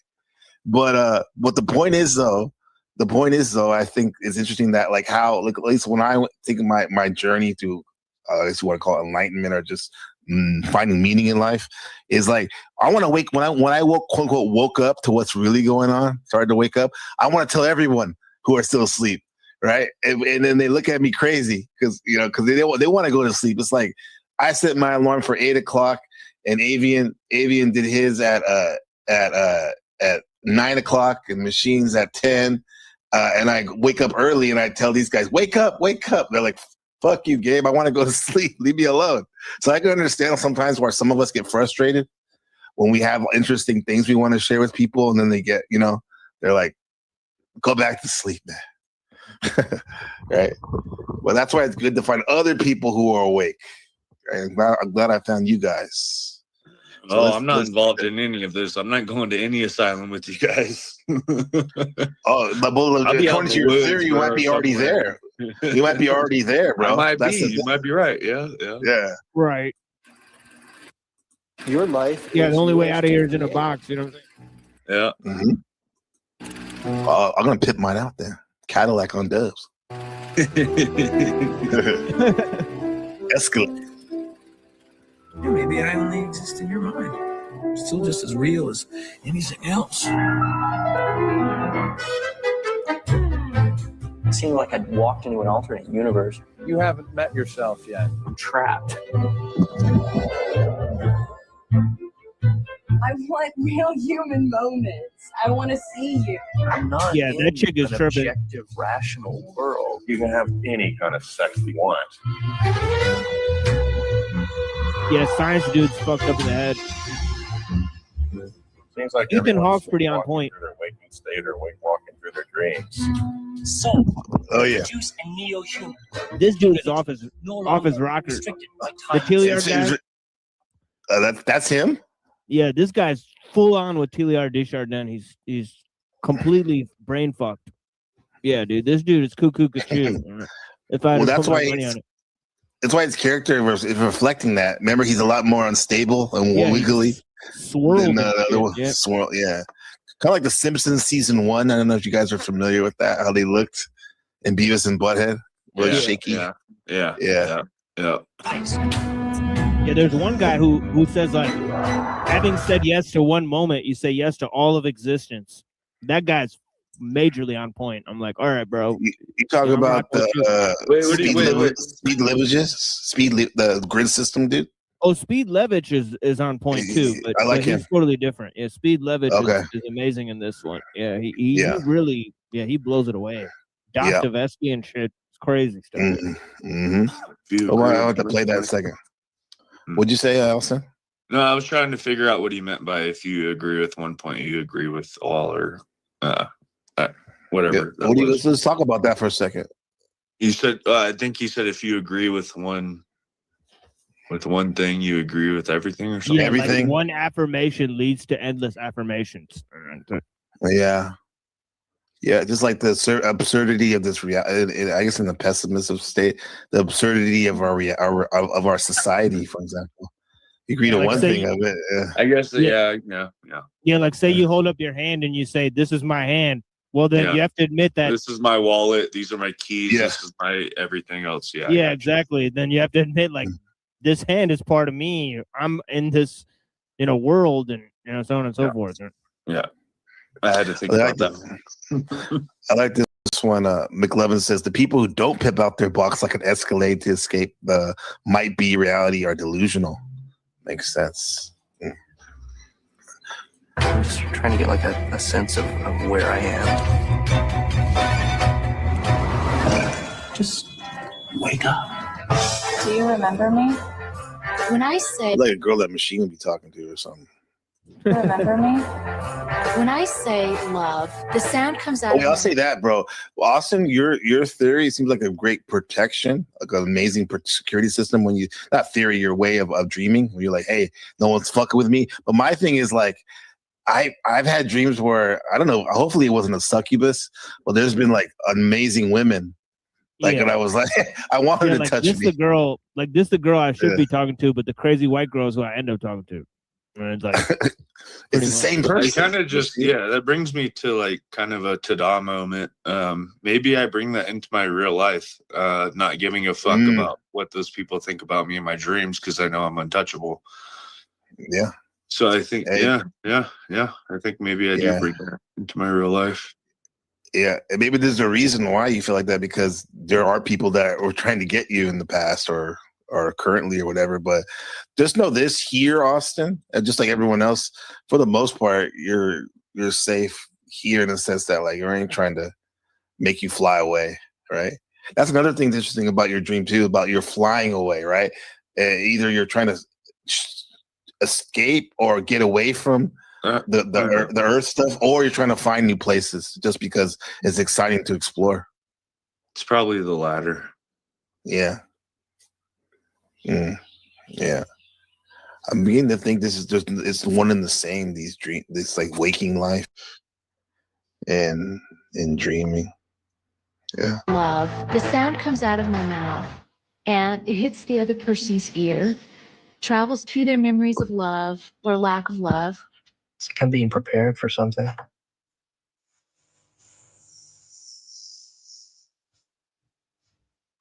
On really romantic evenings of South. There he is right there. There he is, the GOAT, Speed Leadership. On really romantic evenings of South, I go salsa dancing with my confusion. Everyone knows fun rules. You can do whatever you want to. Everything is possible. You a dreamer? You know it looks so good tonight. Bro, wasn't there a guy that like set himself on fire? Yeah. Right? Machine. Yeah. Damn. Yeah, he's like a nihilist, essentially. Yeah. Well, the guy says, Speed Labor says, he's like, at night, I go salsa dancing with my confusion. That's a nice way of like, turning the lemons of being confused, right, and uncomfortable into something like fun and playful. And, you know, I go salsa dancing, and some of those nights can be the longest night of the soul. You know, hopefully you can get relief off of that, because that literally is some reasons why it's hard for some of us to sleep. We have a lot of that's those. ultimately a key feature in turning a bad dream into a good dream is finding play in the confusion that's occurring, right? Having a sense of play about it, right? Because like if you don't have a sense of play while you're in confusion, then you'll kind of get into seriousness, you'll demand an answer, you'll feel cognitive dissonance, so on and so forth. Yeah, I see. Yeah, 1,000,000%. Yeah. I feel like kind of bad at myself, hard on myself, like in school when I'm trying to teach a lesson to some of the younger students, and I And it's like they're kids, right? They've gone to school all day. Now they come to my academy, but we got to get through the lesson. And some kids are like, they're wandering, they're daydreaming, right? But then I have to go like, oh, they're making a joke. And the more I say like, come on, let's get serious, let's get focused, the more they laugh. And then I go like, come on, man, this is serious. And it's like, this sounds ridiculous what I'm doing. You have to do something that would get their attention rather than saying, let me get your attention. And that would get their attention way better. Can you give me an example? Without them knowing that you're getting their attention. Okay, can you give me an example? That's a good idea. I like showing some kind of what I would think of if you're trying to teach a lesson, what I would do, I'd show some kind of crazy video online that would coincide or relate to that. That would probably grab their attention more than you just talking, probably. Yeah. No, that's true. And that's the beauty of teaching now, bro. I have the computer right there and YouTube and other things where I can literally do that. Yeah, it's way different than when we grew up, man. Or we had projectors and shit. Yeah. Have you ever gone to sleep within a dream, like dream within a dream? Yeah. I've done that. Good question. I've been 5 layers deep. Oh, dang. Inception. That's the furthest deep I've gone is 5 layers. Like 3 or 4 for me. But the more deep you go, the more chaotic it becomes. At least for me, it became more chaotic the deeper you went. Yeah. Oh man, like when you say chaotic, what are we talking about? Like the laws of physics are extremely manipulated, or not like here? It just becomes like weird Euclidean shapes, and non-Euclidean shapes, or just weird shapes and geometric stuff. At least for me, when it happened to me, and stuff. But once I had a dream where I saw this kind of Tibetan slab, and there was this guy who kept trying to break into my house, and he broke into my house and stole stuff. And so then I went to the slab, and I fell asleep in front of the slab, and then my dream would turn back time or go back to before he broke in, and I would try to figure out ways to stop him and stuff like that. And each time I failed, I tried to rewind the dream. That was one interesting. Another interesting dream was like I kept going to sleep within the dream, and I just kept seeing weird shapes and weird geometric formations, stuff like that. Oh, me too. I've done that. Yeah, what do you think those dreams are trying to tell us? Okay, so maybe a month ago, I went down a huge dream state rabbit hole, and each dream was me trying to break out of that dream. And there was an obstacle course, and I had to figure out how to get to the end of the obstacle course to break out of that dream. But I just kept getting thrown deeper into the next dream,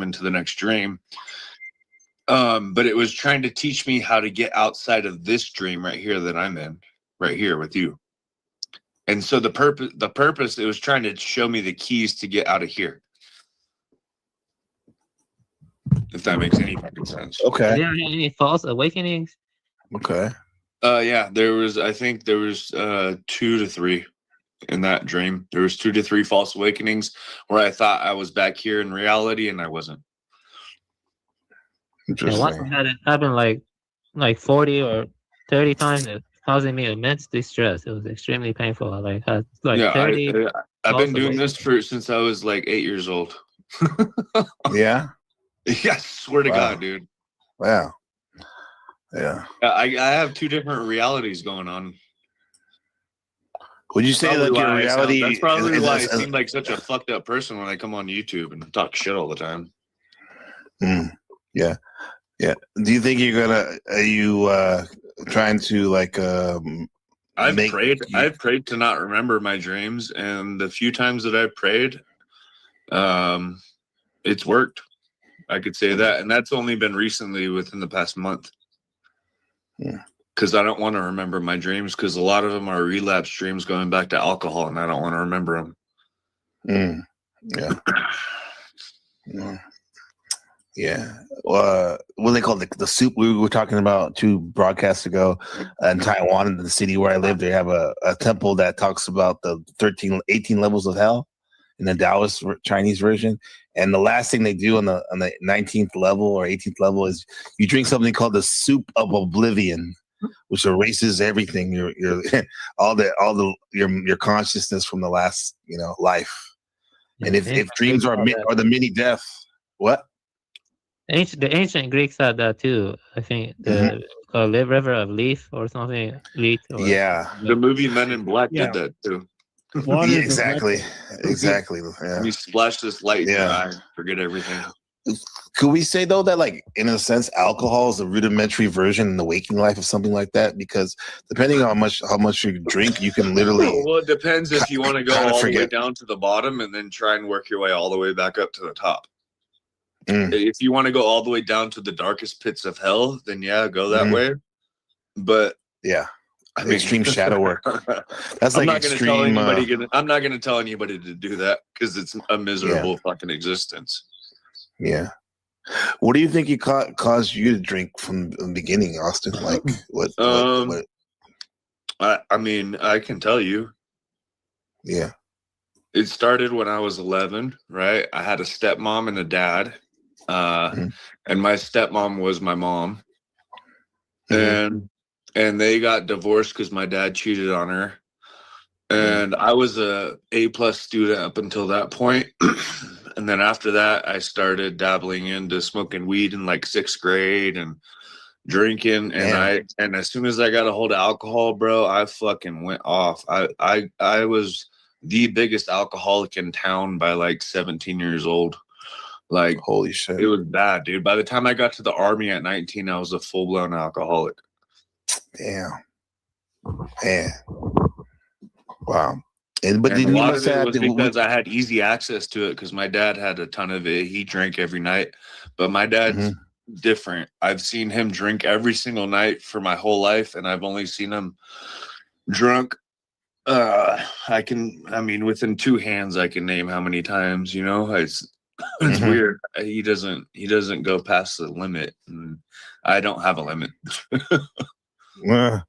Yeah. Oh man. When you went to the Army though, did you even have to stop it for a moment? Like, or I did. Continue? I stopped. I went to infantry basic training. I went to the hardest military basic training in the United States.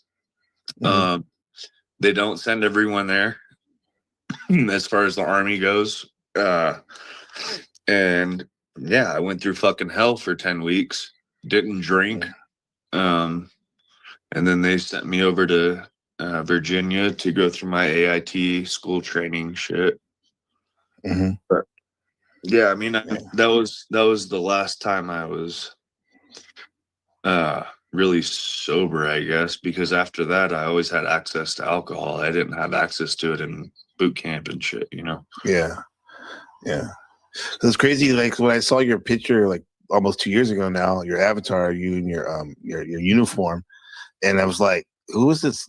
Like, bro, this is like savage, cool, dude. They got this military Army dude, like listening and engaging and and that's the reason. That's the reason I keep that profile picture, is because I want to let other people that have had my past and been in military or police realize that you can break out of that programming system that we're all a part of. And there's other places like this that we can discuss fucking open ideas and shit. So that's the reason I've had that exact avatar for that many years. That's the only reason why. I want to bring people over to this side. Yeah, my best friend Brian the Marine, he's similar to that. He just doesn't do shows or stuff like that, but he's definitely questioned things like, remember right before he went to Iraq in 2000, what was it? 2008. Yes, like we were reading Behold the Pale Horse, and then he got shipped off, and like that's the type of guy he was. And he's like, so there's a lot. That's how I was, bro. Sorry, I have a really bad problem cutting people off. That's how I was up until the point. So I did a deployment. It wasn't a deployment. It was a rotation to South Korea. And we had indirect fire. There was no hand-to-hand combat or anything like that. Fucking, I get back to Fort Hood, Texas, where I was stationed at. I was with the 1st Cavalry Division, and my buddies in the army, they all had connections to acid. And so I started dabbling in that. And that's where I started On my base? spiritual experience on base. Yes. Holy crap. The second time I did acid, I was coming on base and we all had to step outside of the vehicle and had to go through a double search by the MPs, and we were all tripping hard on acid. Yeah, dude. How the hell did you guys get through that shit, bro? Oh, that's a good. I don't know. That's a good question. Maybe you never did. You're still there. You're gonna be still there right now in the break. Yeah. Here we go. So yeah, I want to hear more of these stories. I'm gonna have to one of these days. Maybe we can sit down and just have like a conversation about all this shit. Yeah, I could, dude. I've lived a crazy fucking life. I just don't really talk about it. Mm-hmm. Yeah. I understand, man. Yeah. So GTGT says, I have one recurring dream. I'm walking home from school. I'm nearly home. I turn down the street just before my house, and I end up in a completely different suburb. The dream continues like that. Wow, that's like backroom stuff. That's wild. I've had dreams, guys, like where I was walking in these these very narrow streets with the houses that are like Baltimore row houses, like from The Wire, all next to each other, right? And as I'm walking down the street at night, these narrow streets, I can see that they're multi-level houses. I can see on the first floor of these houses, like there's like a transparent window on them. What's up, Narrow Jack? Yeah, come through. There's a transparent window on them, right? And I'm looking at people like their living room. I'm just walking and doing my thing. And sometimes I'm going faster, but I think I'm walking, but I'm going faster, not quite flying. Kind of like flying on the ground, or I guess it's a similar thing. And then come to find out, bro, that little recurring dream I had, I have a feeling that was Taiwan, bro, because that's exactly how it is here. And I've never even seen Taiwan before I moved here, you know, and it's I'm looking at the window right now, and that's exactly what I do. And that fast when I was looking into the houses, that's because people have like a storm, like an automatic door that goes down over their windows. And during the day, most people have it up and you can look into their house, right? And then here, when I was flying down the street on low level, that's me on my scooter, on my motorcycle. So this is like, bro, this is like 20 years before I got here. That's crazy. I just thought about that right now. Yeah. Are you when you're flying low to the surface, are you trying to get higher up, but you can't? I don't even think that's in my consciousness, man. And that's something that's to be said about me now, right? You know what I mean? Like that's like I think I kind of admire you and my friend Sean, who comes on here, who can actually fly, you know, and like that's cool. I don't even think like that. Maybe it's because I'm kind of limited. I say I want to be ambitious, but maybe I need to really look at that, you know, type shit. So yeah, my first spiritual experience was when I was like 7 or 8.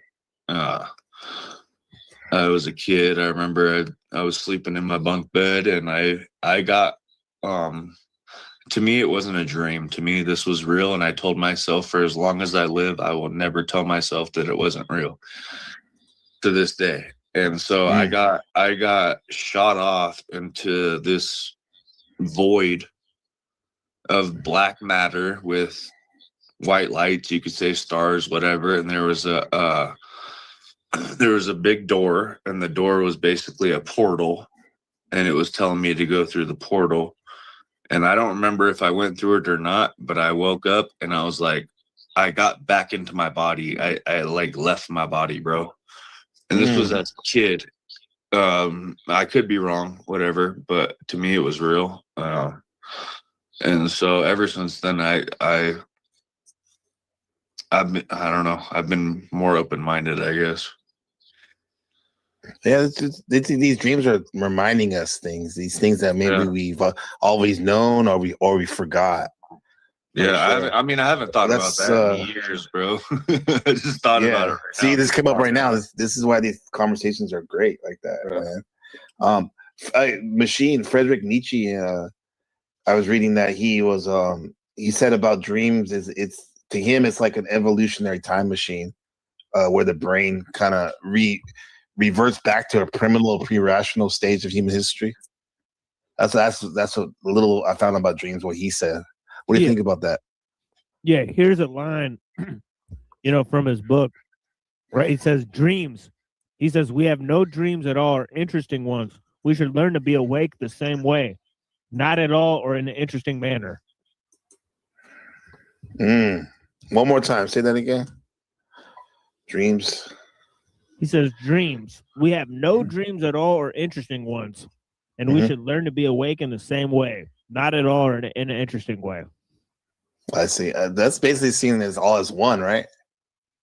Right. But the most important thing is make it interesting. Okay. Yeah, there's I another like one he that. has about dreams. I'll try to find it. But yeah, he's got a couple of things about dreams. Right. But yeah, he thought that we should use it to inform our waking life. Yeah, I agree with that, definitely. It's kind of like the Sigmund Freud had the concept of the royal road to the unconscious, where he also believed that. I guess if you can figure these things out, you can identify like your dreams. That he believed that dreams were disguised fulfillments of the repressed nature of you have, like sexual. What do you think about that?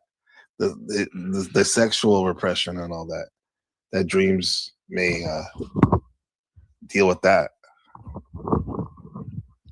Yeah, I think for people that are sort of like in the lower chakras, or to borrow a term. That's a nice way to say it. I be down in that red, boy. But it's like real men, they dream of like temples and shit that people can't see or understand, and that men couldn't possibly have built, and so on and so forth. They don't dream of Imperius, like what Imperius says. Like, Hold on a second, Imperius. I'll be your bitch. Do you want me to be your bitch, Imperius? No, I don't want pussy. Oh, okay. You like that? Shout out to the Book of RML. Shout out to Neurojack too. Who the hell is that? That's a okay. Well, 1 second, machine. Hold on. That Michael Aquino, the Temple of Set, your grandfather, your uncle, or something like that, allegedly, Neurojack. I wish it was my uncle. He would have taught me some stuff. Yeah, Colonel Michael Aquino, right? Lieutenant Colonel. Lieutenant Colonel, excuse me. Yeah. How's it going, Neurojack? Good. Sorry, my audio switching up, so I apologize. But yeah, everything's good. Let me ask you. First of all, I had a great time in your stream yesterday. Catching up with Twilight and them and Zephyr. Machine, yeah, hold on to what you were gonna read, what you were gonna say, but let me ask you, Neuro, can you remember a recurring dream you had? And if so, what are some of the themes or things you remember from it, or the feeling that you got from it? You said that one more time? have you reoccurring dreams? Yeah, and if so, like, can you tell us like something about it or whatever? Recurring dreams? Wow, that's a really interesting question. There's only one that comes to mind instantly right now that's easy for me to recall. Like, I've had other ones, but so I grew up in my house. I called it my blue house when I was a kid, and I used to have a lot of dreams about, like, do you remember those videos in the 90s, like in remember the movie The Crow and like Batman and Robin and stuff like that? And remember they always did like this like glow in the dark paint stuff, you know what I mean? Yes. Yeah. So black light, I had like a kind of. Yeah. So I had like a creepy basement, and in this basement, there was like these little pipes and stuff. And I used to dream that like under these pipes, there's like this whole underground world with people who look like they're in that UV painted light stuff. Like their eyes look like that, and they had like tinges in their hair and stuff. And I know this seems like really not important, but like I had that same dream so many times where like got to the point where I was like, yeah, it was weird. I was like, it happened over the course of many years, where like that same kind of thing would happen over and over again, where I'd like go under my house and there's like this whole like underground world, and it was like scary in a sense, but it's also more like something trying to call me to it, I guess, or something. So it's pretty weird. Those were my cousins. You were dreaming of my cousins. Of Your what? cousin? I'm joking. I was just joking. I said you were dreaming. Well, we were I was cave like, you're- people, so I mean, it's possible for sure.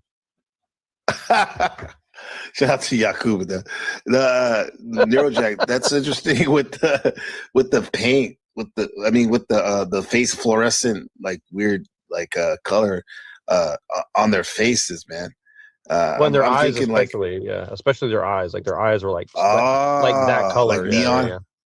Yep. It was very like almost like gorillas. You know how the gorillas, the music, the music group, and they have like those big giant eyes like that. It's kind of like that. Yeah.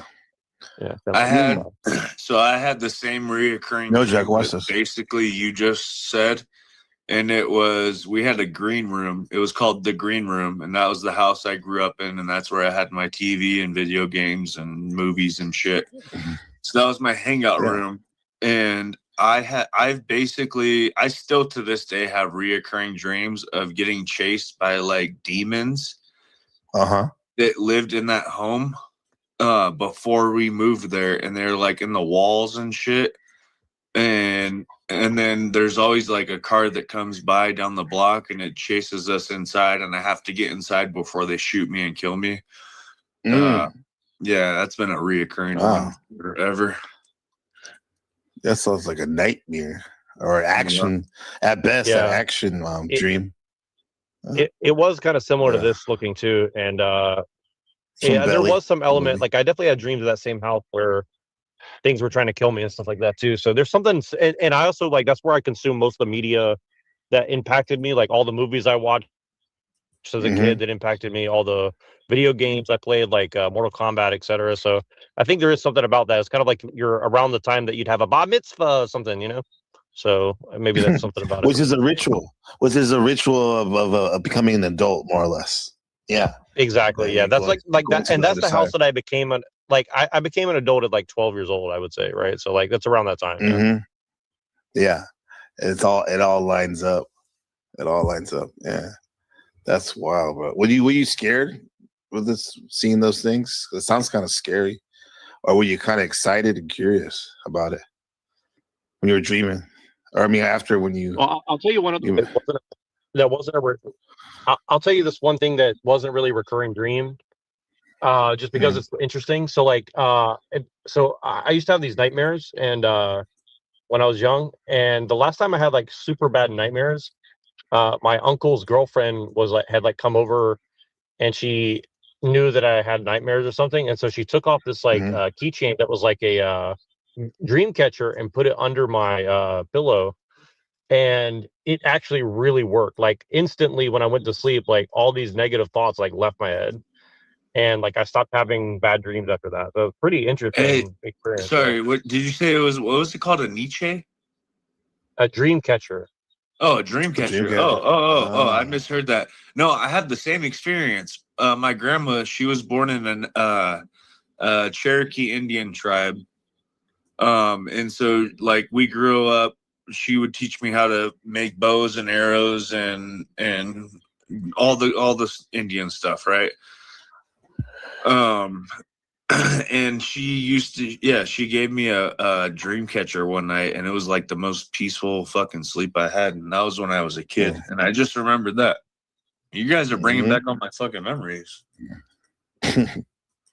Yeah, man. Maybe we're all maybe like what'd you say, Machine? There's really not that much difference in your opinion, right? About people, like in terms of like the archetypes and stuff like that. So it wouldn't make sense if there wasn't that much difference like that. We could have overlapping experiences in the waking and also in the dream. Yeah. Yeah, I mean, I think it only applies to people, really. Okay. Yeah. But yeah, I mean, there are rare cases where, obviously people are highly unique, but most people will fall in line, I think. So really quick, I wanted to ask Machine what he meant by the whole like real men dream of like temples and stuff. I don't know. I mean, I definitely have dreams of some stuff like that, but I've also had the other side of that. So, and I say I more often than not, like I would say the most often of what I dream about is usually like living a life that is similar to this, but somewhere else. It's just that the time is very distorted. If that makes any sense. Right? You don't have any control over that. Wouldn't you know it if you did? You're not living a life anywhere else. You're living a life right here, right now with me, with all of us. There's no other real life. Well, I mean, I don't know about that. I mean, if the only way that you know that this is real is by experience, and when you're dreaming, you're experiencing something. So I don't know about that. So. Okay, so you're saying that there's an alternate real life other than this one? I'm saying that you can't prove otherwise. Yeah, I want. I guess. Yeah. I want to comment on something. Can't prove otherwise. Yeah, the default mode network of the human brain is called default mode network. It's active while you're at rest. It's actually very similar across people of different cultural backgrounds. That's why we can understand the mythology and the metaphors and symbols from different cultures. Okay. Because the process activities are the same. Also, have you ever seen, I don't really like it that much, but have you seen Star Trek, The Next Generation, the episode called Darmok? It's called Darmok. Have you seen that episode? Maybe I've seen it, but I didn't know the name of it. So can you give us a synopsis, please? Yeah, basically in that episode, there's this different alien species. The way they communicate is so different linguistically from human beings. Like it's not like they use metaphors and symbols in very like non-human ways, and so the way they decode their language is so different. And so it's not like we can communicate with those beings. You have to take a lot of time to decode their language. And so, we can like communicate rapidly. And you think? Do you share that thing, that default, like you said? Wait, do you think that it's possible to decode that language? Oh yeah, they do decode it, but it takes a long time. It takes so long. What do you have to do? Where do you have to go? Where do I have to go? Do I have to go to Yale and join Skull and Bones? What do I have to do? They use certain, like, I don't know, in that, I'm talking about fiction, though. Like, fictional, yeah. Yeah, we never encountered a being like that, but I would say in general, you would have to recognize patterns, right? Reality in general, fictional. Yeah. There's actually a good movie called Arrival. It came out in 2016. Oh yeah. Yeah, that was like machine. Oh yeah. You mean the one with the black spider-looking abstract hazy thing? Yeah, I'd ask you this before. Hey, what's up, Lindsay? Good to see you. One more time, Avian. What is the crux or lesson from that movie? You think will you get from that movie? Because I know it's a fascinating visual movie for sure. Yeah, basically in that movie, those squid-like things were like communicating in a kind of language that could cut across past, present, and future. Like their language has a non-linear aspect that goes beyond linear time. And so they're like decoding their like written language or something. And it's like when she decodes it, she's able to tell her future because that being could like see into her future. That had like a kind of that movie kind of portrayed. Damn, bro. You're out there. You're fucking. You should write movies. Multi-dimensional, yeah. It was a good movie. Yeah. Is some of the stuff from that movie right here. Really good. Can I send super chats? Yeah, I won't have it back until May. Oh, May 11th. Yeah, I appreciate it. But you can send me you can send me a buy me a coffee. Buy me a coffee. Oh, buy you a coffee. It's called buy me a coffee. I'll buy you a blowjob. I'll buy you a blowjob. I'm good. I appreciate the thought. Maybe in the dream world, you get one of those succubus. Before I move on, I wanted to ask Machine about that temple thing again, because I wanted to know what he meant about that temple comment. Okay, well, hold that real quick. So we got money's thing. The time is money. Yeah, but really, I'm trying to. Just real quick. So if Austin or anyone else, like, just take the time real quick. If you do want to give a donation, it helps. I can buy some. That's what I'm trying to do, bro. And I never used buy coffee. I mean, it's cool. It takes a lot less a percentage off than StreamYard. StreamYard takes 30. I mean, YouTube takes 30%. Buy me a coffee, only 5%. So yeah, so I dropped that in there because anybody wants to do it. Greatly appreciate How do it. I get? Is that an application, or do I have to go on like a Google or whatever? It's Google or whatever. Okay. I mean, I'll it's, go yeah, on. it's a browser. Yeah, but I appreciate anybody. Yeah, who does that, and thank you for everyone for being here, and thanks for asking, Austin. Neurojack. You said you Machine. You had a question for Machine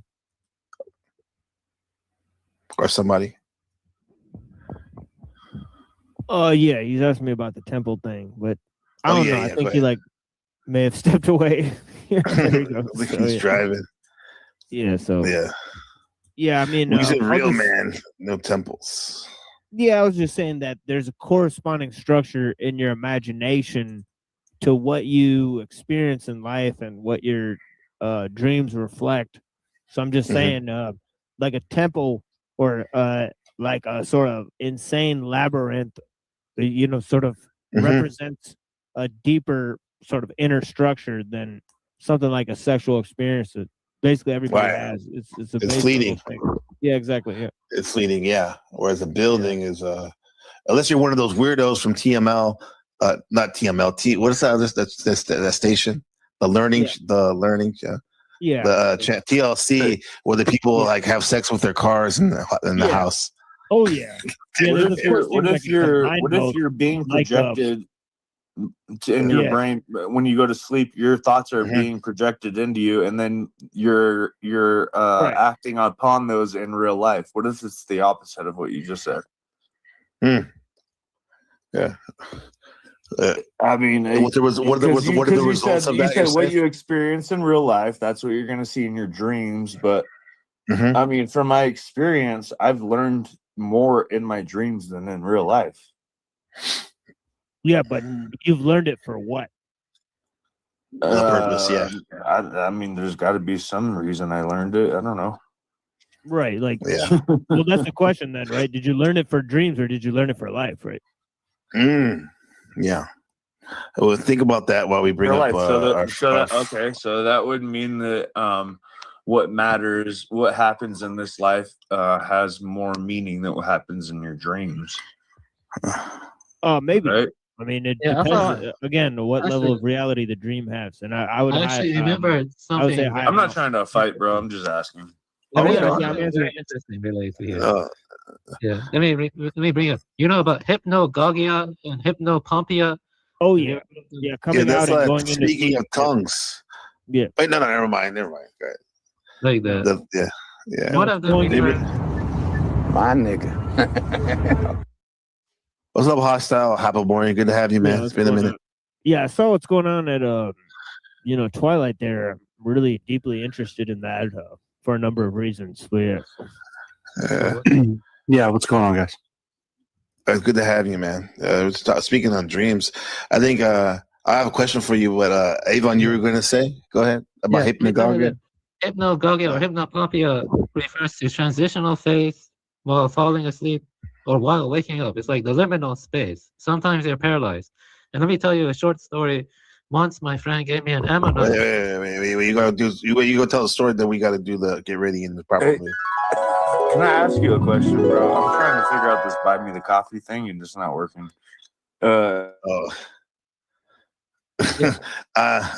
Yeah, I think it'll ask you like if you want to buy. It's just $5 a coffee, and then you just put one of the whatever coffee, how many you want, and then I think that's it.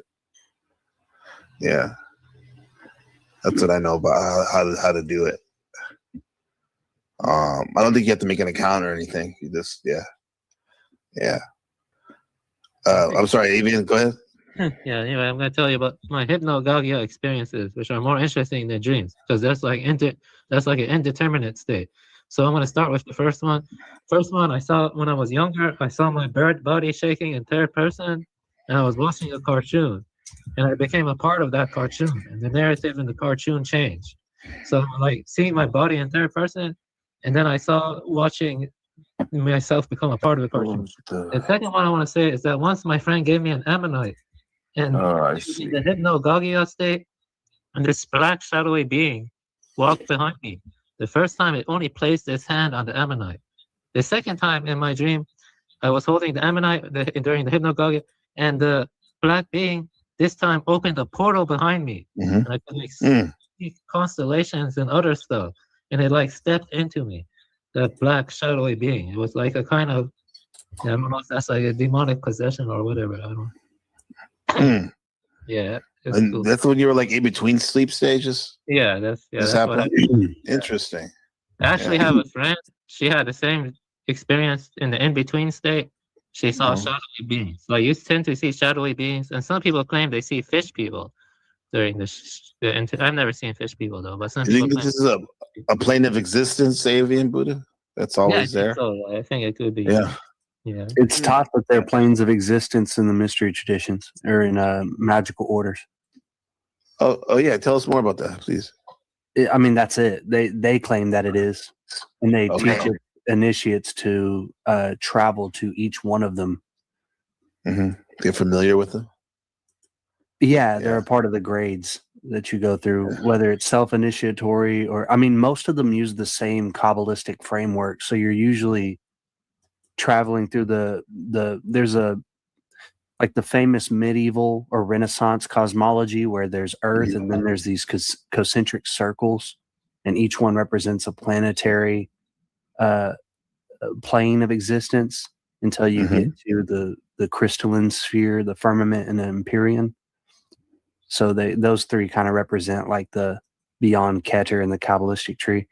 But yeah, those experiences that Avian is describing is very similar to initiatic experience in magical orders. You have journals and you write these kind of experiences down. And it sounds like something you'd hear from an initiate that has this experience. Yeah, I want to say one more other weird thing. Mithras appear a lot in my dreams. Mithras. And one of my, I learned before my last name change, it's very rare. And I have a relative, or not a relative, but he has the same last name, which was rare, and he's buried in a Mithraeum in Northwest Iran. So it's possible that I have a relative buried in a temple for Mithras. Hey, do you think you're right? Gabe, I sent you money, by the way. I'm checking it right now. I appreciate that, man. That's very generous of you. Every bit helps. Got this family and whatnot. Thank you so much, man. You didn't have to do that. Hyperbolic, hostile. I'm just curious. Have you ever do you have a recurring dream you've had over the years? And if so, could you is there any things that stand out about it? Any just the environment or the feeling you got when you were there? No, not recurring dreams. No, not since I was young. Ever since I started doing magical work, they don't recur anymore.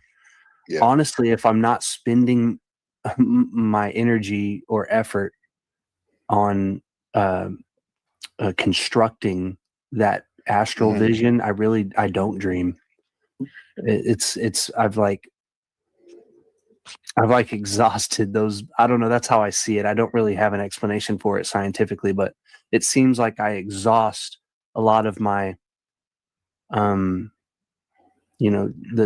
quote unquote dream juices during my waking life. The method I used particularly was a somnambulance method. It's sort of like hypnagogic or hypnopompic, the what Avian is explaining, but a little bit different. Kind of like the combination of sleep and wakefulness, like a daydream, instead of out of sleep into wakefulness. Or I wanted to tell Gabriel this because we're talking about. Hey, what's up, buddy? I wanted to say this because I know a dude growing up. He from young he always told he was going to be blind when he was 21, and if I'm not mistaken, I haven't talked to him in a little bit, but he was going blind at the time. Holy shit! But and I also know somebody else that's blind. They always tell me they only dream about things when they used to see.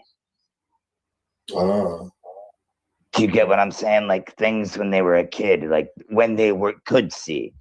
Before, it's right, and now they don't really. That's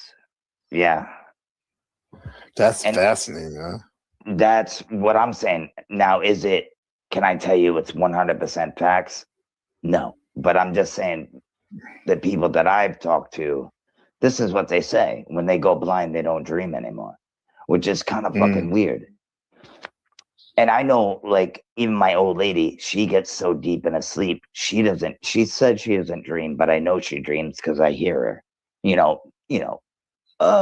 whoa, no, people speak in their sleep, right? Yeah, she's in it. Right, but she just doesn't remember it. Yeah, that's stripped out because you kind of take it for granted that dreams are visual. Like it just kind of like right.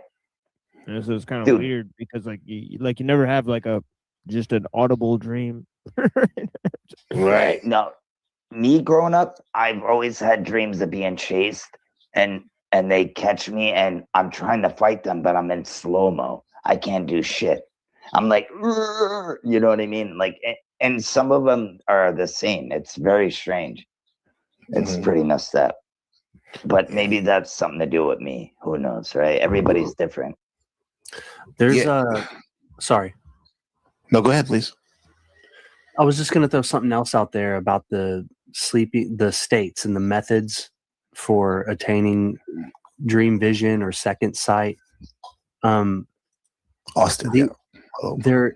Rudolf Steiner, in his order, in the anthroposophic work, one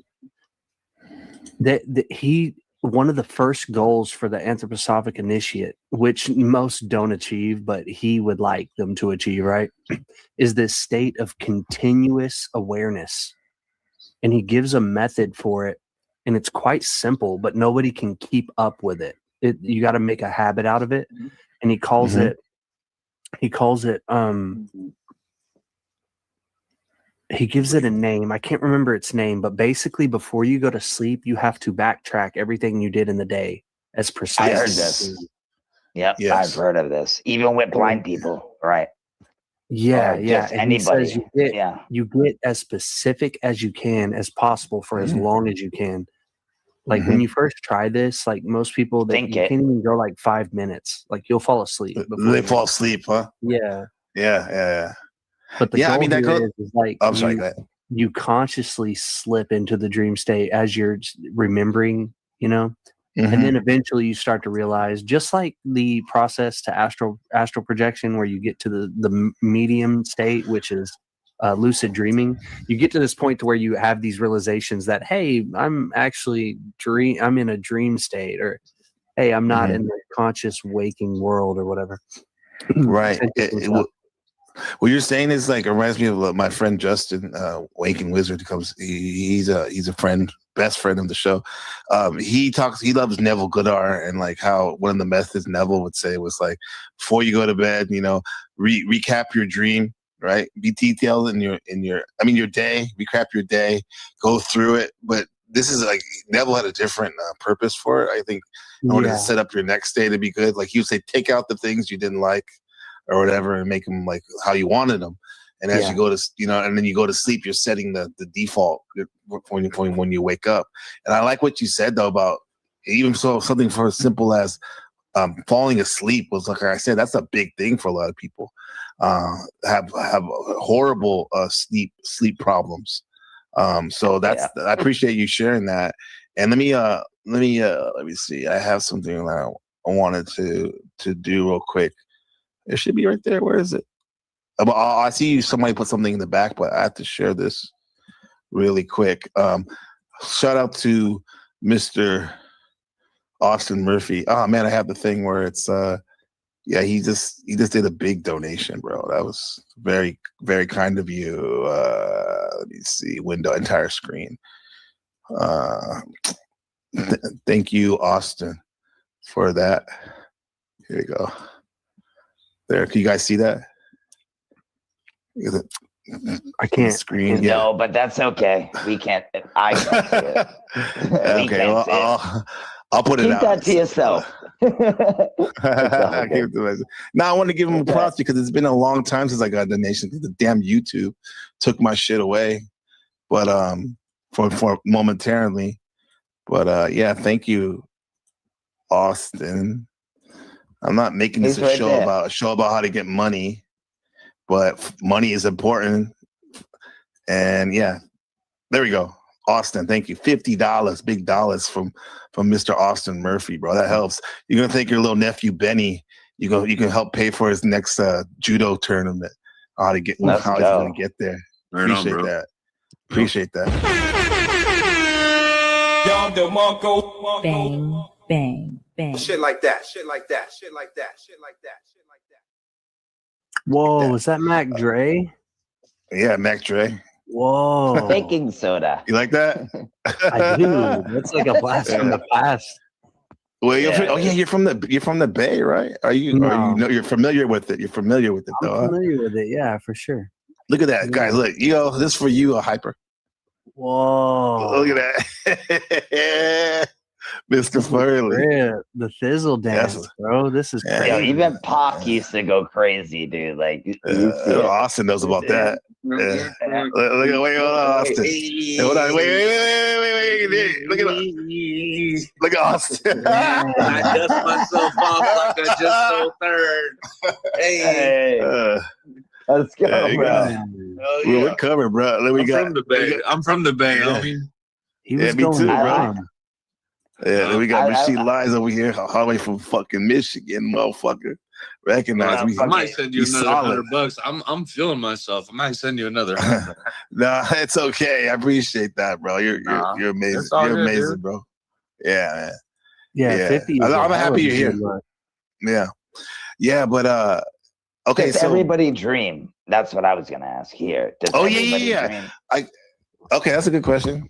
Well, I do, and I think I had a great dreams yesterday. They were fun. Well, I'll have to say this though. I think everyone dreams, but do we remember them? That's the thing. I remember all my dreams, dude, and some of them are very scary. That's what I was gonna ask you. Like, do your dreams like it feels like real life, dude? I woke up crying.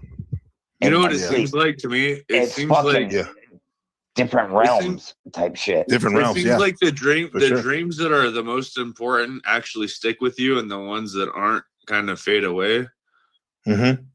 Because you can remember a significant experience in a dream, and it will stick with you, but the other ones kind of just fade off. Now, when you say the significance, what do we mean? Like in terms of like when I think of significance, something that feels real that is not supposed to feel how it does in your dream. No, what he's saying is the important ones stick with you. The ones that are bullshit, they don't really. The ones that really stick.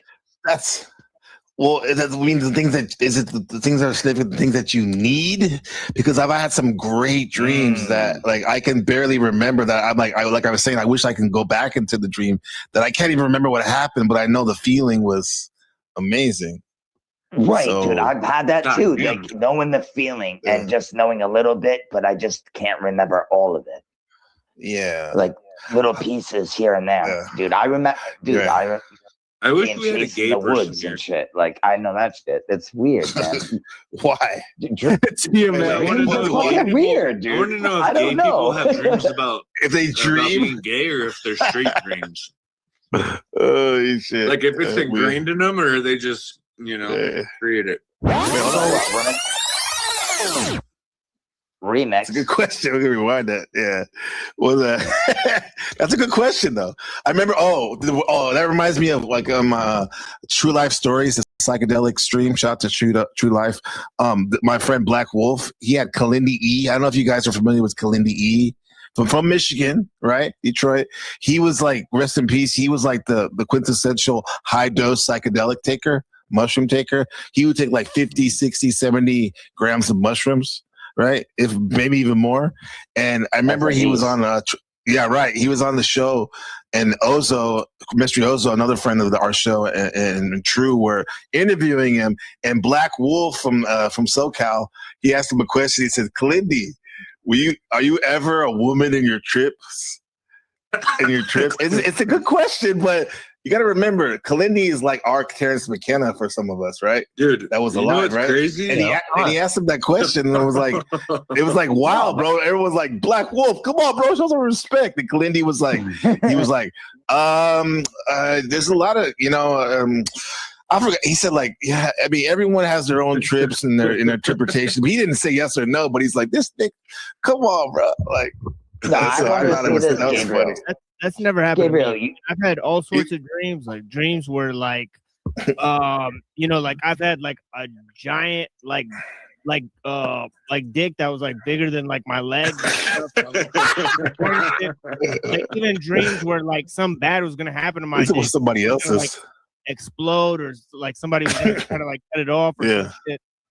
But no, I've never became a woman like that. Now, have you ever dreamed about somebody else's dick? No homo, but like, was there other dicks involved? No, I asked that because no, absolutely not. No, absolutely not. Me but neither. I have had where in my dream. I'm glad you guys didn't ask me. Yeah. Like, have you? Oh, motherfucker! Oh shit! Hey, we love you at the end of the day. Gabe. We love you. We love you, Austin. Appreciate you. I've been having sex with a woman and she'll too transparent. It's all good. Yo, bro. No, that's what I was gonna ask. TML. Okay. No, seriously, like nobody woke up feeling things. Like I've had dreams of banging a bitch and I wake up fucking with my dick hard as fuck. You know what I mean? Shit like that. It's called but not wet busting a dream, nut. right?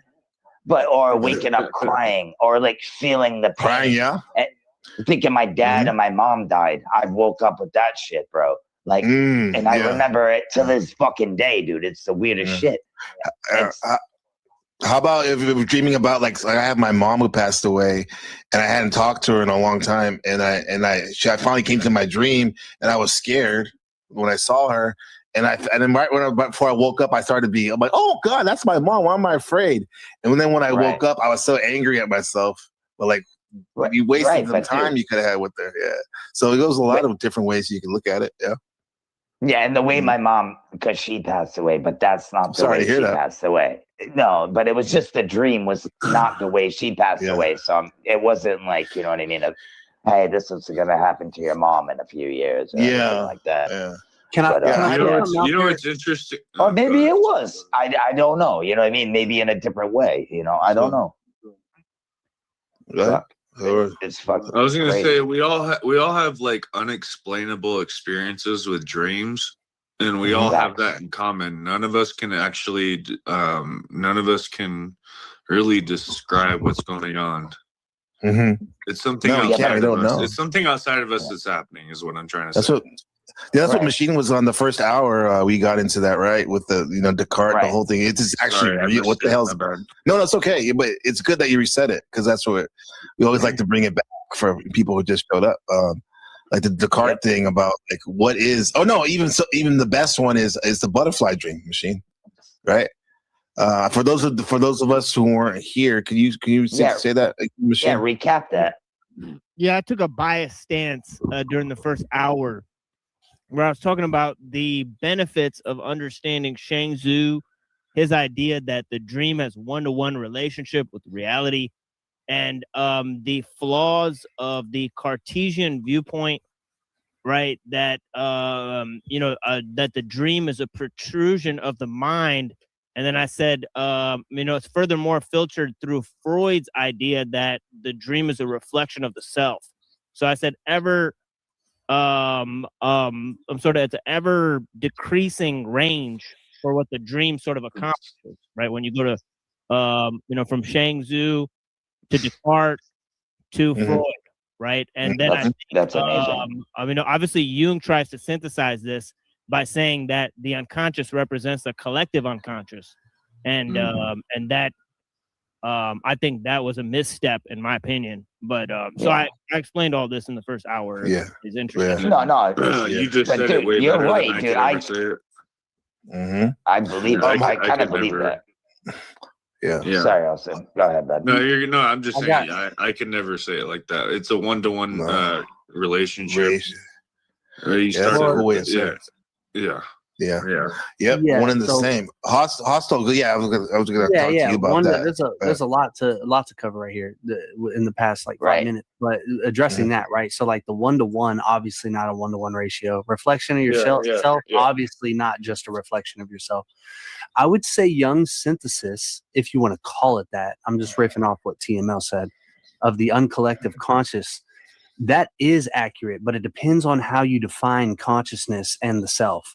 If you identify the self with the consciousness, it's not accurate. But if you say that the self is something beyond mere consciousness, then it's more valid. So Yeah, we what I could be mean by here all that day, is though. that the uncollective consciousness is actually something derived from an outside source. This kind of goes back to what I was going to respond to Austin with. Is that when you say, we can't know the dream, or it's something that's unexplainable because it's outside ourselves? No, I would say the dreams are not outside yourself, but the forms that we build structures with in our minds, the conscious structures in our mind, these matrices, these geometrical lattices, these shapes formed out of, Nimrod would say, bonds and nodes. Sure. We create these structures out of forms that do not belong to us solely, right? These forms, they precede us. Like before you are born, I'm just using this example, right? I'm not saying you don't exist before you're born, but before you're born, these forms exist in the world that most people use they use the symbols of the world, the semiotics even of the world, to interpret and fulfill the dreams. Fulfill the dreams, I mean, by I've learned new information. I've learned new information in my dreams I didn't know. Yeah. Hold on, but you also, you're in the womb.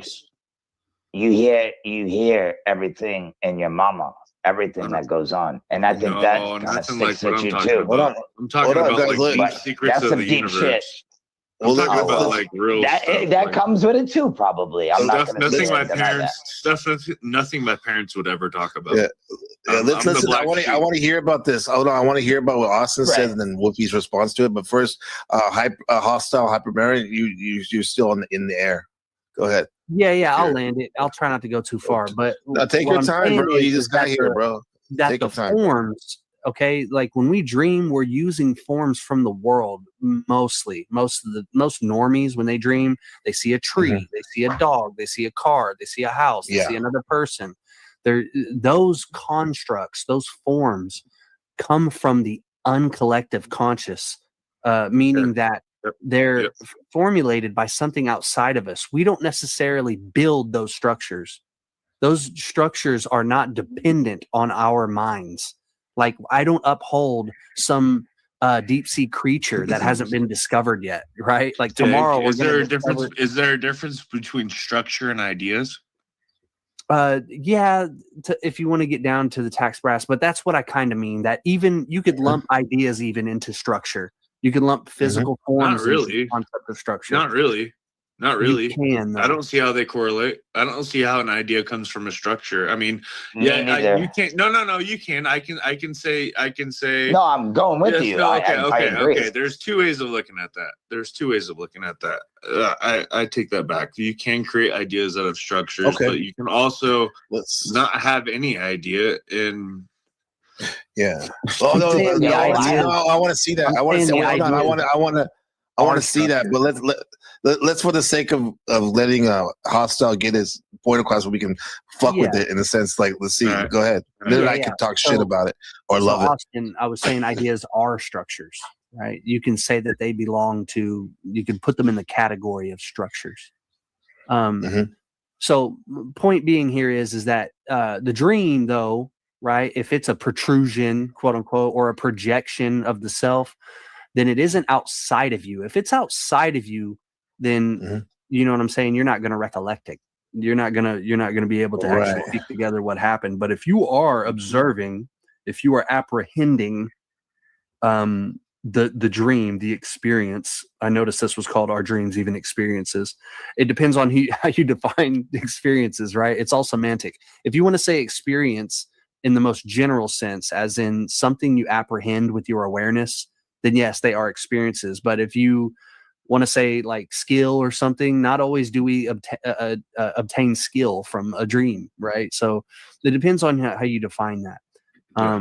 Yeah, so I would say that Descartes and Freud were definitely not on point with it, but I would say Jung is closer. He's moving closer.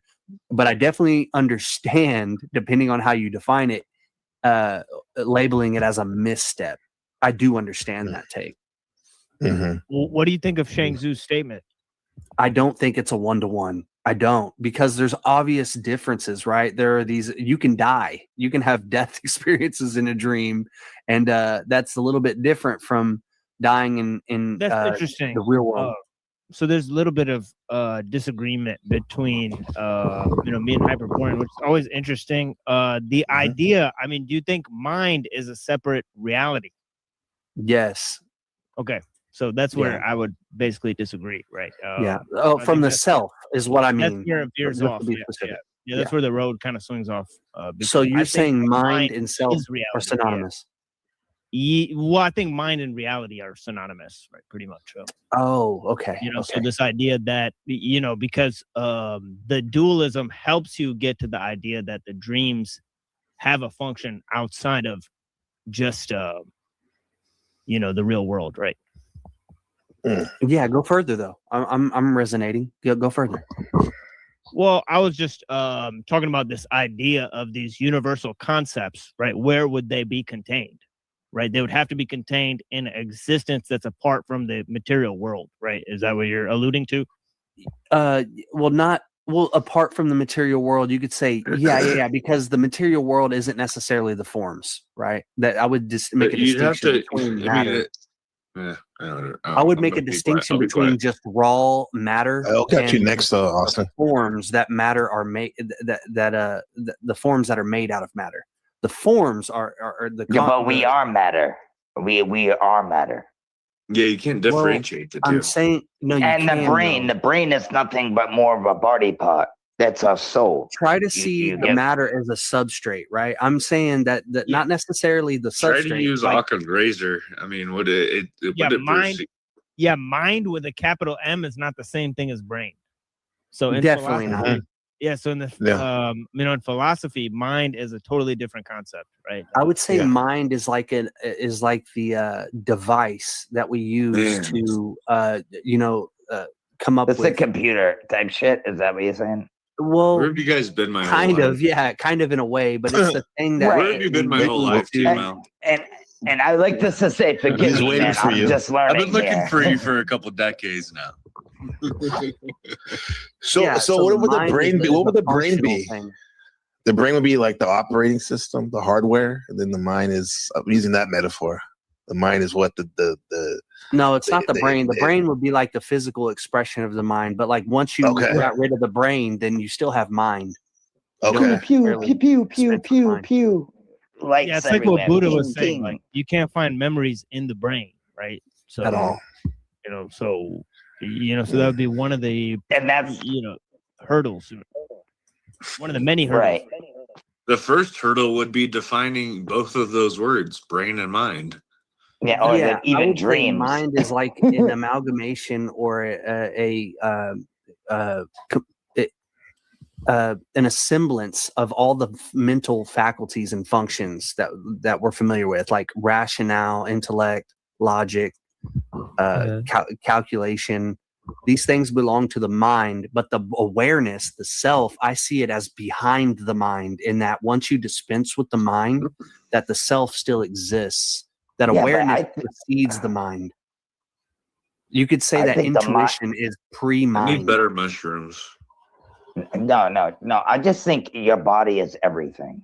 I don't think you need a mind. You need every little key, every little thing, your mind, your hands, your feet, your legs, your muscles, everything works by boom, boom, electricity, water, salt water, by the way. And we have dreams, dude, and then you die. Like, you don't have dreams anymore, right? We're aware of all those things. Thank you. I know, but and I think I interpreted this from what you sent me earlier, that the self is actually part of the spiritual realm. It's not part of the material realm. Right? Yes. Oh, thank you. You just said that. Okay, good. Yeah. But well, dude, not, I mean, how do you prove anything beyond the physical realm? Well, dude, Well, you if have you to really have a want to get solid technical, we can't prove anything. We're just giving our thoughts. That's not true. That's not true. You have to No. take it step by step and progressively work your way through first principles in metaphysics. You have to start with things that are absolutely true. But how do you know those things? Okay, They've are only you been talking taught about what you're like? Are you told. talking about like not being in debt to people? Like Start with Parmenides. So like Freemasonship. Start with Parmenides. No, We're no, gonna get back to stop, Freemasonry. Austin. You're that guy. You're the Oh guy. my Okay. God, Nah, Yeah. nah, So I know- okay, how about you okay. ignore Freemasonry and throw it in the trash? Exactly. That's where it goes back to. No, I Those never are where your said principles came from. That's where you learned it. That's not where I learned it at all. He's not a Freemason. That's where you learned. That's where you learned common law, and natural law. No, that's when you just shh and listen. I have no idea. Yeah, what that's you're when talking that's when I just talk and I listen at the same time. Oh, And I don't have to listen to you. I don't have to listen to you. You remember the other night when I was like, man, you can have a more productive conversation, right? This is what I'm talking about, right? I'm telling you, read Parmenides, and you're like talking through me about stuff that's superfluous. It doesn't even matter. Yeah, we're just You brought up Freemasonry. You notice the Freemason didn't bring up Freemasonry, and then the Yeah, non-Freemason but I can brought see up where all your Freemasonry. principles derive from. How Yeah, when you're not a Freemasonry Freemason? comes from France. It seems like that's all you know. But how do you know what how do you know what Freemasonry is when you're not a Mason? And I'm telling you, it's not Freemasonry. I'll be quiet. I'm not going to waste my time with this. Anyway, read He's Parmenides. gonna be quiet. Go ahead. Yeah, Both of you guys, I read appreciate you guys. Parmenides Go. and start with something really basic, like first principle, like what is existence, what is being, right? Try to argue yourself out of the idea that nothing doesn't exist, right? Yeah. Argue yourself out of that. That nothing doesn't exist. It sounds like Eastern thought in general. A lot of the Eastern traditions Right. and stuff. No, not right. I'm sorry. But no, argue yourself this. How are we here? Why are we here? And why do we have We've all always these things? existed according You know, we can go on and on. You don't. Yeah, you don't. that's the We've first always question. existed. Yeah, and that's the first statement. From nothing, nothing comes. Why are we here? Right? We came from something. Right. Yeah. Right. Exactly. Right. You saw my notification. No. I'm giving just you an saying, answer. like, Yeah. I believe in a creator, bro. That's all I'm saying. I don't know if it's Jesus or Exactly. Yeshua. Exactly. But whether it's the creator or the universe, it's something. We came from There something. is something. Right. Thank you.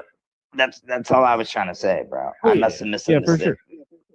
But, Let me ask, since we're talking about this, let me ask, I never heard of his creation origin theory, or what do you think, how this got started in general, consciousness and all this hostile? I'm just curious. Man, you don't want to hear that. I'm going to waste too much time. Let's stay on topic. You give me a little break it down. A teaser. Break it down. I'm gonna clip farm this for when we have another conversation later. Come on, bro. Break it down. Come on, give me some. No. See, the Avian here and TML here, I'm just not going to. It's so redundant. I don't want to go But off. we've never heard. Wow. I don't want to force you, but like I'm just giving you the opportunity, bro. Don't be a bitch. I'm gonna say it. Don't be a bitch. Just I'm not a bitch. I'm fucking just give me your saying. opinion. Hold on, no, you just I said like what? the record. I like Nimrod's view. If you want, I can drop Avian and Machine, so it's just us. No. That's not what I mean by that. What I'm saying is they're so used to hearing me talk about the bullshit. It's circular and redundant. Like, but here's the thing. This is a whole new audience. I talked to Twilight about this. You're not talking circular and redundant to me. Hold on. I'm hearing the message for my first time, so you're not. Yeah, you're me not too. wasting your That's time like with me. too. I'm interested, and I'm willing, open-minded, and honest. So here you Facts. I am open-minded too. Right. Well, the first part is willingness, and that's if you have that, then you can learn. But now, if you don't want to, I respect that fully. But yeah, man, no, it's not that I don't want to. I just explained why it would probably be annoying to certain people on the panel. Oh, fuck them. So yeah, I'll try to keep it. I'll keep it short for you guys. Even right? me. I'll try my best. Thank you. Okay. We're not retarded. We've been doing this for a long time. Okay, so consciousness is something that comes after awareness. In my paradigm, right? In this worldview, awareness is first. Every individual has an awareness that belongs to itself. There is no creator in this paradigm because you cannot get something from nothing. So there's only two options after that, right? The fork in the road is this. If you can't get something from nothing, you either come from some other will, some other being's will, or you are an individual and you have your own will. That's how we see it. There's a fork in the road. So you either believe that That's not a new idea to me at all. Yeah. You either believe that a creator exists before you and it is uncreated and eternal, and then it makes you out of its own substance, out of its own will, or you also are uncreated and you come from this eternal place, right? So that's your choice to make after this. My choice is that I'm an individual being and I have my own agency and I have my own will. Well, we all are. Yeah, that's a belief. You can't spell the word belief without the word lie. Either you know or you believe. Yeah, correct. Yeah. Yeah, you have a belief, not a knowing. You have a belief, not a knowing. Your ego's telling you. Your ego's telling you. Your ego's telling you that your belief is a knowing. Okay, guys. You need to respect other people's views. No. I think he is. But the associate professor, visiting professor, is speaking. So let's listen, gentlemen. Let's go. Keep going. It's not. I'm not a professor. No, I'm just explaining. I'm having a fun role play. Okay, can you just humor me? Yeah, I will. Yeah. Okay, thank you. Attention, class. I'm asking a lot of you. I appreciate it. So the idea is that you have an awareness that comes before what we call consciousness. Consciousness would belong to the spirit body complex. Those are a lot of words. You identify. Let him go, Austin. Come on, brother. The spirit, once it's enchained in matter, identifies with its body. So it seems like it's this continuous, unseparate entity that's comprised of a bunch of parts. It's like a machine, and the consciousness would belong to this complex. But what I'm saying is that if you strip yourself of the body, if you can separate the spirit from the body and all its mechanisms, all its parts, the machinery that belongs to the material universe or the material cosmos, you're left with pure potential awareness, this pure, unlimited, unrestricted potentiality through awareness. And that doesn't necessarily require a mind because we're not rationalizing things. We're not using logic necessarily. And this isn't an intellectual endeavor. This is more intuitive. So you had this experience. So I'm guessing you had this experience yourself. Otherwise, you wouldn't be saying it so that's why I'm explaining it to you. Yeah. Okay. Can you tell us your experience? He said, yeah. Let's. I'm going to say this again. I'm going to drop. No, listen. The experience. No, we want to hear that. We will hear it, but I mean, if you want to, but I'm ready for it. No. Listen, guys. I'm going to use my son on this. This song, this channel is mainly from my son. If he wants to look back, I want to get this in the whole thing until he's done, and so we can listen to it. So my son can listen to it, particularly later when he's older. So this is fucking. I need it. I've been waiting on this. So yeah. Go ahead. So for your son, for the record, so your son understands the difference NPC.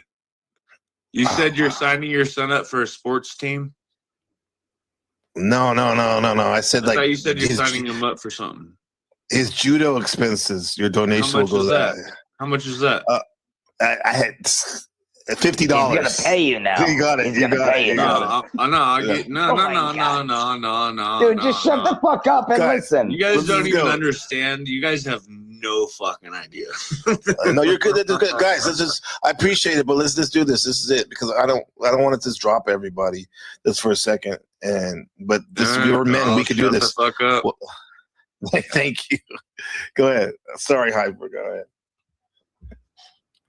Yeah, so no, that's pretty much it. I don't think we need to drone on longer. That is how I see where consciousness comes from. You're actually an awareness. You're a self within a mind-body construction, a mind-body complex that's made up of a bunch of parts that work through this self or this spirit that's pure awareness.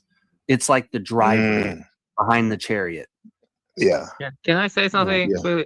That sounds. Thank you, Hostile. Appreciate that. You're welcome. Yeah, I want to say Thank you, that Austin, everybody. Yeah, very close to Advaita or some Vedanta I've heard, but non-duality, as we would say in English, like non-duality. Right? Yeah, but the difference is that individuality is retained. That's what I see. That's the key difference. Yeah, and this is dualism. This isn't non-duality. The spirit and matter. If I wasn't clear enough, the spirit is absolutely separate from matter. That's why I'm not identifying it with consciousness or mind or intellect or rationale or affection or love or all these other concepts that belong to the body. Oh, sure. Yeah, go ahead. Okay. Can you show me? Can you give me somewhere where I can go to look? I know you don't have to show me. Can you describe to me how you know that the spirit is separate from the body? Yeah, because it precedes temporality. So all the things that you experience in the world are temporal. So if let's go back to the original claim, the first principle. You cannot get something from nothing, i.e., you are eternal. You don't have a beginning or an end. Your true self is outside of time. Your body and all matter. But we can't. But you have to understand. You have to agree that you and I can't wrap our minds around that. I'm explaining it to you. I understand the words that you're saying, and I've heard those words 1,000+ times. I've heard those words over and over for years and years. Well, that's not my problem. You're not telling me anything new. Yeah, but okay, that's not new. It's okay though. What you're telling me to do is define. It's to define my reality and my observation of what I experience. I'm not telling you and to believe anything. your words. I've heard. I'm not telling you to believe me, Austin. Thousands That's of your times. problem. You're not telling me anything new, kid. But here's the thing: it's not. We're not trying to. I don't think it's a competition. I know it's not a competition for us. So we're just sharing ideas, my friend. That's all we're doing here, man. Like, just for the record, for your son, when he watches this, if he happens to come across this episode in the future, remember what true ego is, right? Ego is this. What Austin Murphy is expressing, it's this agitation. It's this inability to hear other ideas without getting agitated and furious because of a lack of understanding of somebody else's worldview. You notice that hostile Hyperborean. You notice that hostile Hyperborean. You notice that hostile Hyperborean isn't telling Austin who he is. I know, right? Yeah, that's the difference between repetitive ego old and bullshit I've heard my whole life. There's no evidence of anything. But okay, but like this is new to me. Some of the stuff does seem like I've heard before, but the way what he's sharing is, I like it. It's intriguing, and we're just gonna. It's like this. Okay, oh sorry, excuse me. Okay, like Bobby Hemmett, the great Bobby Hemmett, rest in peace. He would say like a lot of times in those consciousness meetings he would have with those folk, like 15, 20 people, even 6 like us. He would say some of the shit that people say, like he's like, I don't understand what they're saying, or I don't even agree with it. But for the sake of this meeting we're having, because nobody really listens to what we have to say on the outside, we're going to listen to what all of us share. Then we can kick it around and, refute it, but let it breathe for a little bit at least. Even if you have heard it, because some of us haven't heard it yet, and that's all. Just you're right. I just want to say, you're right. I'm wrong. I'm wrong. It's not even about that. It's not even about that. I know. I genuinely, I'm saying I'm wrong. Dude, stop being a pussy, dude. Stop it. Hey, come on. He's good. He's good. He's good. Wolfie. You're not gonna help it. Yeah, exactly. I see you. We're all passionate. We're all worked up because this is some real stuff.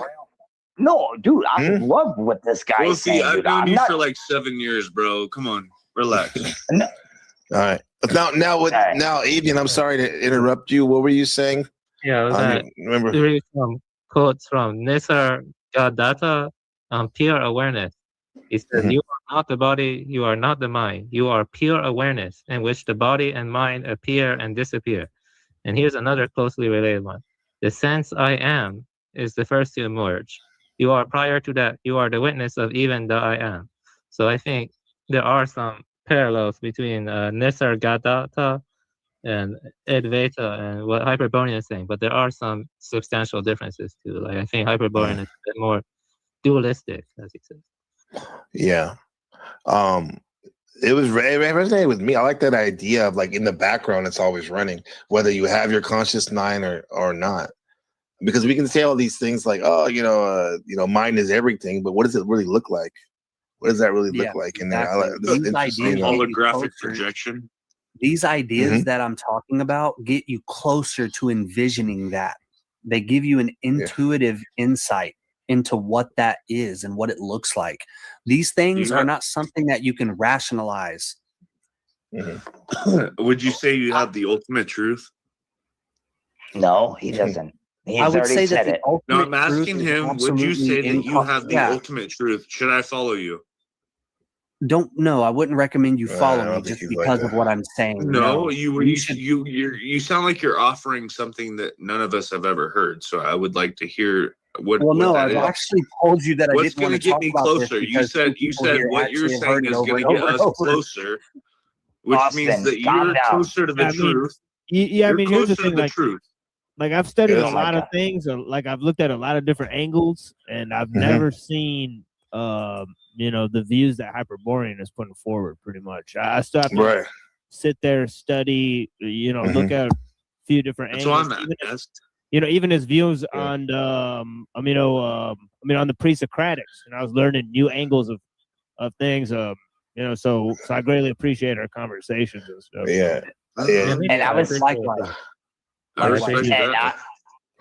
would say the same thing, bro. Like I'm learning new things. I'm not here to fight with you guys. I love listening to shit. I get a little passionate, but I'm not mad at anybody, dude. You know what I mean? So do I. I get passionate too, especially when. Well, I don't even want to get into it because I'm just gonna go down the whole fucking rabbit hole. But I was saying this. No, here, Austin, get back over here for a second, please. I would say, okay. I'm not here to take over your show, make it all about me and complain about. No, you could never do that. No, to be honest, you could never do that because this is my show. Right now, but with that said, I know. No. But listen. With that said, I enjoy there's a reason why you're here to give that pushback you're giving, and I value it. Just like every single person here we're adding like Voltron. I wish I could form these guys into Voltron, these circles. We all have, and what you're doing is good. However, sometimes, and you can go down the rabbit hole, but just make it in everyone, not just you, but just make it in concise segments so we can all get a turn. I know my part. I know how I come off as a crazy person, and I know how to pull myself back sometimes. Sometimes I don't. Yeah. Sometimes I don't. But I know my part that I'm playing, dude. I'm not retarded. I know. I've been around here. Nobody said you were. A lot of years. I know. I didn't say that. And here's the thing. Like, I think that like having these little internal in skirmishes and stuff. It makes these highfalutin, higher level ideas. It makes them real in a sense, right? Because it's like, I have all these theories. What else? There's theory, but there's also practice as well. And with that said, let's not like make each other like too bloody sometimes in the practice. Yeah, that's all I gotta say. I feel you, bro. Hold on, Austin. I read some Gnostic texts that probably many people haven't read, like the Colon Mani Codex. I read that a long time ago. And I feel like Nimrod's views, Nimrod D. Rosero, they're a lot more sophisticated. So if someone is more interested in Gnosticism, I do think reading Nimrod D. Rosero is very good. Though. Nimrod D. Rosero. Okay. Yeah, when you said Nimrod, I thought you were talking about the Nimrod, December 25th. But that no, Gabriel, someone. My bad.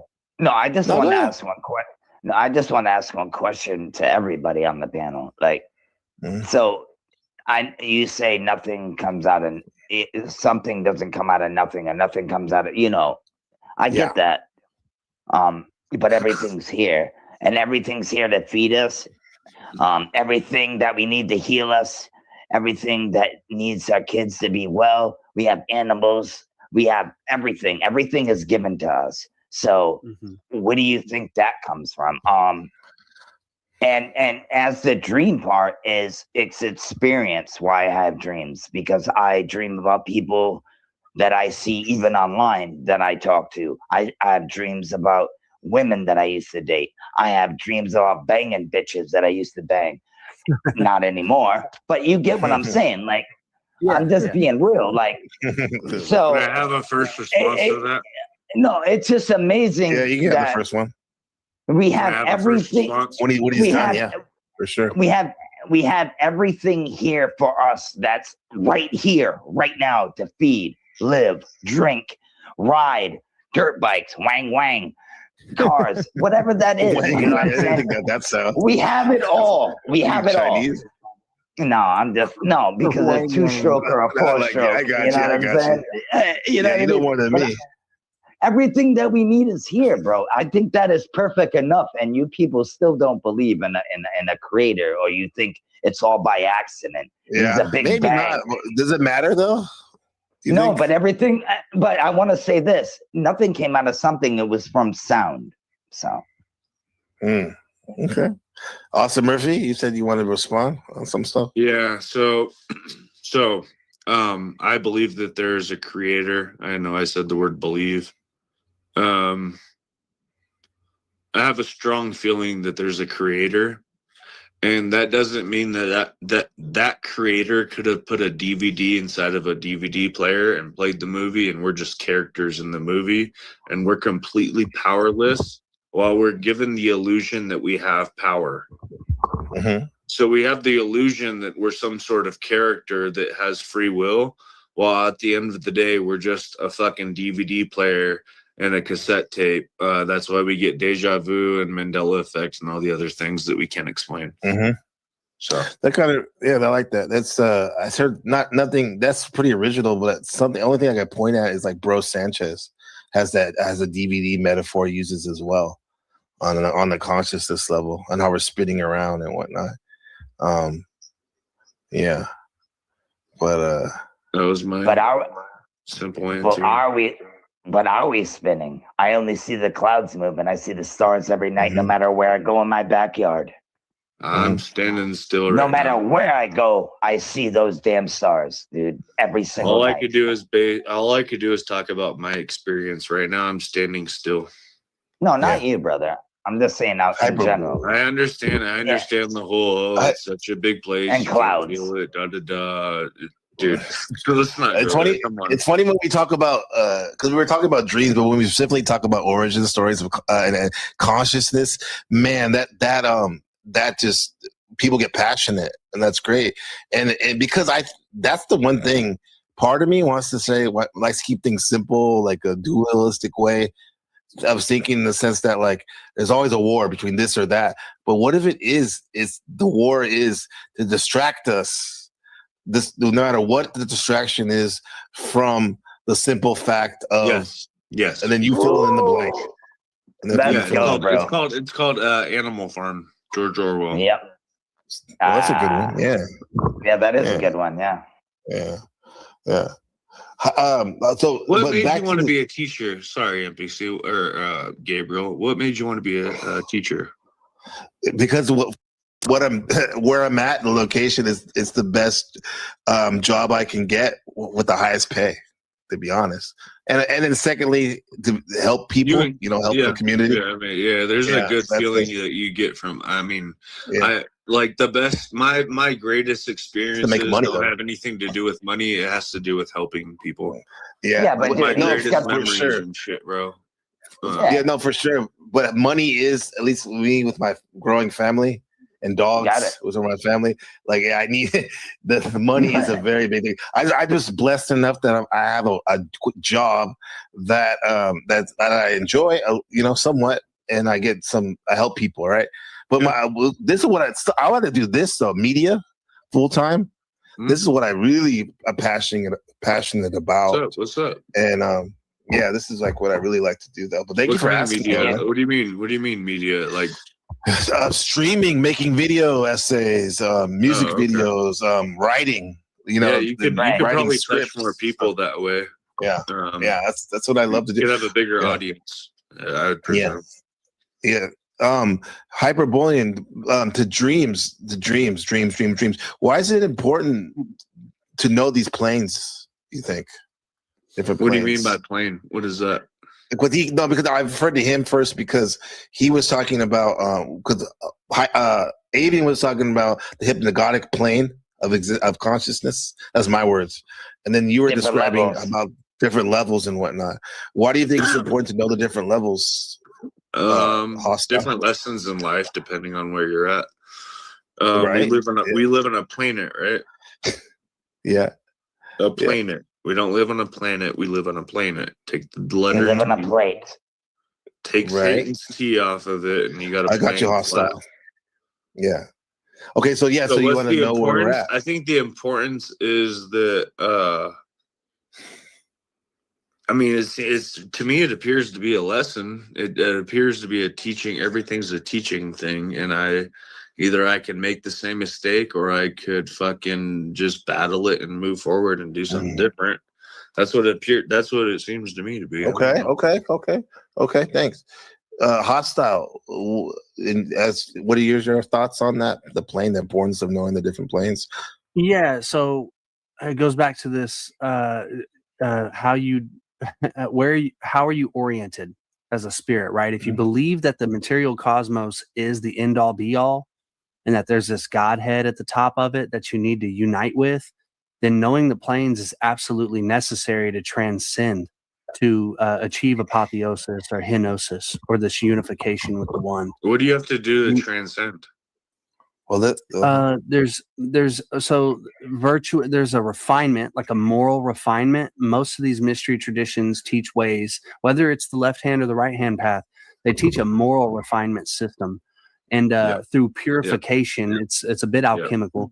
Through a purification process, once you do enough work, right, when you die, you actually transcend and are through grace, through the paraclete, quote unquote, you are given an opportunity to embody one of these subtler bodies in one of these higher planes of existence. In the Christian cosmology, so there are like the 9 choirs of the Christian hierarchy: the angels, the archangels, the archangeloi, the thrones, powers, dominions, virtues, the cherubim, seraphim, ophanim. All these different distinctions represent beings or races within these planes of existence. The way you can look at the separation between these planes is sort of like the separation between elements in the earthly world. In Malkut, on the Kabbalistic tree, there are 4 elements, but 3 states, right, that we're familiar with. You have the solid, the liquid, and the gas. There's this point where the solid, once it becomes, if you heat it up enough, it will become a liquid. It's kind of like trying to spot where a color changes. It's almost impossible to find this perfect point between this transition. The sweet spot. The sweet spot, right? This is kind of how it works when you transcend the great chain of being, or the hierarchy, the cosmological hierarchy. You'll get to.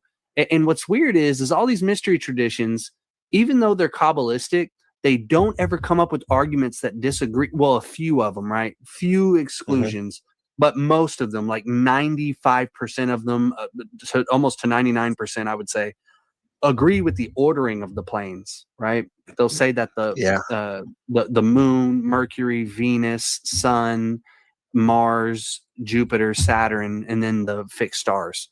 And then beyond that, you have these, I don't know if you're familiar with the Kabbalistic tree, but there's these further states, right? Where's Mars at? Mars would be number 5 on the Kabbalistic tree. So it's beyond the sun. In the Kabbalistic, in the medieval cosmology, if you look at these concentric circles, you'll notice it goes: Moon is the first level, Mercury, Venus, Sun, then Mars after the sun. So each one of these they separate, and they try to explain the separation point too, and it's like You could kind of compare it to the hypnagogic Wolfie. or the. Hey, Hold Wolfie. on, hold on. Hey, excuse me. Also, he's still flying. Yeah. Oh no. I'm done. It's basically my point is that learning it will get you to the Godhead, right? It will give you a higher ranking in serving the Godhead in this great hierarchy. But at the end of the day, if you follow the paradigm of, Hyperborean wisdom, none of that matters. It's all a deception. It will actually enslave you and merge you with the one. You lose yourself, your sense of self and identity. Yeah. So it's pretty much like the Bible. You're completely on point. You are completely on point. I don't disagree with anything you just said. I don't either. I wanted to ask Wolfie a question because he said go ahead. Well, I forget what it is now. He spurted something out when you were talking. Back to let's check in with Machine Lies and Avian Buddha. Yeah, let's go. Let's go. Dreams and it's like dreams. I got a question for TML. Okay, go ahead, bro. Yeah. So in the bottom, in the title, it says the nature of unconscious. We were kind of getting almost there with the Descartes, Freud, Jung thing. Do you have a definition for the unconscious, or like in your model? Can you explain how you see it or view it? I'm interested. I mean, I don't believe in like the whole tripartite soul thing. For sure. Can you explain that for the people that just came in? Yeah, what you just said, Machine, the tripartite soul. Yeah, I think unconscious, subconscious, and all that is just a reflection of the tripartite soul, which is like like there's 3 parts to the soul, right? Which is usually seen as like desire and passion and reason, right? So for Plato, it's like eros, thumos, and logos, right? So yeah. Which one would be analogous to the unconscious in the Platonic model? I think most likely it would. Most likely it would be desires, right? Because it's like Hey, Zephyr, just chill out for a second. Appreciate you, but yeah, we don't want people to leave in the chat. Thanks, love you though. Yeah. Would you go as far to say that the unconscious is not even a thing?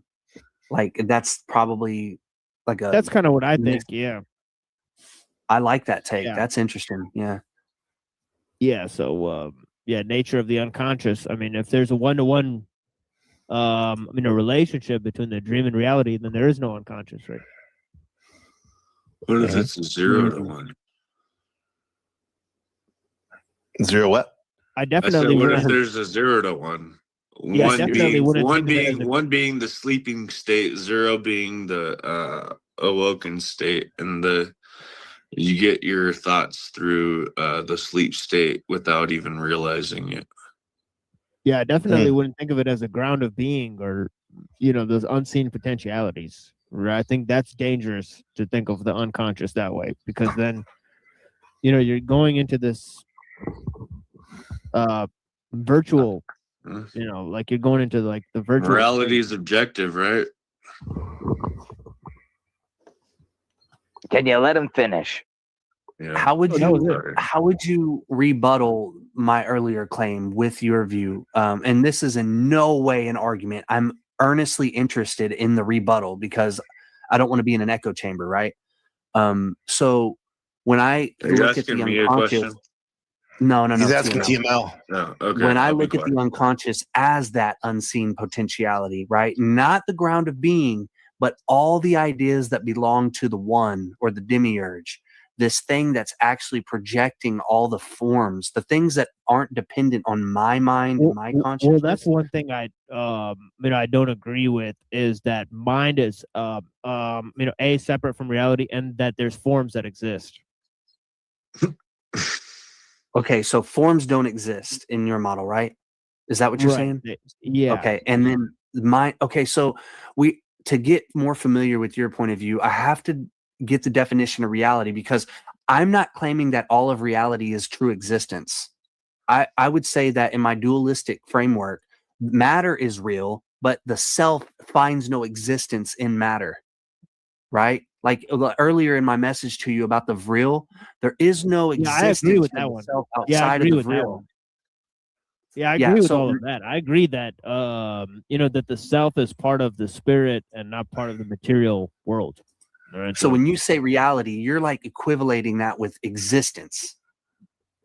Well, I think there's two things. I think there's spirit and mind, and I think the spirit is just action, right? And then the mind is the multiplicity that exists, right? But like the substrate, or like or if it's insubstantial, like the ground, mind is the ground or whatever.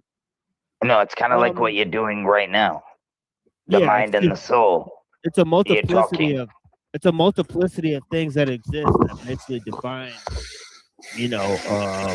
what we think of as physical existence. So it defines the construct of the illusion, and so on and so forth. Is it sort of pluralistic? Oh yeah. But that's the elusive part, right? Because because in and of itself, the multiplicity of mind is not comparable to what's going on in spirit. Spirit is the actual thing that's going on, right? Weird. Like I need action. Dude. Like activity leads to thoughts, right? Thoughts are the secondary thing that basically, is filtered through the multiplicity of minds. But the multiplicity of minds doesn't have any real existence on its own. Whoa. Okay, and in this way, it's one, right? That true. Is that how you see the one, or the unity? However you want to define that. The one is just numerically what has to exist for there to be anything, because it's just that, like, whatever is going on is unique. That means one, right? Yeah. Okay, I guess the last part for me, because I don't want to. I appreciate this a lot, and I'm gonna. It's not one in terms of space, right? But it's one in terms, like, it's not one in terms of like reality is like one space, but it's one in terms of whatever acted. Yeah, like activity is all related to other forms of activity. So it's like, if I move right now, right, like like if a butterfly flaps its wings, it could cause a hurricane, right? Yeah. My last point on that, just so I can clarify, is are you saying that spirit belongs to mind, and that the spirit is like the mind? I think it acting? precedes it. Oh, okay, precedes it. So it's the other way around.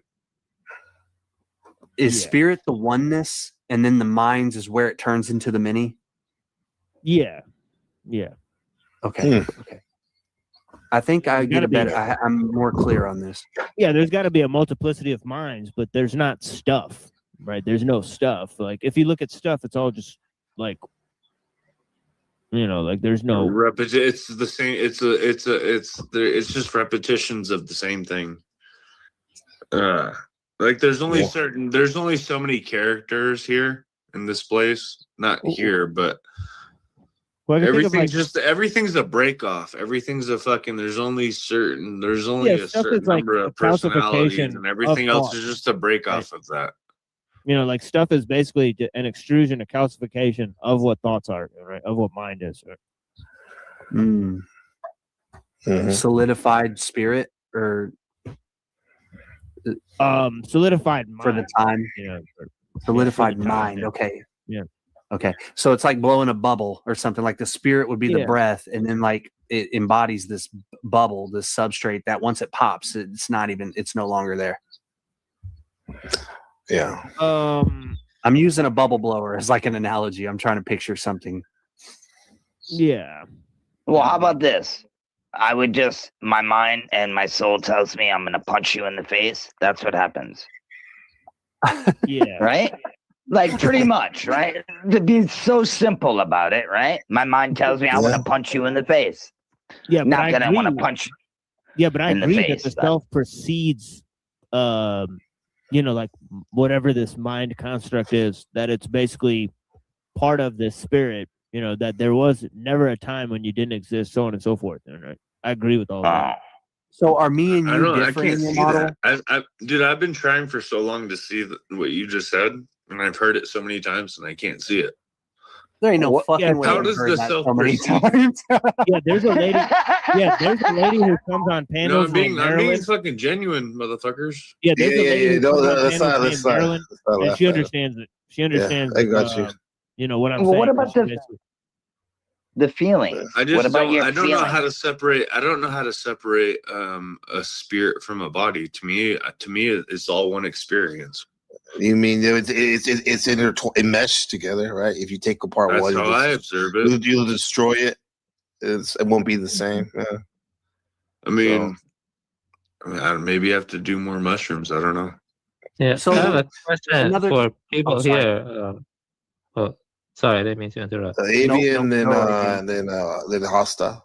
Yeah, if you were to dream up a new world, what kind of world would you like the most? Like in terms of like the A world without it would be a world without jealousy, a world without suffering, redemption, suffering. Yeah, that's one. But suffering. The first You one, take a whole religion to then. come to mind.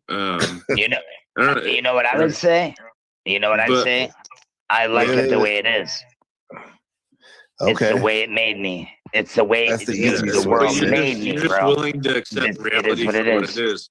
If reality was a different way, if it was 10% better than it is right now, you would say The the real same body. words and you would accept it the same way. So you only know what you know.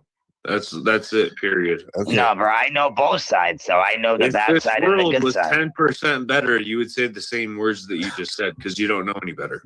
No, because I know I'm That's more logic. realistic. That's logic. It's never gonna happen. You don't grow up where I grew up. You don't go to the places I I'm go not even to. talking about It's that. just non. I just went way over your head. You know what it Hey, is, Austin, Gabriel? you're real body. You're real body.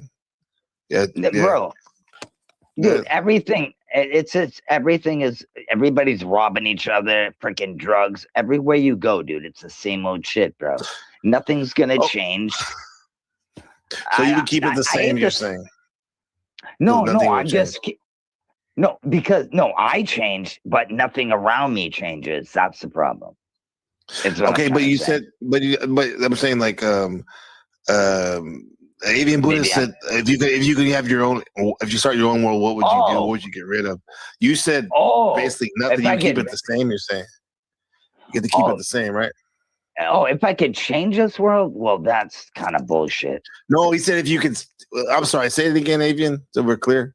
Your you question. can dream of a new world, your own dream world or something. Like how would it be? Like how would you construct it or something? Okay, first we'll go around this way because actually this is a good question for the end. And it's funny because it's like the question I was similar to the one I was going to ask. Dude, very good work, Avian. All right, I'll leave it alone. Hyper, I'll leave it alone. no, you can have a chance, but go ahead, Hyper, you first, if you don't mind. Yeah, it would be sort of like the origin. I would the only rule would be you can't impose on other people's freedom. And that would eliminate evil, essentially. Yeah, it would eliminate evil and suffering. So he has a working way how to do it. He said evil sounds like what he would get rid of, but he's even telling us a situation, the logistics of how to do it, more or less. That's good. Yeah, it just takes one rule. You can't impose on other people's freedom. That's it. But the problem with the world is that we can do that. So we have all this. Yeah. That's all you guys started doing. Yeah. Very good. Wolfie, and then to Austin after Wolfie. Wolfie? No, Mr. Wolfie? I mean, I would agree. Like, if we had rights, don't just buy them and do what you got to do. I wish people could be that way, but unfortunately, that's not the reality. But yeah, I wish everybody could be cancer free and everybody's going to be all right. But the point is, we're not meant to be here very long. We're going to go. Every day is numbered. So, but that's just my opinion. I look at it realistically. But yeah, I mean, I wish everything could be okay. You know what I mean? All right, cool. So, and then Austin Murphy, what would you, one more time, Avian, can you ask Austin the question? Yeah, it was basically if you could dream another world, its own parameters or construct it any way you want, what would it be? So, it would be sorry, my audio's fucked up. You guys can probably hear me. We can hear you. Yeah, you're fine. It would be a massive 8-some with like 7 hot women, blonde, nice butts, big boobs. Okay. Yeah. If that was, did I hear the question correctly? Yeah, like how would you? Said if you could have any dream in the dream, world? what would it? Yeah. A massive organism with a bunch of hot women. An organism or orgasm or orgy? No, or all three? organism. Okay, organism. Yeah. Yes. Okay. What? That's a. You got to understand my comedy. One day you guys will get it. Okay. We're gonna not come back retarded, to that I'm too one. smart. That's my problem. Yeah. Okay. Thank you for that. Avian, how about you? What do you? I've never heard a smart person say there is so smart as much as he does. It's so crazy. Until now. Now you have. Yeah, I think he's gone to realize his dream now. Yeah.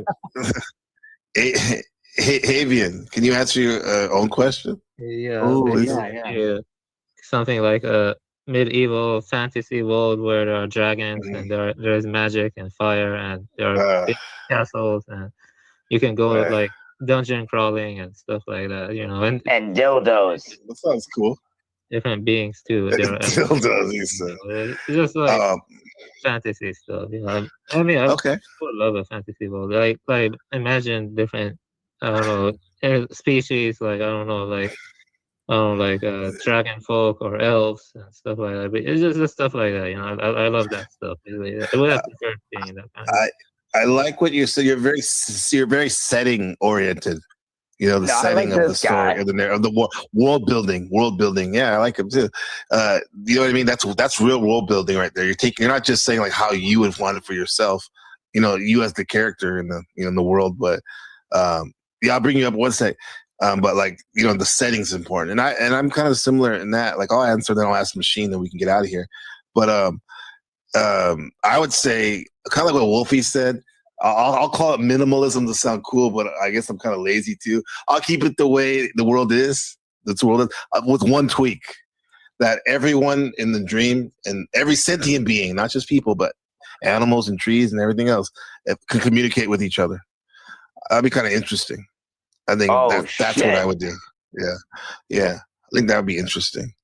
You know what I mean? Because who knows? We can almost do that now if you can learn a whole bunch of languages, but all sentient beings. There's actually a game about that. It's called Terranigma. It's for Super Nintendo. You should patch it with 60 hertz, but actually about what you just said. Yeah. And Soul Blazer also for Super Nintendo. I need all these notes, Avi. I'm gonna have to DM you about that. Gabriel, though, imagine though all the trees if they could talk, all the shit they see. And they're just standing there. It's like if walls can talk in a house. It's kind of like that. You know what I'm saying? That would be crazy. It's the Disney, on mushroom. When everything's like Snow White or whatever. When everything's animated, animism, basically. Yeah. But yeah, the house even. There's like a cartoon called Dr. Snuggles I used to watch. It's a Dutch cartoon where the housey, how creative his name was Housey. He was alive. Yeah. Everything was alive, right? I love that dog, puppy. That's Ruger, right? Yeah, the great Ruger. Yeah. He's a German Shepherd. Cool. He's like he might be part wolf, honestly. Yeah. The machine. He's super cool. The machine lies. So, let's see what you have to say. Even you ask one more time, my friend. Your great question. If you could dream a world, how would you construct it? What would the setting be like? Would it? How would you parameterize it? Yeah, it would be more like it'd be like Legend of Zelda and like a William Gibson novel mixed together. Where there'd be like sort of gothic futurism, so to speak. Let's go. Where it's more heroic and there's more like monsters and magic and mixed in with the technology and so on and so forth. We're going fishing. Yeah, it's like Final Fantasy. Would Final Fantasy be technology? Yeah, I want more adventure and stuff. Like more heroic tasks to perform and so on and so forth. huge more initiations. Yeah. Like, treasures and have you shit. ever played Final Fantasy X? I have. Yeah, I have some imagery from that. Yeah. Yeah, the I game beat is a it. banger. It's kind of like that. Does it have like cyberpunk elements to it? Yeah. In a way, yeah. Okay. Technology. Okay. TML. Gibson, that's what I heard first. I mean, just to mention this, but Sin and Final Fantasy X is kind of like boomers and how they are extracting a lot of wealth from the people. Because Sin and that is like a dream where the Fae, I forgot what they call the fairies, they're like dreaming a different world. Okay, actually, Sin is connected to dreams in Final Fantasy X. And Sin is like this parasitizing spirit to sustain that dream. And so when you go into that big well, which is called Sin, you actually go and destroy that false dream that is parasitizing and plundering the world. And Yeah, so that boss Final fight at the Fantasy very X- end was trash. Yes. I just want to say this. Way to bring it back, TMO. David. TMO. Yeah. What's your favorite Zelda game? It's got to be freaking Nintendo 64, right, dude? You go fishing, dude. Oh, dude, that game's the shit. Ocarina of Time was a banger. Yeah, dude. T-Mail mentioned this on the Quasi. We're gonna have a potential TML interview, TML, me and you. But our first meeting on over here when you came, you talked about growing up and how Zelda played a big part of your life. I remember, right? Absolutely. Yeah. Link Which one to the was it? Past was good. Yeah, Link to the Past. Which one was it, Machine? The one you said you used to play a lot in high All school. I of think them, it was. really. The Game Boy ones and also the Nintendo ones. Yeah. Yeah, dude. Okay. Something about being a child in the 90s and playing the Nintendo 64 games, they were highly initiatic. The sense of nostalgia I get from reflecting on Nintendo 64 games is unlike any other form Everyone of loves nostalgia it. I have. Right. Yeah. It's almost like listen to music where it hurts. Yeah, he has it right there. Look at the music too. Yeah. You said the word that came up, Euripides forms, I think. I'm thinking of polygons and all that stuff. And like, I think of Nintendo 64 and also the systems right before. Star Fox, James Bond. Yeah. These type of games, man. Like, bro, Mission Impossible was a banger too. Yeah. Oh, They shaped us. Okay, we'll do that next time. We're going to do a video game stream. Yeah, show us the game, Machine. Oh, Dude, yeah. that's fire. Flasha. Yeah. That's it right there. Bro, Yeah. the music in Zelda is superior. It's like A tier, S tier. Yeah. It's next level. Yes, he said S tier, huh?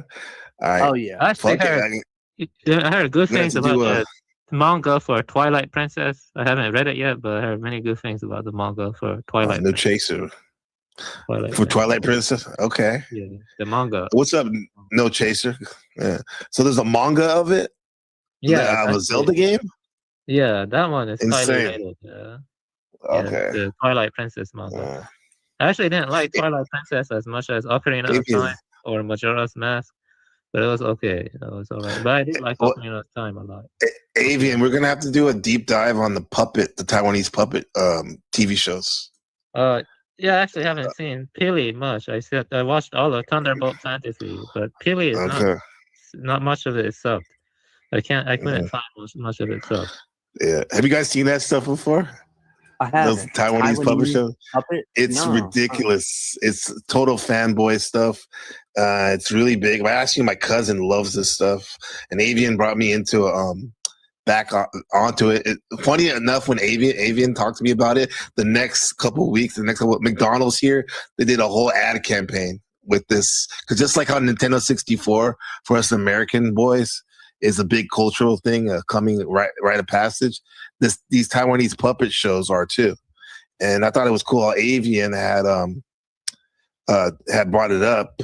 Avian had brought it up. Let me just show you a little glimpse of it. It's pretty cool. Let me bring it up real quick. Here we go. This shit is fucking sick. It's kind of like what do they call that? Uncanny Valley type weird shit. Kind of. Yeah, Uncanny Valley. Yeah. Here we go. Let's see. We got the sound. It's pretty dope. What's up? You stopped Rockies. Stop them. Never mind. Go ahead. Rocky, you just came in right about to leave. How are you doing? Do you real quick before we leave? Not to rush you, sir, but do you have any reoccurring dreams that you remember? That in terms of what you remember. Go ahead. I used to have reoccurring dreams when I was a child. Like growing up as a child, most every child I knew had that dream of jumping off the roof and flying. And again, we were all watching Peter Pan and shit, and so that was getting into our conscious like shit. Yeah. But what I dream about now is mostly if I have a problem, like a mechanical problem on my truck or something. And I don't know if you call it dreaming, but I think about it and I dream, and then when the next day I like fucking know how to fix the shit. You know what I mean? Damn. That's pretty That good. is that's high powered, bro. Yo, Gabriel, it's I didn't more like daydreaming. It's more like daydreaming. You have a problem and you're looking for What a up, Lex? solution. So you just kind of let your brain think, you know. Oh, you said reoccurring dreams. I didn't know it was reoccurring. You know what I used to do? Well, I can't in my dreams. Thank you, Rocky. I dreamed about was always falling and never hitting the bottom. That's the craziest dream that I kept repeating. When you did that though, did you wake up like, you know what I mean? Like you feel like you did? Yeah, like, dude. like you took the winds out of you. Took the wind out of you. Oh yes, I'm sweating, dude. Almost crying. I'm looking around like grabbing my old lady. You know what I mean? Yeah, dude. I've had that so many times. Yeah, not lately, but when I'm falling, I usually wake up before I hit the bottom. Yeah, me too, bro. You know what they say? You hit the bottom, you die, right? Supposedly. Bro, unless you're Neo, he didn't die. When I was young, I had two reoccurring dreams that were the most prevalent. The one was dying. I would die in my dreams a lot, like hundreds of times. I've never heard that before. That's crazy. And I would wake up, and when I was young, I would wake up, and I'd like, I'd be like paralyzed in my bed, and I would end up, calling my mom into my room. This is like 5, 6 years old, and like explaining to her my dream and stuff, and she'd try to calm me down. The other one was my teeth crumbling in my mouth. This would happen a lot, like hundreds of times. It would sometimes it feel like I have gum in my mouth, and like I would over salivate or something. Like I couldn't. I would have these dreams where I have gum in my mouth and I'm trying to pull it out, and I can't. It just is like never ending gum. Interesting. And that I can't get out of my teeth. It's frustrating, right? Frustrating, yeah. That teeth one, bro, and that feeling is what it's important to hold on to that and try to figure that out or get rid of it. The teeth. No, wait, hold on. I've read about teeth one, and if you're a kid, maybe you witnessed this or whatever. I don't know, but like usually teeth falling out has something to do with like infidelity or family, right? And so that's something that's there, because I've had those teeth dreams too, but as a kid. But one thing I've had a recurring dream which I hated and felt me feel helpless is I'm playing basketball, because that's what I did in real life, and I can't see. It's like the biggest game, and I can't see. I can hear everyone. It's not like a dark. It's not like it's not like a dark black void, but it's like a super hazy. Everything's hazy, and it was like bright. Yeah, exactly. It was just so frustrating because it was a big game and everyone was there to watch and stuff. And then I'll just say this. And then I saw Rocky. I was going to comment on this, Rocky, earlier. You said, I don't know if you were joking or not, but you said about you have a recurring dream about re-enlisting in the Marine Corps. And that reminded me of some of those dreams that we've had where going back to school not prepared or something. That type of shit, right? I did have that dream of re-enlisting. It was more like a. What's up, Kev? But during the day, it didn't really bother me, but I would get like a nightmare that I'd rejoined and I'd have to take orders again, and fuck that shit. I didn't like taking orders in the first place. I was surprised. I was kidding. That's a compliment. That's a compliment. The dreams went away. And then I became a contractor. and actually worked for the fucking military again. Mm-hmm. Yeah, you did. So I must have overcame that fear or something. I wasn't really. He did. Because I could always quit. You know, I could always quit as a convict. Avian, what did you say? Yeah, I Avian, once you were had a saying something? dream that Super Mario initiated me into Freemasonry. I'm not- No, just don't like. Come on. He got a motherfucking mushroom. That's a good one. That's a good He one. got a mushroom. He got a mushroom, dude. I gotta give him. Bang, bang, bang. Shit like that. Shit like that. Shit like that. Shit like that. Shit like that. That is so money, dude. That's, I love that one. Fucking Avian, bro. Come on, bro. You making that shit up? No, I'm not Come making it on. up. Serious. I'm What not- did Avian say that he had a nightmare about re-enlisting in Freemasonry or something? no, I'm stealing. No. He said that he was initiated. He was Mario being initiated as a Mason, I think, right? That was, And he got the mushroom. That's what I. He got Hold the on, let mushroom. him explain it. Let him explain say it exactly. Yeah. Yeah, so basically, I'll read what happened in the dream. You know the checkerboard floor in Super Mario 64, and I kept picturing that checkerboard floor. And it's kind of like, and then, as I fell asleep, Mario appeared before me. He was clad in Masonic regalia. Yeah, white gloves, a dark apron adorned with cryptic sigils, and a calm, knowing expression that felt ordered in the game itself. Together we rose, looking up the sun. Remember in the Super Mario 64, in that room, the black and white checkerboard floor, you look up and there's a sun, and you like That's fly. all masonry. Yeah, it's all masonry. That game is like Masonic propaganda. And he's wearing an apron. Yeah, he is very like it was crazy. Yeah, a dream, and That's dope. it was real. That Super Mario 64 is full of Masonic stuff. Like No, it is. That's how. Thank you, dude. That's what I was just gonna say. He's not lying. The dream, he's telling the truth. But the game really is full of masonry. Yeah, it is. I mean, it's crazy.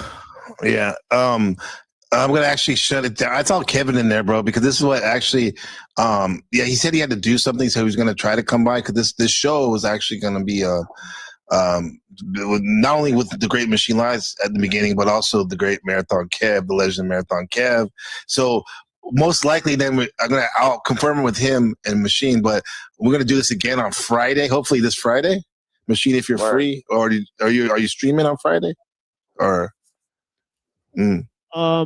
Yeah, I think I'll be good to go. Yeah.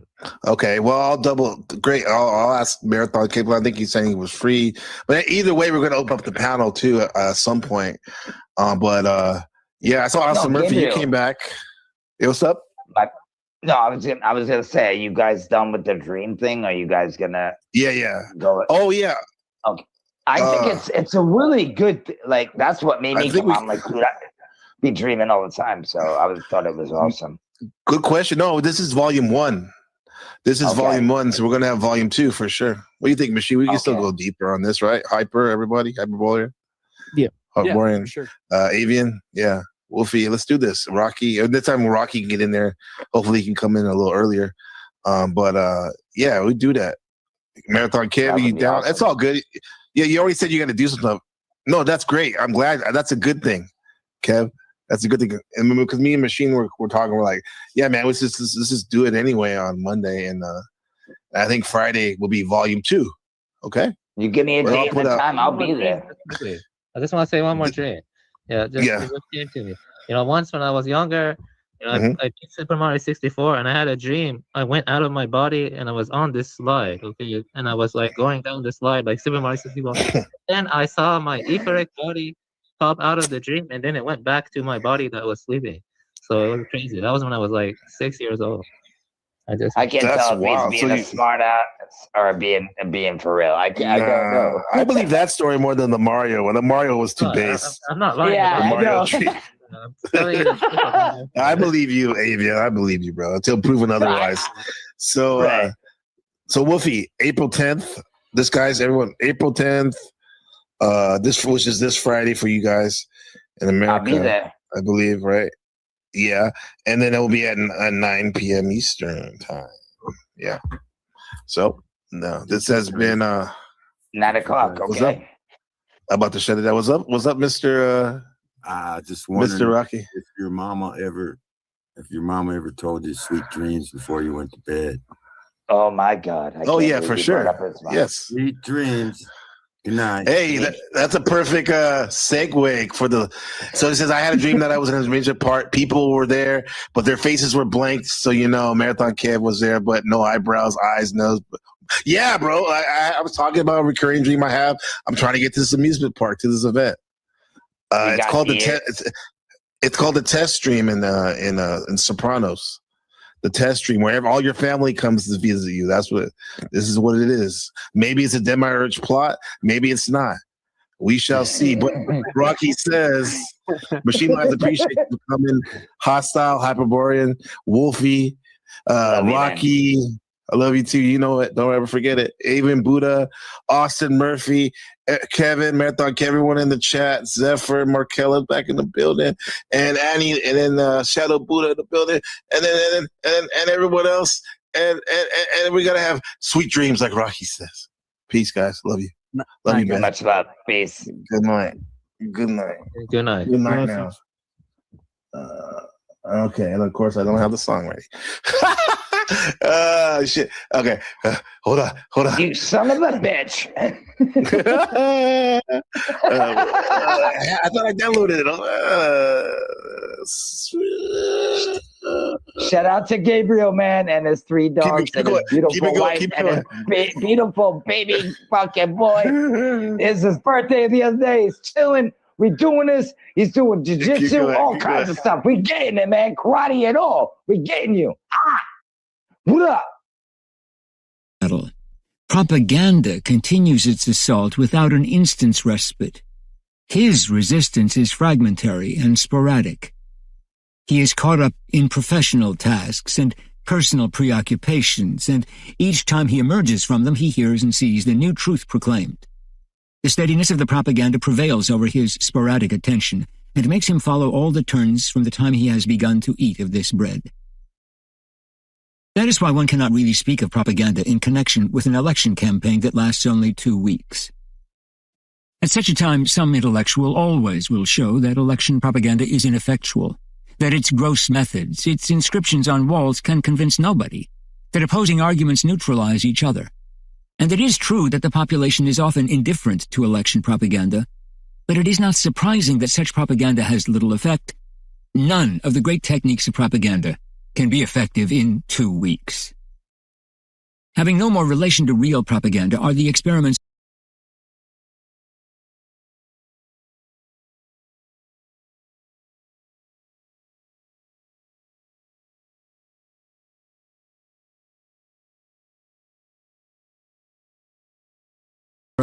of short individuals being used as guinea pigs. Such experiments are basically vitiated by the fact that they are of short duration. Moreover, the individual can clearly discern any propaganda when it suddenly appears in a social environment normally not subject to this type of influence. If one isolated item of propaganda, or one campaign appears without a massive effort, the contrast is so strong that the individual can recognize it clearly as propaganda, and begin to be wary. That is precisely what happens in an election campaign. The individual can defend himself when left to himself in his everyday situation.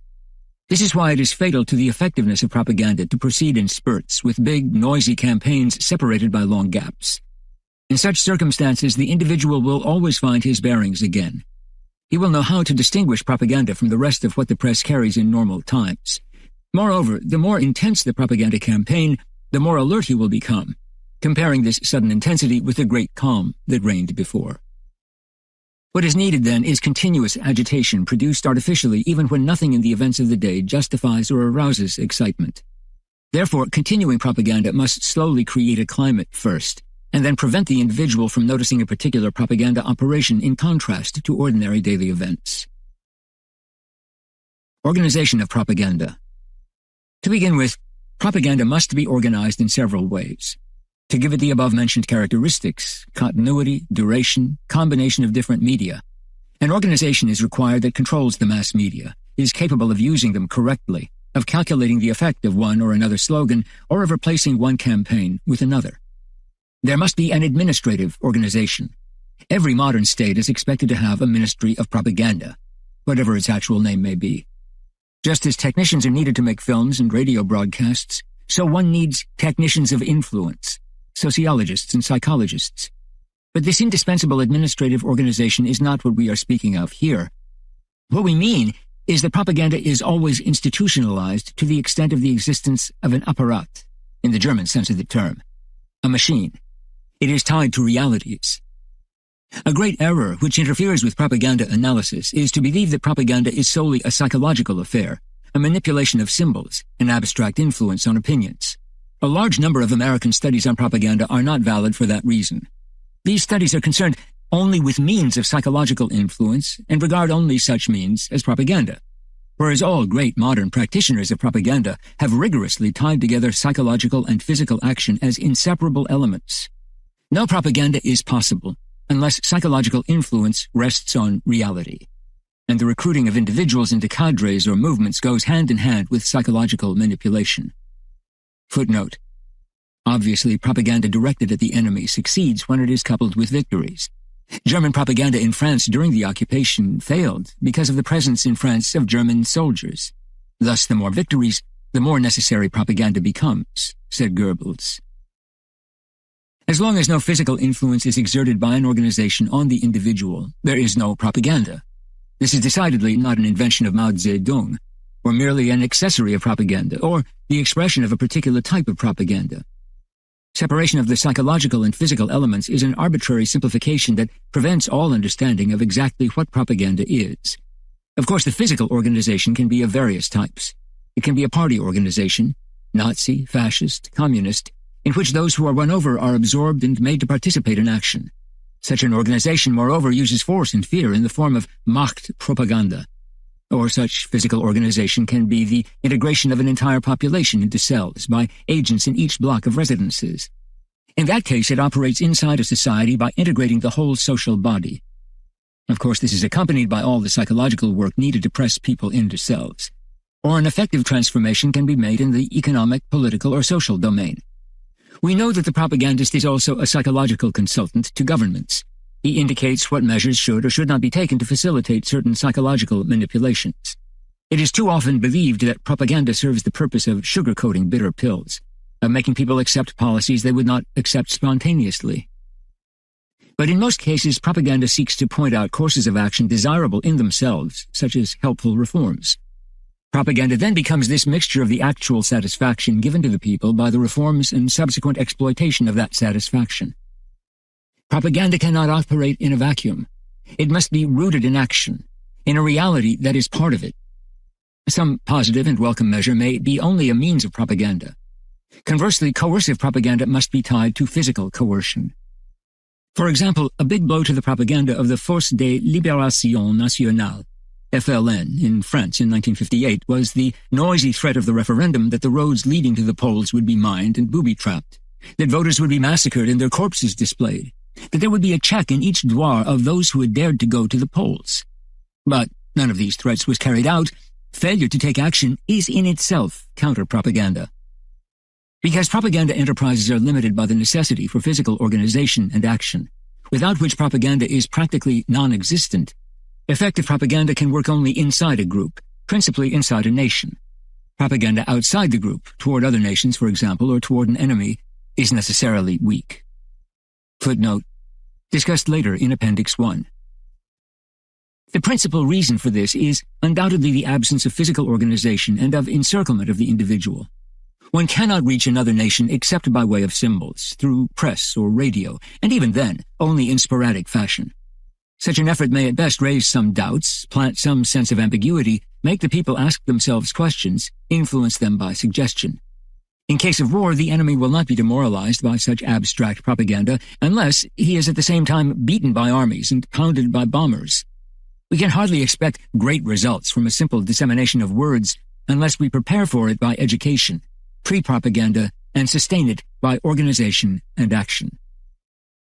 This points up a major difference between communist and Western countries. Western countries conduct their propaganda against Soviet nations solely by psychological means, with the propaganda clearly emanating from a base situated in the democratic countries themselves. Footnote. Nevertheless, the Soviet Union's concern with this form of purely psychological propaganda confirms its effectiveness. By contrast, the Soviet Union makes very little propaganda itself. It does not seek to reach Western peoples by its radio. It confines its propaganda to organizations in the form of national communist parties inside the national boundaries of the people to be propagandized. Because such parties are external propaganda structures of the Soviet Union, their propaganda is effective precisely because it is attached to a concrete organization capable of encirclement and continuity. One should note here the tremendous counter-propagandistic effect that ensued when the United States, after all the promises by the Voice of America, failed to come to the aid of Hungary during the 1956 rebellion. To be sure, it was hardly possible for the Americans to come to the aid of the Hungarians. Nevertheless, all propaganda that makes false promises turns against the propagandist. The fact that the presence of an internal organization is indispensable to propaganda explains in large measure why the same sentiments advanced by democracy and by an authoritarian government do not have the same credibility. When France and England proclaimed that the elections held in Syria and Egypt in connection with the formation of the United Arab Republic had been a fraud and evidence of a dictatorial government, they aroused no repercussions. It was a simple affirmation from the outside which was not repeated often enough and not heard by the people. Yet when Nasser launched a propaganda campaign a year later on the same theme, claiming that the election results in Iraq had been falsified by the imperialists and that the Iraqi parliament was mockery, he set off reverberations. The Egyptian people reacted, the Iraqi people followed suit, and international opinion was troubled. Footnote. The Egyptian campaign, launched in May 1958, was to get a hearing before the United Nations and to lead to the decision of August 22nd, whereas the Anglo-French protestations on the annexation of Syria in 1957 led to no action.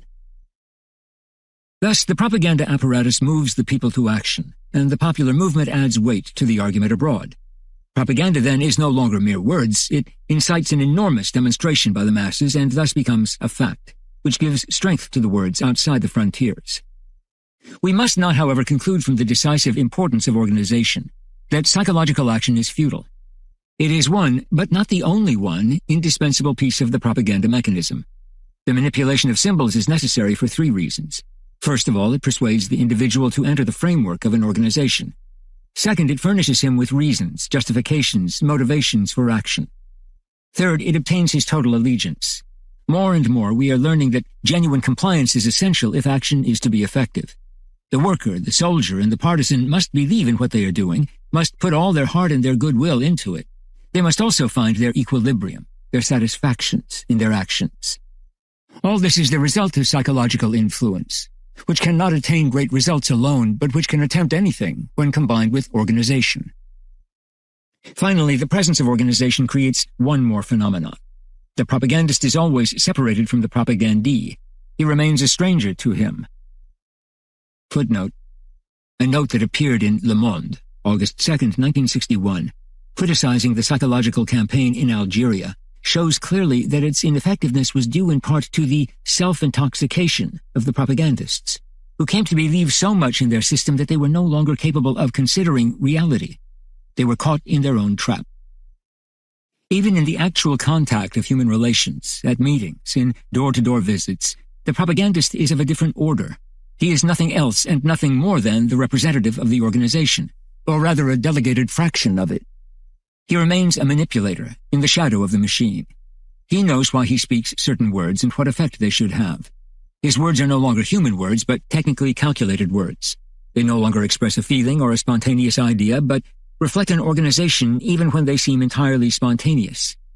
Thus, the propagandist is never asked to be involved in what he is saying, for if it becomes necessary, he may be asked to say the exact opposite with similar conviction.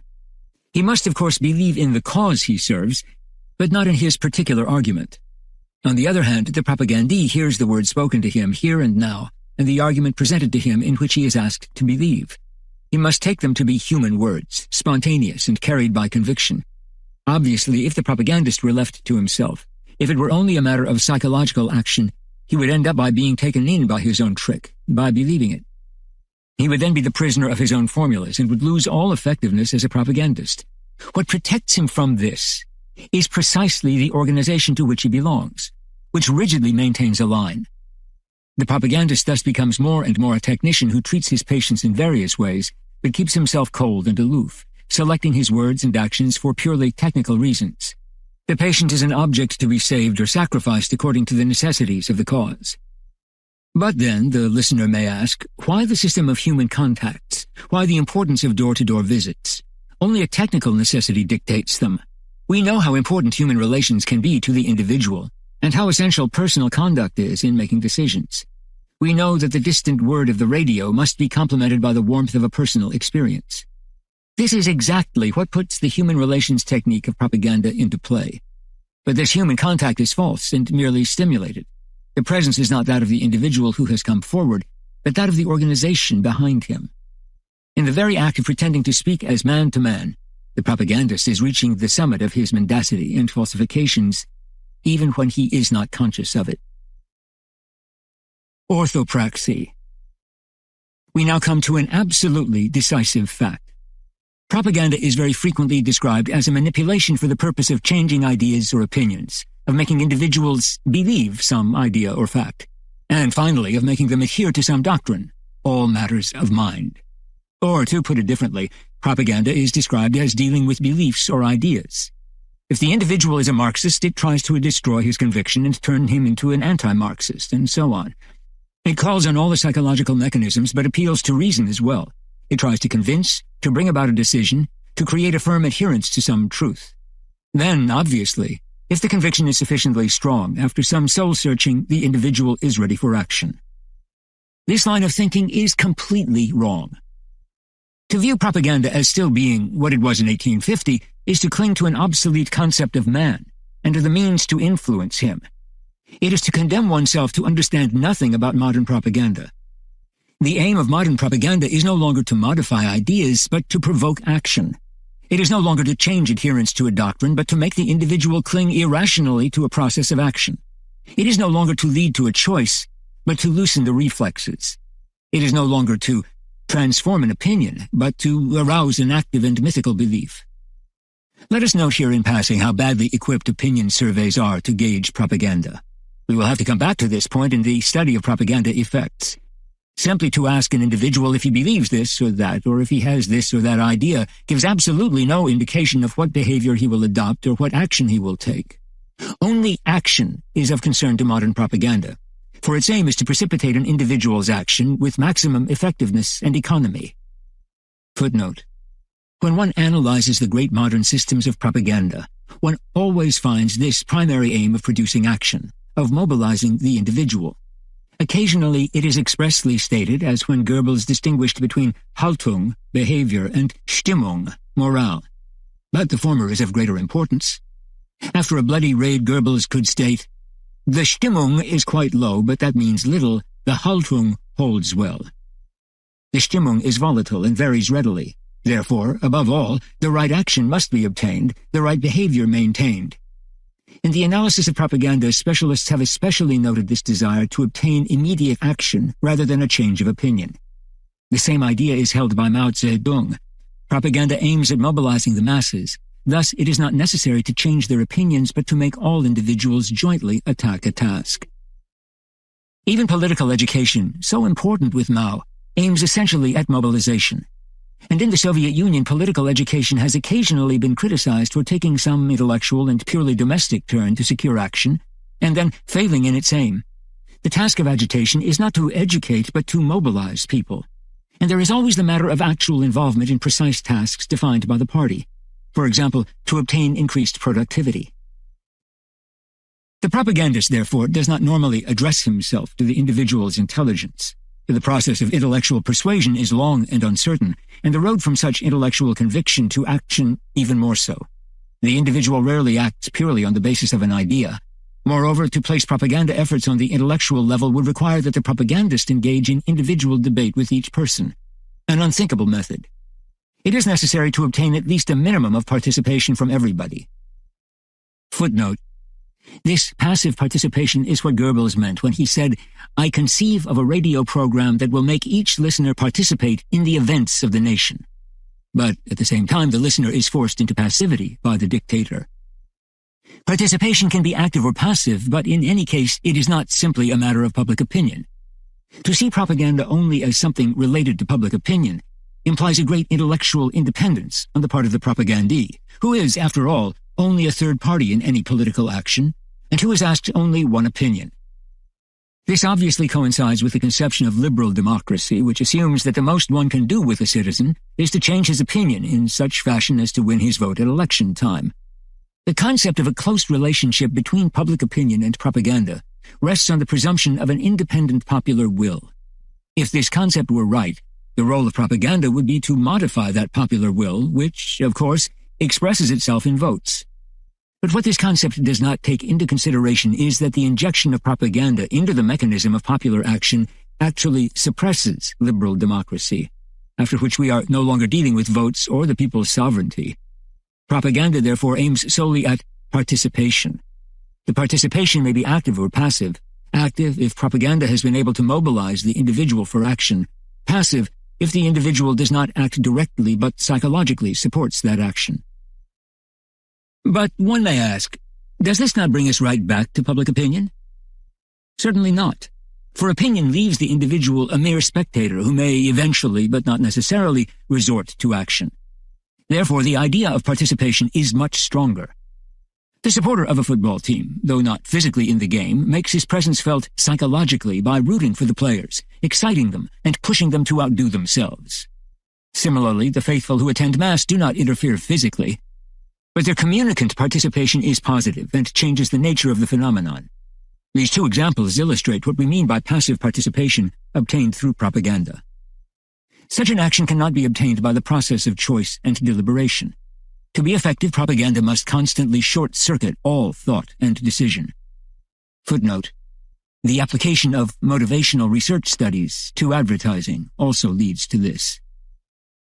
It must operate on the individual at the level of the unconscious. He must not know that he is being shaped by outside forces. This is one of the conditions for the success of propaganda. But some central core in him must be reached in order to release the mechanism in the unconscious which will provide the appropriate and expected action. We have just said that action exactly suited to its ends must be obtained.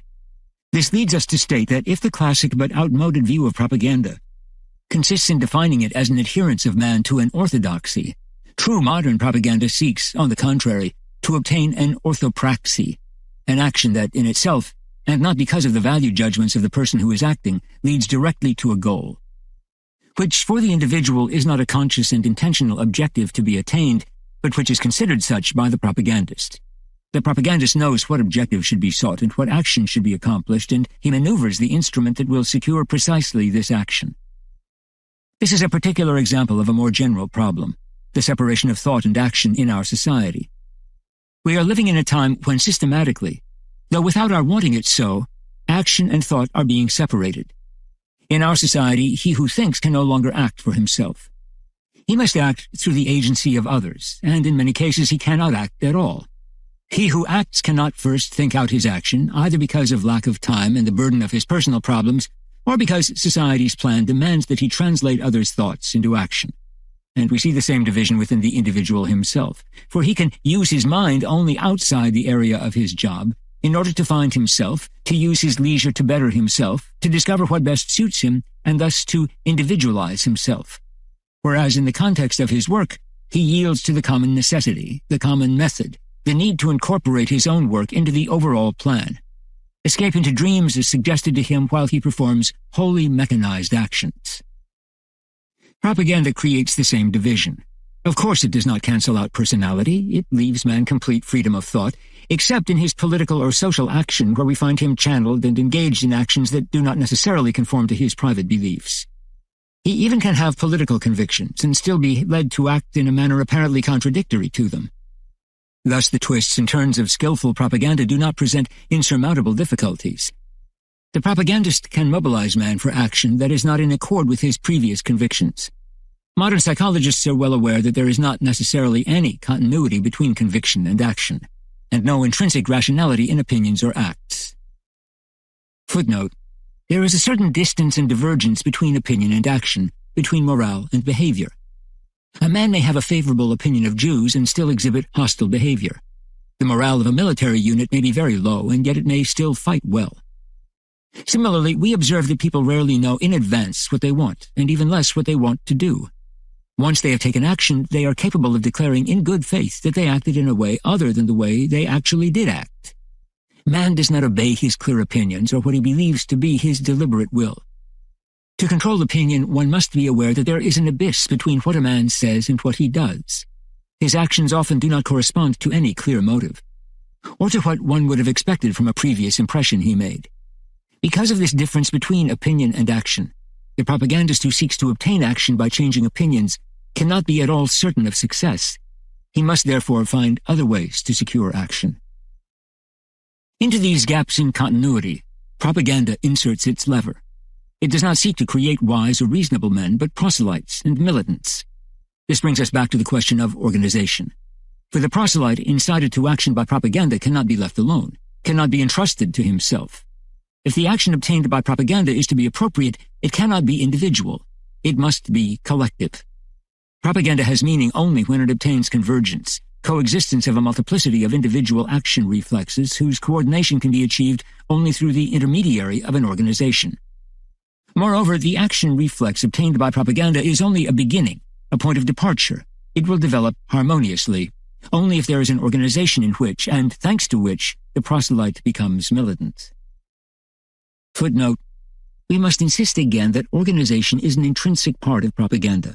It is illusory to think one can separate them. Since 1928, an agitator in the Soviet Union must be an organizer of the masses. Before that, Lenin said that a newspaper is propaganda, collective agitation, and collective organization. Similarly, Mao Zedong insists on the difference between communist and capitalist armies, reminding us that the former is responsible for mobilizing the masses through propaganda and organization. He always ties these two elements together. Propaganda among the masses goes hand in hand with organization of the masses. And Maurice Negret recalls the relationship between the two elements in connection with the May 13th demonstrations in Algiers. These examples demonstrate the error made by writers who want to separate propaganda and organization. Without organization, psychological incitement leads to excesses and deviation of action in the very course of its development. Through organization, the proselyte receives an overwhelming impulse that makes him act with the whole of his being. He is actually transformed into a religious man in the psychosociological sense of the term. Justice enters into the action he performs because of the organization of which he is a part. Thus his action is integrated into a group of conforming actions. Not only does such integration seem to be the principal aim of all propaganda today, it is also what makes the effect of propaganda endure. For action makes propaganda's effect irreversible. Footnote: this recourse to action permits the propagandist to compensate for a particular weakness of propaganda at the psychological level, and to engage the individual in action, either because he is included in a small group which as a whole is action-oriented, or because the role of the propagandist, located on the level of human relations, is to give an example of action and to bring others into this action.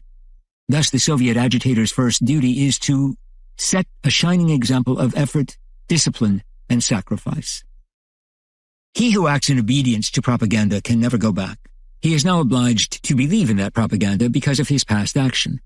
He is obliged to receive from it his justification and authority, without which his action will seem to him absurd or unjust, which would be intolerable. He is obliged to continue to advance in the direction indicated by propaganda, for action demands more action. He is what one calls committed, which is certainly what the Communist Party anticipates, for example, and what the Nazis accomplished. The man who has acted in accordance with the existing propaganda has taken his place in society. From then on, he has enemies. Often he is broken with his milieu or his family. He may be compromised.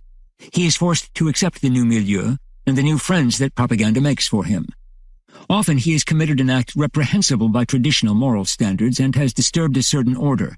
He needs a justification for this, and he gets more deeply involved by repeating the act in order to prove that it was just. Thus he is caught up in a movement that develops until it totally occupies the breadth of his conscience. Propaganda now masters him completely, and we must bear in mind that any propaganda that does not lead to this kind of participation is mere child's play. But we may properly ask how propaganda can achieve such a result, a type of reflex action by short-circuiting the intellectual process. The claim that such results are indeed obtained by propaganda will beget skepticism from the average observer, strenuous denial from the psychologist, and the accusation that this is mere fantasy contradicted by experience. Later, we shall examine the validity of experiments made by psychologists in these fields and their adequacy in regard to the subject. For the moment, we shall confine ourselves to stating that observation of men who were subjected to a real propaganda, Nazi or communist, confirms the accuracy of the schema we have just drawn. We must, however, qualify our statement. We do not say that any man can be made to obey any incitement to action in any way whatever from one day to the next. We do not say that in each individual prior elementary mechanisms exist on which it is easy to play and which will unfailingly produce a certain effect. We do not hold with a mechanistic view of man. But we must divide propaganda into two phases. There is pre-propaganda, or sub-propaganda, and there is active propaganda. This follows from what we have said earlier about the continuous and permanent nature of propaganda. Obviously, what must be continuous is not the active, intense propaganda of crisis, but the sub-propaganda that aims at mobilizing individuals, or in the etymological sense, to make them mobile and mobilizable in order to thrust them into action at the appropriate moment. Footnote: the term to mobilize is constantly applied by Lenin, Stalin, Mao, Goebbels, and others to the work that precedes propaganda itself. It is obvious that we cannot simply throw a man into action without any preparation, without having mobilized him psychologically and made him responsive, not to mention physically ready. The essential objective of pre-propaganda is to prepare man for a particular action, to make him sensitive to some influence, to get him into condition for the time when he will effectively and without delay or hesitation participate in an action. Seen from this angle, pre-propaganda does not have a precise ideological objective. It has nothing to do with an opinion, an idea, a doctrine. It proceeds by psychological manipulations, by character modifications, by the creation of feelings or stereotypes useful when the time comes. It must be continuous, slow, imperceptible. Man must be penetrated in order to shape such tendencies. He must be made to live in a certain psychological climate. The two great routes that this sub-propaganda takes are the conditioned reflex and the myth. Propaganda tries first of all to create conditioned reflexes in the individual by training him so that certain words, signs, or symbols, even certain persons or facts, provoke unfailing reactions. Despite many protests from psychologists, creating such conditioned reflexes collectively as well as individually is definitely possible. But of course, in order for such a procedure to succeed, a certain amount of time must elapse, a period of training and repetition. One cannot hope to obtain automatic reactions after only a few weeks' repetition of the same formulas. A real psychic reformation must be undertaken, so that after months of patient work a crowd will react automatically in the hoped-for direction to some image. But this preparatory work is not yet propaganda, for it is not yet immediately applicable to a concrete case. What is visible in propaganda, what is spectacular and seems to us often incomprehensible or unbelievable, is possible only because of such slow and not very explicit preparation. Without it, nothing would be possible. On the other hand, the propagandist tries to create myths by which man will live, which respond to his sense of the sacred. By myth, we mean an all-encompassing activating image, a sort of vision of desirable objectives that have lost their material, practical character and have become strongly colored, overwhelming, all-encompassing, and which displace from the consciousness all that is not related to it. Such an image pushes man to action precisely because it includes all that he feels is good, just, and true. Without giving a metaphysical analysis of the myth, we will mention the great myths that have been created by various propagandas. The myth of race, of the proletariat, of the Führer, of communist society, of productivity. Eventually, the myth takes possession of a man's mind so completely that his life is consecrated to it. But that effect can be created only by slow, patient work by all the methods of propaganda, not by any immediate propaganda operation. Only when conditioned reflexes have been created in a man and he lives in a collective myth can he be readily mobilized.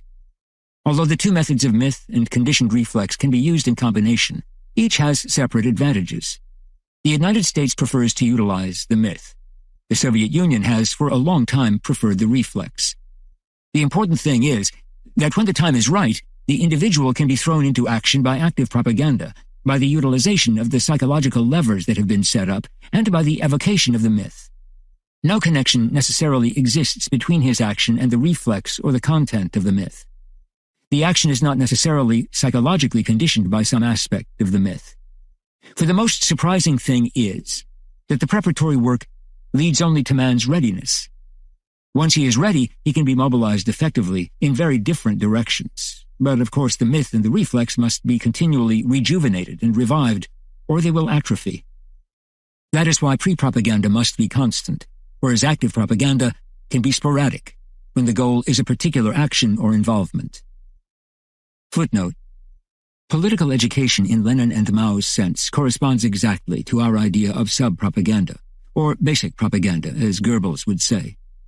For this education is in no way objective or disinterested. Its only goal is to create in the individual a new Weltanschauung, inside which each of the propositions of propaganda will become logical. Each of its demands will be indisputable. It is a matter of forming new presuppositions, new stereotypes that are prior justifications for the reasons and objectives which propaganda will give to the individual. But while the prejudices and stereotypes in our societies are created in a somewhat incoherent fashion, singly and haphazardly, in political education we have the systematic and deliberate creation of a coherent set of presuppositions that are above challenge. Probably, at the beginning of the Soviet Revolution, such political education did not have precise objectives or practical aims. Indoctrination was an end in itself. But since 1930 this concept has changed, and political education has become the foundation of propaganda. Mao has done this even earlier. In the Soviet Union, ideological indoctrination is now the means of achieving an end. It is the foundation on which propaganda can convince the individual, hic et nunc, of whatever it wants to convince him. To make this clear, we will use the classic terms of propaganda and agitation, taken in a new sense. Propaganda is the elucidation of the Marxist-Leninist doctrine and corresponds to pre-propaganda. Agitation's goal is to make individuals act, hic et nunc, as a function of their political education, and also in terms of this education, which corresponds to what we call propaganda. Active experience, in effect, makes further education easier. The different elements are easily mixed. The radio network is given the task to increase political knowledge and political awareness, pre-propaganda, and to rally the population to support the policy of the party and the government, propaganda. The film industry is given orders that even comedies must organize the thoughts and feelings of the audience in the required proletarian direction. The effects of such political education are often described by Mao. It creates class consciousness. It destroys the individualist and petty bourgeois spirit while assimilating the individual in a collectivity of thought. It creates ideological conformity in a new framework. It leads to understanding the necessity for the sharing of property, obedience to the state, creation of authority and hierarchy. It leads the comrade to vote for suitable representatives and to withstand the weariness and the difficulties of the battle for increased production. This describes perfectly the role of infrastructure assigned to political education in the process of propaganda. 2. Internal characteristics. Knowledge of the psychological terrain. The power of propaganda to incite action has often been challenged by the alleged fact that propaganda cannot really modify or create anything in man. We frequently find that psychological manipulations do not appreciably change in an individual's firmly established opinion. A communist or a Christian with strong beliefs is very little, if at all, shaken by adverse propaganda. Similarly, a prejudice or a stereotype is hardly ever changed by propaganda. For example, it is almost impossible to break down racial prejudice by propaganda. What people think of Negroes, Jews, bourgeois, or colonialists will be only slightly altered by propaganda attempts. Similarly, a reflex or myth cannot be created out of nothing, as if the individual were neutral and empty ground on which anything could be built. Furthermore, even when the reflex has been created, it cannot be utilized to make an individual act in just any direction. The individual cannot be manipulated as if he were an object, an automaton. The automatic nature of created reflexes does not transform him into a robot. We can conclude from a large body of experience that the propagandist cannot go contrary to what is in an individual. He cannot create just any new psychological mechanism or obtain just any decision or action. But psychologists who make these observations draw a very hasty conclusion from them, that propaganda has very little effect, that it has so limited a field of action that it hardly seems useful. We shall show later why we consider this conclusion incorrect. But the observations themselves give us some very good indications as to what is effective propaganda. The propagandist must first of all know as precisely as possible the terrain on which he is operating. He must know the sentiments and opinions, the current tendencies, and the stereotypes among the public he is trying to reach. Footnote. The propagandist must know the principal symbols of the culture he wishes to attack, and the symbols which express each attitude if he is to be effective. The communists always make a thorough study of the content of opinion before launching their propaganda. A person is not sufficient unto himself. He belongs to that whole, called culture by the Americans. Each person's psychology is shaped by that culture. He is conditioned by the symbols of that culture, and is also a transmitter of that culture. Each time its symbols are changed, he is deeply affected. Thus one can change him by changing these symbols. The propagandist will act on this, keeping in mind that the most important man to be reached is the so-called marginal man, that is, the man who does not believe what the propagandist says, but who is interested because he does not believe the opposition either, the man who in battle has good reason to lay down his arms. An obvious point of departure is the analysis of the characteristics of the group and its current myths, opinions, and sociological structure. One cannot make just any propaganda any place for anybody. Methods and arguments must be tailored to the type of man to be reached. Propaganda is definitely not an arsenal of ready-made valid techniques and arguments suitable for use anywhere. Footnote. Beyond this, propaganda must vary according to circumstances. The propagandist must constantly readjust it according to changes in the situation, and also according to changes made by his opponent. The content of propaganda has special reference to the opponent, and must therefore change if he changes. Obvious errors in this direction have been made in the recent course of propagandist history. Footnote. Here one can see the famous boomerang. When he is wrong in his analysis of a milieu, the propagandist may create the reverse effect of what he expected, and his propaganda can turn against him. There are innumerable examples of this.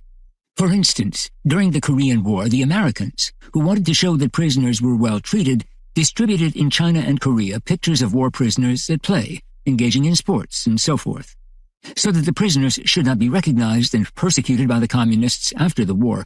Their eyes were blacked out in the pictures. These photos were interpreted by the Chinese to mean the Americans gouge out the eyes of their prisoners, an interpretation which stemmed from their prior belief that it is impossible to treat prisoners well and normal to gouge out their eyes. The technique of propaganda consists in precisely calculating the desired action in terms of the individual who is to be made to act. The second conclusion seems to us embodied in the following rule.